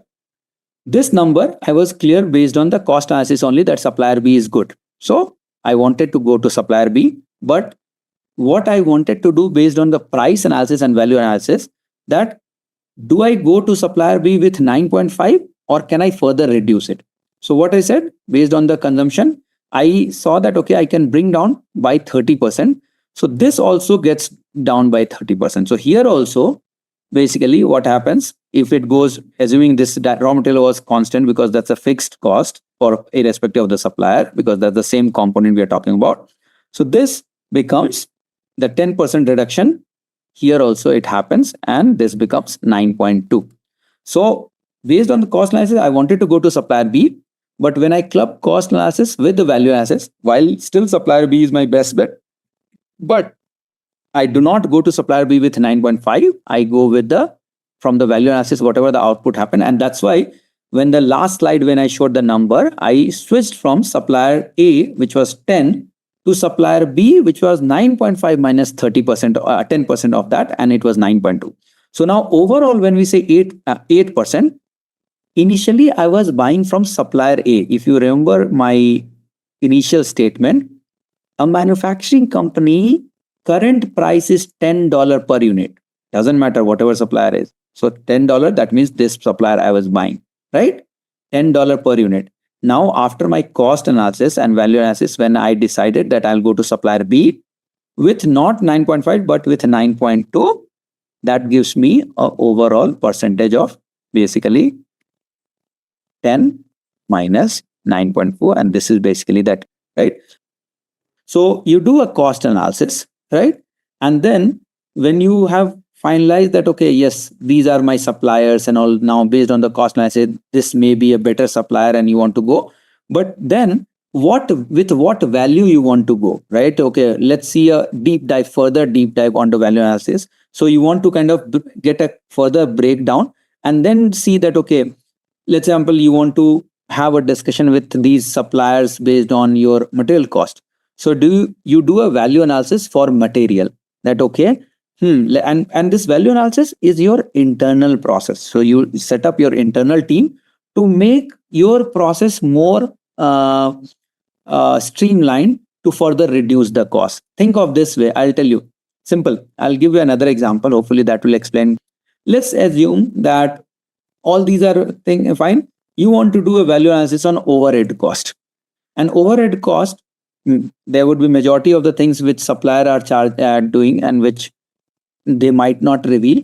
But based on certain discussion, you realize that your warehouse, the way it is designed and all those things, the to unload, each supplier needs more labor, so they have to put more labor to unload into your warehouse and all. So you might want to redesign your warehouse. They say that, okay boss, the way we will unload, instead of 5 levers you may need just 2 levers. I'll put an automatic belt or something. You don't have to put, you just put your truck and then put the belt, and everything kind of starts getting into my loading area and all. So instead of 5 levers which comes on your truck to unload, you just need 1 or 2 levers, and they will just keep on putting and all those things. So then you start doing the value analysis to bring down this overhead cost, and you say that by doing this, you promise that, okay, you will reduce your overhead cost from $3 per unit to maybe $2.5 per unit or something like that, right? So it's all basically that what additional cost reduction you can do internally to bring down the cost. So if you see in this case, what we did, we brought down the cost of raw material. How did we do that?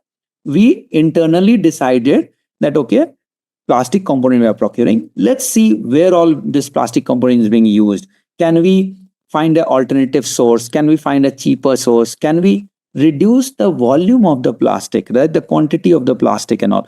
So without compromising in the quality. So the team did all the data analysis, evaluations and everything. And then they said, okay, we can bring down the plastic usage because there are 10% wastage is happening. We can reuse those wastage and we'll bring down the overall consumption of plastic by 10%. So that value analysis helped you to reduce the direct material cost, right? So the value analysis is more, think of this way, it's an internal process to further analyze and streamline your process to bring any of the one particular cost component lower, which overall brings the overall pricing also lower. So that value analysis, if you see, from 10 to 9.5, you went by cost analysis. Okay. But you further went to 9.2 because of the value analysis. So that $30, what you decreased, that was because of the value analysis, which you did internally, not with the supplier. You did internally. You decided that, okay, now you will have a reduced material by 10%. You just inform that, okay, suppliers, that going forward is of 100 tons, I'll order only 90 tons. Your direct material cost reduces, right? So that's what it is. So that's basically the value analysis for us. Okay. Our seventh quiz question is, what is the key difference between forward and reverse logistics in supply chain management? So again, you guys must already know the answer, but the options are: forward logistics focuses on returns, whereas reverse logistics focuses on deliveries. Second option is forward logistics is customer driven, whereas reverse logistics focuses on supply driven. Third option is forward logistics handles product delivery, and reverse logistics handles returns and recycling. And our last option is forward logistics deals with defective products, whereas reverse logistics deals with overstock. So again, this should be really easy because it's a simple and straightforward question. Just a quick info, guys. Intellipaat offers supply chain management course in collaboration with EICT IIT Guwahati. Through this course, you will learn technologies such as procurement, logistics, supplier management, and practical exercises, which are mentored by our industry experts. With this course, we have already helped thousands of professionals in successful career transition. You can check out their testimonials on our Achievers channel, whose link is given in the description below. Without a doubt, this course can set your career to new heights. So visit the course page link given below in the description and take a first step towards career growth in the field of supply chain management. What we are going to start is another important parameter or another important topic, and that's logistics, right? So logistics is what we are going to cover today. All right, so let's start from logistics, right? So we're talking about, so these are some of the topics which we are going to cover. We'll see how far we can go along today, and then if we are able to, my target is to cover pretty much everything today, but let's see, depending on how the discussion goes, and then we'll proceed accordingly. One request for everyone in the class. Now I'll give you 10 more seconds to just read through these topics. What are topics which we'll cover as part of logistics? Okay. So these are the topics. We'll touch upon the logistics in intro, and then we'll just quickly touch upon the forward and reverse logistics. Please do not worry about reverse logistics for now. We'll have a very detailed session on reverse logistics as well, where we'll touch upon how individual reverse logistics scenario also works. This is in itself is a big module and all. But right now, just try to we'll touch upon forward and reverse logistics so that you do not get confused. We'll get into some of the network designs, and then we'll get into the logistic functions of transportation. We'll touch upon some of the core concepts and functions of TMS. And then even warehouse management comes as part of logistics, right? So transportation is one part, and then once the transportation comes, it delivers or it loads basically or do the loading unloading in the warehouse. So warehouse management also is very tightly coupled with the logistics concept. So we'll touch upon the warehouse as storage, and then we'll get some brief idea on the warehouse management system, that is WMS. All good so far? Okay. So if that sounds like a plan, let's go ahead. So this is what when we talk about logistics. Himanshu, your hand is raised. Do you have any question? Okay. Brennan. So you who spoke earlier, right? So logistics is when we talk about it's nothing but all about managing the flow of goods, information, and finances from one point of origin to the other point, right? The destination is always the point of consumption, and the source is always the point of origin, right? From where it is originating, right? So that's what basically we are managing, tracking, having the visibility of all these, and that's what it comes as part of logistics. It's of course, as we spoke, like it plays a very vital, very critical role in end-to-end supply chain process. Any delay in the logistics directly impacts your customer satisfaction. A dissatisfied customer, that means a loss of sales. Loss of sales means loss of dollars, loss of revenue, and potential shutdown of the business if it continues to happen over time again and again at scale, right? So customer satisfaction, no business can risk this customer satisfaction, right? Because of any factor, right? So logistic plays a direct impact on customer satisfaction. Think of this way: you order something from Amazon, and instead of that was promised that within 2 days you will get the delivery, and you had ordered something for some event which was maybe a 3 days from today, and you were expecting that within 2 days you'll get your shipment, and it keeps on getting delayed, and instead of 2 days you get it maybe after 5 days or something, right? The purpose is defeated, right? Of course, you'll give a bad rating to the seller, you'll provide a lot of negative reviews and all. Now over and over time it keeps on happening. Then what your perspective is that, okay, Amazon always delays shipment and I'm not going to order from Amazon, right? Now think of this way: scale it up from one customer to 100, and 100 to 1,000, and 1,000 to kind of millions, right? Of course, it's a loss of business, right? So that's definitely logistics plays a very important role on the customer satisfaction. Cost reduction, right? So it directly impacts the costing. Think of this way that, okay, if you are planning your logistics properly, you will have a better controlled check on your cost, right? Instead of shipping it, everything's expedited. If you plan it better, you can do it with ground shipment. You can batch maybe 5 or 10 items in one box and ship it, right? Rather than individually shipping out small boxes in every time and all, right? So a better planning at the logistics side reduces the cost.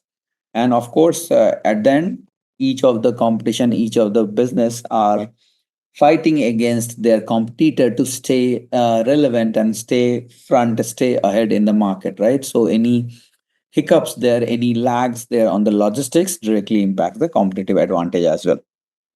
We have spoken about supply chain in general. We had different stages and different stakeholders are there. When it comes to logistic, we have some of the key components, which includes suppliers, manufacturers, customers, and then of course warehouses and transportation. Now we are not going to cover suppliers, manufacturer, and customer as part of this, because these are more like, think of this as an indirect component, and we have touched upon suppliers in detail a lot And manufacturers definitely will cover when we come to when we discuss the operations and manufacturing part. Customer, when we get into the sales order and all, then definitely we'll kind of discuss the customer part. So from our discussion perspective, from out of all these potential custom components for logistics, we are going to cover warehouse and transportation. These two are the direct component of logistic module, have more visibility, more impact, more integration for any of our logistics solutions. Okay, so that's a quick background. Now, all right, okay. So with that, let's quickly see very high level flow, right? So this is like just wanted to make sure that how the flow is happening. Now, all these arrows you see, these are nothing but your logistics happening, right? So let's example, when you start from here, raw material, this is your nothing but the supplier. The journey begins from here, raw material supplier. From here, they'll do, let's example, they can send it to manufacturers, right? So manufacturer, what they do, they will do some fabrication. They may send to another module manufacturer to do the assembly, right? So there are assembly manufacturers and all, right? All these are basically sent to, let's example, your warehouse in where you'll have those inventory and everything maintained. And then of course it will eventually go to customer, right? It can go to retail, it can go to customers depending on what is your process.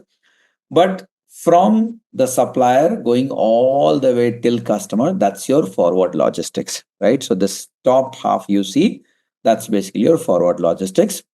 Now when it comes to returns, now return does not reverse logistics, or not return, say reverse logistics need not always start from customer.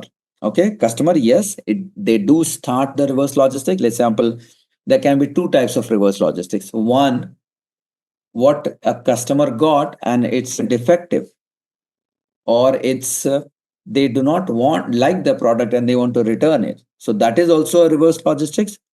The other is, think of this way, that it can be some of the reuse and recycle thing, which we discussed on in one of the initial session as part of circular supply chain, right? So if some of the components are as part of reuse and recycle, so think of this way: you are buying a laptop from Amazon, and they have a offer that okay, if you can exchange it with your old laptop also, and we'll give you, let's example, maybe $50 discount. So you ship back your old laptop back to, let's example, Amazon. So that is not part of it. It's not defective. It's not you do not want to use, but it's more like a your recycle thing or right. So those things also. So that also follows your reverse logistics. So customer initiates any kind of reverse logistics. If it is reuse, it can go back to your wherever you are maintaining your used inventory, or it can go to your repair hub as well, there where you want to repair it and then maybe use it for any other purpose. Say for example, at the part of repair hub, you realize that okay, it cannot be repaired, so you send it to the part assembly where you can just take down all the parts and all, right? And then, or the other option is that okay, you can send it to the remanufacturing, that okay, they can remanufacture and then use those things similarly. But eventually the bottom line is, we are not going to discuss very detail on the reverse logistics now, but the bottom line is that the reverse flow also happens. And why I wanted to bring this, that even for the reverse logistics at each stages, there is a transportation involved. So the logistics is involved, right? So you see that, okay, somebody would be shipping it out, right? From this location to this location and this location to this location, whichever flow it happens, right? So all these are basically your logistics. Doesn't matter whether it's a forward logistics or your reverse logistics, your transportation, your warehousing, and all those things will come into picture. Now, in the industry, typically what happens, majority think of this way: you pick any organization. Let's example, you pick Amazon, or you pick Procter and Gamble. Let's example, you pick Kimberly Clark, right? You pick any big brands and all. Their core function is to produce goods and sell goods. Their core competency and core job is not to transport the good. right? So majority of time, what happens? They outsource these logistics functions to a third party vendor. So there are some specialized logistics partners like are there who deal with movement of items from your manufacturing plant to distribution center and distribution center to retail stores and all, right. So those things, when they outsource it, you call it at the third party logistics vendors. If again, it need not to be always like that, but there are, like example, if you say no, I do not want to outsource it, it's my in-house logistic partner, I want to maintain my logistic operation by myself itself, then that model is called 1P basically, right? First part, one party, 1P logistic operation, right? The basic principle still remains same, even if it's a 3P, basically the third party logistic vendor. After every operation and all, they will keep on updating you. You will keep on receiving those data that, okay, whether item has been picked up, whether the truck has reached, whether the truck is not reached and all, how the transportation is managed and all. So those are different models. Either you can pick 1P or 3P logistics and all.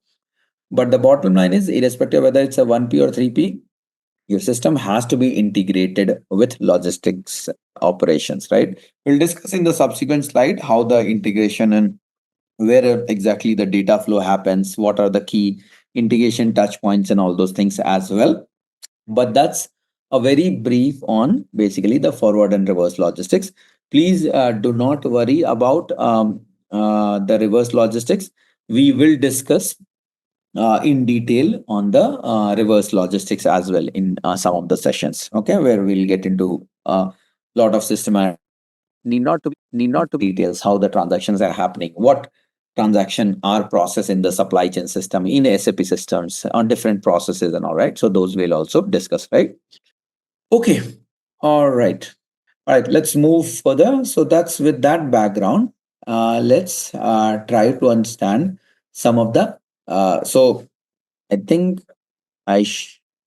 Okay, let's try to understand first the network design. I was thinking the order, but let's try to understand the network design before getting into the TMS. Okay, so now for the transportation, there are some industry standard what we call as network design, right? So there are we on a very high level. These are called as, or these are tagged as network design, or for that matter, transportation network design, right? Now, one of the very basic so think of this way: when we say network design, all what that means, that how the goods are transported from supplier to your destination location. Or I should not have called supplier. Think of this way more like your origin location to the destination location, right? That's what it is, right? Or seller to buyer, or source to destination, whatever you call it out, right? But that's what the so there are different models and different network design. Different business select or prefers different network design.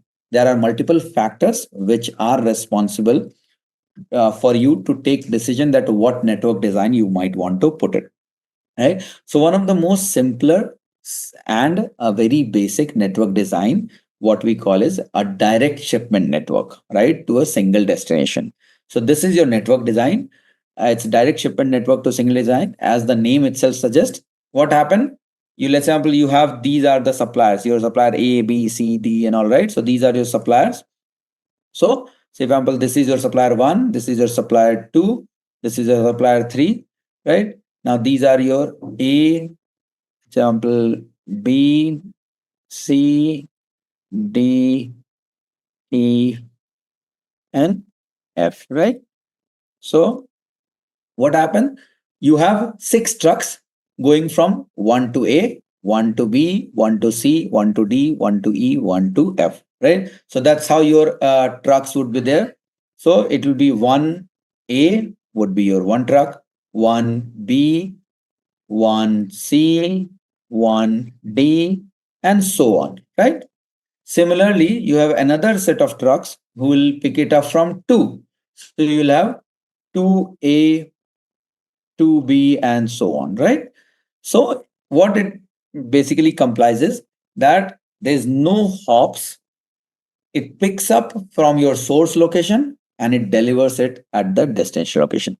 That's the network design. Very basic, very simple, and very easy to implement. So think of this way. Of course, what would be the advantage? Very easy to implement. There's no complications. Everybody knows from where to pick and where to deliver. There are no other hops. There are no other potential stage delays and all those things, right? In all likelihood, maybe once it picks up from here, unless any other restriction or basically the hindrance comes on the way, the chances that it will hit the destination location on time and all, right? So that's what we have, the direct shipment network to the single destination. Okay, very basic. So once that is done, the next is what we have is, read this term, milk run. Please do not think that, okay, I have made up this term. This is a standard industry term, right? So this is what we call direct shipping with milk runs. So this is a one combination, direct shipping with milk runs. Now it has two sub flavor. I'll just put a line here. It has two flavors. One is from multiple suppliers. That means it picks up from multiple suppliers. And the other flavor is to multiple buyers. So there are two different flavors. One is multiple buyers and other is multiple supplier. Let's try to understand one by one. So direct shipping with milk run. What does milk run means? If any of you would have seen a morning milk vendor, let's example, in the morning when they deliver milk, right? What do they do? They'll have, let's say, a basket of full of milk bottles. They will pick up from their location, and they will come to house A. They'll give you one bottle. Then they go to house B. They'll give another bottle. Then they go to house C and give another bottle, like that and all, right? So they do not do that. Okay, they pick one bottle from the location and they deliver to house A. Then again they go back to the pickup location and pick another bottle, come to house B and all. It doesn't happen like that, right? So this is what we are inferring as with milk run. So what does this mean is, example, this is a supplier one. You have location as A, B, C. So what they do is, typically a truck starts pick up everything from supplier one. They go to location A. Example, they picked up 100 quantity. They go to location A and then deliver 40. Now from there they directly go to location B. They again deliver 30. From here they go to location C and they deliver another 30. And then they go back to the supplier.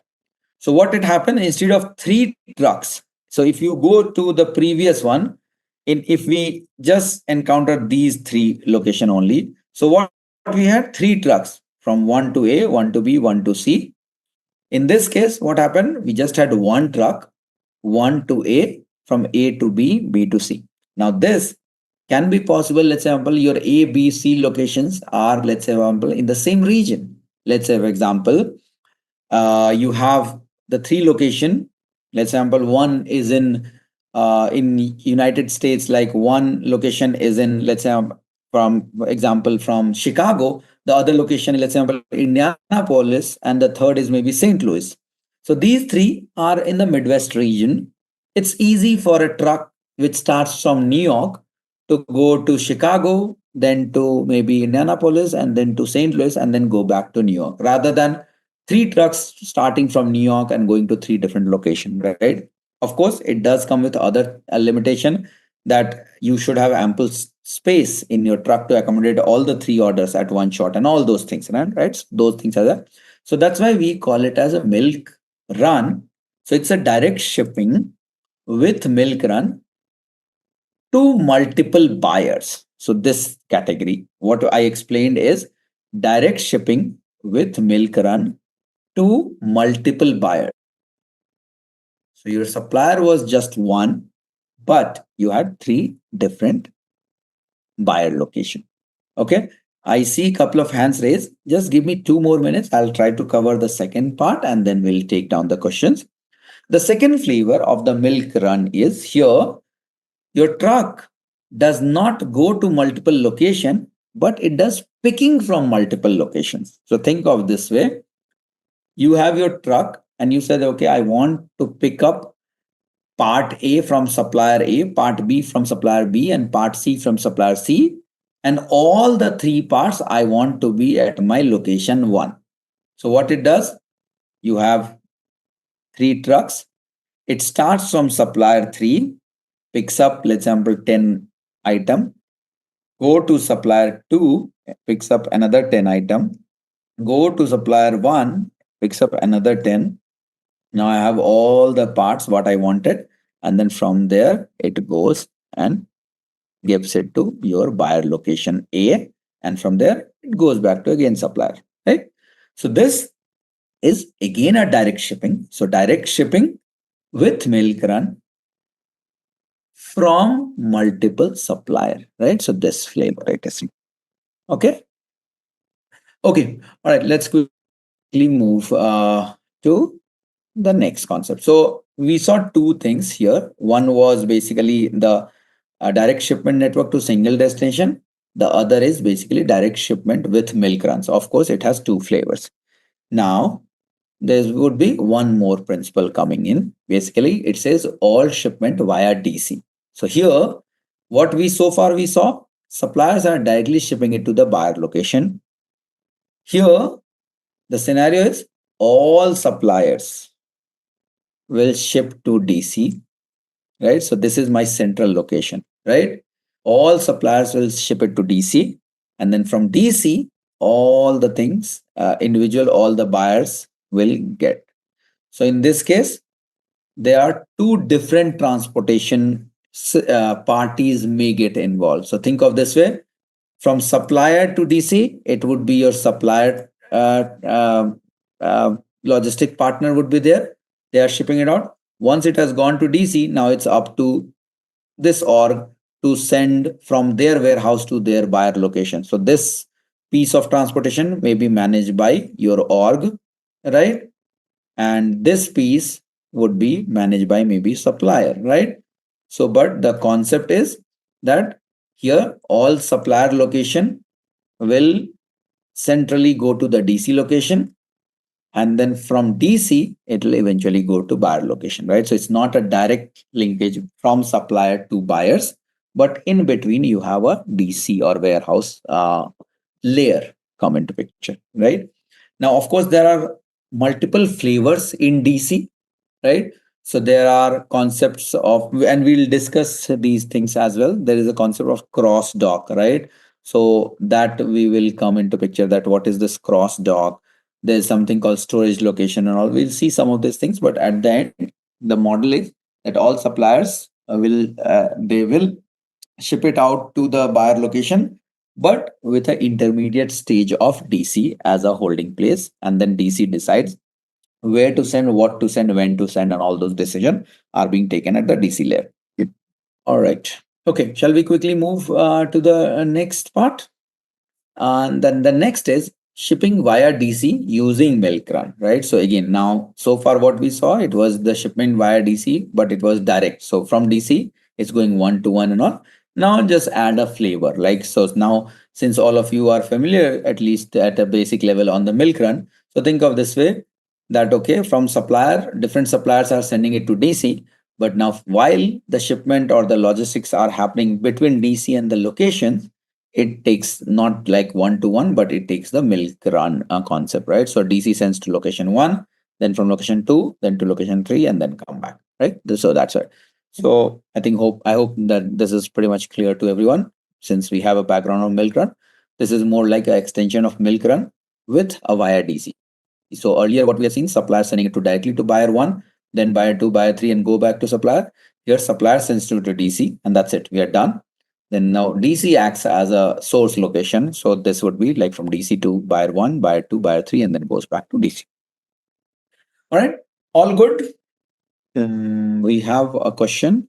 We'll try to do that question to relate these concepts. pen, paper, spreadsheet, Google Sheets, whatever you prefer. I would suggest do not use pen, paper. Try to put it on sheets so that it becomes easy to calculate. And the whole intention is not to learn the calculation, but rather learn concepts, right? So sheets and all, everything would be easy. All right. Okay. Let's move to, oh, my bad. So, sorry. A quick recap what we had discussed before moving. I think we covered pretty much all these before, but a quick recap here. So these are the different, this one, the network design, and we just listed down the pros and cons, right? So direct shipping, we say that, okay, no intermediate warehouse. It's simple to coordinate, right? We discuss about this is the most simple one, very basic one. But of course, the cons would be the high inventory, right? Because every time you have to ship one truck at a time from one location to another location, right? So every time a full truck will go, or maybe a half truck will go and all, right? You can't send a maybe just 10% of the truck load you may not be able to send because that might not be cost efficient. So that's a cons. Direct shipping with milk run, of course, as we discussed, it has lower transportation cost for small lots. The cons would be if the lot size increases, you may not be able to fulfill via milk runs, right? And then of course the coordination changes, right? So as Samuel, you are also mentioning, right, that if had it been like you are getting individual truck from one supplier to you and all, so there was no coordination issue. But the moment you implemented milk run, you had to put up with an additional contract that okay, once my truck reaches, you have to be ready with your goods, right? The finished goods and all. If not, what is the clause? How long I have to wait? Who would take care of the subsequent logistics and all those things, right? So those does increase the complexity, right, on the coordination side, right?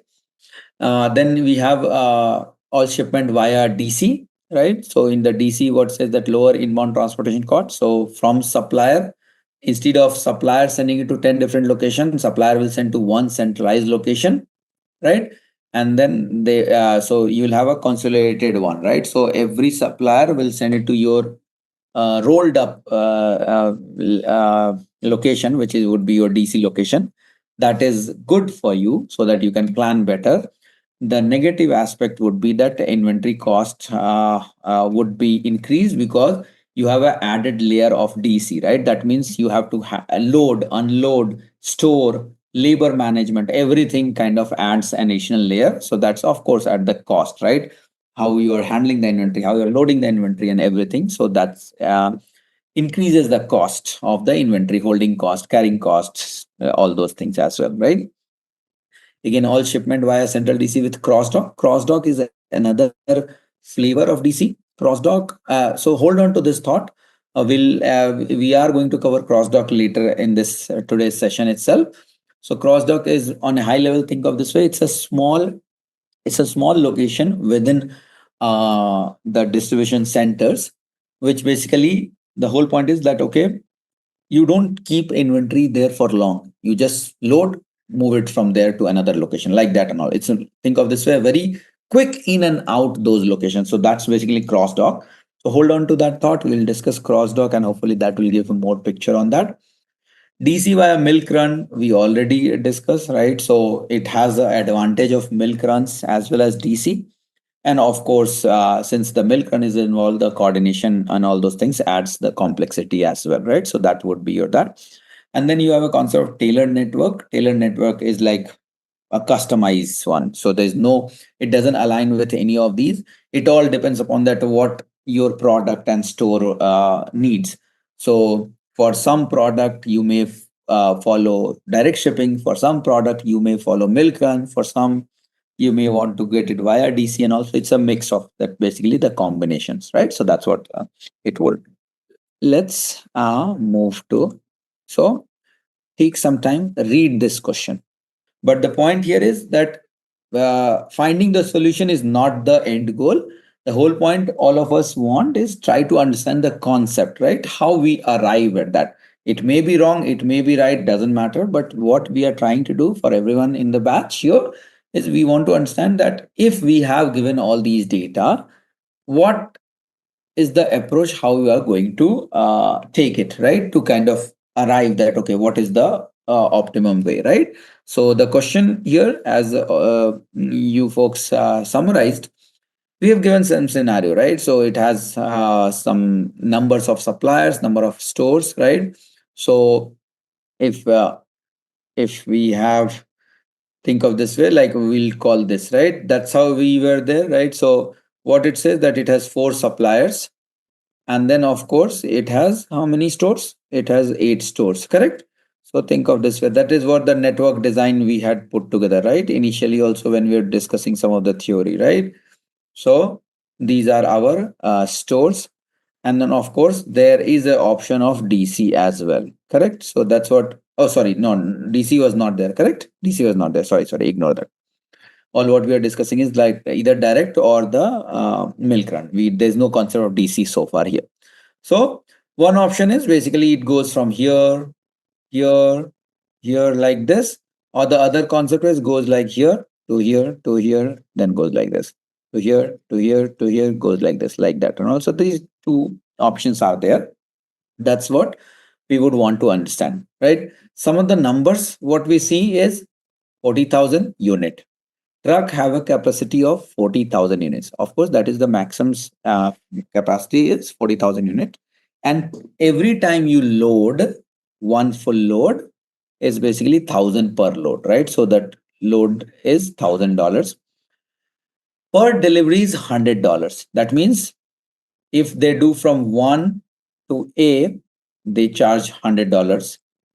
Let's have a 1A to B also, B to C, or maybe A1 to this. Like, so every time they say that, okay, 1 to A, 1 to B, 1 to C, so 100, 100, 100, basically it will end up, right? So that way. A truck making 2 delivery. So if the truck is doing from 1A to 1B, and then so it will charge 1200 because 100, one time it gets loaded and then 2 deliveries is making. So 100 plus 100. So basically 1200 it becomes, right? The cost of holding is 20 cents, right? So for a year per unit is 20 cents. Okay. Now, what it says is read out this number total. If the annual sale for each product at each retail store is 960. Okay. That's a very strong, good or important critical number. So let's go step by step. All I want everyone to go one by one. First thing is how many times, let's example, what it says is that 960. Okay, you have any? I see some of the raise hand. Shankar, you have any point? So basically, that would signify that how many times the truck would be loaded, correct? And this is for each store. Now, how many stores you have? 8 stores. Think of this way. See, it's sales for each product at each retail, correct? Then if it is a 8 store, that means 8 times you have to multiply whatever you got, the number of truckloads, correct?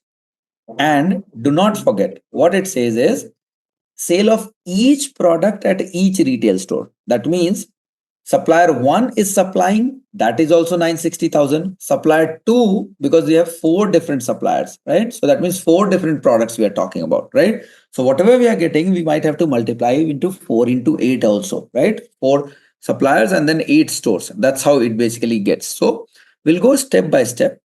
Okay, so let me start. I'll do one thing. I'll start for the direct supply. And from there, I want everyone to calculate the milk run. So there are 2 things, 2 calculation we have to do, right? The total cost for the direct one and the total cost for the milk run. And then whichever is lower, that would be our answer, correct? At least this part, everyone understand? No problem. Yeah, hopefully after the calculation, things will be more clear. But in case if you have any more question, we can again discuss that. Is that okay? But the bottom line for everyone, based on all these numbers, we have to calculate the costing part for the direct shipment. That's our one approach. And the other is direct shipment with milk run. And whichever is lower, I will choose that. Correct? That is for sure. Everyone aligned on that part, right? Because if you see the ask is, what network do you recommend? Now, recommendation has to be attested with some facts, some numbers, right? That's how the recommendation. So, let's example, you as a transportation manager of your org, you go and say, oh, I want direct shipment. So the first question your leadership will ask, okay, why do you think is direct shipment is good? Or if you say, no, I think it's a milk run. Why is the milk run is preferred way? So you have to provide some facts. And what would be the fact? The all what fact would be that, okay, lower cost. That's it. The moment you say, okay, this cost $100, this cost $80, they'll straight away approve it. You don't have to go through hundreds of PPT and all those things to kind of put together your thought. So even clear on the ask, what we have to do? The ask. It's very important to understand because this will clarify a lot of things for you, right? On the transport. Everyone clear on this so far? So let me show you the first part. Do the direct shipment. It will give you a lot of direction for those folks who are kind of little bit kind of getting confused, and it's very normal to get confused, which is perfectly fine. We all are learning, so please do not get into that okay, I'm not understanding anything and that's why I'm getting confused and all. Please do not worry about that, right? Let me show you the direct shipment part. From there, take a cue and proceed to the milk run. That will give you a sequence that, okay, how you have to process. So let me just explain you what we have done, and hopefully that will give you a picture. So you can see my screen, right? Okay.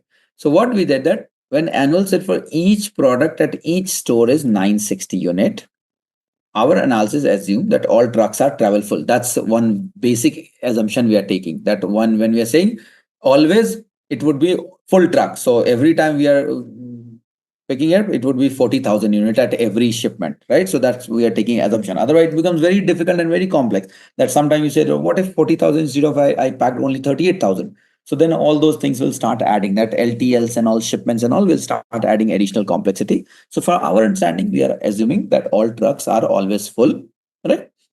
Now, so first we want to do is with the direct shipment, right? That's what we said. So the batch size is 40,000. This is given in the question. So some of you, I think, it was Chaitanya or somebody, right? You mentioned, right? So and Abdul you also mentioned, right? So first thing, what we have to get that what is the total number of shipment from each supplier to each store. So total each truck takes 40,000 units. Total sale for each of the retail from each product is 960 divided by 4. That means 24 times every supplier will send it to every store. That is what the total number of shipment it will happen. So far, clear on 24? Okay. Now, all what we want is first, let's see we are talking about, think of this way. What we are trying to discuss is direct shipment. What does direct shipment means? When truck gets packed, it moves from 1 to 2. That's it. One shipment full. That means one trip will cost how much? 1,100 is because we are making one delivery at a time. If you remember, what it says is $100 per delivery. Had it been milk run, then you would have put 100 plus 100 plus 100 if you are taking 3 deliveries, right? But here just one delivery. So that means 1,100 is one trip cost of truck. So the total cost, what it comes? 24, which is like one supplier to one store is 24 into 1,100. That is one truck. So that means this calculates the total price for one supplier and one retail store. How many suppliers we have? 4 suppliers. How many retail store we have? 8. That means this is your total trucking cost for all the 4 suppliers and all the 8 retail store. Is this clear so far? Perfect. Okay. Now, if you remember from the first session of inventory management, remember we had discussed that we will assume that whatever is that total demand is there, what we will do is like we will assume the average inventory is demand by 2. Remember, that is what average we had discussed. That's the principle of supply chain from the calculation perspective. So this is your average inventory at each store. This is what that we have got. That 40,000 was my per truck. It comes. So we are saying that each store for each product is the 20,000. Again, this is your assumption, and assumption based on that principle that it's always average inventory is D by 2. So that's basically your average inventory for each store for each product. So that's your assumption. Now, This is your total inventory at each store. Now, what is the inventory cost? Exactly, 0.2 per unit. So in one store, if this is my average inventory, so in one store, 20,000 into 0.2 would be my inventory cost. Correct? How many stores you have? 8 stores. Product you have 4 products. So 20,000 into 0.2 into 4 into 8. That is, this is, let me just, so that at least all of you can see it. So this is your total inventory cost, inventory carrying cost or holding cost, whatever you are talking about, right? So that's basically your inventory cost. So now what is the total cost? Your logistic cost plus inventory cost, that becomes your total cost, right? So 844, 800, 844,800 and 128,000, you add it up, that becomes your total cost of, because of if you are doing the shipment through direct network shipment. So yeah, so inventory cost, think of this way, what is your inventory cost? In the question, it's giving the holding cost of 1 unit in inventory at a retail is $0.2. That is 20 cents in a year, for a year. Correct? What is your average inventory for each store? Is 20,000. Wow. Into 0.2 is your per unit. That means this becomes 4,000, right? Now, this is for one product in one store. How many stores you have? You have 8 stores. How many products you have? You have 4 products. So 20,000 into 0.2 into 4 into 8. That gives your total inventory holding cost or inventory cost, right? This is your transportation cost, the trucking cost, total cost. It will be logistic cost plus inventory cost. This would be, if all of you remember, we had done a problem where what there are 3 components were there, right? Remember when we were trying to do that graph? So there was material cost, we had ordering cost, and we have inventory holding cost. So here we are focused on, because material cost is anyway constant, we are going to get the same number of unit, and also we are not bothered about that. So you add 1,000 here or 10,000 here or 0 here, both in direct shipment and with the milk run, the material cost will still be same. So I don't care about that. So all what I wanted is ordering cost, which is nothing but your trucking cost, right? The logistics cost comes into ordering cost and the holding cost. So I added my this one and got my total annual cost. Okay, everyone clear so far? I'll stay on the screen itself. Take a cue from here. Anytime do you see a truck making 2 trips? It's just one, it picks up from here, it does one delivery. So one delivery. This truck, another delivery. This truck, another delivery, right? There's no 2 deliveries here. Okay. But 2 deliveries, when it will come, one truck goes from here, one delivery, and it goes from here to another. That is second delivery, third delivery, fourth delivery, and then goes back. Correct? So here, that's why when we came to that question here, the question was that 1,000 is fixed per load. One time you load a truck, the 1,000 would be fixed. If they make one delivery, that is 100. So direct cost, it's one delivery. If it is 2 delivery, that means if they're delivering to 2 locations, one time you load it, and if you put it 2 locations, then it will be 1,000. That's what it says also. A truck making 2 deliveries. 2 deliveries means to location 1 and location 2. It will be charged. If a truck gets loaded one time and it delivers to location 1, 2, and 3, it will be charged 1,300 and so on. Right? So we are talking about here direct shipment, correct? So that's why nowhere 1,200 came into picture. It's always 100, 1,100, because it's just always one delivery, correct? So with this concept, now that 1,200 will come into picture. So we jumped ahead. So because now the second option, what we have to explore or analyze or put the cost is, let's try to get the same cost, this total annual cost, in case of milk run. Okay. And let's assume, for our simplicity, let's assume it's one truck will maximum do 2 deliveries only, because milk run can be done for 1, 2, 3, 4, 5, any number of locations, correct? There's no way that, okay, it can do from 1 to 2, 2 to 3, 2 to 4, and then go on. So from our calculation perspective, let's assume that for milk run, a truck will do 2 deliveries. Once it is loaded, and it will do 2 deliveries. Okay. With that concept, let number means this number I want for milk run with 2 deliveries. A truck making 2 deliveries, I want this number. And then the final verdict, that should I go with direct or should I go ahead with milk? That is my ask.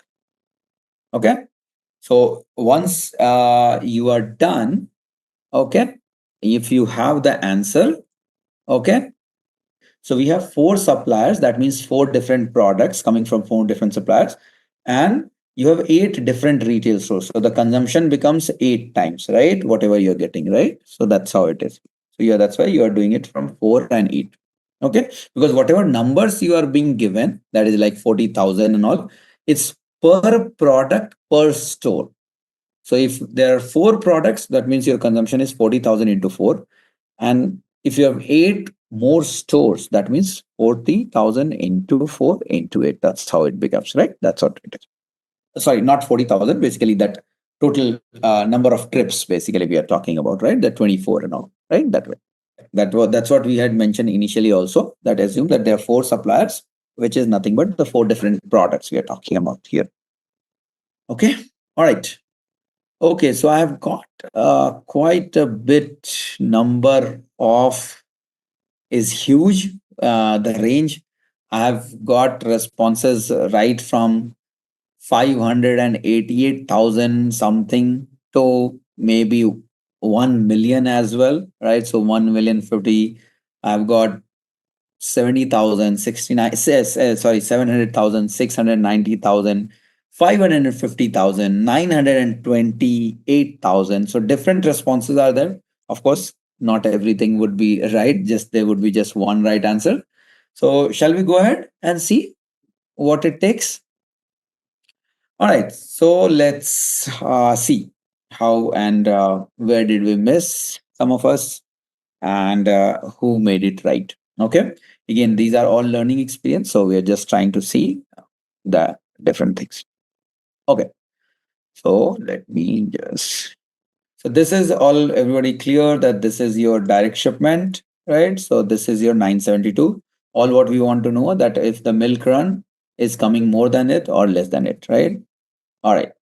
Okay, let's see it. Okay, let's see what how we came. Again, the answer is not important. The more important thing is we have to understand what, how and all was done to kind of arrive at this number. And let's see, hopefully it may be the case that I might have calculated incorrectly as well. So let's see that.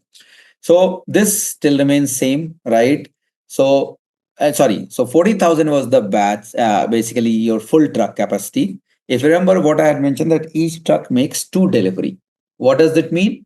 That from each supplier to each store, it would be 20,000, which we took it as 40,000 initially. This became 20,000 this time. Did anybody notice that? So one hurdle completed. So we had 20,000. That's good. Number of shipment per year from each supplier to each store. In the previous scenario, we had 960 divided by, this time it became, that means 48, because of course, what you were last scenario, the earlier scenario, each store were getting 40,000 unit shipment. This time they are getting 20,000 unit shipment because same truck is delivering to 2 stores. But the total sale is still 960,000. That means instead of receiving 24 trucks per store from one supplier, now they will receive 48 trips. Here 100 per delivery. So while 1,000 was fixed, which will get split into number of stores it is delivering, 100 becomes fixed per delivery. So if it goes 1 store 100, it takes 100, another store it takes another 100, and also this will not. So that's what it says, that if it makes 2 delivery, it becomes 1200. Now Okay. 1200, right? So basically what happens, this 1000 gets split into 2, while if it is, say, for example, now let's assume one very important aspect here. If the truck is delivering to 2 locations, you can say 1200. So why can't I do 1200 divided by 2? As simple as that. It will give me 600, correct? What we have to do, this may not be right always. What we should be doing, that we have to divide this fixed cost by number of location plus add this per store. Because reason is, while if it is the 2 store locations are there, 600 might still be the right number. Make it 3, this will go for a toss. If it is 3 locations, if one truck is delivering to 3 locations, what would be the total charge? 1300 is the total charge. If I straight away divide by 3, what it will be? 433. The right number? So why it was put together here is that if you see, thus a truck making 2, basically it's explanation to what it has been given here. So thus a truck making 2 delivery charges 1200, just to make sure that people are clear, that will not be just 1100. If it is 2 delivery, it will be 1200. If it is 3 delivery, it becomes 1300, like that, and so on. So this was more like a further explanation to this particular statement itself, right? Okay, so truck making 2 delivery, think of this way.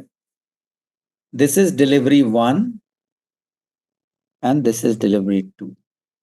So that's what we did per store. So if you see this question, what we did was, we calculated per store, and then whatever it came, we multiplied with number of stores and number of products. If you see, this was my trucking cost, we multiplied by number of product and number of store.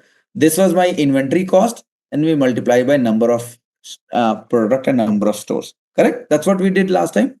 This time also we are going to do the same thing. 20,000 unit, 48 trips, 2 trucks. That means 1000 divided by 2 plus 100 is the fix. So that becomes 600. So per store, per trip, it will charge 600. How many trips per store it is happening? 48 trips. So that means 600 into 48 becomes your 1 store truck charges. Is that clear so far? Total Yes. stores are 8, total products are 4. So that means your total trucking cost becomes $921,000. $921,600. Okay. Which was, in this case, was $844,000. Clear so far? Now let's see the Yes. inventory cost. Inventory. What we decided? Whatever that size was there, D by 2 was the average inventory. So the average inventory is 10,000 per location, per store. If it is 10,000, inventory carrying cost is 10,000 plus 20 cents. And this is for 1 store, 1 product, 4 product, 8 stores, 64,000. Here it was 128,000. Okay.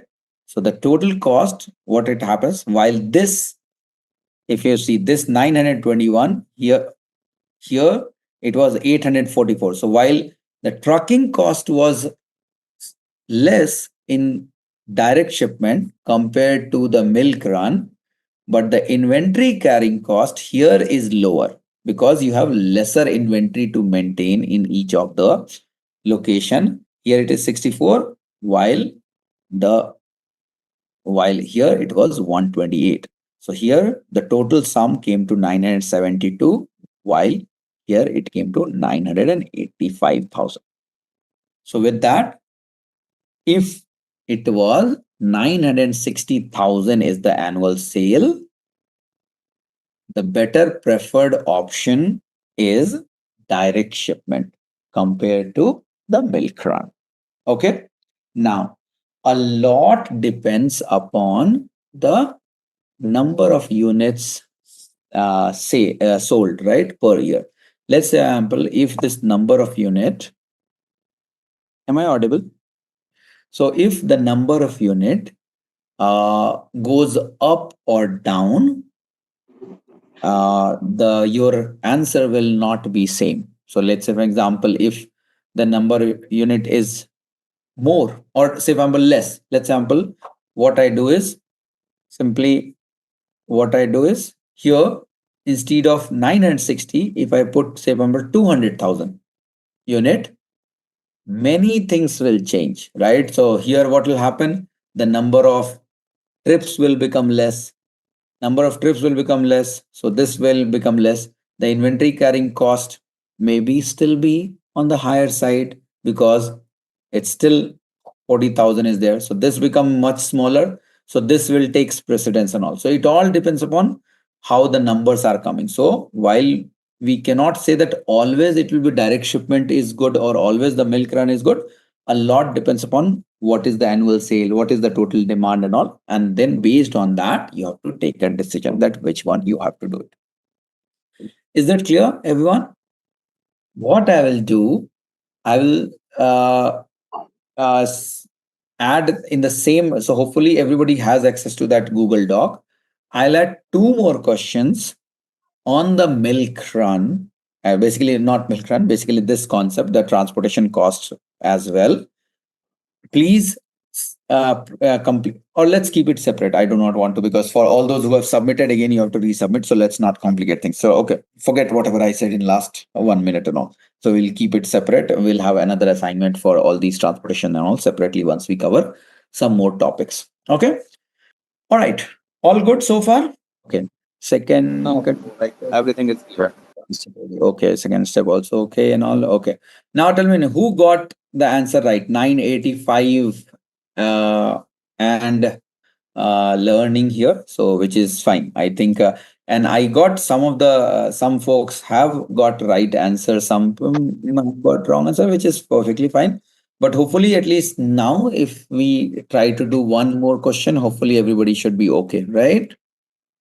So see, so think of this way. There are of course n number of factors comes in, right? So think of this way, right? So not so here we have taken not just that, we have taken multiple things. Not necessarily that some may get 10,000, some may get 30,000, some may get 15,000, like that and all as well, right? So there are n number of variables are there. What you said, that is correct. So it may be that, okay, depending on the distance and all, the delivery charges also might vary, right? And all those things. So all those variations comes into picture. These are certain assumptions which was we give in the question to make sure that at least you understand the basic, right? If you have the feeling of that skeleton that, okay, this is how it works. Okay, instead of making 100, we can make that, okay, store for each, for first store it charges 100, for subsequent store it charges 150, then so on 200 and all. So then you can keep on playing these numbers accordingly, right? So the numbers are not important. The whole point is that what concept lies behind these, that is important. But yes, what you said is correct, that in real world it may not be fixed always 100, right? While the loading cost might be fixed, that is 1,000, because one time they are loading, but the delivery charge may vary upon the location of the things, or each supplier also may not charge the same. We see that here 4 different suppliers are there. It may not be same. It might be a different loading cost, different handling cost, different inventory cost, and all those things, right? So there are multiple other things are there. Here from the calculation perspective, if you see, we are taking the inventory holding cost as average inventory. But in real world, you do not, your vendor will not charge to store the inventory based on average inventory, but with the based on the actual inventory. So it will be maybe 11,252 inventory into 0.2, right? Or something, right? So those things also comes into picture. But the point is that once you have the concepts around, you can put any number for that matter. Instead of 10,000, you can put 15,000. Instead of 100, you can put 50. Doesn't matter, right? Okay. All right. All good. Shall we move to the next question? Sorry, next topic. Okay. I think we have to speed up. We were planning to discuss. I was hoping that we'll cover warehouse, TMS, everything, but looks like we are still here itself. Okay, fine. As long as you folks are grasping these topics, happy to go slow. Okay. All right. One quick input. How many sessions would be there? Can anybody? Okay, quickly. So let's move to. So in the initial slide, if you remember, I had discussed that, okay, we'll be focusing on two things. One is the transportation, and the other is the warehouse management, basically, that warehouse WMS. So transportation, we understood the network design related to logistics. Now let's try to understand that some of the details from the transportation. Anyone has worked on TMS? TMS is a module of supply chain, transport management systems. Anyone has worked or have any idea what exactly TMS is? Okay, no problem. Okay, so first, let's understand the transportation, right? So already we discussed multiple times, right? So every time when you have the contracts with your suppliers, the orders are being placed, the procurement orders, like you are creating a purchase order and they'll supply those items, be it raw material or finished goods, or for that matter, anything, right? So you will have basically some of the things which gets defined, right? One very important thing is the mode of transportation, right? Now, whether it's a road transport, rail transport, so all these are defined when you create purchase order. It's not like at will supplier will send anything randomly, right? Think of this way, that supplier might be getting your the procurement request or the purchase orders not just from you but 10 different manufacturers, right? Or 100 different manufacturers, right? So for every purchase order and all these mode of transportations and everything are defined, that how you want to ship it, whether it's a next day shipment, whether it's a ground shipment, whether it's air shipment, and all those things, right? So the mode of transportation, of course, becomes a very critical thing. These are communicated as part of your purchase order details and all to your supplier. So when you send a purchase order, if you remember the procure to pay diagram vaguely, what we had done, that once the purchase order is created, you share that purchase order with the supplier. How do we share it? Anyone remember? How do we share these purchase order? EDI format, PDF format, through API, right? Different channels are there, right? So different channels are there. So you share the purchase order with the supplier on the purchase order, along with what you want to procure, by when you want to procure, where you want to get it delivered. All those details would be there. But along with this mode of transportation also is provided in that, right? Now, there's a concept of TMS. TMS is a transportation management system. Think of this way, it's a standalone application. So, which is very tightly coupled with your ERP system. So, let's say, example, if you are having a supply chain system, right? If you're having a supply chain system, let's example, SAP, your TMS system would be very tightly coupled with your ERP system. What it means is that any transactions are happening in your ERP system would be replicated. Like if it is related to logistics, right? So all these transactions and the details and all will be directly replicated in your TMS system. Anybody have heard something called Blue Yonder?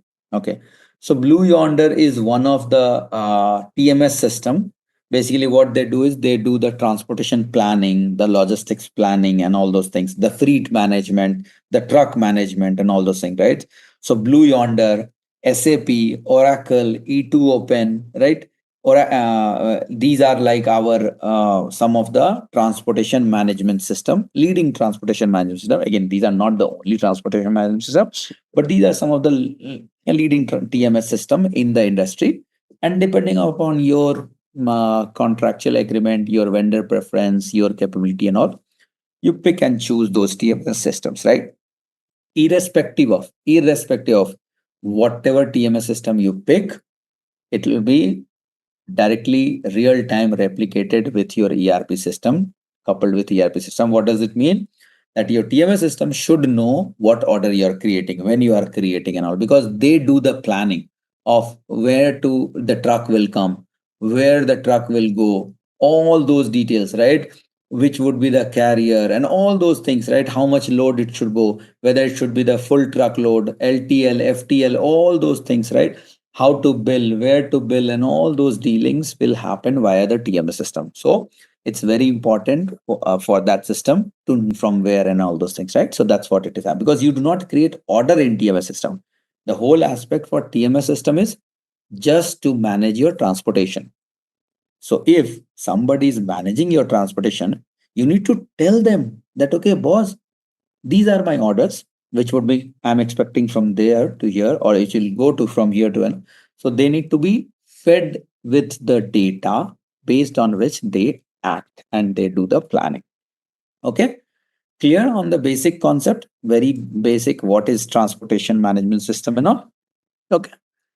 Now, when we talk about the transportation management system, right? So, okay. So, of course, we'll discuss on transportation management system a little bit more as well. But of course, there are certain challenges in the industry from the transportation perspective. Think of this way: controlling the cost of transportation is a big challenge. Because reason is what happens at the start of the year, you say, "Oh, I will take maybe 200 million. I have kept a buffer for my transportation." But do you know what is going to be the gas prices tomorrow, the fuel prices tomorrow, right? Do you know whether the driver shortage would be there and all? They are drivers and all are typically not on your payroll, right? They are like outsiders and all, on not on the company payroll and all. So company will have very least control on those folks and all, right? There will be some driver union strike happens. Okay, everything comes at a standstill, right? There's some congestion has happened and the trucks are not moving properly. Okay, that becomes a challenge. The fuel prices surge due to some geopolitical issue and all. Your budgeting and estimation goes for a toss, right? So the cost management is a big challenge. While all the other things are still on the other modules and all, you still may be able to uh, uh, keep a uniform check on the costing, like inventory holding cost. It will be same because it's the same set of and all. It may not change every day and all those things, right? But the transportation, it becomes very volatile situation when it comes to costing, right?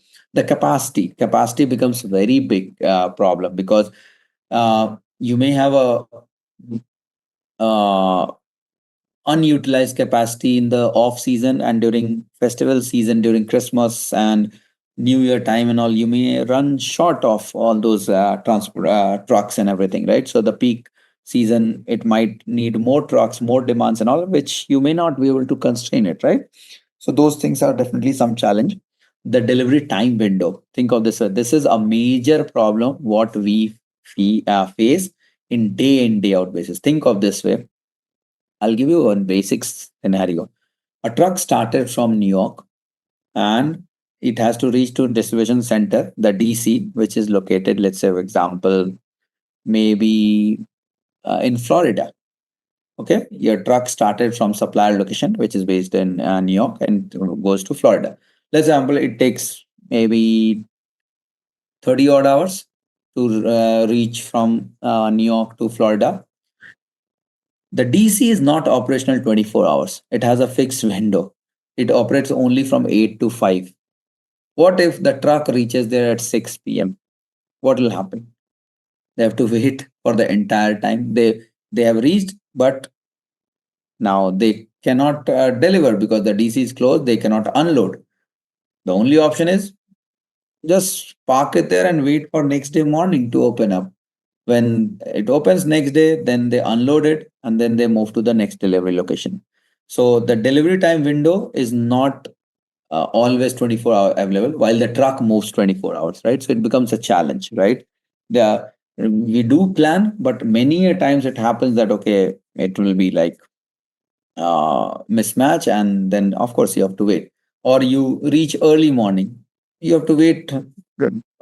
Or for some reason, okay, you ended up reaching there on Sunday instead of Saturday. There was some delay and your truck reached on Sunday. Okay, gone. You have to wait. Or maybe, let's example, Saturday 4 p.m. you are anticipating the truck would be reaching your DC. There were a couple of hours delay on Saturday, and then you end up reaching on Saturday 7 p.m. What is the next step? Sunday the DC would be closed and Monday it opens. So you have to wait for 36 odd hours just to unload your truck, right? So there are some challenges on the transportation side. Sustainability, a big challenge nowadays, right? Because you have to make sure that your truck is compliant, the carbon emission and all those things are happening properly and all, right? So it's not like you cannot use old trucks and all those things, right? The green fuels are being used and all whole lot of aspects when it comes to sustainability, right? And then of course the supply chain disruption, right? You started from New York and there was a snowstorm and then you are stuck completely, right? While you are crossing Chicago, you are stuck because Chicago is famous for some snowstorms and all. While Florida is all up, sunny, very nice weather and all, Chicago has a very snowstorm and all, and it's completely disrupted, right? You are not able to move forward, right? So the weather disruption, some geopolitical issues, and multiple things are there. So these are definitely some challenges which becomes very difficult to manage systematically and tool. And that's why you'll all orgs will have the transport planner, the TMS, you'll have a dedicated team to kind of ad hoc make sure that these things are managed as and when these situation arises, how to deal with these on day in, day out basis and all, right? So these are some of the things which you may get asked. Okay, I'll give you a scenario.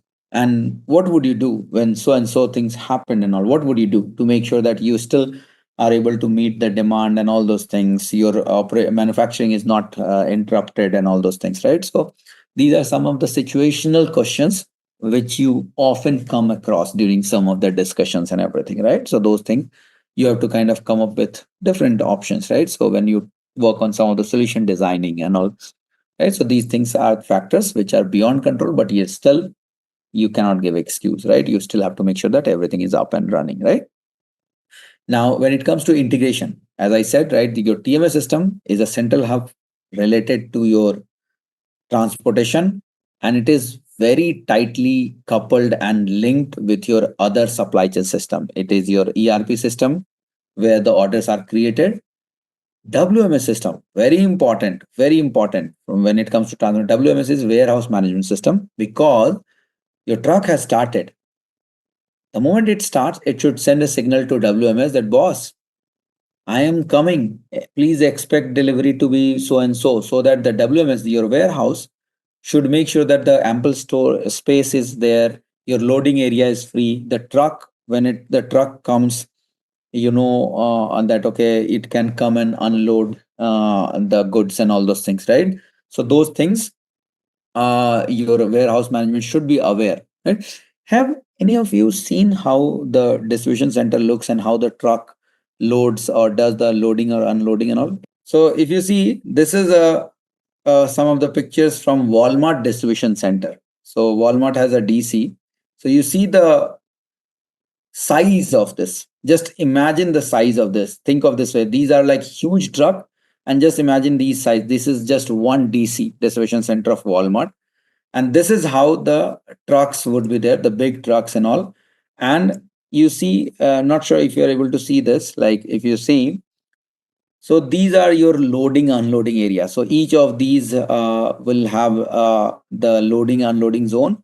They will just open it up, they will unload and all those things. So that's how it basically looks like, right? So the distribution center and the loading area and all those things, right? So typically they will have some of the space, like, so it's not like, okay, there would be a parking place and all those things, but rather than all these unloading zone would be there. Yeah, this gives a much better picture if you see, right? So if you see, there would be a duct here and the trucks will come, just put it here, and then basically from here, basically everything will start flowing through and all, right? So this is how the truck looks like, right? So if you see this one, right? So this is how the DC would look like, but it's huge, the sizing and all. The bottom line is huge. So now when the truck arrives, the DC should know, the warehouse person should know that, boss, a truck is coming, right? So that's why I was telling that, because the integration is very critical here, right? That, okay, once the truck movements are happening, are you able to real time track the truck, that, okay, where exactly it is, was there any delay and all those things, right? So those integration is very important when it comes to TMS and WMS system. Of course, the ERP system we already spoke about, right? The data sharing and synchronization, as we said, right? if let's example, think of this way, if truck has started from supplier and you get notified maybe after 10 hours, will that be any use? Maybe not, maybe, right? Because you might have done already the planning for some other things and all, and you might not have space or labor to unload or space to unload, right? So that's why the data synchronization and the data sharing across systems when it comes to transportation becomes very real time. It should be very real time as possible across other systems and all, right? Of course, we need a visibility, right? End-to-end supply chain visibility, that okay, where the truck is there, if any disruption is there, can I do I need to do any alternate planning and all those things, right? So all those things are there. And then of course, one very important thing, the transportation management system also are integrated with other third-party systems like carriers and partners and other stakeholders as well. Okay. So that's basically the transportation and supply chain integration, right? We talked about. All right. Okay. Have a great, and we all will connect again. Thank you. So, our last and our final quiz question is, what is a crucial factor in designing an efficient transportation network in the supply chain? So, since this is our last question, I want all of you guys to be really active in the chat and drop down your answers really quickly. So, our first option is prioritizing the shortest routes only. Second option is minimizing the number of warehouses. Third option is balancing cost, service levels, and transportation routes. And our last option is focusing solely on vehicle capacity.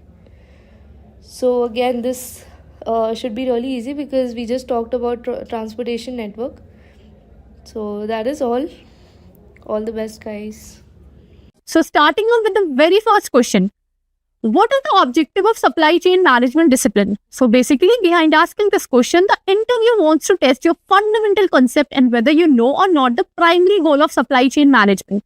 So you may answer this question by saying that the main objective of supply chain management is to create a streamlined and efficient process that delivers the product to the right person at right time, thereby adding value to both customer and company.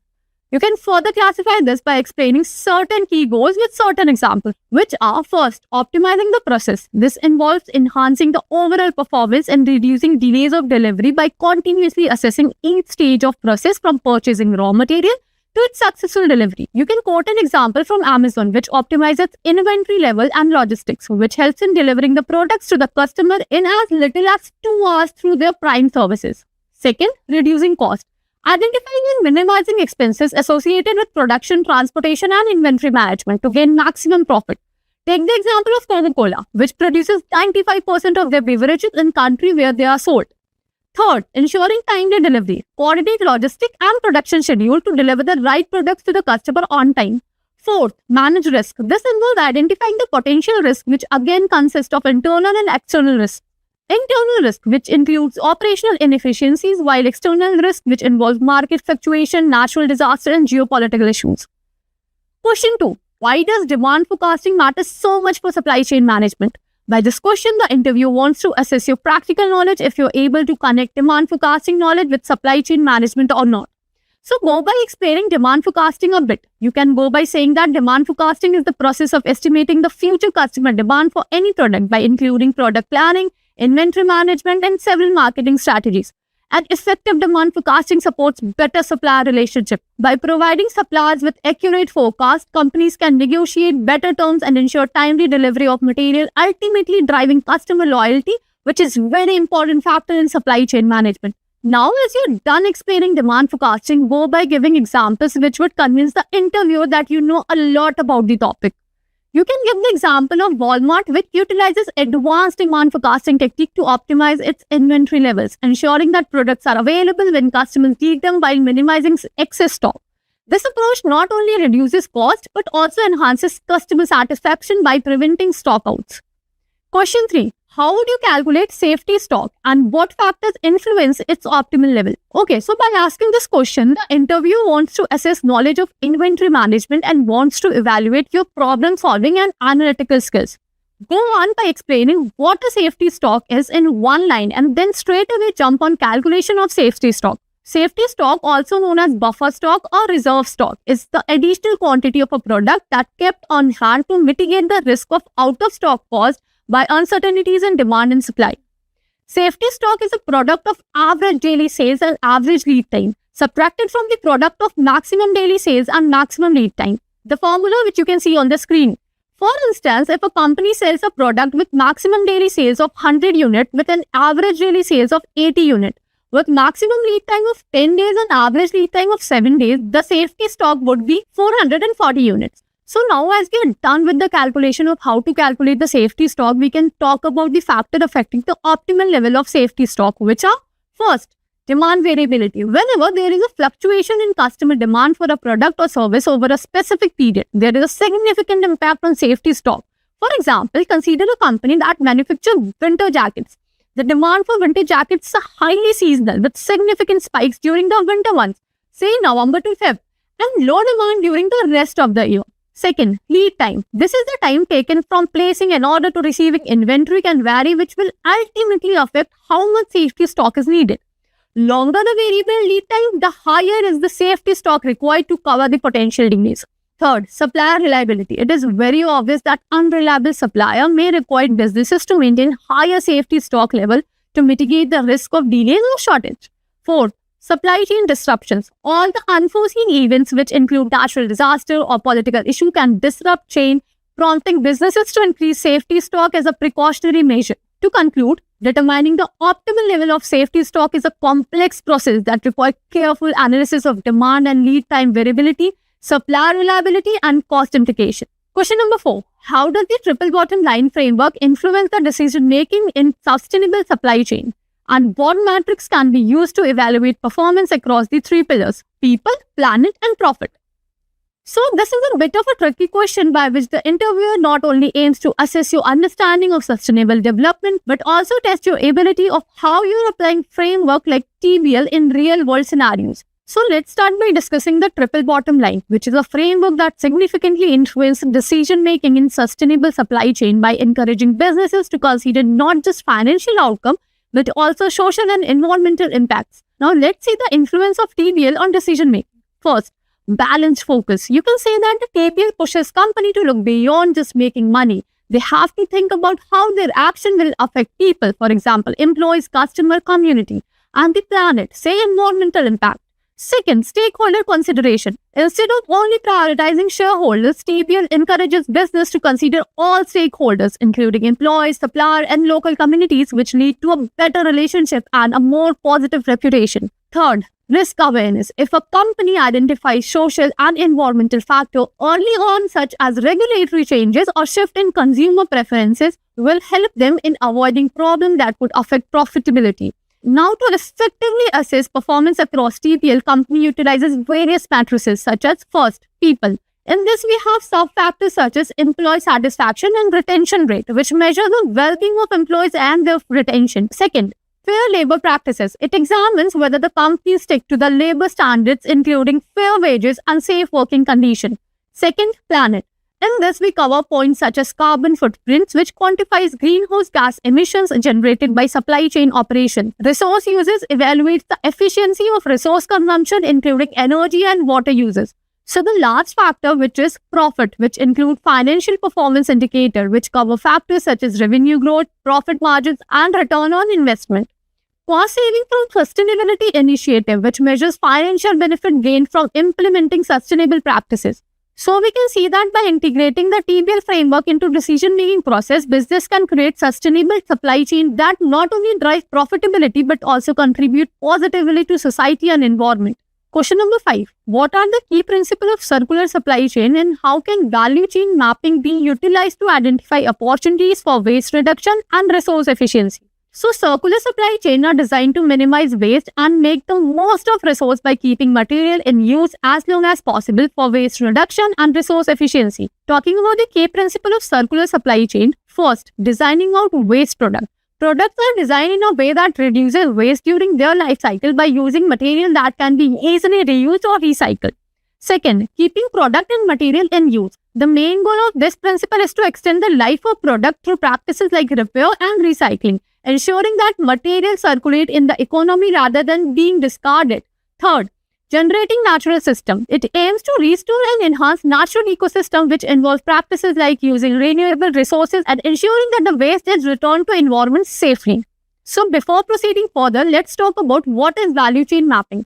Value chain mapping is a tool that helps business visualize their entire supply chain from raw material to the end customer. Let's see how to utilize value chain mapping. First, identifying waste streams. By mapping out each step in supply chain, companies can pinpoint where waste is generated, such as excess material or energy use. Second, analyzing resource flow. Value chain mapping allows businesses to see how resource flow through the supply chain. This analysis can reveal inefficiencies such as bottleneck or areas where materials are wasted. Third, collaboration opportunities. This mapping can highlight areas where collaboration with supplier or customer can enhance resources. For example, sharing resource or information can lead to better recycling practices. Question number 6. Explain the difference between deterministic and probabilistic inventory models and when would you use each.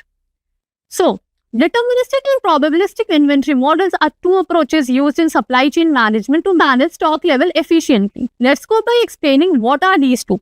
So, the deterministic model is one where you know exactly how much product you will see and when will you receive new stock, where everything is predictable and constant.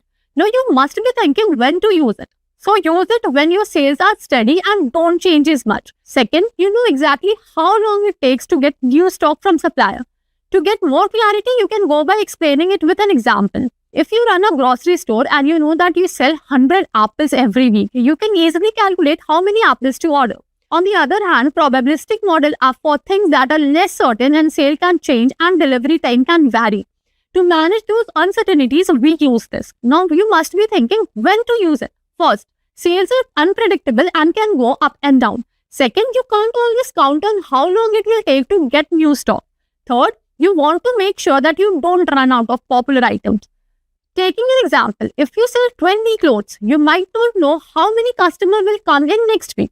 You would want to use a probabilistic model to help decide how many items to keep in the stock without running out. Question 7. Can you explain the key consideration and strategies involved in designing an efficient warehouse layout? I would suggest you all to not directly jump on explaining strategies, rather go by explaining what an efficient warehouse is, which is designing an efficient warehouse involves creating a layout that maximizing spaces, enhances productivity, and ensures smooth operation. Talking about the key consideration for warehouse layout design. First, space utilization. This means that organizing shelves and storage area to fit as much as product as possible while keeping everything accessible. In a nutshell, make the best use of available space. Second, flow of goods. This includes planning how product will move through the warehouse. The layout should allow for a smooth flow from receiving goods to storing them, picking them for orders, and finally shipping them out. Third, accessibility. Ensure that all areas of warehouse are easily to reach. Workers should be able to find and pick items quickly without having to navigate around obstacles. Talking about the strategies for an efficient warehouse layout. First, choose the right layout type. Choose from layout which consists of U-shaped, which is most common design where receiving and shipping docks are located at the ends of U and the storage in middle, or L-shaped, which means that the receiving area is located on one side and the shipping area is on the adjacent side. Second, implement picking strategies. Use methods like zone picking or batch picking to streamline how orders are picked. This can reduce the time workers spend searching for items. Third, regularly review and adjust. As your business changes, so should your warehouse layout. Regularly assess the layout and make the adjustment based on your products, changing demand or feedback from workers. Question number 8. How does the selection of free transportation modes such as air, sea, rail, truck impact inventory level and overall supply chain cost? What factors should be considered when making the selection? The selection of free transportation methods such as air, sea, rail, and truck plays a major role in determining the inventory levels. Let's see the several factors. First, speed of delivery. Talking of air, this is the fastest mode of transportation because goods can arrive very quickly and business can keep lower inventory levels. Plus, they don't have to stockpile as much because they replenish their inventory more frequently. Talking of sea, this mode is much more slower and often takes weeks for goods to arrive. As a result, business need to maintain a higher level of inventory, ensuring that they have enough stock on hand to meet customer demand during the long transit time. Second, lead time. Shorter lead times. Modes like A of Freight allow for shorter lead time, which means business can operate on just-in-time inventory system. This reduces the amount of inventory stored, lowering cost associated with the storage and handling. Longer lead time. With longer transportation time, such as with the ocean shipping, companies must plan ahead and keep more inventory to avoid stockout, which can lead to lost sale. Now, talking about the third most important factor, that is cost. Higher cost for faster mode. Air freight is more expensive, so businesses may choose it for value or time-sensitive item. This can justify lower inventory level because the cost of holding excess stock is higher. Lower cost for slower mode. Sea freight is cheaper, making it suitable for bulk goods. However, the lower cost comes with the need of higher inventory levels to account for the longer shipping times. Talking about the factors to consider when selecting transportation mode. First, urgency of shipment. Determine how quickly goods need to arrive. If speed is critical, air freight may be necessary, impacting the inventory level accordingly. Second, cost. Evaluate the transportation cost versus the cost of holding inventory. Sometimes higher shipping cost can be offset by lower inventory cost. Third, demand variability. Assess how predictable demand is. If demand fluctuates, a more flexible transportation mode might be needed to adjust inventory level quickly. So we see that the mode of transportation chosen affect how much inventory a business needs to hold and influence overall supply chain cost. Question number 9. What is a ABC analysis or cross-talking and how can they improve inventory turnover and reducing holding cost? ABC analysis is the method of categorizing inventory items based on their importance. First, A item. These are the most valuable items, typically making about 20% of the inventory. For example, high-end electronics like laptop and smartphone, but accounting for only 80% of total value. They require the tightest control and most frequent review. Second, B items. These are of the medium value, making up about 30%. Example, mid-range electronics and branded clothing of inventory, and 15% of value. They require less frequent review than A items. Third, C items. These are low-value, high-volume items making up about 50% of inventory. For example, kitchen utensils. They require the least control and review. Here we see that focusing on A items that store can reduce excess inventory on less critical items, B and C, can improve turnover rates for high-value products. What is cross-stocking? Cross-stocking is a logistic practice where products from supplier or manufacturing plant are disrupted directly to a customer or retail chain with little or no storage time. Suppose we have a grocery distribution center that receives fresh produce from various farms and ship it directly to grocery stores, which is done in the following steps. Step 1. Receiving and shipping. The distribution center receives a truckload of fresh apples at 8 a.m. Instead of storing the apples in a warehouse, they are immediately sorted and loaded onto a delivery truck bound for a local grocery store. Step 2. Minimal storage time. The apples spend only a couple of hours at the distribution center, just enough time to be sorted and loaded onto outbound truck. Third, there is no need for long-term storage, which means no holding cost for the apples. We arrive at the conclusion that cross-docking allows the grocery distribution center to move product quickly by reducing storage cost, minimizing spoilage for the perishable items like fresh produce, improving the better inventory turnover. Question number 10. How does the product life cycle influence distribution strategies and what challenges might arise during different stages of the PLC in terms of supply chain management? Talking about the product life cycle, which describes the stages of product goes from its introduction to decline. Understanding PLC helps the business determine their distribution strategies and manage challenges that arise at each stage. So I will be talking about the challenges associated with each stage. First, introduction stage.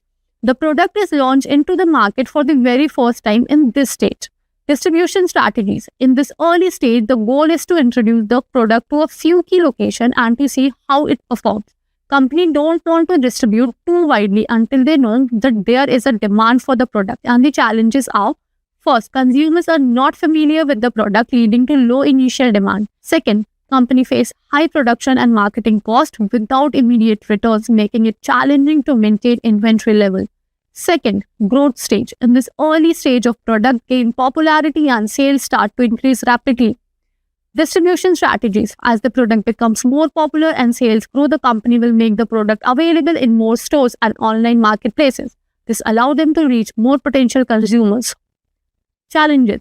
First, low sales and high marketing cost as companies work to educate consumers about the product. Second, need to create interest and encourage trial among the potential customers. Third, maturity stage. This is the stage where the sales growth slows down and market becomes saturated. Distribution strategies. When the product has reached maturity, the goal is to make it available everywhere consumers shop. Companies may offer discount or other benefit to retailer to encourage them to shop and promote their product. Challenges. First, fierce competition, which leads to price pressure and thinner profit margins. Second, we come to conclusion that by recognizing the challenges and adjustment strategies, accordingly, companies can better manage their product throughout their life cycle, aiming for profitability and market relevance.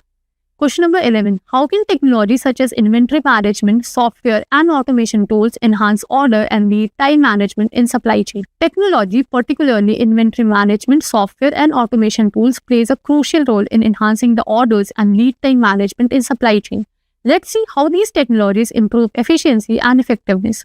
First, real-time inventory tracking. Inventory management software provides real-time visibility into stock level. This means businesses can see exactly how much inventory they have at any given moment, which helps prevent overstocking or stockouts. Example, a company using inventory management software can instantly know when stock levels are low and reorder supplies before running out, ensuring that orders can be fulfilled on time. Second, automation of reordering processes. Automation tool can set up reorder points for inventory item. When stock reaches a certain level, the system automatically generates purchase order to replenish inventory. For example, a retail store can automate its reordering process for popular items, ensuring that they are always in stock without manual intervention, which saves time and reduces human error. Third, streamlined shipping and logistics. Some inventory management solutions include shipping tools that help business manage logistics more effectively. This includes tracking shipment and managing delivery schedule. For example, a company can use integrated shipping tool to print label and track shipment directly from the inventory management system, reducing delays and ensuring timely deliveries. We can say that technology such as inventory management software and automation tools significantly enhances order and lead time management in supply chain by providing real-time tracking, automating reordering process, and offering valuable insights through reporting and analytics. These technologies help businesses operate more efficiently and respond quickly to customer demands. Question number 12. Considering the recent advancement in generative AI and its application industry-wide, how do you believe these generative AI tools can be incorporated in supply chain management strategies to create an autonomous supply chain? So, generative AI can significantly enhance supply chain management by making processes more efficient and even more autonomous. I would like to answer this question by taking a simple example. Imagine you own a clothing company that sells t-shirt online. You have just launched a new design and you want to make sure that you have enough in stock to meet the customer demand without overspending on inventory. How can generative AI help? First, better demand forecasting. Generative AI analyzes your past sale data, taking into account factors like weather, social media trends, and influencing marketing campaigns. It predicts that the new t-shirt design will be popular in the upcoming summer months. So the benefit you will get is you can adjust your production and inventory plan to ensure that you have enough of t-shirts in the stock to meet the expected demand without overproducing and wasting of money. Second, optimizing inventory management. As customers start placing order for new t-shirt design, generative AI monitors the inventory level in real time. When stock starts running low, the AI automatically triggers a reorder from your supplier. So this ensures that you never run out of popular t-shirt design, keeping customers happy and avoiding lost sales. Third, enhancing logistics. As orders for new t-shirt designs start pouring in, generative AI analyzing shipping data and identify potential bottleneck in your logistic network. It suggests rerouting some shipment through a different distribution center to avoid delays. So by optimizing your shipping routes and identifying potential issues before they occur, generative AI help ensure that all customer orders are delivered on time, even during periods of high demand. This reduces the risk of disappointed customers and negative reviews. So we have seen that by incorporating generative AI into supply chain management strategies, you can create a more efficient, responsive, and even autonomous system. From demand forecasting to inventory optimization, communication, and logistics, AI can help you anticipate and adapt changes in the market, ultimately leading to better customer service and increased profitability for your company. So talking about our last question, a major supplier has unexpectedly increased their prices by 20%. how would you respond to ensure minimal impact on your supply chain and overall business operation? The interview is trying to test your practical knowledge by asking this question. Answering these type of question with an example will surely increase your chances of selection. If you have a small manufacturing company that relies on key supplier for a critical component and one day you come to know that they are increasing prices by 20% due to rising raw material cost, so how would you respond to minimize the disruption to your supply chain and business? You can go on by saying that first, gather information. You can schedule an urgent meeting with the supplier to understand the reason behind the price increase. Ask for a detailed breakdown of their cost structure and supporting evidence for the 20% of hike. Second, assess the impact. Crunch the number to determine how the prices increase will affect your production cost, profit margins, and competitiveness in the market. Identify which of the product will be most impacted. For example, if the component costs rupees 500 then and you sell the finished product for rupees 2500, a 20% increase means your cost will rise to rupees 600. This reduces your profit margin from 80% to 76%, which could make your pricing uncompetitive. Third, negotiate with supplier. You can approach the supplier with a counter proposal and see if they are willing to accept a smaller increase. Fourth, explore alternate. Research for other suppliers who can provide the same or similar components at a lower cost. Reach out to them for quotes and assess their ability to meet your quality standards and delivery timelines. By following these steps, you can effectively manage a significant price increase from a major supplier and minimize the impact on your supply chain and business operation. Just a quick info, guys. Intellipaat offers supply chain management course in collaboration with EICT IIT Guwahati. Through this course, you will learn technologies such as procurement, logistics, supplier management, and practical exercises, which are mentored by our industry experts. With this course, we have already helped thousands of professionals in successful career transition. You can check out their testimonials on our Achievers channel, whose link is given in the description below. Without a doubt, this course can set your career to new heights. So visit the course page link given below in the description.